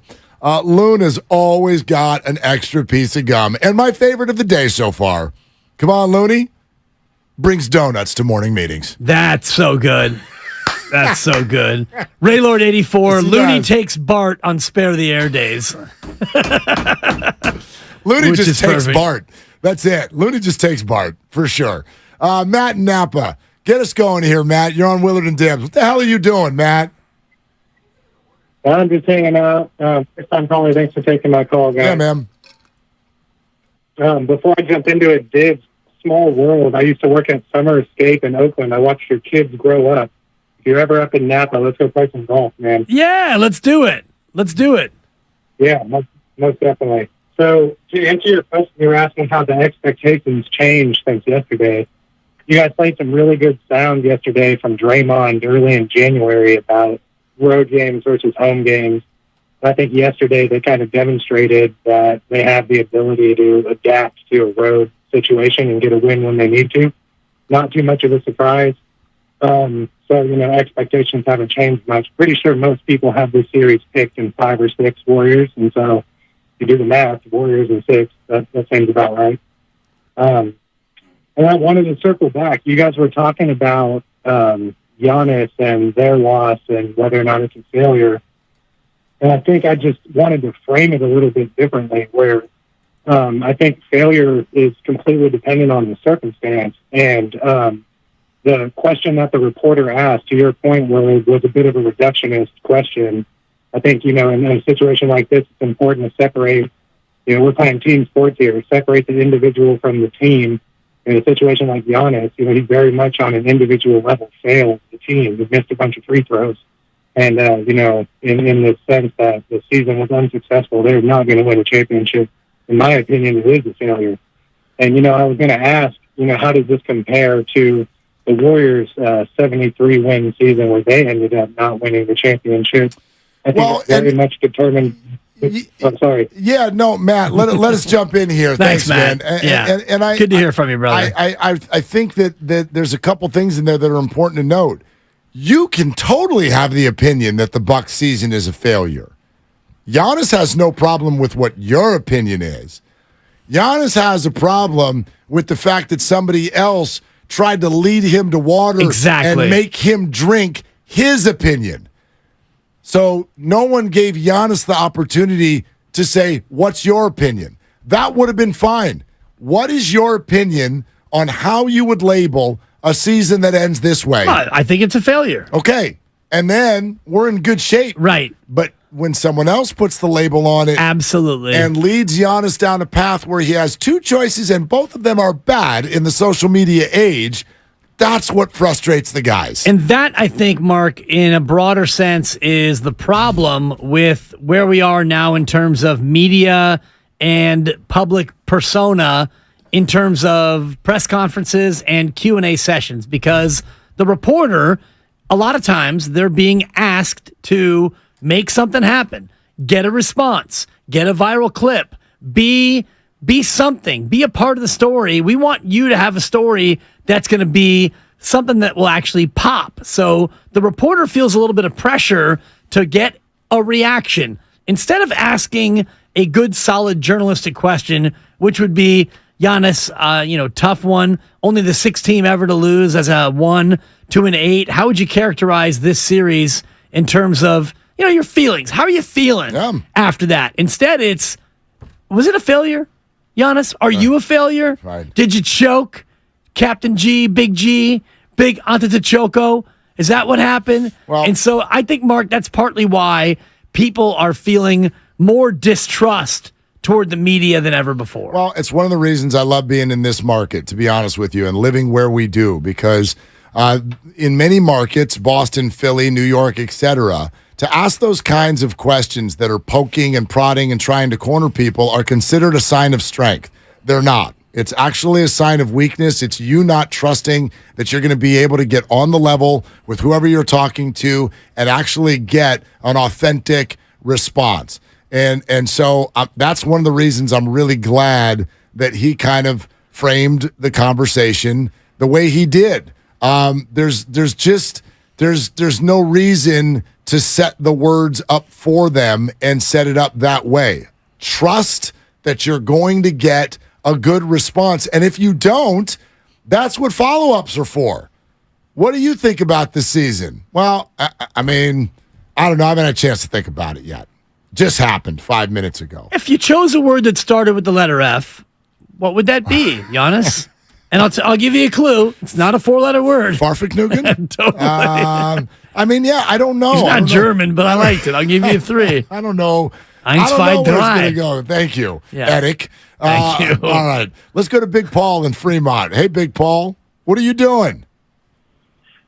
Hey, good. How's it going, guys? Thanks for taking my call. Hey, man. So, yeah, I'd also like to address the question that you guys posed right before the break.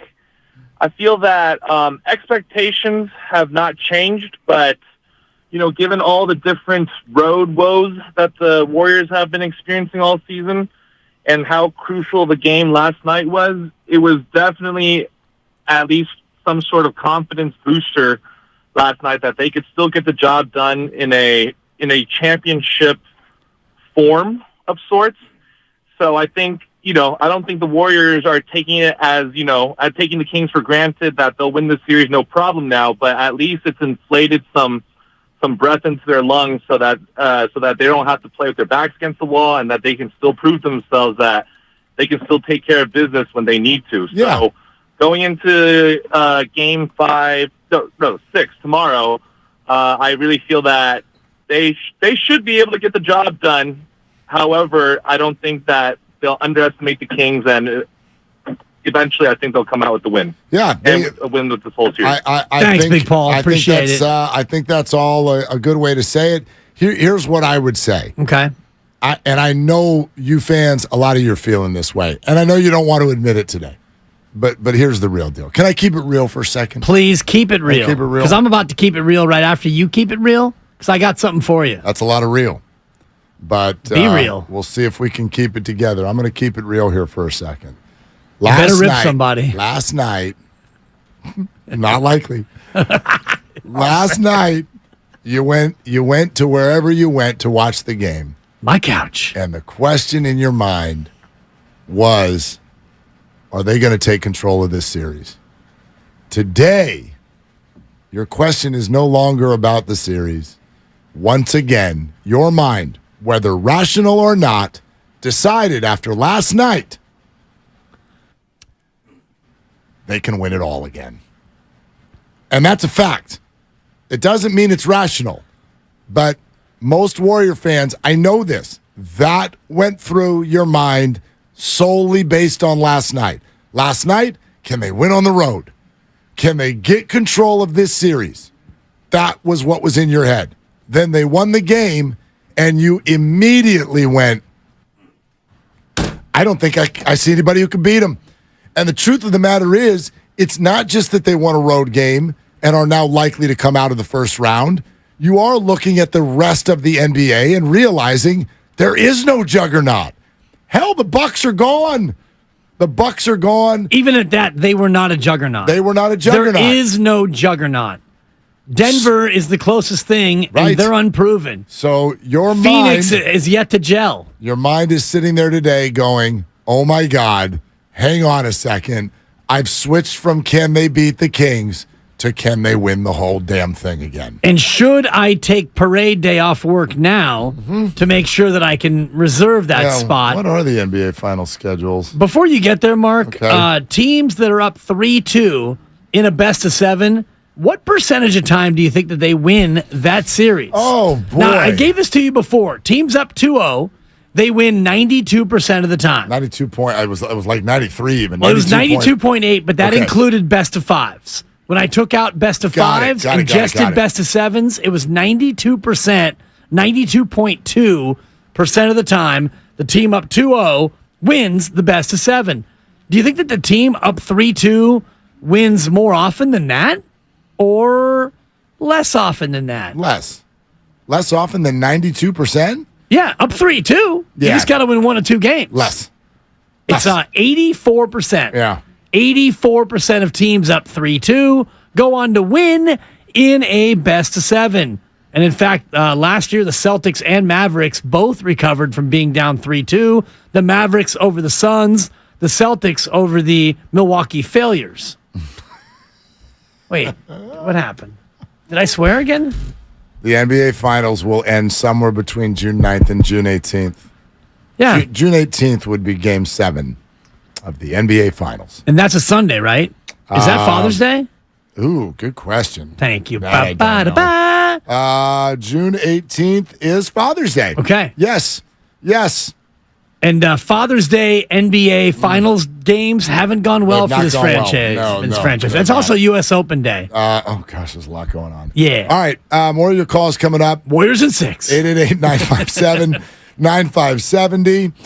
We're presented by Fremont Bank. Full service banking. No compromises. Steve Kerr is a half hour away on Willard and Dibbs. Does your heart long to wander? To encounter colorful creatures from the deep blue sea? And amazing animals from the Amazon and beyond?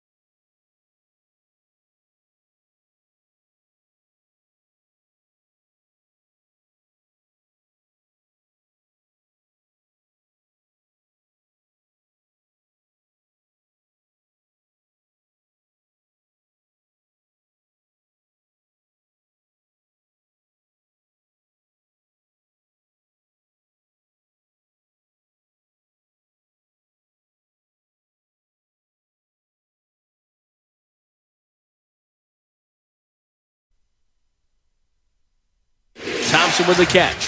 Thompson off a screen. Off another screen. A Draymond pick. Thompson pulls up, launches, and it's Klay time! Warriors lead 53-50. Another three for Klay Thompson. Now, back to Willard and Dibs on 95.7 The Game. The lovely Christy has weighed in with one. Looney lifts Poole up to the basket so he can dunk two. That's pretty good, Christy. The lovely Christy. Looney and Moody take Poole to the basket. That's pretty good. Looney and Moody. Yeah. We do yoga. That's right. Looney and Moody do yoga. Looney and Moody give Poole a boost. That's, I mean... hey, Jordan, get on my shoulders. I want you to dunk. It's pretty funny. No, Jordan. Totally. He was the only one who wasn't maybe at, well, I don't want to say the height of their powers. Steph and Klay. Klay was their best outside shooter. Steph was money in crunch time, but his three was not on yesterday. But he did what you need your star to do. The guy terrible. He wasn't terrible. He wasn't very good. Score 30, so he wasn't bad. On 25 shots. He was not very efficient. He was not good from three. I think we can end the sentence there. He was very good driving to the hoop. Obviously, he had what would be the dagger moment of the night when he twirled around, went in 14 different directions, and then laid it in. Which is what he should have done in Game 4 when he pulled the trigger too early on that fateful possession. So it was really refreshing to see him dribble, and then dribble some more, and then dribble some more, and then realize, I think I'm now ready to shoot the basketball. A little different when you're up 5 as opposed to up 1. But yes. But had he done it up 1, and he could have shot the ball 27 feet in the air, and if it drew iron, it would have been game over. He could have done that. But he does do that in pregame warm-up. Exactly. Yeah. So, but he was kind of, I think, evoking that move last night when they were up 5 and he dribbled out the game. The standouts, though, Draymond Green, obviously. I mean, wow. Oh, what a performance! What a performance! I think that there's some poetry there because if you're coming from the Sacramento angle, and come on, KC came on our show before the series even started and said two things. Kings will backhand the Warriors if they play. Oh, boy. And Draymond is cooked. Chill. Okay, so with those 2 points, my gosh, they got proven so woefully incorrect in their building in Game 5. Not just the fact that the Warriors won yesterday, the fact that Draymond was the main catalyst inside Golden 1. That is a rip-your-heart-out performance by the Warriors last night. For Sacramento, in so many ways, last night, devastating. I mean, devastation. I put that out on Twitter because the crowd couldn't boo him. Yeah. You can't boo a player who is unstoppable. Even if you are the hardiest of crowd, and maybe Boston could with the blank you Draymond, and Memphis, they tried to ride Draymond. They got to Draymond, and he got ejected, and he had to, raise the roof with the crowd. But they couldn't get to Draymond last night. Even during timeouts, they were trying to get to Draymond, but he wouldn't take the bait. And when he went back on the floor, all he did was dominate. 8 for 10, Mark, from the floor. Draymond Green, Mr. 2 for 3 or 1 for 2, a guy who doesn't shoot. He shot a ton last night, 21 points and a plus 13. Yeah, he was incredible. And incredible. In fact, what you're talking about how they couldn't boo him or they couldn't get to him last night, he addressed that. Listen to how focused he was according to himself. No, I just beat myself. I don't go chasing after some villain title. Being a villain is no fun. It's not enjoyable, but I'm also never ducking any smoke. So whether that's with a player, whether that's with a fan or a fan base, it is what it is. And you got to take the good with the bad. My thought coming in tonight was like, it was great to play in Game 4 and the cheers that I got when I came in the game for missing that game. Super special. On the flip side of that, if you're going to bask in that and appreciate that, then you have to appreciate the other side as well. We pride ourselves on not being front runners. So I knew for me, I couldn't love and appreciate the love and cheers that I got at Chase and then come out here and fold because everybody's booing me from the time I came in the game. You got to take the good with the bad. And so that was my mindset coming in. I knew these fans would be at me from time I went in, and to be honest with you, I barely heard them. I was just dialed in on the task at hand and focused, and I wanted to make sure I didn't give them any of my energy tonight. I didn't give any of my energy to them. Anything other than winning this basketball game, I wanted to focus all my energy towards that. So for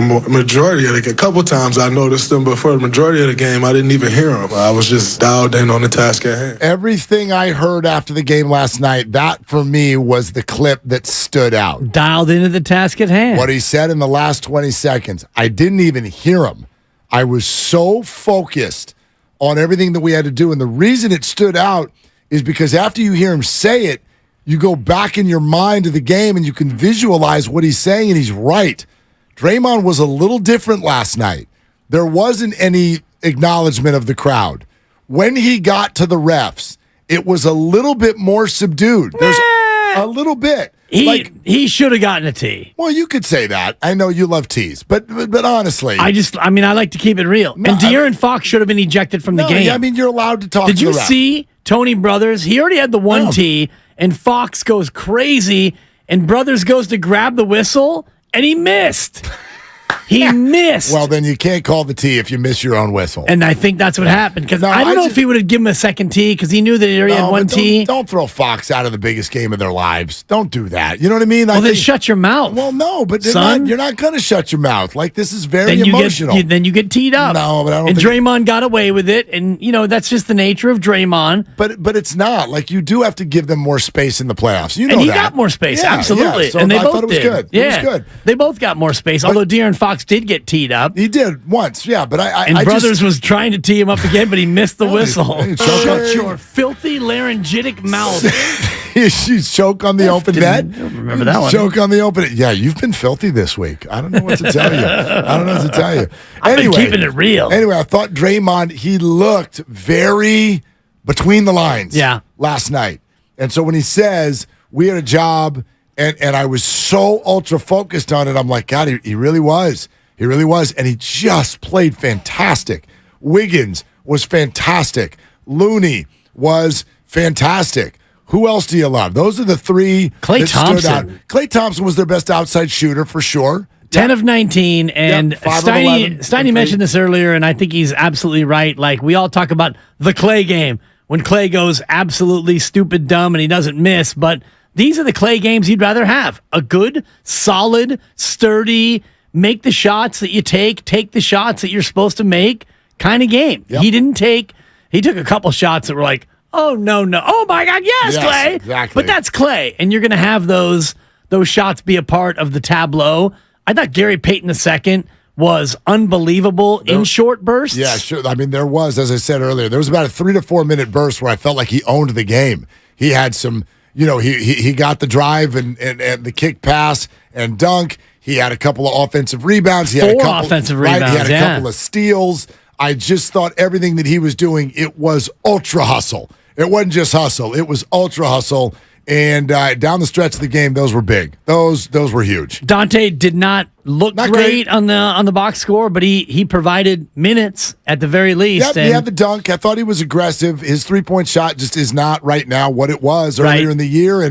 But you know how shooters go, man. He just needs to see the bottom of the net one time. Yeah, and they just played 9 guys, and they really played 8 guys. Moses Moody got the 1 4-minute burst, and Kuminga never even had a chance to peel off the warm-up. Yeah, exactly. All right, let's go back to the phones. And again, Steve Kerr in 20 minutes. Let's go to SS in Brentwood on with Willard and Dibbs. Hey, SS, what are you doing? Hey, guys. Just finished a long run out here in this beautiful California sun. How are you guys? Yeah, good for you, man. You dropped at least 4 pounds if you did that today. I know. It's hot out here. Yeah, it is. Hey, but so I want to liken this series to a long run, a cross-country run.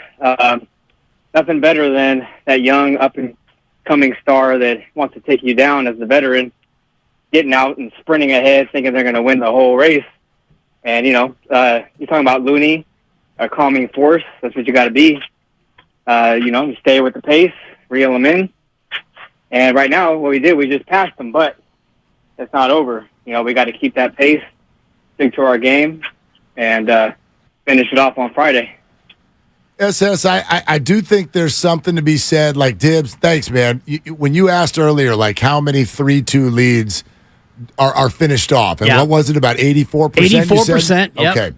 I think the percentage of this in terms of chances is higher than the average. And the reason being is the mental aspect of the game, which is where the Warriors defeat so many teams. It's just like when Tiger Woods used to play in the same group with another player at a major. They would just wilt because there's a mental presence of them in the room.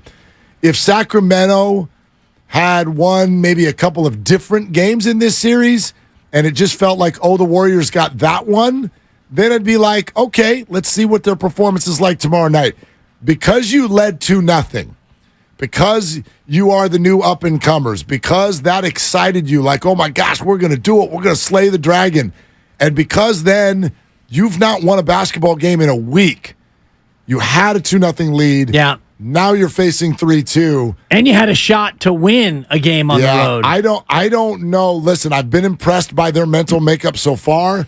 I don't know how you come out with the necessary swagger tomorrow night at Chase Center to potentially win the game. I just don't know how that's possible. I agree with you, and I think that a Game 7 at home would be a time where they absolutely could win and maybe even should win, but you got to win now at Chase to get to that spot. And I look at last night, Mark, and the way the game unfolded down the stretch. The Kings are down 8 or 9 in the fourth quarter. They scratch and claw, and they find their way back into the ball game. They're down 3 with the basketball. Minute 40 to go.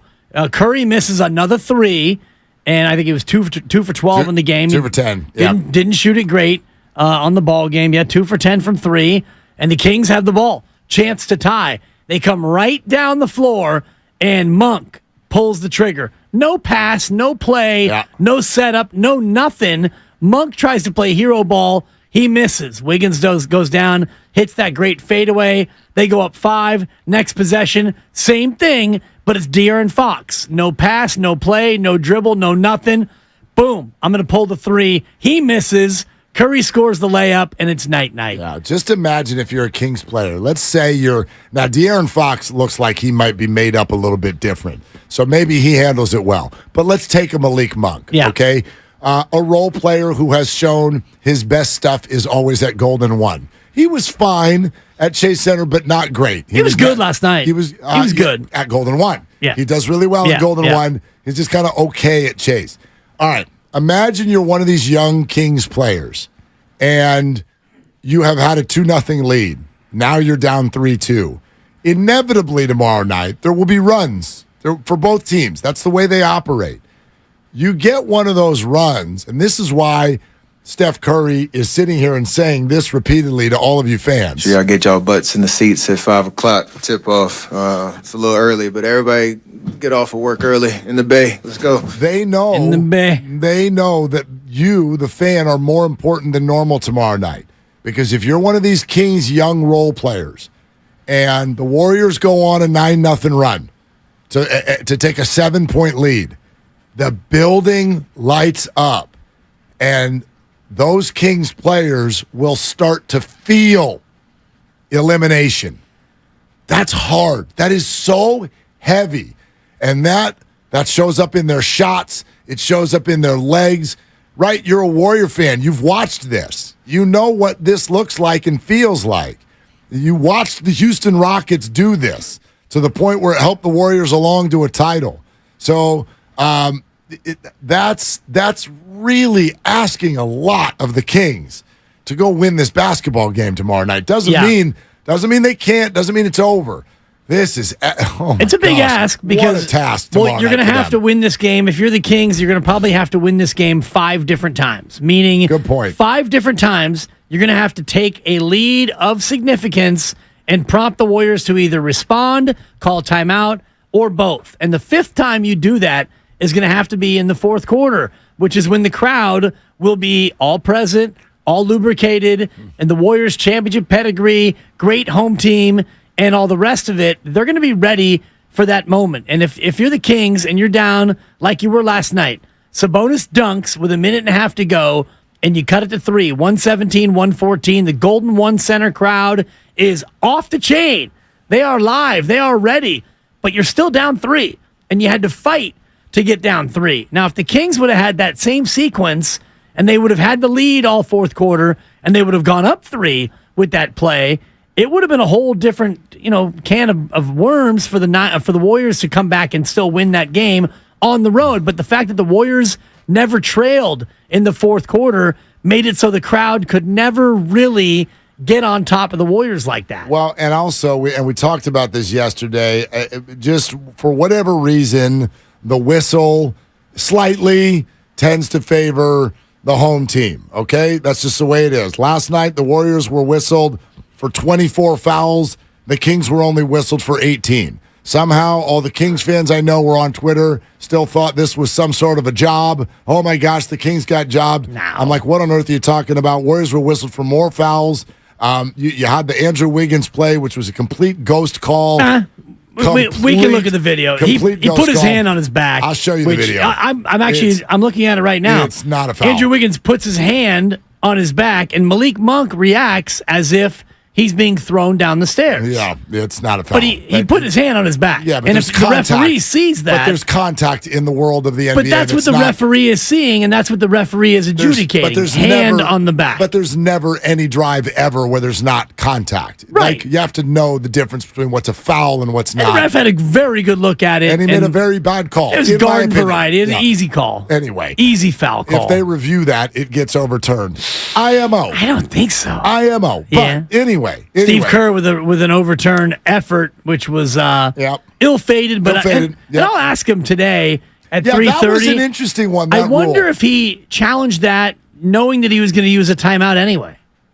Be an interesting question. I think that there are a lot of us who are maybe not fully up on the rule. Like Harrison Barnes' feet are going up. He's up on his toes. Yeah. He looks like he's leaning a little way. But I also know it's not a hard and fast, like, you have to be perfectly set and not moving as if you're guarding Buckingham Palace. Like that's a 4. Watch Draymond on any. Draymond is always off the ground. Yeah, if you shoulder somebody, like Sabonis got called for one of these last night, and he was mad about it. He's like, well, the guy wasn't set. Well, dude, your front wing was killing him with your elbow. So there's always going to be debate. Point is, the whistle's probably going to go the Warrior way tomorrow night, and you got to beat that too. If you're the Kings, it's just a hell of an ask. That's all it is. It's a big ask. And, as I was mentioning, you're going to have to beat them 5 different times. Yeah. Because even if the Kings go out and they're up 24-11 early in the game, Kerr calls timeout with 4 minutes to go in the first quarter. Good for you, Kings. The game's not over. So you won this game once. You're going to have to win in this game again and again and again and again because the Warriors have been through this before. Yep. They understand the nature of 4 quarters in an elimination game. Fox in Oakland is next up. Steve Kerr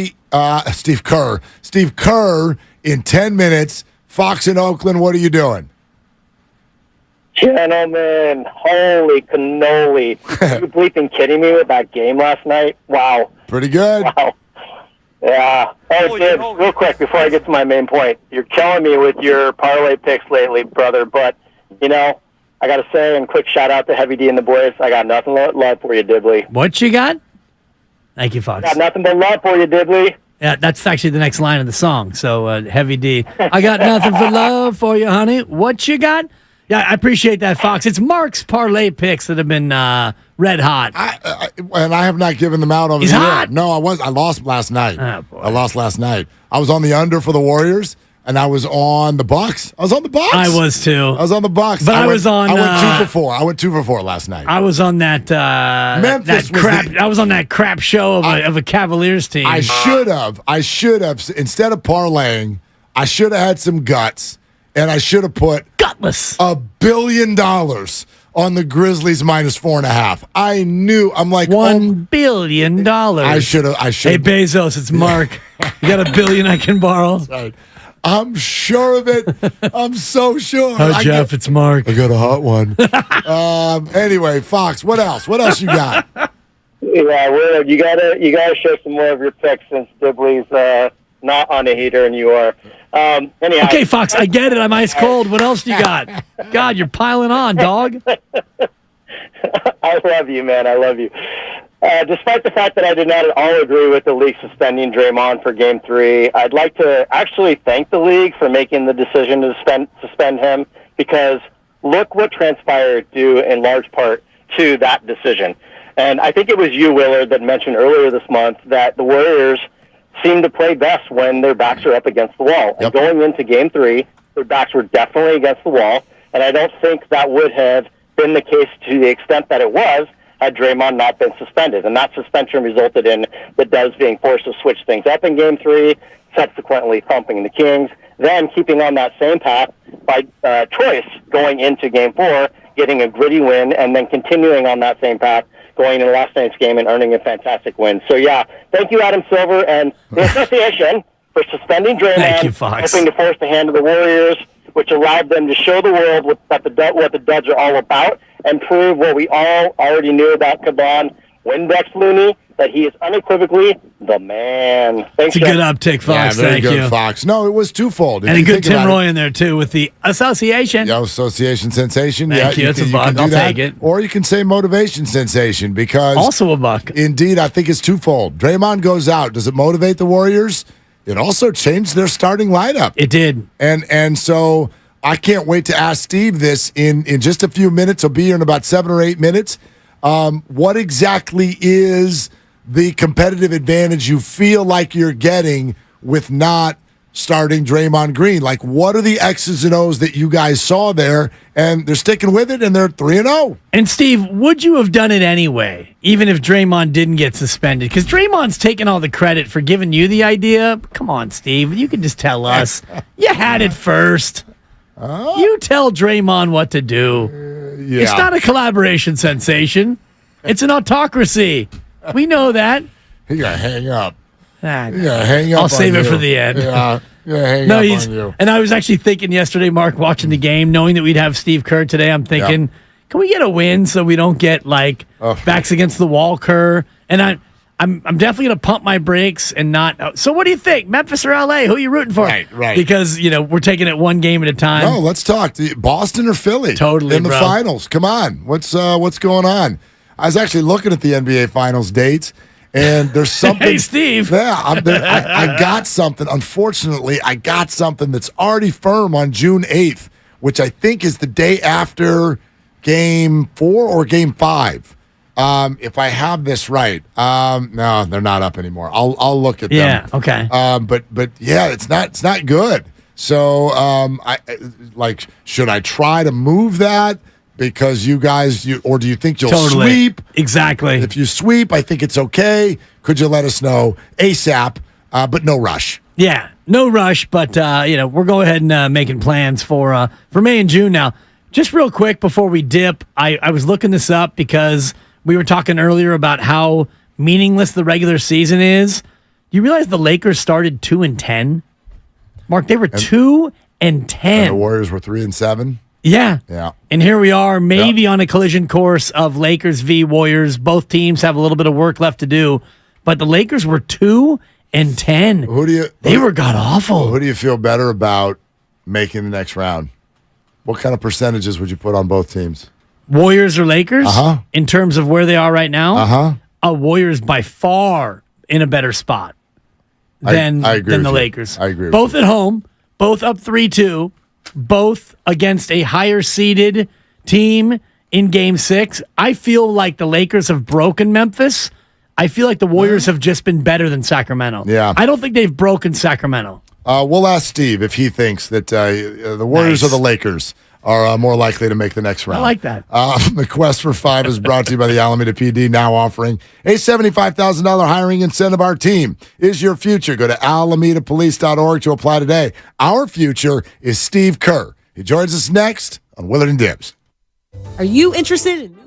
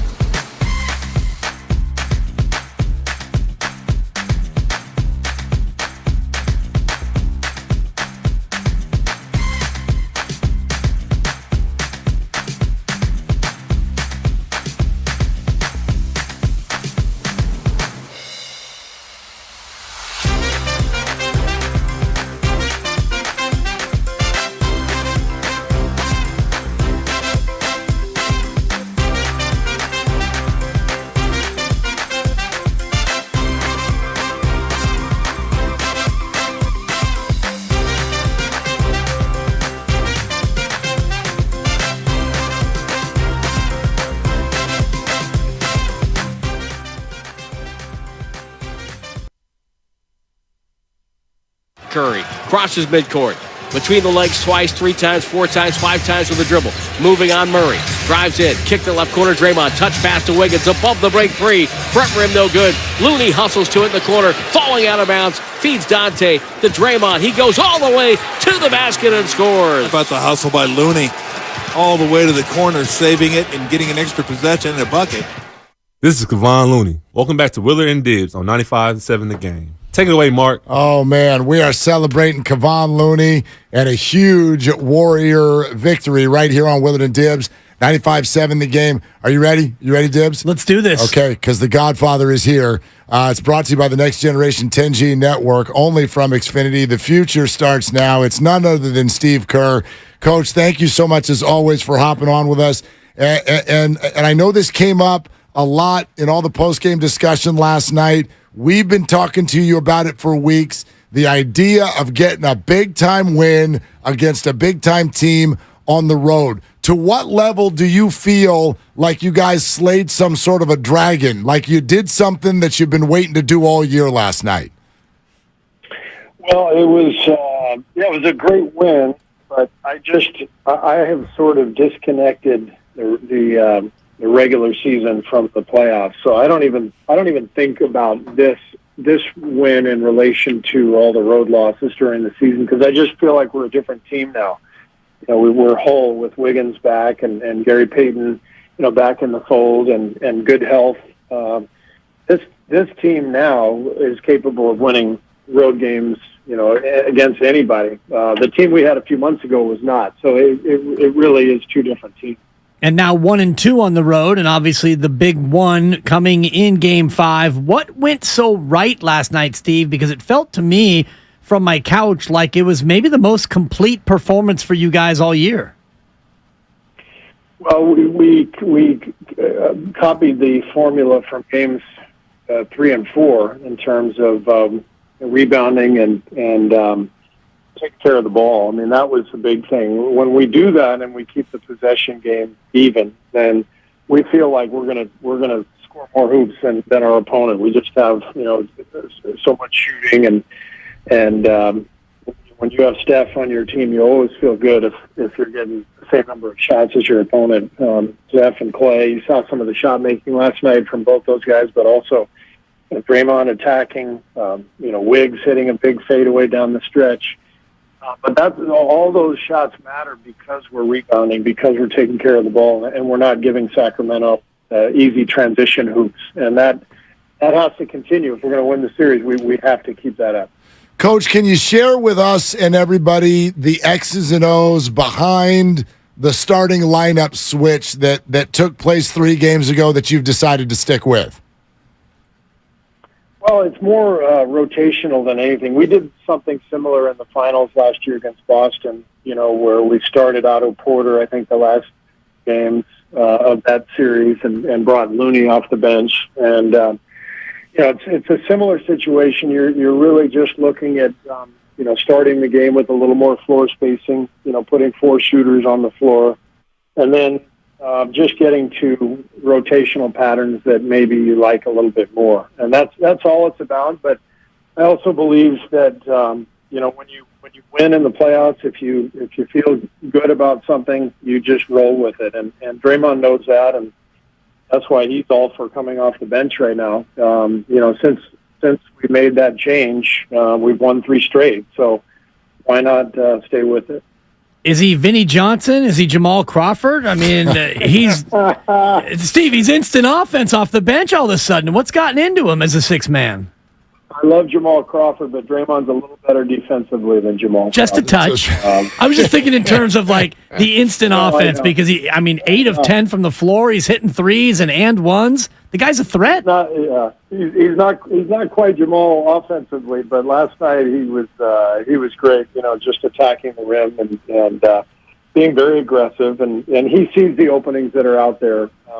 With the way that Sacramento is really pressuring our guards out on the perimeter. There are openings, and I thought Draymond took advantage of that last night. Steve, he seems like he's a little retrospective right now.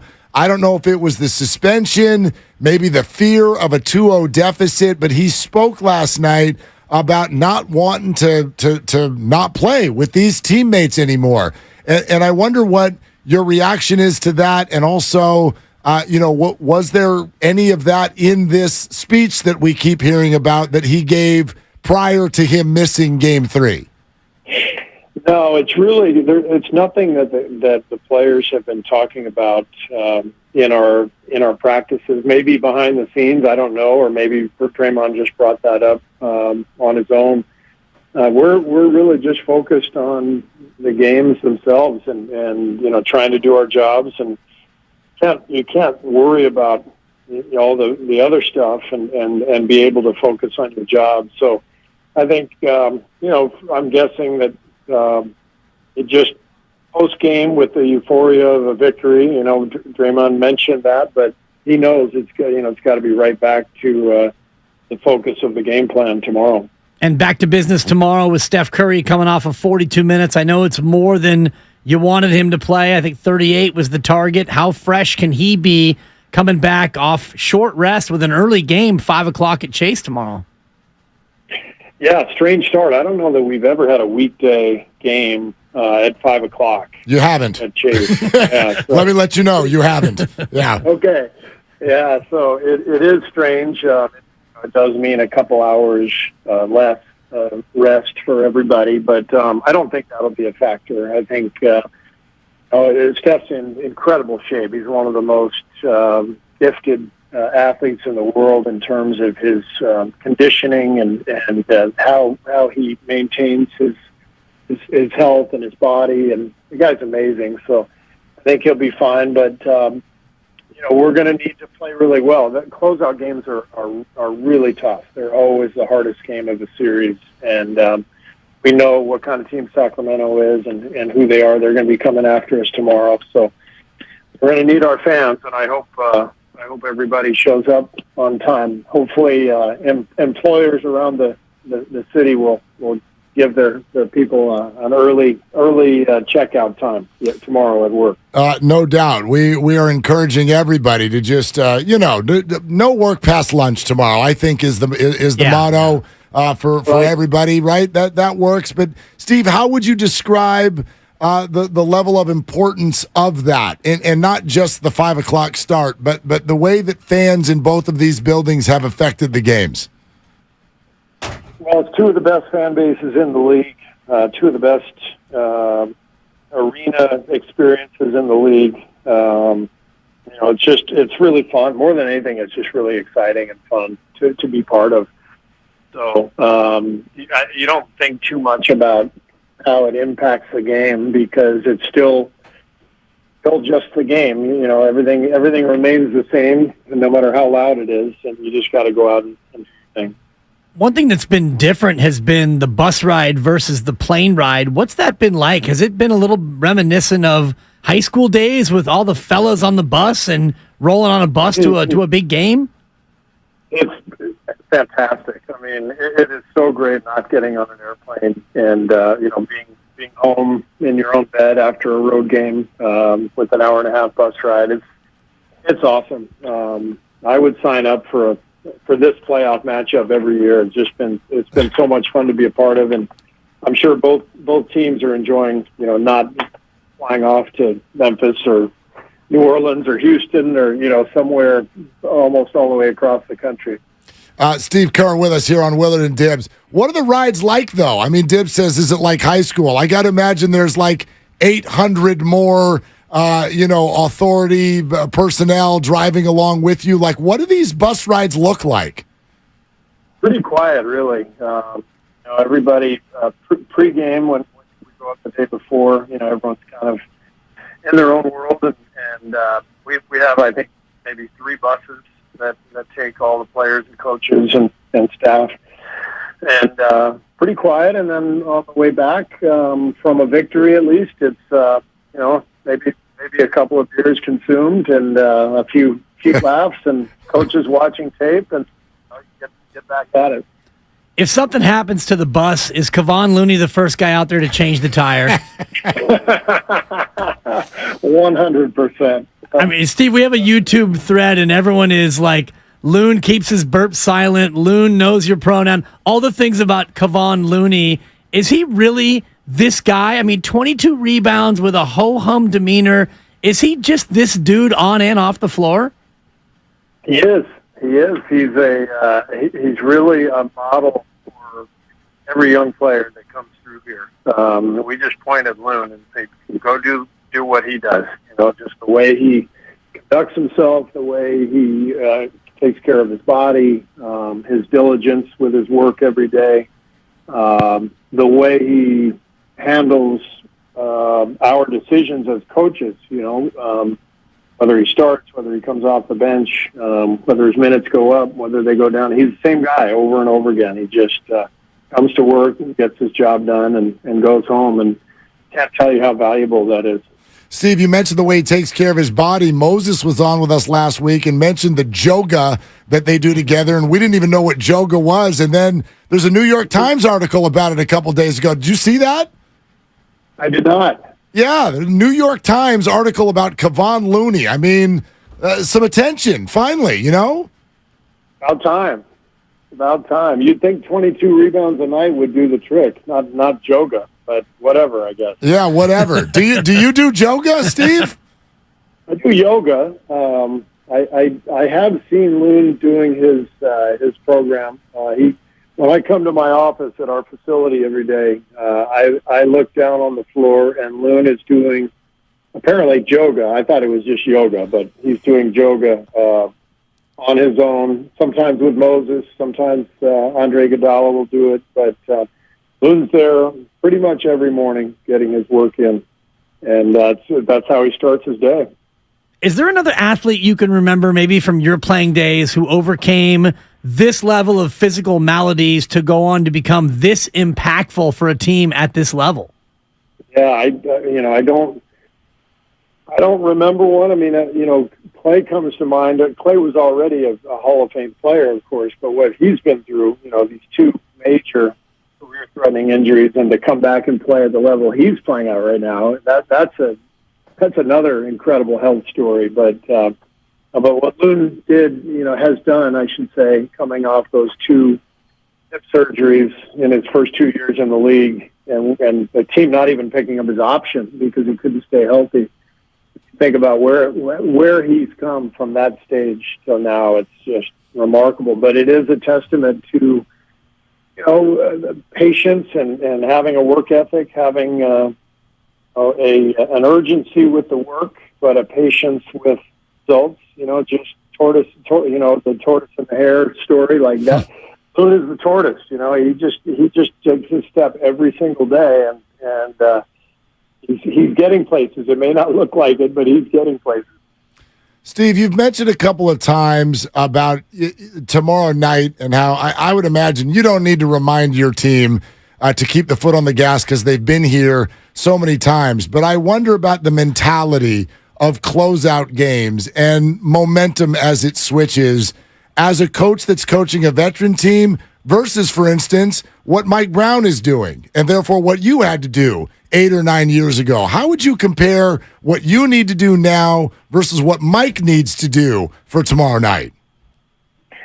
Well, I think it's the main thing that I have to do is let the players know what's coming. There's a psychology to each of these games based on where the series is. And, I thought last night the pressure was really on Sacramento to have to win at home. And knowing that, you got to go in there and take advantage of it, which we did by playing a solid game. But now the psychology kind of flips, and they're going to be looser tomorrow. They're going to come in, with less to lose than last night. I would expect them to play freer, and I told our team that, and I think they understand that because we've had a lot of closeout games over the years, and we know they're just not easy. It's always difficult to finish a team off. So we got to come in focused, and we're going to have to play well, and we know that there's still a lot of work to be done. And we know that series are about adjustments, and Sacramento has adjusted a little bit to the drop coverage you've played on Sabonis. What else do you think Sacramento might do to try to unlock Sabonis offensively and also overcome the De'Aaron Fox injury, which appeared to hamper him a little bit last night? Well, we'll see. I mean, at this stage, I think after 5 games, I think most of the adjustments are done. They did some nice things the last 2 games to counteract some of the things that we're doing, to try to get their guys more spacing. And as far as De'Aaron, he came out and hit 3 straight threes to start the game, so it didn't look like he was affected. The guy's such a good player, and I love the way he has sort of handled this. Just his comments are so great. Just no excuses. You just go play, and there's nothing you can do about it. And that's exactly right. Stuff happens in the playoffs. We've been on both sides of that, and if you're banged up, you gotta do your best. And I thought Fox was great last night. So we've got to be prepared for him and for Sabonis and for their offense and all the great things they do, and be ready for any adjustments they might make. Hey, Steve, I feel like this has almost gotten shrugged off a little bit, like Andrew Wiggins just shows back up, and it's like he looks like Andrew Wiggins after missing 6 or 7 weeks, and the big shot down the stretch yesterday. Like, how would you put into words not just his play, but also factoring in what he's been through? Well, Wiggs is pretty no-nonsense, I mean, he just, once he returned, he just came in every day to get his work in, and he's such an amazing athlete that it literally took him about 2.5 weeks to go from, not playing at all to being ready to go 35 minutes on a playoff game. And he does his work every day, but there's no drama with Wiggs. He just wants to play and compete, and he did a great job of over the recent weeks of just once he came back, of just really committing to the work, and he's put himself in a great spot, and he's making a huge impact for us. Is it safe to say that GP2 is over his stomach ailment based on the flurry with which he played last night? Yeah. I mean, I thought he was still affected in Game 4. After missing Game 3, Game 4, he didn't look like himself. We didn't give him many minutes, and last night he was brilliant. So he made a huge impact. He's feeling much better and ready to go again tomorrow. Speaking of those bench guys, Steve, what I do want to ask you about Jonathan Kuminga, and what have you seen in this series, and where are you at on potential minutes for him? Well, every series is different, and the way this one has unfolded, we've just gone, a different route. But I say the same thing to all of our players. You just don't know how this stuff is going to play out in terms of injuries, but you also don't know how it plays out if you're fortunate enough to advance and the matchup changes. And so for JK, it's just a matter of staying ready, and his time is going to come. It always does. Steve, you had a challenge late last night that seemed like it wasn't going to go your way. Did you expect that you weren't going to win the challenge, but you just needed to give your guys a break, or did you think that maybe the Loon charge was going to get overturned? I thought maybe it would get overturned, but, given that we're in the final minute and a half of the game, and it's really a crucial play, I thought it was worth it, and we still had the one timeout left beyond that. And I thought there was a good chance it would be overturned. The guys behind the bench who watch this stuff, they gave me the thumbs up. We have a whole process, and watching it on film, I still think it was blocked, but they didn't overturn it. Our guys did a good job of just focusing on the next play. Yeah, Steve, can you help us with that rule? Because I think a lot of people have this thought in their mind of if the player is not set with his feet kind of planted on the ground, it's a block, and Harrison's up on his toes and kind of moving a little bit. Like, what did you see, and what is the rule? There's always some gray area in charge blocks. I mean, it's in the eye of the beholder. So it's never perfect. It's impossible for it to be. But it seemed to me, watching it live, that he was moving moving a little bit and that he wasn't quite set. And our guys watching the video, our coaching staff felt the same thing. So it was worth the risk. I think the one I took at the end of Game 4 was a bad decision by me because that was our final timeout. And I think that always factors in. But last night I felt good about the decision. It just didn't go our way, but we were in good shape. And as you said, it got us in a little bit of rest and allowed us to reset and get our defense set up as well. During that stoppage, did you pull young Wardell aside and let him know the timeout situation? You know it. Well, I thought I saw that on TV. You put your arm around him. The whole bench, everybody's going, we have one timeout. One timeout. All right, very good. Steve, great stuff as always. Congrats on that win. And like we said, we're going to parade around here for at least another couple hours and tell every boss in San Francisco to let them go at lunch, okay? Let them go. I love it. Yeah, we need our fans there at 5. Let them go. All right, Thanks, Steve. We'll let you go right now, too. Thank you, my man. Okay, all right. Thanks, guys.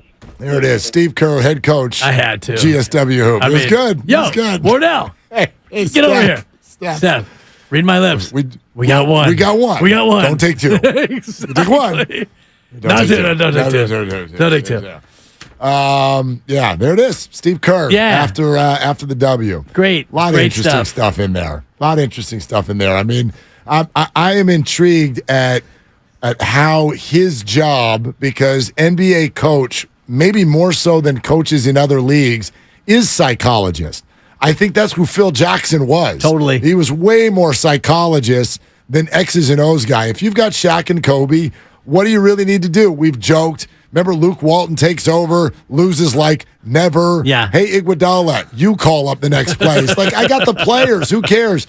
You just become a psychologist, and I wonder what that role is like in a game like tomorrow night, which is filled with a lot of the mental side of the game, but he's got a group that's been there so many times. Exactly. I think it's a big advantage for the Warriors tomorrow night. Agreed, and I think he goes into the locker room and he doesn't even have to say what they already know, which is Sacramento is coming at you with every last bit of everything right from the jump. So if we fall behind 19-8, we've been here before. We understand that this means almost nothing. If it's 19-8 after the first 6 minutes of the game, and here comes Draymond in for Jordan Poole or whatever the substitution pattern is, the Warriors know what a closeout game is about. Sacramento's going to give you their best punch multiple times. The Warriors should be able to withstand it and still win. All right, 888-957-9570. Now that you've heard Steve Kerr, let's go. Let's get back to you. How did last night change your expectations, your perspective on these entire playoffs?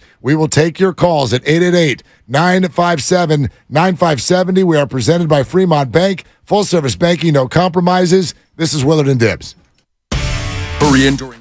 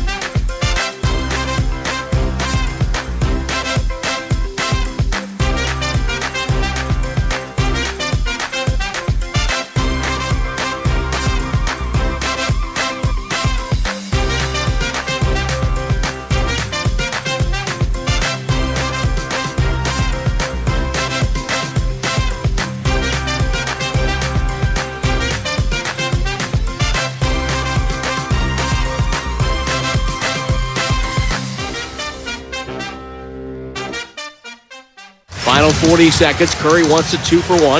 Off the screen, left side. Step back, in trouble. Bounce pass to Looney. Touch pass to Draymond. Right corner, triple. Good for number 23. How about Draymond's offense this game?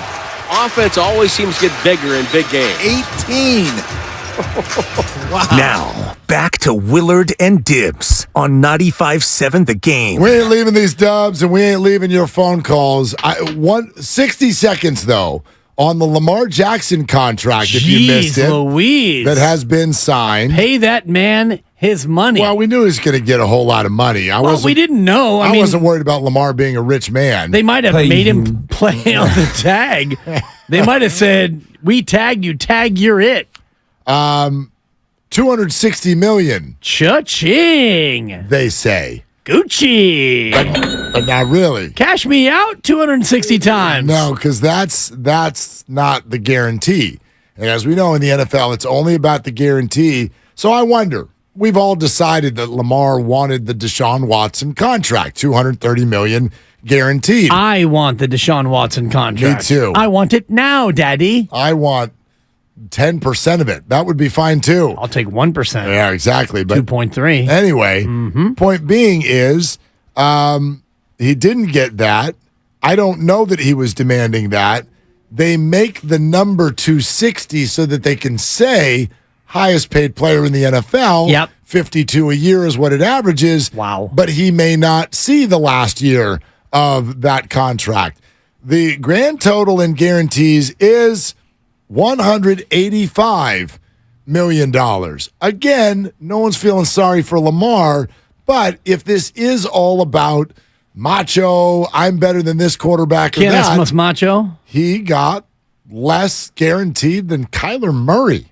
Yes and no.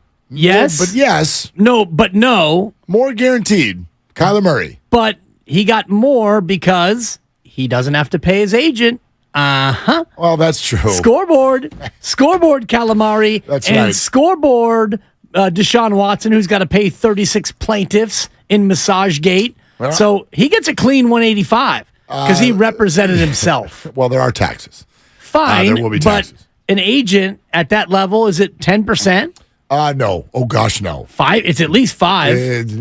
For sure. It might be even less than that. Whatever it is. But yeah, and I'll have your agent call my agent, and they can give us the answer. Well, what you and I would do going to be different now when Lamar Jackson. They got a little more leverage than we do. But anyway, point being, better outside the pocket too. Yeah, no doubt. But I tell you, it's also about players' union and ego and all of that stuff and the tail of the tape. You're not wrong. Maybe he'll see more of it. Yeah. Although I don't even know what are the taxes in Arizona versus Maryland. I don't know. Bottom line is, though, the tail of the tape says that Kyler Murray got $4.5 million more guaranteed than Lamar Jackson. So, for whatever that's worth. Yeah, it's worth as much money as Kyler Murray was able to get outside of what Lamar got. But I would imagine that Lamar has a greater chance to get the full freight of what he's going to earn as opposed to Kyler Murray. Kyler, maybe. He's going to play, and they're going to want him to stay and play. Like Kyler Murray, he might be a year away from them saying, we're going to have to eat $90 million to make you go away. I mean, he's not even going to play until then. You know, he might, I don't know. He'd probably miss this whole year just about. I don't know about that either. He got hurt in what, November? Yeah, but I mean, ACL, I mean, he can play by September if he. Maybe. Yeah, if he wants. Can he play well? Can he play like himself? I have no idea. But anyway, we're also all on Trey Lance watch. I'm very confident nothing's going to happen today. And I would put my chip in the vote of it's not going to happen tomorrow either, even though I've sort of reached the point of thinking. What about Saturday? Well, look, Mike Silver put this out a little bit ago. Someone was sort of like, everyone's got their eyes on the Houston Texans. Oh, if the Texans don't take a quarterback at number 2, then are they going to be interested in Trey Lance? Maybe they'll give the 49ers the number 33 overall pick right at the top of the second round. Mike Silver's like, hey, that's not happening. No, it's not happening. You're not getting anything close to that. No. The idea being like, would the Niners take number 33 overall for Trey? Oh, hell yeah, they would. No doubt. But they're not getting that. Lock and Four was on with us earlier in the week and said there's next to no market for Trey Lance. They'd be lucky to get a fifth, is what he was saying. I think the Niners are trying to make it sound like a lot of people are calling, even though I don't know that a lot of people are. I think they're very open to trading Trey. I just don't know what they're being offered. But that could change based on quarterback availability as the draft unfolds for sure. No, and I'm fascinated by that part of it because if you look at the top of the draft, the number one overall pick, the expected number one pick, Chase Young, the quarterback, Bryce Young. Sorry, Chase Young is a free agent, or he didn't get his fifth-year option picked up. Bryce Young, he's 5'10". Right. Is he really going to go number one overall? I'm not buying any of these quarterbacks in the draft, Mark. I'll make you a Bryce Young bet. Well, I'm not saying that he won't go number one. I'm saying that I wouldn't take him number one if I had the number one pick. I do love that it was, Frank Reich likes a tall quarterback. Do that. Like, I don't know that these coaches have rules. Like, right? Kyle Shanahan, he likes a game manager who he can control. He's like, I like Patrick Mahomes. I don't know what the hell y'all talking about. So CJ Stroud bombing the S2 cognition. I mean, I don't. Yeah, I'm not buying any of these quarterbacks. I don't even Mark. know if that's true. Like, those are supposed to be private, so I don't even know. Nothing's private. I know. Except for the reason why Andrew Wiggins was out. That's right. That's private. And Bob in Newark's phone call, also not private because it's about to be on 95.7 The Game here on Willard and Dibs. Hi, Bob. What are you doing? Hello, gentlemen. Hello. I'm just calling you. Great show. And go Warriors. They were great last night. So my question is, I just noticed that the Miami Heat ended the season at the same identical record as the Golden State Warriors. Yep. So I'm wondering if they meet in the finals, who has home court advantage? Well, they also split the season series. So the answer is, I got no idea. I have no idea. The other answer is the chances of that happening remain incredibly unlikely. If the 6 seed plays the 8 seed in the NBA Finals, would that not be the highest total add-together seed in the history of the NBA? Pretty sure the answer is yes. Not even close. Yeah. So, but I don't know the answer. Grandy, do you know the answer? Who would have home court between the Heat and the Warriors? My guess would be the Warriors because they were a higher seed, but I'm not sure. They're in a totally different bracket in theory. So, I don't know. Yeah, my guess would be the Warriors just because, they're the Warriors. So, give them home court advantage. They're better than the Heat. But I don't know. I don't know the answer to the question, Bob. But the Heat might have more on their hands in the next round against the Knicks than they did against the 1 seed Bucks. Like, the Knicks are playing great basketball. Only question being, is Julius Randle going to be ready to go? Yeah, I think he'll be fine. I mean, he'll be fine at some point. I don't know if there's been a definitive diagnosis as it pertains to his ankle and how badly he was rolling it and whatnot. But the Eastern Conference, to me, it goes through Philadelphia and it goes through Boston. And, the Knicks and the Heat, that's great. It'll be a fun series, but it's going to be the other side of the bracket from where the champion originates. All Thibodeau said after the game last night, quote, "We're hopeful that it's not bad." Thibs. We're hopeful that it's not bad. Again, our rule about under promise, over deliver. If he's saying that there's hope that it's not bad, then I would imagine that what they saw was not terrible. Right. But, I don't know where it goes. The fact that he returned to the bench after the injury indicates to me that it's not that bad. And he didn't have a cast on. But in clothes. I mean, there was correct. This is an elimination game. Yeah. And they were not going to put him back out there. Well, they were not facing elimination. No, but this was, they're going 3-1. Right. So, I mean, if they're down 3-1, maybe he doesn't come back in street clothes. Yeah, but I don't know. If you lose that one, you're going back home with one shot, or else you end up in a road Game 7 situation. Anyway, they're all tough, big. Yeah, they're all big. I no hear doubt. You. Grandy, what's up? What'd you find? So tiebreaker, first of all, is head-to-head record. We know that they split. Up next is division record. The Miami Heat in their division this year were 10-6. The Warriors were 7-9. So the Heat would have home court advantage. I thought that was only a tiebreaker if the teams were from the same division. Yeah. I trust Mark Grandy. Well, What are you I looking trust him at? too, but I What are looked you- at the exact same thing. I'll dig even deeper. And it said if the teams are in the same division, then the divisional tiebreak is a factor. Yeah, I'm over here and I'm not here I to have try to no tamp idea. down Mark Grandy and his research. I got no idea. I researched and saw the exact same thing when I looked it up. Yeah. But that series not going to happen. So No, and that's the other. I wonder that's the what other the side to highest it. number of combo seeds in an NBA Finals is. I know Houston was the highest seed to ever win it as a 6, but I think the Knicks were a 1 or a 2 that year that they when they beat Ewing. Yes. I mean, here's what I think is actually the bottom line, and for Warrior fans to just go ahead and get used to this. If the Warriors win tomorrow night, and if the Lakers end up becoming the next opponent, that's it for home court advantage. You're not going to get it anywhere else.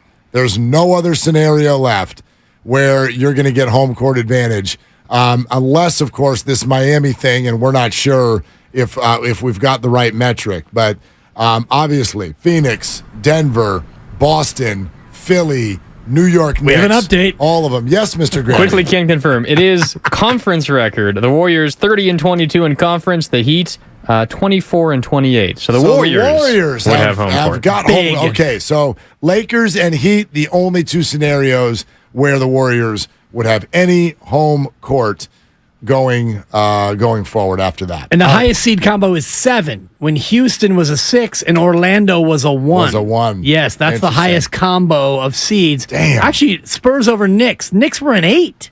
Ooh. So that's a total of 9 seeds. It ain't going any higher than that. We ain't going to double digits. We're not doing 80. We're not doing 80. Thank you. The quest for 5 is brought to you by the Alameda It's PD. hot.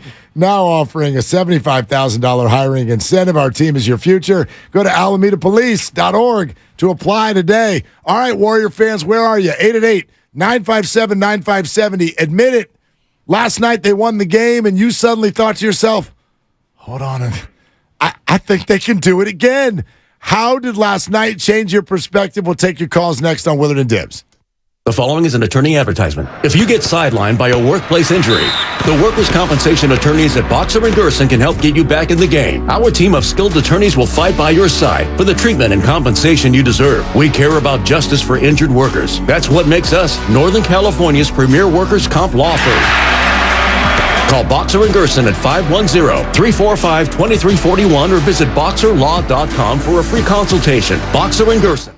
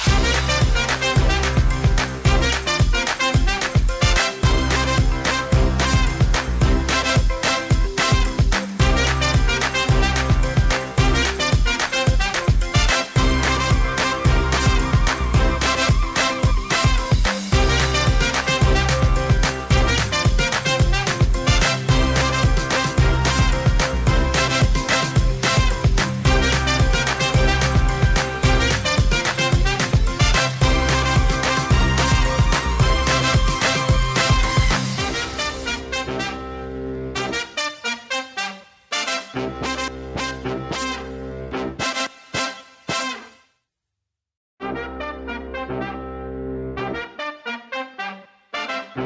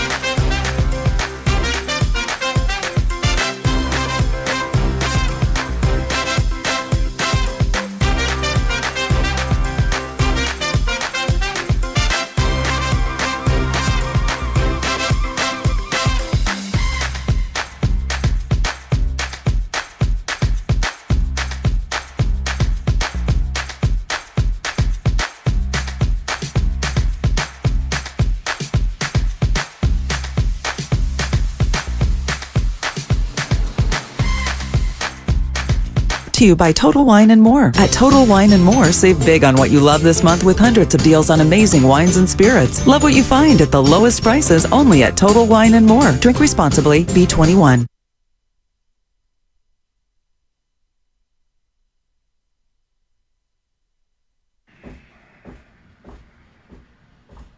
Looney surveys. Back to Draymond. Now to Curry. Curry off a pick. Back to Draymond. 5 on the clock. Draymond, little fadeaway jumper, and he rattled it home. He's got 21 off the bench. Now, back to Willard and Dibbs on 95.7 The Game. I want to send out some shout-outs, and then we can play a little Loon. Okay. We haven't even heard from Loon, other than when he's like, hi, this is Kevon Looney. Totally. You're listening to Willard and Dibbs. Take it away, Mark. All right, thanks, Kevon. Thanks for another dime. Appreciate you. This is Kevon Looney. Thanks, Kevon. So we'll play that for you, but a couple shout-outs. First of all, you want to talk about having energy to play 43 minutes in a game. This YouTube chat has been going since like 2:30. 2 straight hours of Loonisms. 2 straight hours. Apparently, Looney works for TaskRabbit. That was another one that just came up. Oh, my gosh. So to everybody who's watching on YouTube, I hope you know we consider you family on this show. You keep us smiling. We hope we're doing the same with you. The chat is a whole lot of fun. And if you're not in on it, you can be a part of this family. All you need to do is just log on to youtube.com/957 The Game. It is free. It is fun. It is active. And you can look at Dibbs, who wears hats with the stickers still on them. That's what we do. And that's what we do. And you get to hear the cussing. Well, because there is. There's occasional cussing, yeah. My next cuss word coming up here in 2040. Oh, yeah, that's amazing that you still think that you're going to be employed in 2040. I had better be, and in 2040 I'll be going to. I won't even be going to graduation yet for my baby girl. She'll be a junior in high school. You'll be like this minor league system for Farhan Zaidi is just awful. We've been waiting for 25 years for a homegrown star. I'm sick of the A's threatening to move. Exactly. I don't think you're going to make it. I have got to make it, Mark. In 17 years, I will only be older than I am now. I love the young people. Shut up, Grandy. Yep. You're trying to get me to cuss, aren't you, Mark? I hate Mark Grandy. I hate him so much. From Moco Coco on the YouTube feed. Moco Coco. Loon will jump in your live if you have no views. Yeah, if you need one. Yeah. Yeah, you will. It's so good. Okay, and then here's the other shout out I want to get, just because many of you have reached out to me on the gram. What's up on Instagram? Because I put a video. Now called IG, Grandpa. I know it's called IG, but it was the gram about 5 years ago. I call it whatever the hell I want. I like graham crackers. I won't be here in 17 years. Oh, I'm not going to be here in 17 years. I'm going to need you to be here. I can tell you right now, I'm not going to be here in 17 years. But anyway. That's a tease. Exactly. Coming up in 17 years, not me. Anyway. So I put a little video up on IG last night from the Golden Gate Tap Room. I keep getting a lot of questions. Where was that? Where was that? And it was a vibe. Okay. Where is it, Mark? Golden Gate Tap Room is right by Union Square. It's right there by Union Square. So it's like Kearney and Fell and shoot, what streets? There's Bush and California. Yeah, and there's all the streets over there. Union. And Union's near there. Union Square. Totally. Yeah, you get on your horse and totally go over there. Here, let me get you the. Let's see. If we're gonna do this, let's do it right. Hi, I'm Mark Willard. Hi, I'm Mark Willard. All you got to do when there's a big game is head over to Powell Street. Much better. Right by Union Square. Better. Multiple floors, multiple TVs, multiple beers. Golden Gate Tap Room. Tell him Mark sent you. Yeah, exactly. There you go. Yeah, okay. very good. Yeah, Thank you. This is Gucci. Looney. Thirsty. You had a beer, didn't you? Multiple. Yeah, we have a pitcher. Yeah. That is so 1993 of you. Well, no, you got 5 people. Yeah. I started with a Corona. I saw your IG video. My and I had Corona. I had IG envy. Yeah, so we're down there. Start with the Corona, and then the sliders and the street tacos came out, and everyone looked at each other and said, "Can we congregate on one beer?" Right? Lovely Christy was there. She's like, just as light as possible, and we're like, we're good. It's Wednesday, for crying out loud. So pitchers of beer, and there were multiple. I was not the MVP. I was driving home. Of course. Yeah. I was driving home. Yeah. But 2 of our party of 5, shout out Bailey, got a little bit lit. Good, a little lit.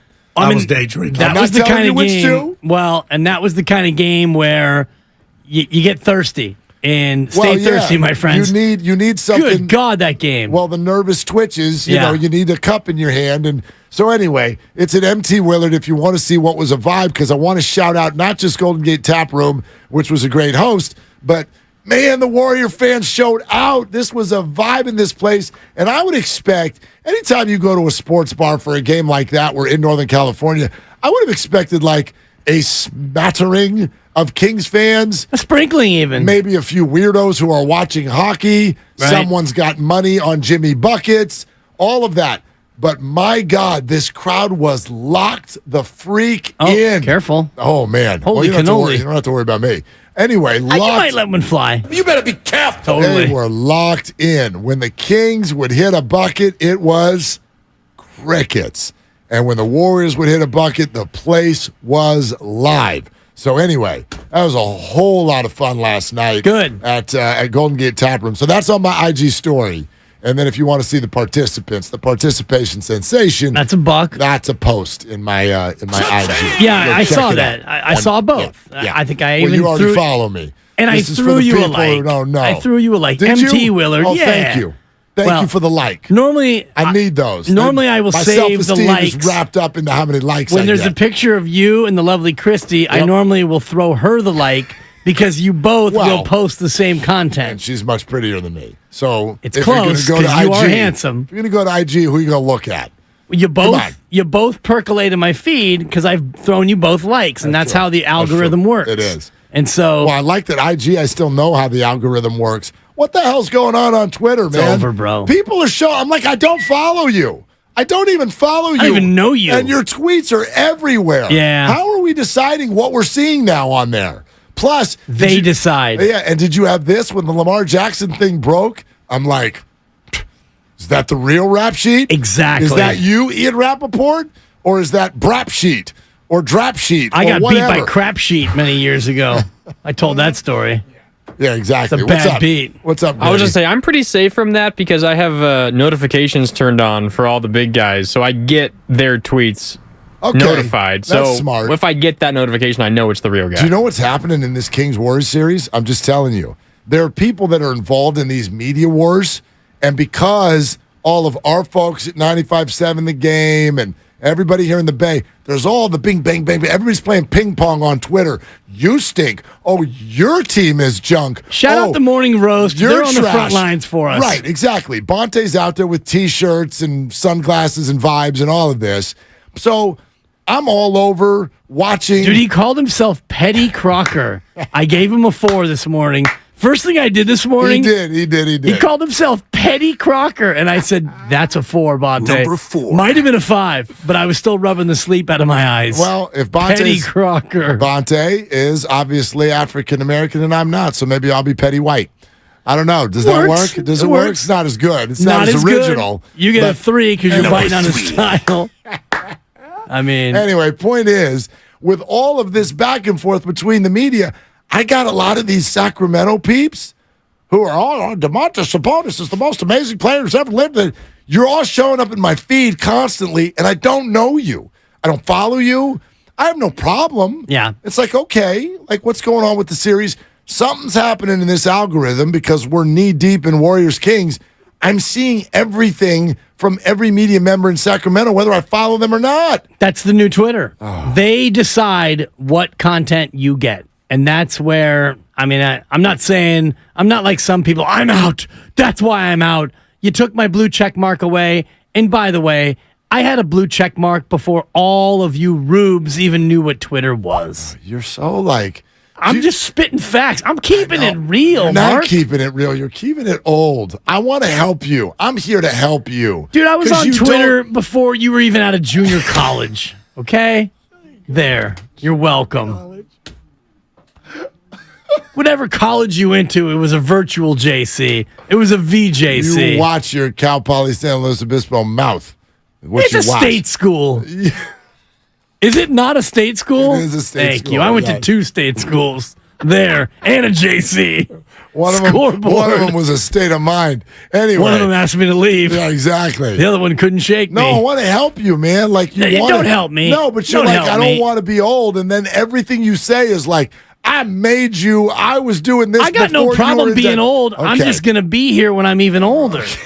I got no problem being old. I am the. You have to and- drag this guy out of here by Am I his the ear. se- I think I'm the second oldest person now in the on-air In the Monday United through States Friday of lineup. America. No, I think I'm now in the 2-hole, and you're 4 out of the 6 of us. You're 4th. I'm the 4th.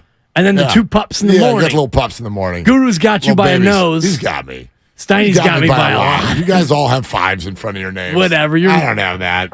Hello? Yeah. You're knocking on 50's not door. Even next year. We got all kinds of time. Yeah, you do. Warriors are going to have to 4-peat for me to get to 50. Come on. That's not happening. 3-peat. Anyway.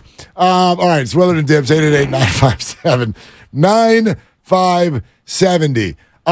I really do. I have to admit sort of what I would consider almost a funny weakness because I've made fun of it all year long. The Warriors win a game, everybody comes in with pom-poms. Whoa, winning a title, buddy. And then they lose a game, and everybody's over here going, they stink. It's time to blow it up. I hope he opts out. We were so reactive game to game, and I've found it funny, knowing all along that sure, there could be something wrong with the Warriors this year, or they could all get healthy at the right time, and certainly we're capable of a run. And we're way too early to even call this a run. All they have is a lead. But I got to admit, what I know a lot of you felt last night, which is the second they won, because it was a lead, an erasing of a 2-0 deficit, and because it was on the road, it's hard not to have the thought go through your head, oh my gosh, maybe they actually are title contenders again, especially with what's waiting for them if they can win tomorrow night. Not that the Lakers aren't a solid team. Oh, look at you. Look at you coming on board. I'm not I on told board. you months ago. No, you didn't. You told me before the trade I deadline. told you back when you were in junior and college. I do not buy them as a title contender. But the point is if you get to the second round, the 8 teams that are left are obviously either good or playing very well. So one of the two, Right. if not both, is true. But if you look at the Western Four, if the Warriors get by Sacramento tomorrow or Sunday, there's nobody terrifying. Right. There's nobody terrifying. We will look at the odds come Monday. Hopefully the Warriors do it tomorrow. Mark and I, Willard and Dibbs, live from the team store, That's 2 right. to 4. Come see us, please. Do it. Show up early. Thank you. Use it as an excuse to get out of work early and be on time in your seat is to come see us from 2 to 4 at the team store leading up to the 5 o'clock tip. Steph Curry asked you to leave your job early. Steve Kerr asked you to leave early. Now Willie and Dibby are saying the same thing. Leave at noon. Yeah, boss, I'm going to lunch. P.S. Don't look for me after lunch because I am gone. Well, and then the boss will say, who told you to do that? And you can go, the chef. Sure, y'all get y'all butts in the seats at 5 o'clock. Tip off. It's a little early, but everybody get off of work early in the bay. Let's go. There you go. The fact that you had the buttons, that actually it goes from a 4 to a 5 because you timed it up with your own sound play. The chef, and then Number 5. Exactly, I had nothing to say. You Sure, y'all fired. get y'all butts in the seats at 5 o'clock. Tip off. It's a little early, but everybody get off of work early in the bay. Let's go. Okay. I like the way he says it. Everybody get off early in the bay. It's like he's a 58-year-old about to have a cigar. He's played 43 minutes, and 43 minutes is like I'm literally about to be like a phone that dies. Like my battery. Totally. And scene. I'm out. Yeah. So that was it. I'm gonna But yeah. need you, everybody. Come on. in the bay. I don't care what boss you are. If Steph says it, that's the deal. That's the guy. Come to the team store, get you some last minute gear. Willard and Dibbs live from the team store 2 to 4. JD takes over. Then it's Tim and Tom. After that, game 6 from Chase. And it's going to be a beautiful Friday afternoon. Oh my gosh. Thrive City is going to thrive. Yes. Tomorrow Bring the night. sunscreen. Yeah. What a great day. Seriously, a happy Friday. Honestly, your boss. It's a payday Friday. Your boss is not worth working for if he or she does not let you off early tomorrow to head to Thrive City, get a Gott's burger, bring your flip-flops, sit out in the sun, throw stuff at Willard and Dibbs, or bring us fries, whatever you want. Come say hi, and then get in your seat and be ready to go for what should be an unbelievable show. Yes, and assuming that they handle business tomorrow, and hopefully that they will, then you'll look at if LA beats Memphis in the late game, you'll have the Lakers, the Warriors, the Nuggets, and the Suns, and then come Monday, we will look at the odds to win the Western Conference. If those are the 4 teams remaining, Mark, who do you think the favorite would be to win the Western Conference? As it stands right now, I believe it to be the Phoenix Suns. Over Denver? Yes. Actually, I know where the odds sit right now. For the series prices? Well, just for all of the NBA. For the NBA, in terms of championship odds, still the number 1 team in the West is the Phoenix Suns, and the number 2 team is the Golden State Warriors. Now, that has to shake down a little bit because obviously Phoenix and Denver have done their business already, and the Lakers and the Warriors have not. So that could all be adjusted based on the scenario that you laid out. But that's where the NBA championship odds lie right now with regard to the Western Conference team. I'm just looking at series prices right now, and this is from betonline.ag. Warriors are minus 850 against the Kings, who are plus 615. And by the way, Warriors fans, I told you back when the Warriors were down 2-0 and the Warriors were plus 170, bet it at that juncture. Yep. It's too late to bet it now. Lakers minus 375. Memphis is plus 305. But here's the interesting one. Phoenix, minus 123. The Nuggets, plus 103. So to your point, Phoenix is a slight favorite over Denver. And then I guess the thinking would be Phoenix would also be favored over the Lakers or the Grizzlies or the Warriors. Well, the NBA, so if you just look at it this way, NBA title odds right now, the Boston Celtics are the favorite. They are 7-4 odds right now. Yes. The Phoenix Suns are second at 4-1. You know who's third? That would be the Golden State Warriors. The third favorite to win the title right now at 6-1. Philly Sixers, 15-2. Then it goes to the Denver Nuggets at 8-1. Then it goes to the Lakers at 9-1. Then there's a big jump to the New York Knicks. But think of that. 6 teams that all have what I would call single-digit odds, 9-1 or better. 6 different teams all have those odds to win the title. I think that speaks to how jumbled up this all is. NBA seasons are not usually like this. This is really, I mean, it's really even from those 6 teams. Celtics, Suns, Warriors, Sixers, Nuggets, Lakers. I think that there's some believability to any one of those, except for the Lakers. Thank you. Well, the Lakers are plus 425 to win the West right now, according to Bovada. It goes Phoenix, then the Warriors, then Denver, then the Lakers. Memphis and Sacramento are way up the board, but it'll be fascinating to me if we get to Sunday and it's Lakers-Warriors game 1. I'm hoping that the Lakers and the Warriors don't start until next week. I would love for the Lakers. I mean, if the Lakers win tomorrow and the Warriors win tomorrow, Sunday. Okay. I mean, I don't. Lord, that's a quick turnaround It's for both quick, of them. but the networks would want that in the Sunday primetime 12:30 spot. I mean, advantage for the Warriors. They stay right there in their home building where they will be tomorrow night. They have not gotten on a plane while the Lakers are going back and forth to Tennessee. I appreciate your hesitation at that. If anybody's older than the Warriors, it's the Lakers. I mean... Yeah. Are they? I mean, LeBron and... Well, I don't know. AD's not as old as Steph and them. No, but LeBron. But then you've got a cadre of youngsters. Yeah. Hachimura. And you got Schroeder. The Warriors got young guys, too. And the Hillbilly Mamba. Poole and Wiggins, and there's plenty of people. Looney. These guys are young. I know Looney doesn't look young, but he is. From Loco Moco, I just came across the YouTube. Looney starts the conga line at parties. I think our buddy Drew Down has been on a heater so far. Looney refills the ice when it gets low. I mean, Looney brings the ice to the party. He's that guy. He's who you call last minute. Oh, crap. We're ready for the whole party. We forgot ice. Hey, Loon, on your way over, we get some ice.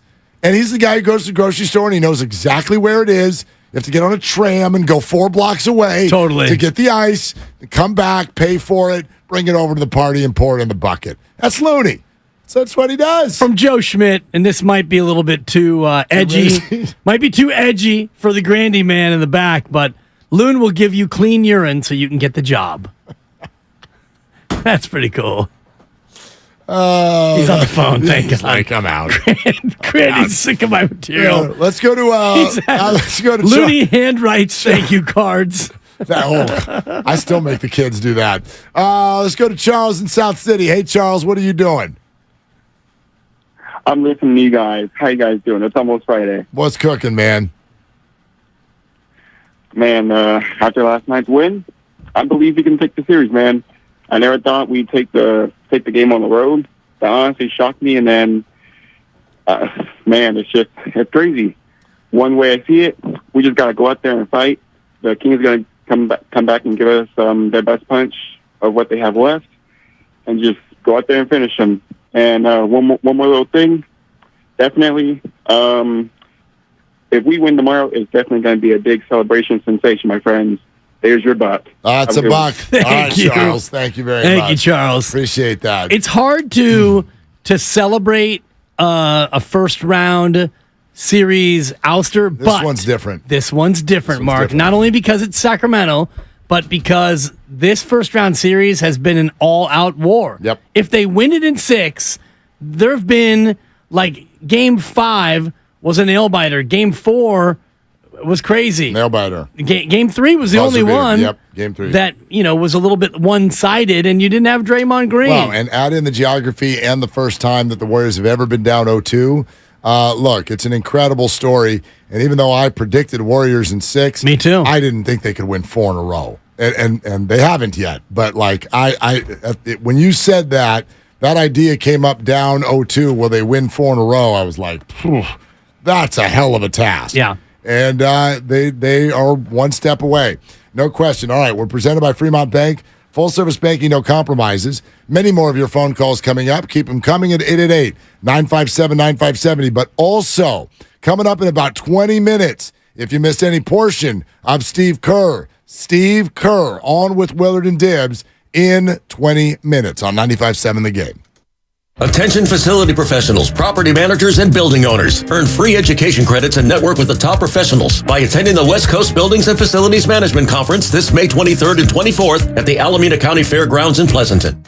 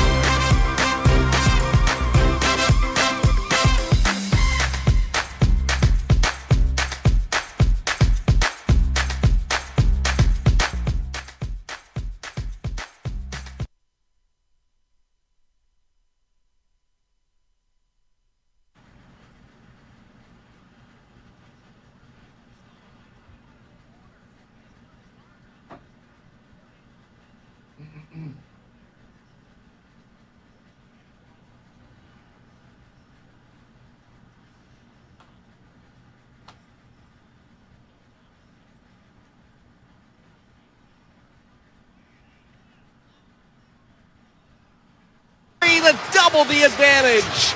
My goodness. Now, back to Willard and Dibs on 95.7 The Game. Looney will make your kids piñatas from scratch. Okay. Let's see. Looney doesn't do laundry between 4 and 9 to conserve energy. Well played. Looney always brings his reusable bag to the grocery store. So great. I always forget that, for crying out loud. Here's the problem. It's not forgetting to bring them to the store. It's forgetting to put them back in my car. Yeah. You get them. Yeah. You get the groceries. You go home. Take the groceries in the kitchen. You unload the groceries. Now I'm tired. And the bags just go like on top of the fridge. Yeah, yeah. Can't get those bags down to the trunk. And then I get to the grocery store again. Damn it. Yeah. The bags are in the kitchen. I need Loon. I do too. To bring my bags back from the kitchen down to my car. It's a bag I was in alert. need of a loony. Normally I'd say don't steal, but that was incredible. Thank you, Grandy. That was it's well played. It's well played. I have the same problem, and I save my paper bags. And so today, my lovely wife's supper goes in the pantry, and she's like, "Is this recycling?" And I said, "No, that's my bag of bags." No. She goes, "Bag of bags? I don't want your bag of bags." I said, "That's my bag of bags, okay? I got a bag of bags." She said, "What's your bag of bags for?" And I said, "Well, if we have Goodwill, I go in and I pull a bag out of my bag of bags. Yeah. I got a paper bag, so I take my bag out of my bag of bags and I go to Goodwill." This is a major bag alert that's going on right now. Yeah. Because she has the reusable bags in her purse, and if I'm not with her and I go to the store, There's the bags in the purse. How big's her purse? well, they're small, and they wind up into like a tiny little I baseball understand that. size. Okay. Yeah. And actually, the bag that she has, there's a bag with a pouch. So you stuff the bag into the pouch and you like zipper it. And so it's a small little thing. Huh. Is her purse like people's suitcase when you get to the hotel She's after a a long woman, trip? you know. Open it up, poof, everything flies everywhere. Well, now with a baby, Lord. you got to have a bigger purse. Yeah. You know, And a it's bigger not like bag. a little clutch. You know, shout out LeBron James and Clutch Sports. That's interesting that she doesn't have a bag of bags. Who doesn't have a bag of bags? I You got got to two- have a bag of bags. I got 2 bags of bags. Yeah, you one gotta bag be- of bags that she doesn't even see. I think that's a grow up thing. It's kind of like toilet paper over the top or from the underneath. Like it's just Which way do you go? Over the top. Yeah. Yeah. Not me. Because you're doing it wrong. I like it wouldn't- underneath. Yeah. I like a pull and a tear. Over the top. Gravity, bro. Don't fight the toilet paper. I don't want to have Gravity. the unnecessary dangle though when that thing gets bumped and It's now not it's a going to dangle. spill over it's going to waterfall. It's not going to dangle. That's on you to execute. You got to. It's a perforation sensation. You've got a lot of bucks from you today. You've been spending a lot of money at the right spot. Do I get it? Then there's no dingle dangle. Mark, I've been wiping my bottom since back when you were in junior college, babe. Okay. Don't talk about Well, this. I mean, what are we talking about here, Grandy? He's telling me How about the Warriors? Let's talk about the Warriors. No. you're going to wipe the floor with the there's- Kings tomorrow, Mark. Back to you. The Warriors tomorrow night in Game 6 are going to come over the top on the Kings' heads, just like toilet paper. All right, let's go back to the phones. And Steve Kerr is coming up in 10 minutes right here on Willard and Dibs. Hey, Jason in Palo Alto, what are you doing? I'm gonna cast my vote for over the top too, man. That's the way to go. That's just the right way to do it. Yeah, absolutely. But props to Dibs because I'm on my way back. But y'all started talking about the Lakers, and do you remember what you said yesterday? Your prediction about the Lakers yesterday's game? Yeah, of course. You said AD's gonna go 34-17 in a loss. He went 31-19 in the loss. So I just flowers off to you. Great prediction. But going back to the Warriors, I'll make it quick. Looney deserves all the love for not only all the rebounds, but also the defense on Sabonis, man. That just locked him down. I'm loving that. Draymond Green, I think, needs a little bit more of that limelight for 20-plus points. I did not see that coming. But I'm also going to give some love to GP2, man. He makes all the right plays, and he fights for every board, deflections that aren't going to show up in the stats. I'm very excited for tomorrow. Go Dubs. Thanks for taking my call. Yeah, you know how Thanks, Jason. in some hockey arenas, I don't know if they all do this, but I know the Kings do this. Like, they've got your 3 stars of the game. Right? And they come back out. Right. If you're going to hand out the stars of the game last night, I think Draymond gets the first star. I think Looney gets the second star. I think Andrew Wiggins gets the third star, and I think Gary Payton II gets the honorable mention. There is no honorable mention, which you get just 3 stars. It's my point, so I can do it it's your point. I want. It's your point, but you are making an analogy for a thing that actually exists. That's true. So That's true. in this case, accuracy does matter, and I would say I would give the third star to Klay Thompson. Klay Thompson, he played well. He hit big shots again. But we measure players based on what is like the best version of themselves. I thought Klay it was a little bit better than what his normal self is. Like Klay's a superstar. Right. Klay's a star, right? Klay's a top 75 player of all time. Not quite. Well, he is. He is now. He was number 76. I know, but or 77. Now when the new rankings came out, he's in. He's in now. Oh, they top 100. redid it? Yeah. Well, they do the top 100 thing. Yeah. Yeah. Well, they did 75 for the 75th anniversary, and they actually named 76. And so that's why he went with number 77, and he wore the 77 jersey because he was saying that he was the first one not included in the 76. There was, who did?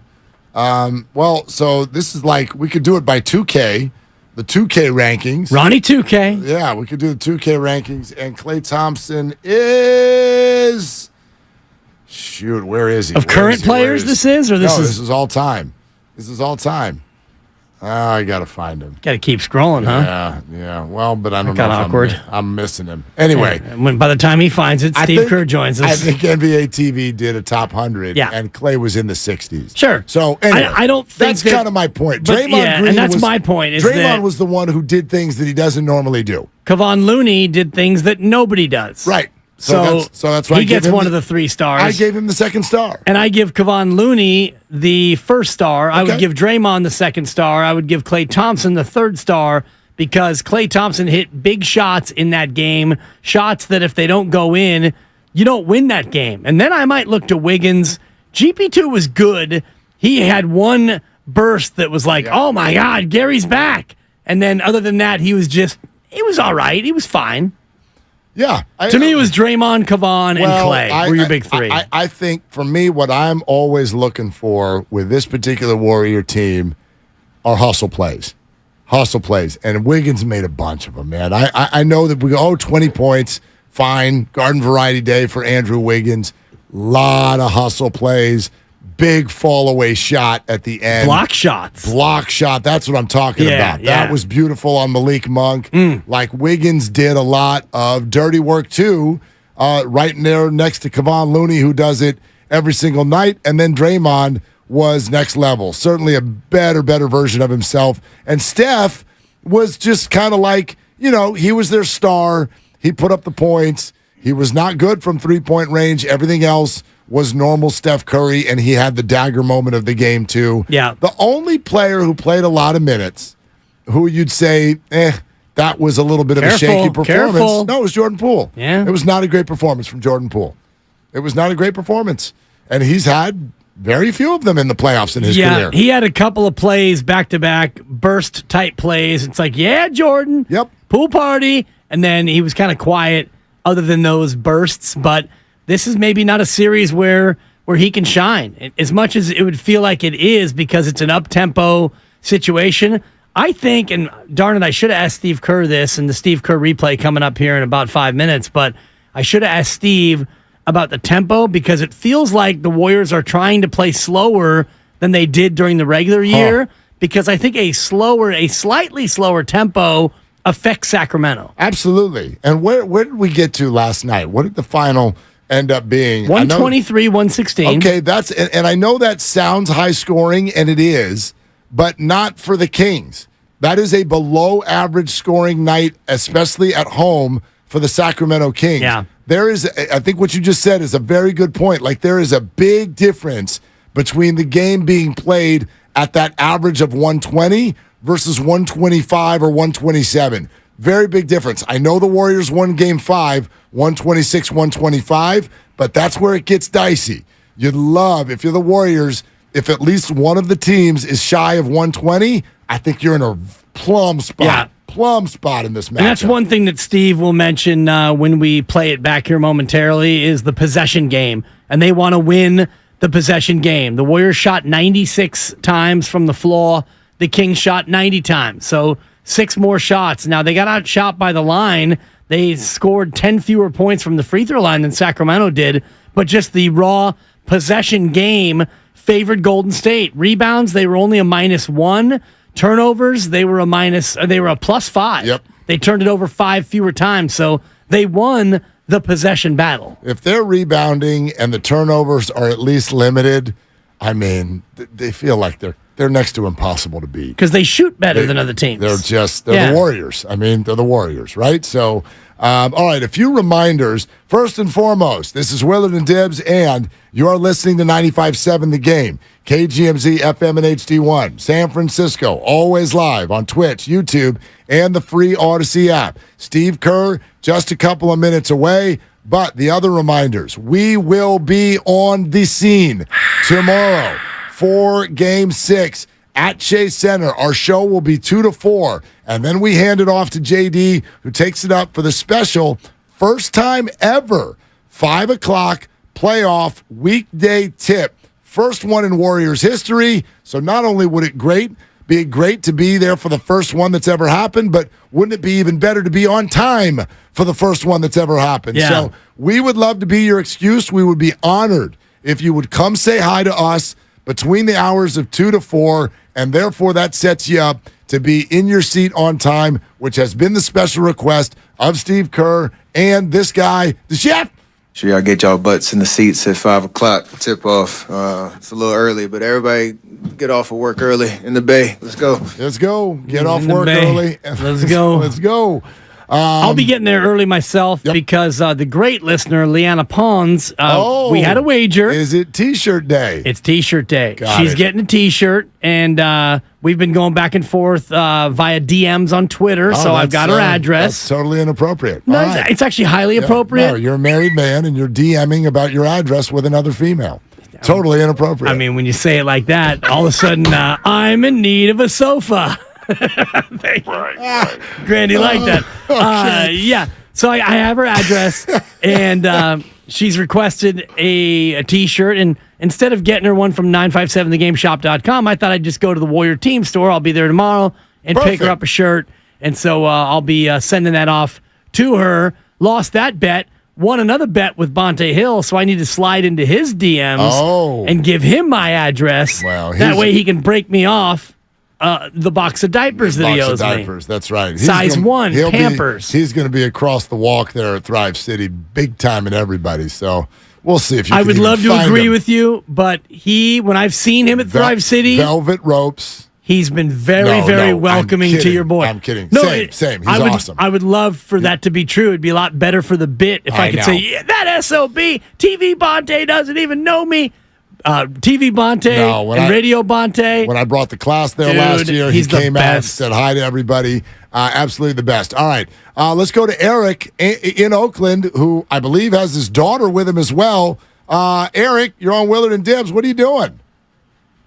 What's up, fellas? I'm just in the car here with my daughter, Annika. She's an emerging hooper. She's playing at Triple Threat out in Oakland with Coach Kiki and Coach Tony. Nice.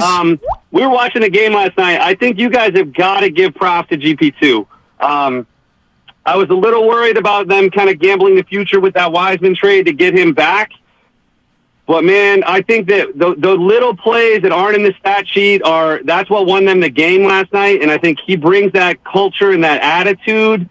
And I think that trade is giving them a chance to win the championship. And I never thought I would have said that until last night. But at this point, I think they've got the best of both worlds. They got the chance for the chip this year. And then they still got the young guys, a bunch of young pieces that can play and can continue to, bridge the transition. Hey, Eric, real quick, I think you're making some good points, but did you tell us that your daughter was in the car with you just so Dibbs wouldn't cuss? Absolutely. Yeah, that's Absolutely. what She I can want to take it, make sure. though. Yeah. She's heard me make some mistakes every once in a while. How old's your daughter? How old are you, Annika? She's shy. She's 7. 7. Okay. Annika, Keep hooping. And Eric, no doubt about it. Thank you very much. Agree completely on the GP2 thing, and I think that frames it in a way we haven't yet. Right. We've talked a few times And about... Eric, remember that earmuffs also work in case Uncle Dibs happens to work a little In case blue. he has a couple too many. Yeah. It happens sometimes on a Wednesday afternoon. Anyway, point being is not just GP2 with that 3-minute burst and all the hustle plays that he made, but I hadn't really thought of it last night in the way that Eric pitches it, which is, okay, think back to the trade now. There's no way to present this where it's not sort of a net negative that the Warriors turned the number 2 pick in the draft into GP2 at the deadline. That's not your ideal play. However, don't you feel today like they might have on the low made a move that is going to pay June dividends? It could. It absolutely could. It has a better chance of paying June dividends than James Wiseman being on the roster did, and that is an absolute fact. Yep. GP2 from April through June is a much better player than James Wiseman would have been April through June. Now, next year, 2 years from now, 5 years from now, who knows? We don't know what the career arc will be of either one of them, but they looked at their team and they looked at their need. They needed more perimeter defense. They needed a hustle player. They needed an X factor, and that's GP2. It was not going to be James Wiseman. Rick in Foster City, you are next up here on Willard and Dibs, the mean streets of Foster City. Rick, what are you doing? Trying to stay cool in this warm weather that we're having here, but I'm enjoying life. Big win last night, and I just wanted to talk really quickly about. I think there's an art in playing defense where your foul situation, that you're given 6 fouls, so you can play aggressive, you can commit a couple of those fouls, but it's just absolutely remarkable that this team can literally hit a switch and all of a sudden stop fouling, right? Like that fourth quarter when they were in the bonus, when Sacramento was in the bonus, and all of a sudden we stopped fouling. There were some incidental calls that happened, but I think that we always neglect the fact that the Warriors play at such a level of aggression that they do commit fouls, but it's also like sending a message, right? Kind of like Sabonis, you can't just come in here and just muscle your way in. We got to shove you out of your way. We're kind of showing you, and as much as we don't want to play on the De'Aaron Fox injury, but, putting a lot of pressure on De'Aaron Fox, giving up fouls and knowing that. And I just think it's absolutely just a credit to the organization and how professional they manage their employees, right? In the sense that all the players, they know the foul situation, they know what they do at that point, and I was just amazed by it last night that last quarter that they were able to compose themselves. Well, Rick, it is an art. It is an art form because, and thank you for the call and what you're pointing out, because one of the things we've been frustrated by, or at least I have all year long, at times is the Warriors' inability to defend without fouling. That's been a real bugaboo for them this year. And so they have to ride. That's a very fine line to send messages in the playoffs, be aggressive, be physical. You always want to be the more physical team. Right. But somehow do that without fouling, or at least not excessively fouling, so that your players are going out of the game and the other team's doing a march to the free throw line. That's an art form, and the Warriors have not been perfect in this series on that, but it's been better. There's no question about that. And even last night, they didn't have a lot of stupid, reckless, careless fouls. They didn't get into bonus too much, too early, and that was a big thing that they needed to avoid in order to prevail. Couple of super chats on the YouTube feed. Derek Slade, elimination sensation tomorrow.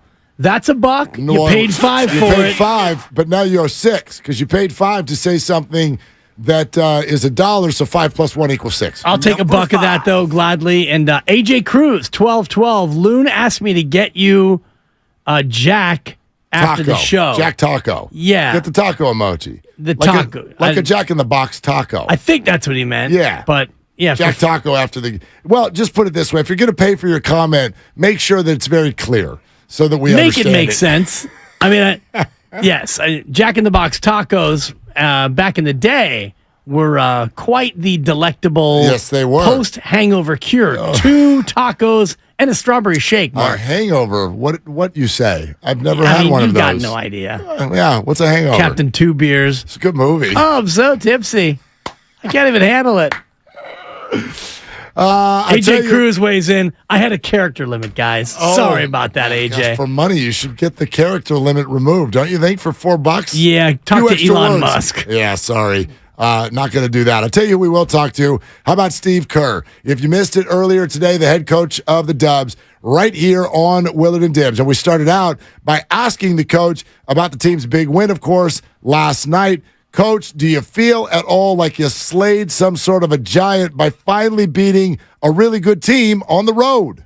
Well, it was a great win, but I have sort of disconnected the regular season from the playoffs. So I don't even think about this win in relation to all the road losses during the season, because I just feel like we're a different team now.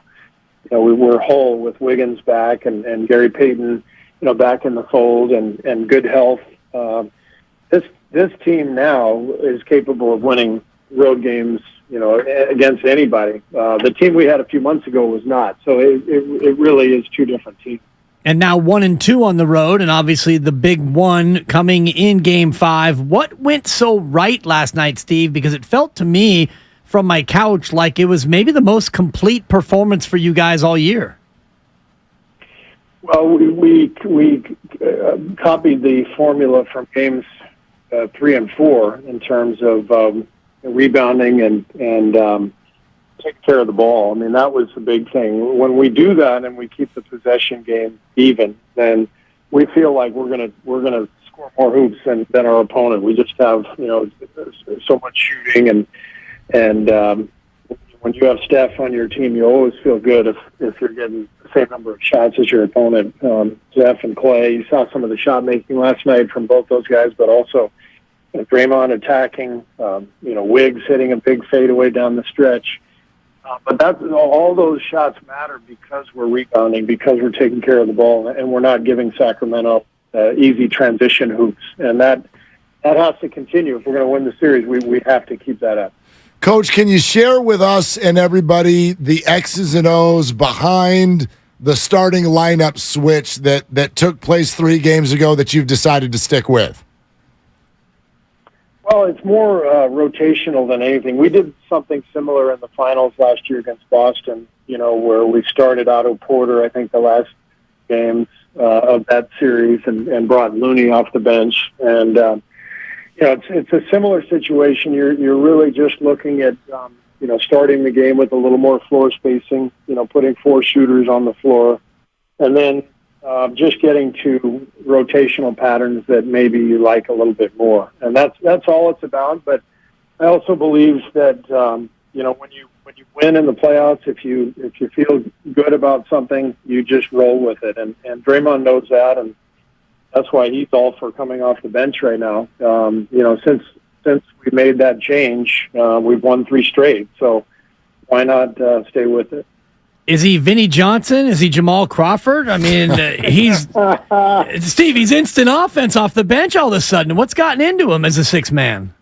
I love Jamal Crawford, but Draymond's a little better defensively than Jamal. Just a touch. I was just thinking in terms of like the instant offense, because 8 of 10 from the floor. He's hitting threes and ones. The guy's a threat. He's not quite Jamal offensively, but last night he was great. Just attacking the rim and being very aggressive, and he sees the openings that are out there. With the way that Sacramento is really pressuring our guards out on the perimeter. There are openings, and I thought Draymond took advantage of that last night. Steve, he seems like he's a little retrospective right now.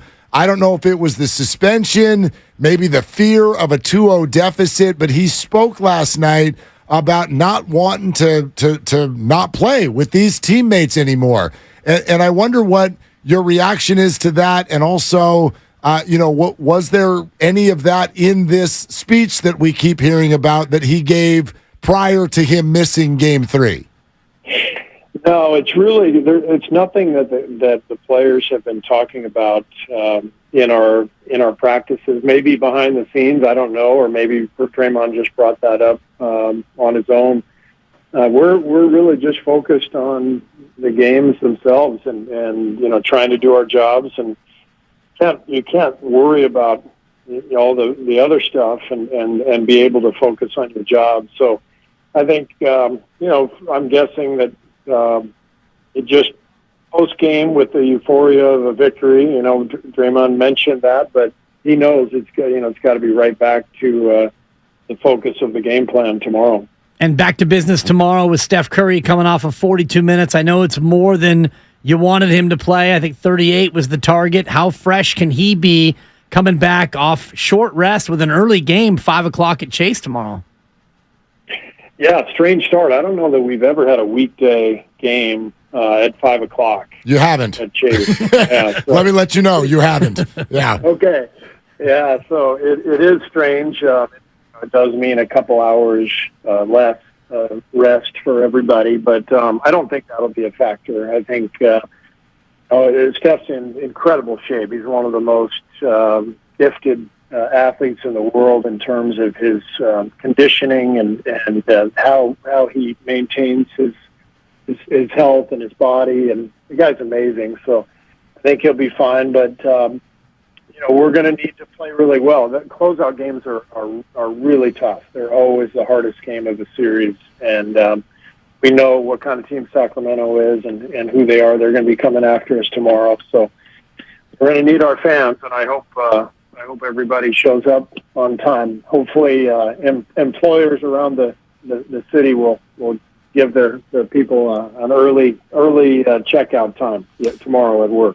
No doubt. We are encouraging everybody to just no work past lunch tomorrow, I think is the motto for everybody, right? That works. But Steve, how would you describe the level of importance of that, and not just the 5 o'clock start, but the way that fans in both of these buildings have affected the games?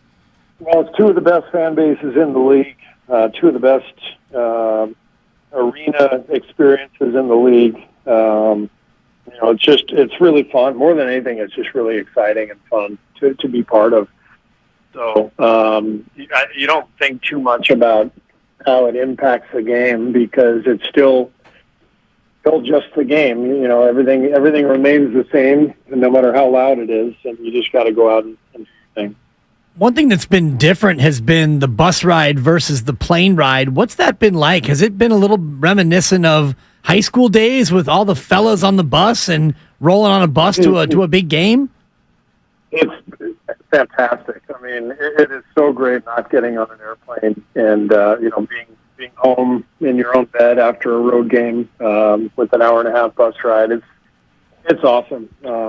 I would sign up for this playoff matchup every year. It's been so much fun to be a part of, and I'm sure both teams are enjoying not flying off to Memphis or New Orleans or Houston or somewhere almost all the way across the country. Steve Kerr with us here on Willard and Dibs. What are the rides like, though? I mean, Dibs says, is it like high school? I got to imagine there's like 800 more authority personnel driving along with you. Like, what do these bus rides look like? Pretty quiet, really. Everybody pre-game when we go up the day before, everyone's kind of in their own world, and we have, I think, maybe 3 buses that take all the players and coaches and staff, and pretty quiet. And then on the way back from a victory, at least, it's maybe a couple of beers consumed and a few laughs and coaches watching tape and get back at it. If something happens to the bus, is Kevon Looney the first guy out there to change the tire? 100%. I mean, Steve, we have a YouTube thread, and everyone is like, Loon keeps his burp silent. Loon knows your pronoun. All the things about Kevon Looney. Is he really this guy? I mean, 22 rebounds with a ho-hum demeanor. Is he just this dude on and off the floor? He is. He's he's really a model for every young player that comes through here. We just point at Loon and say, go do what he does. Just the way he conducts himself, the way he takes care of his body, his diligence with his work every day, the way he handles our decisions as coaches. whether he starts, whether he comes off the bench, whether his minutes go up, whether they go down. He's the same guy over and over again. He just comes to work, gets his job done, and goes home. And can't tell you how valuable that is. Steve, you mentioned the way he takes care of his body. Moses was on with us last week and mentioned the yoga that they do together, and we didn't even know what yoga was. And then there's a New York Times article about it a couple days ago. Did you see that? I did not. Yeah, the New York Times article about Kevon Looney. I mean, some attention, finally, you know? About time. About time. You'd think 22 rebounds a night would do the trick, not yoga. But whatever, I guess. Yeah, whatever. Do you do yoga, Steve? I do yoga. I have seen Loon doing his program. When I come to my office at our facility every day, I look down on the floor, and Loon is doing apparently yoga. I thought it was just yoga, but he's doing yoga on his own. Sometimes with Moses, sometimes Andre Iguodala will do it, but Loon's there pretty much every morning getting his work in, and that's how he starts his day. Is there another athlete you can remember maybe from your playing days who overcame this level of physical maladies to go on to become this impactful for a team at this level? Yeah, I don't remember one. I mean, Clay comes to mind. Clay was already a Hall of Fame player, of course, but what he's been through, these two major career-threatening injuries, and to come back and play at the level he's playing at right now, that's another incredible health story. But what Loon did, has done, I should say, coming off those two hip surgeries in his first 2 years in the league, and the team not even picking up his option because he couldn't stay healthy.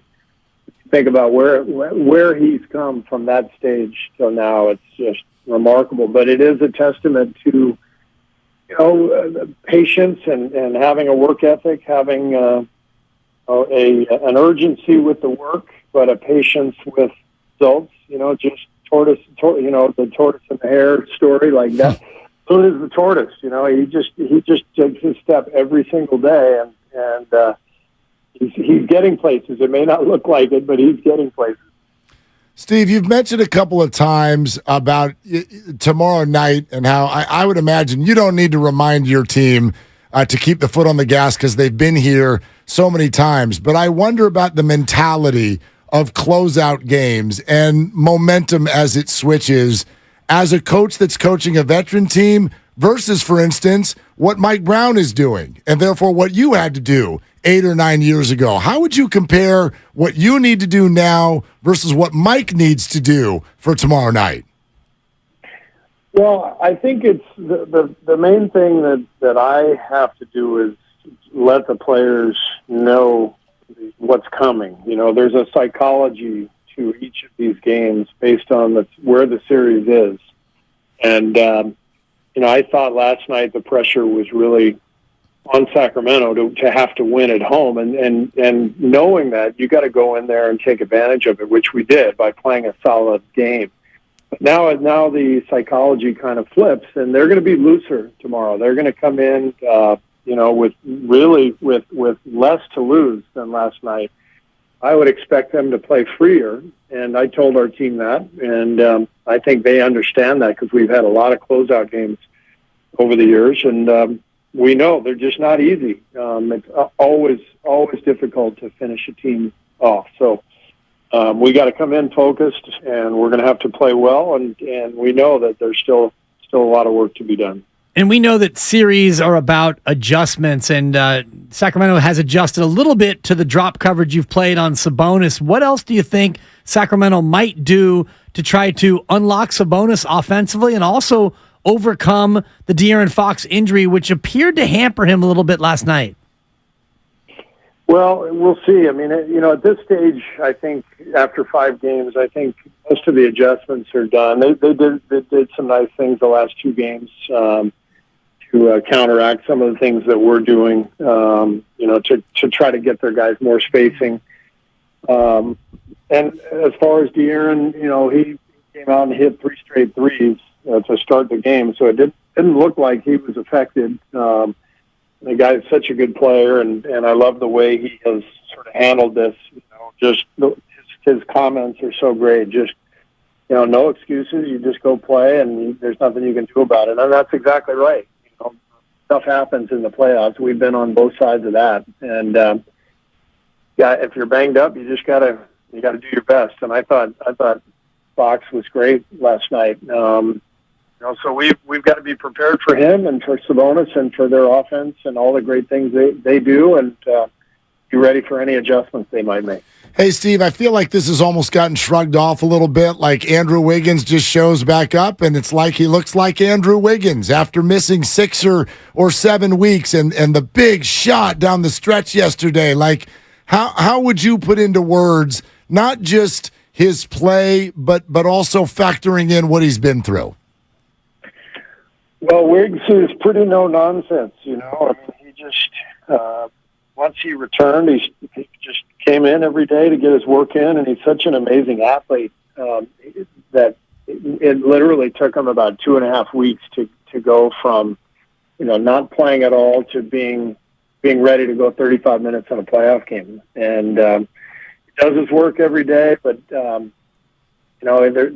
no drama with Wiggs. He just wants to play and compete, and he did a great job of over the recent weeks of just once he came back, of just really committing to the work, and he's put himself in a great spot, and he's making a huge impact for us. Is it safe to say that GP2 is over his stomach ailment based on the flurry with which he played last night? Yeah. I mean, I thought he was still affected in Game 4. After missing Game 3, Game 4 he didn't look like himself. We didn't give him many minutes, and last night he was brilliant. So he made a huge impact. He's feeling much better and ready to go again tomorrow. Speaking of those bench guys, Steve, what I do want to ask you about Jonathan Kuminga, and what have you seen in this series, and where are you at on potential minutes for him?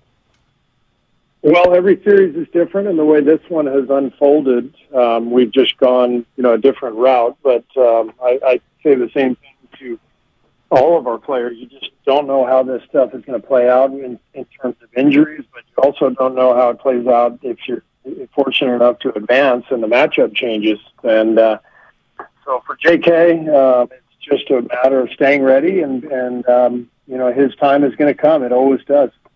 Steve, you had a challenge late last night that seemed like it wasn't going to go your way. Did you expect that you weren't going to win the challenge, but you just needed to give your guys a break? Or did you think that maybe the Loon charge was going to get overturned?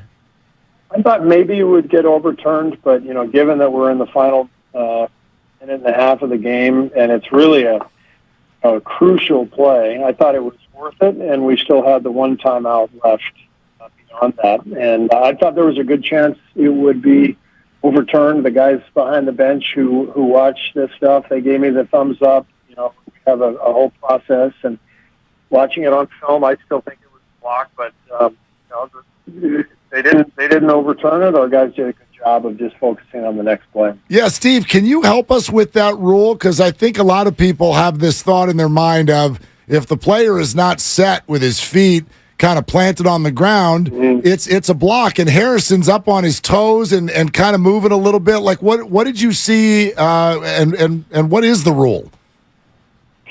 There's always some gray area in charge blocks. I mean, it's in the eye of the beholder. So it's never perfect. It's impossible for it to be. But it seemed to me, watching it live, that he was moving a little bit and that he wasn't quite set. And our guys watching the video, our coaching staff felt the same thing. So it was worth the risk. I think the one I took at the end of Game 4 was a bad decision by me because that was our final timeout. And I think that always factors in. But last night I felt good about the decision. That just didn't go our way, but we were in good shape. And as you said, it got us in a little bit of rest and allowed us to reset and get our defense set up as well. During that stoppage, did you pull young Wardell aside and let him know the timeout situation? You know it.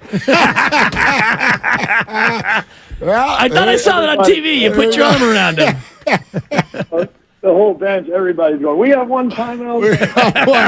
One timeout. All right, very good. Steve, great stuff as always. Congrats on that win. And like we said, we're going to parade around here for at least another couple hours and tell every boss in San Francisco to let them go at lunch, okay? Let them go. I love it. Yeah, we need our fans there at 5. Let them go. All right, Thanks, Steve. We'll let you go right now, too. Thank you, my man. Okay, all right. Thanks, guys. There it is. Head coach Steve Kerr, Golden State Dubs after the big win last night. Couple interesting things in there. You know, we had a healthy conversation about who was going to play in the game last night. How was the bench going to be extended? We both had 9 players that we thought were going to get in the game. Those were the 9 players. Yeah, we did. Yep. Yep. Yeah. They played eight and a fraction. I guess they played 9. Moses hit a couple free throws. Yeah. Come on. 4 minutes. It counts. Give him his stuff. And I would imagine that tomorrow it's going to be the same 9. And I would think that it's going to be the same amount of time for Moses Moody again, unless he really flashes. Yeah, unless he starts to hit a couple shots or something like that. Or who knows? Who knows who else is ineffective? Or if somebody, gets a bump on the knee, or who knows what's going to go on in this one, obviously. But what he said about Jonathan Kuminga was not necessarily anything about not trusting him. He thinks it's a matchup thing. At least that's what he said. He said, and I would expect it to continue tomorrow because he said that's the way it has sort of developed in this series.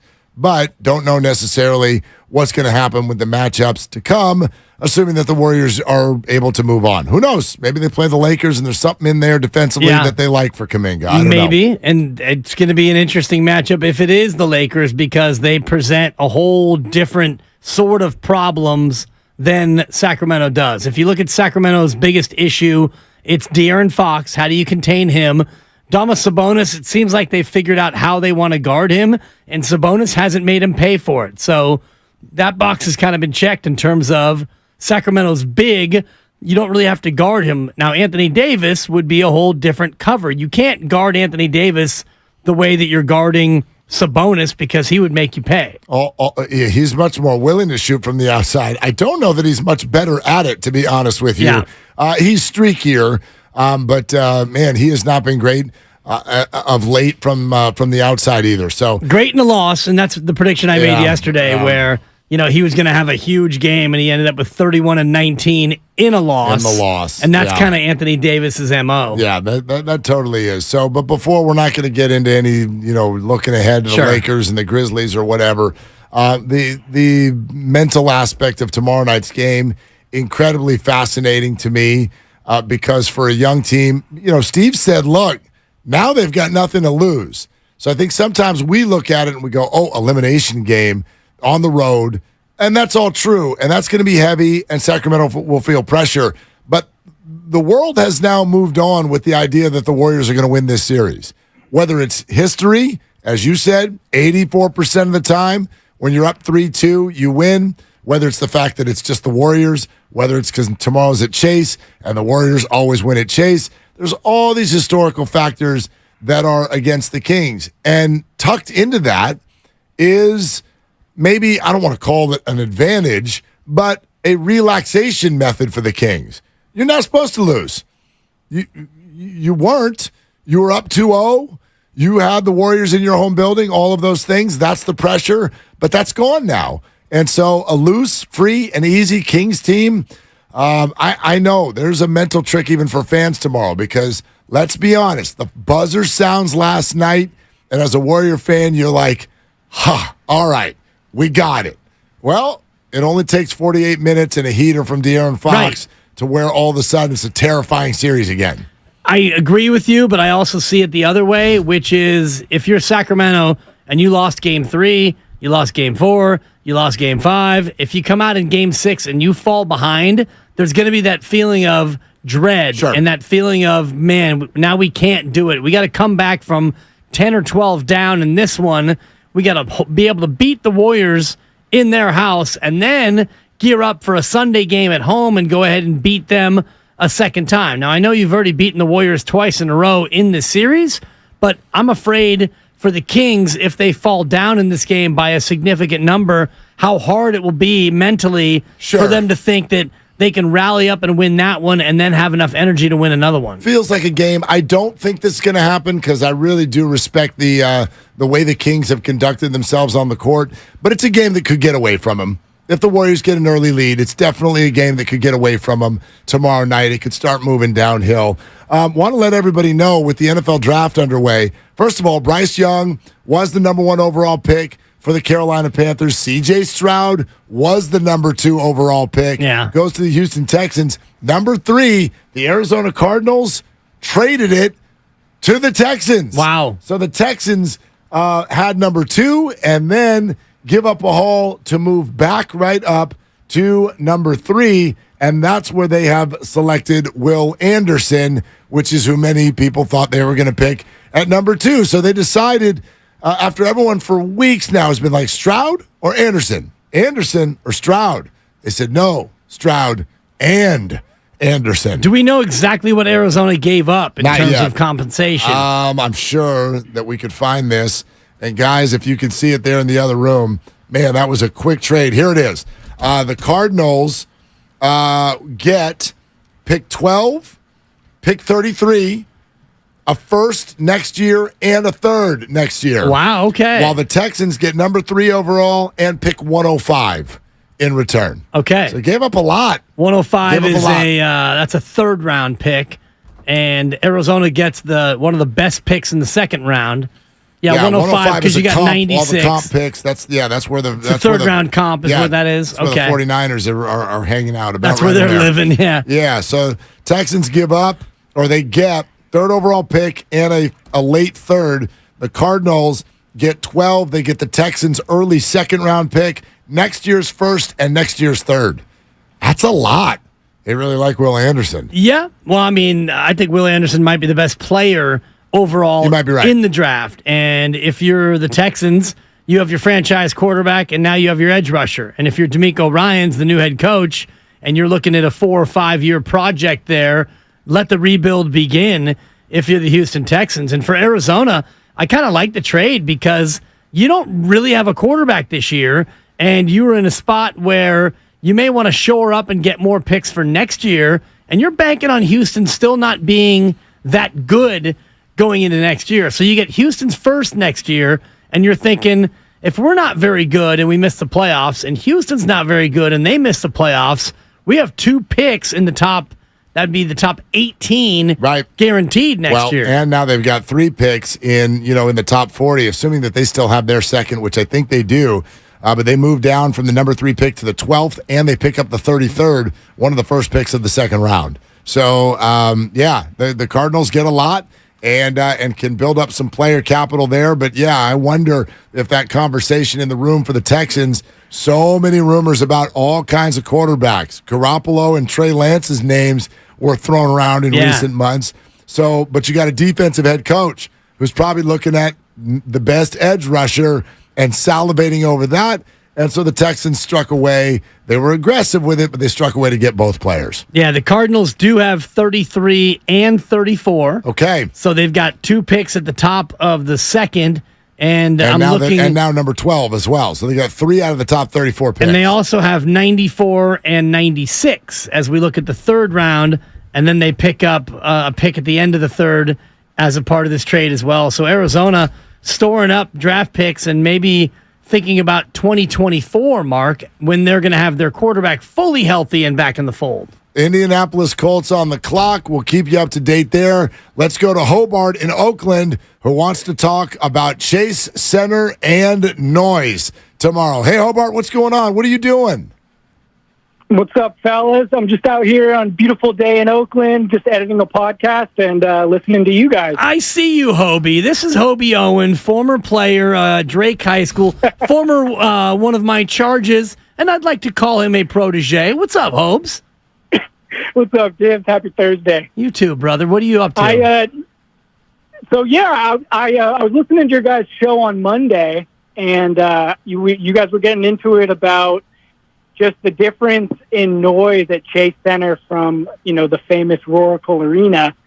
And I know a lot of us Oakland folks have our feelings about that and the move and all that. And I had this idea of a way to bring some of that energy across the bay into San Francisco. If I know you guys are on a different topic, but if you'll permit me, go for it. Ah, you've made it this long. Go ahead, Hobie. Let me take you to London in the 1600s. Shout out you. Shakespeare. We got the Globe Theatre, and they had the pit, which was the space for the common folk, the plebs, if you will. It was loud. It was stinky. There was fruits and vegetables in abundance, and I just think Chase Center set aside one section. Day of only sale. Standing room only. You got to show up in person to get your ticket. Pack it into one section there right in the front and just let them get loud. We can bring that energy back across the bay into San Francisco. It's a great idea, and I love the idealism of young Hobie. And say hi to the family for me, Hobe. It's been too long since I've seen you and your brother and Annie and all the Thelons and all the people out there in West Marin. Well, we're coming to the game tomorrow, and Love if we get there in time, I'll be making some faces behind your guys' broadcast. Come on in. We'll be at the team store 2 to 4. Yeah, I'm also, hold on. I got to hold you accountable. You can't call and say, here's how we make Chase loud, and then in the next sentence say, if we get there on time, I'll come say hi. No. You got to get there on time and be a part of making Chase loud. Them's the rules. I didn't make them. Willard, I meant for your broadcast, not the game. I'm going to be there early. All right. Well, if you're there early, then you're gonna catch our broadcast also. Thanks, Hobie. Hobart, yeah, thanks. Thanks so much for the call. He's Hobart now that he's a grown man. He was Hobie when he was a back row player for me as a freshman. That's evolution, my friend. Yeah, no doubt. How many people in this town have you coached? A third. Crying out loud. Mark, I'm an old man. I've been coaching for damn near 30 years. It's like walking around. I used to do this with my dad because he's a high school teacher and he taught at CSM also. We couldn't go to the movies without 2 people. Oh, Mr. Willard. Hey, there he is. It's unbelievable. The pick is in. Anthony Richardson. Richardson goes to the Colts. All right. Much more, including time for more of your calls next on Willard and Dibs. Are you interested in new career opportunities in the Bay Area and want to make a difference in your community? The San Francisco Sheriff's Office is looking for people.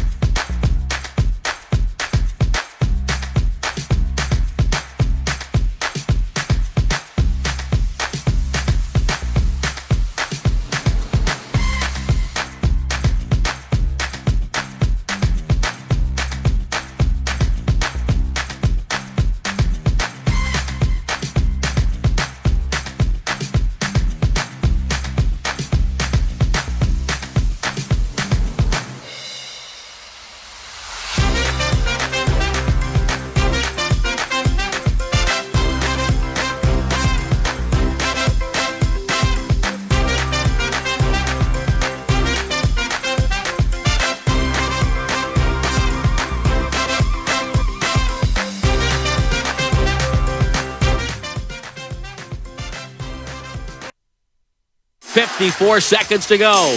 Crossover by Wiggins. The winner will lead the series 3-2. Wiggins spins, fadeaway jumper, good with 47.8 to go.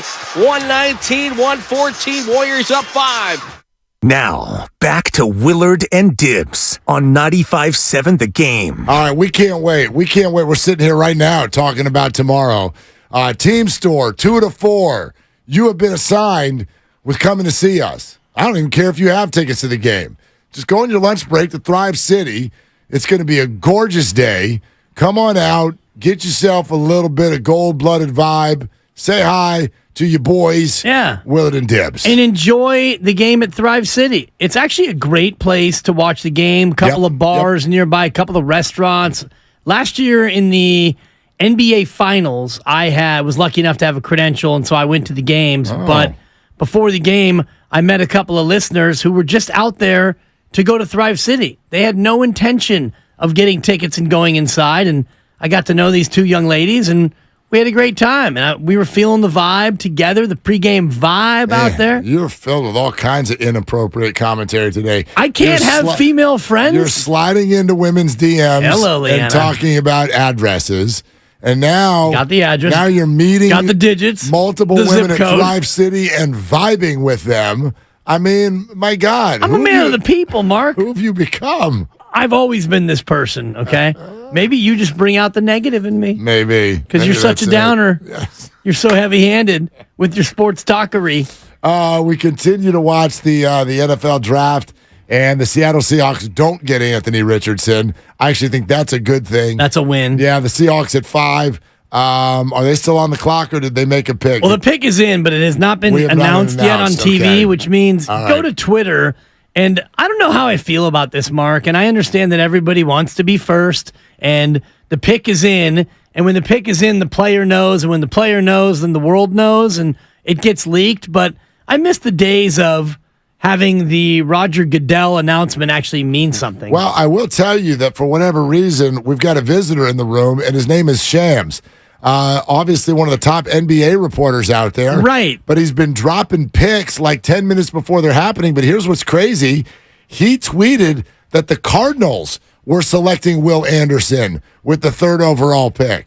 Which they did not, of course. And then he had to quote tweet it and say, well, Rap Sheet now says Will Anderson's going to the Texans. So, yes, he got the player right, but he did not get the team right in one of the first 3 picks. So do whatever you want with that. Get off of Twitter. Yeah, we could get off of Twitter. We could do that as well. Devin Witherspoon. Goes number 5. Out of Illinois. The corner from Illinois. First corner off the board.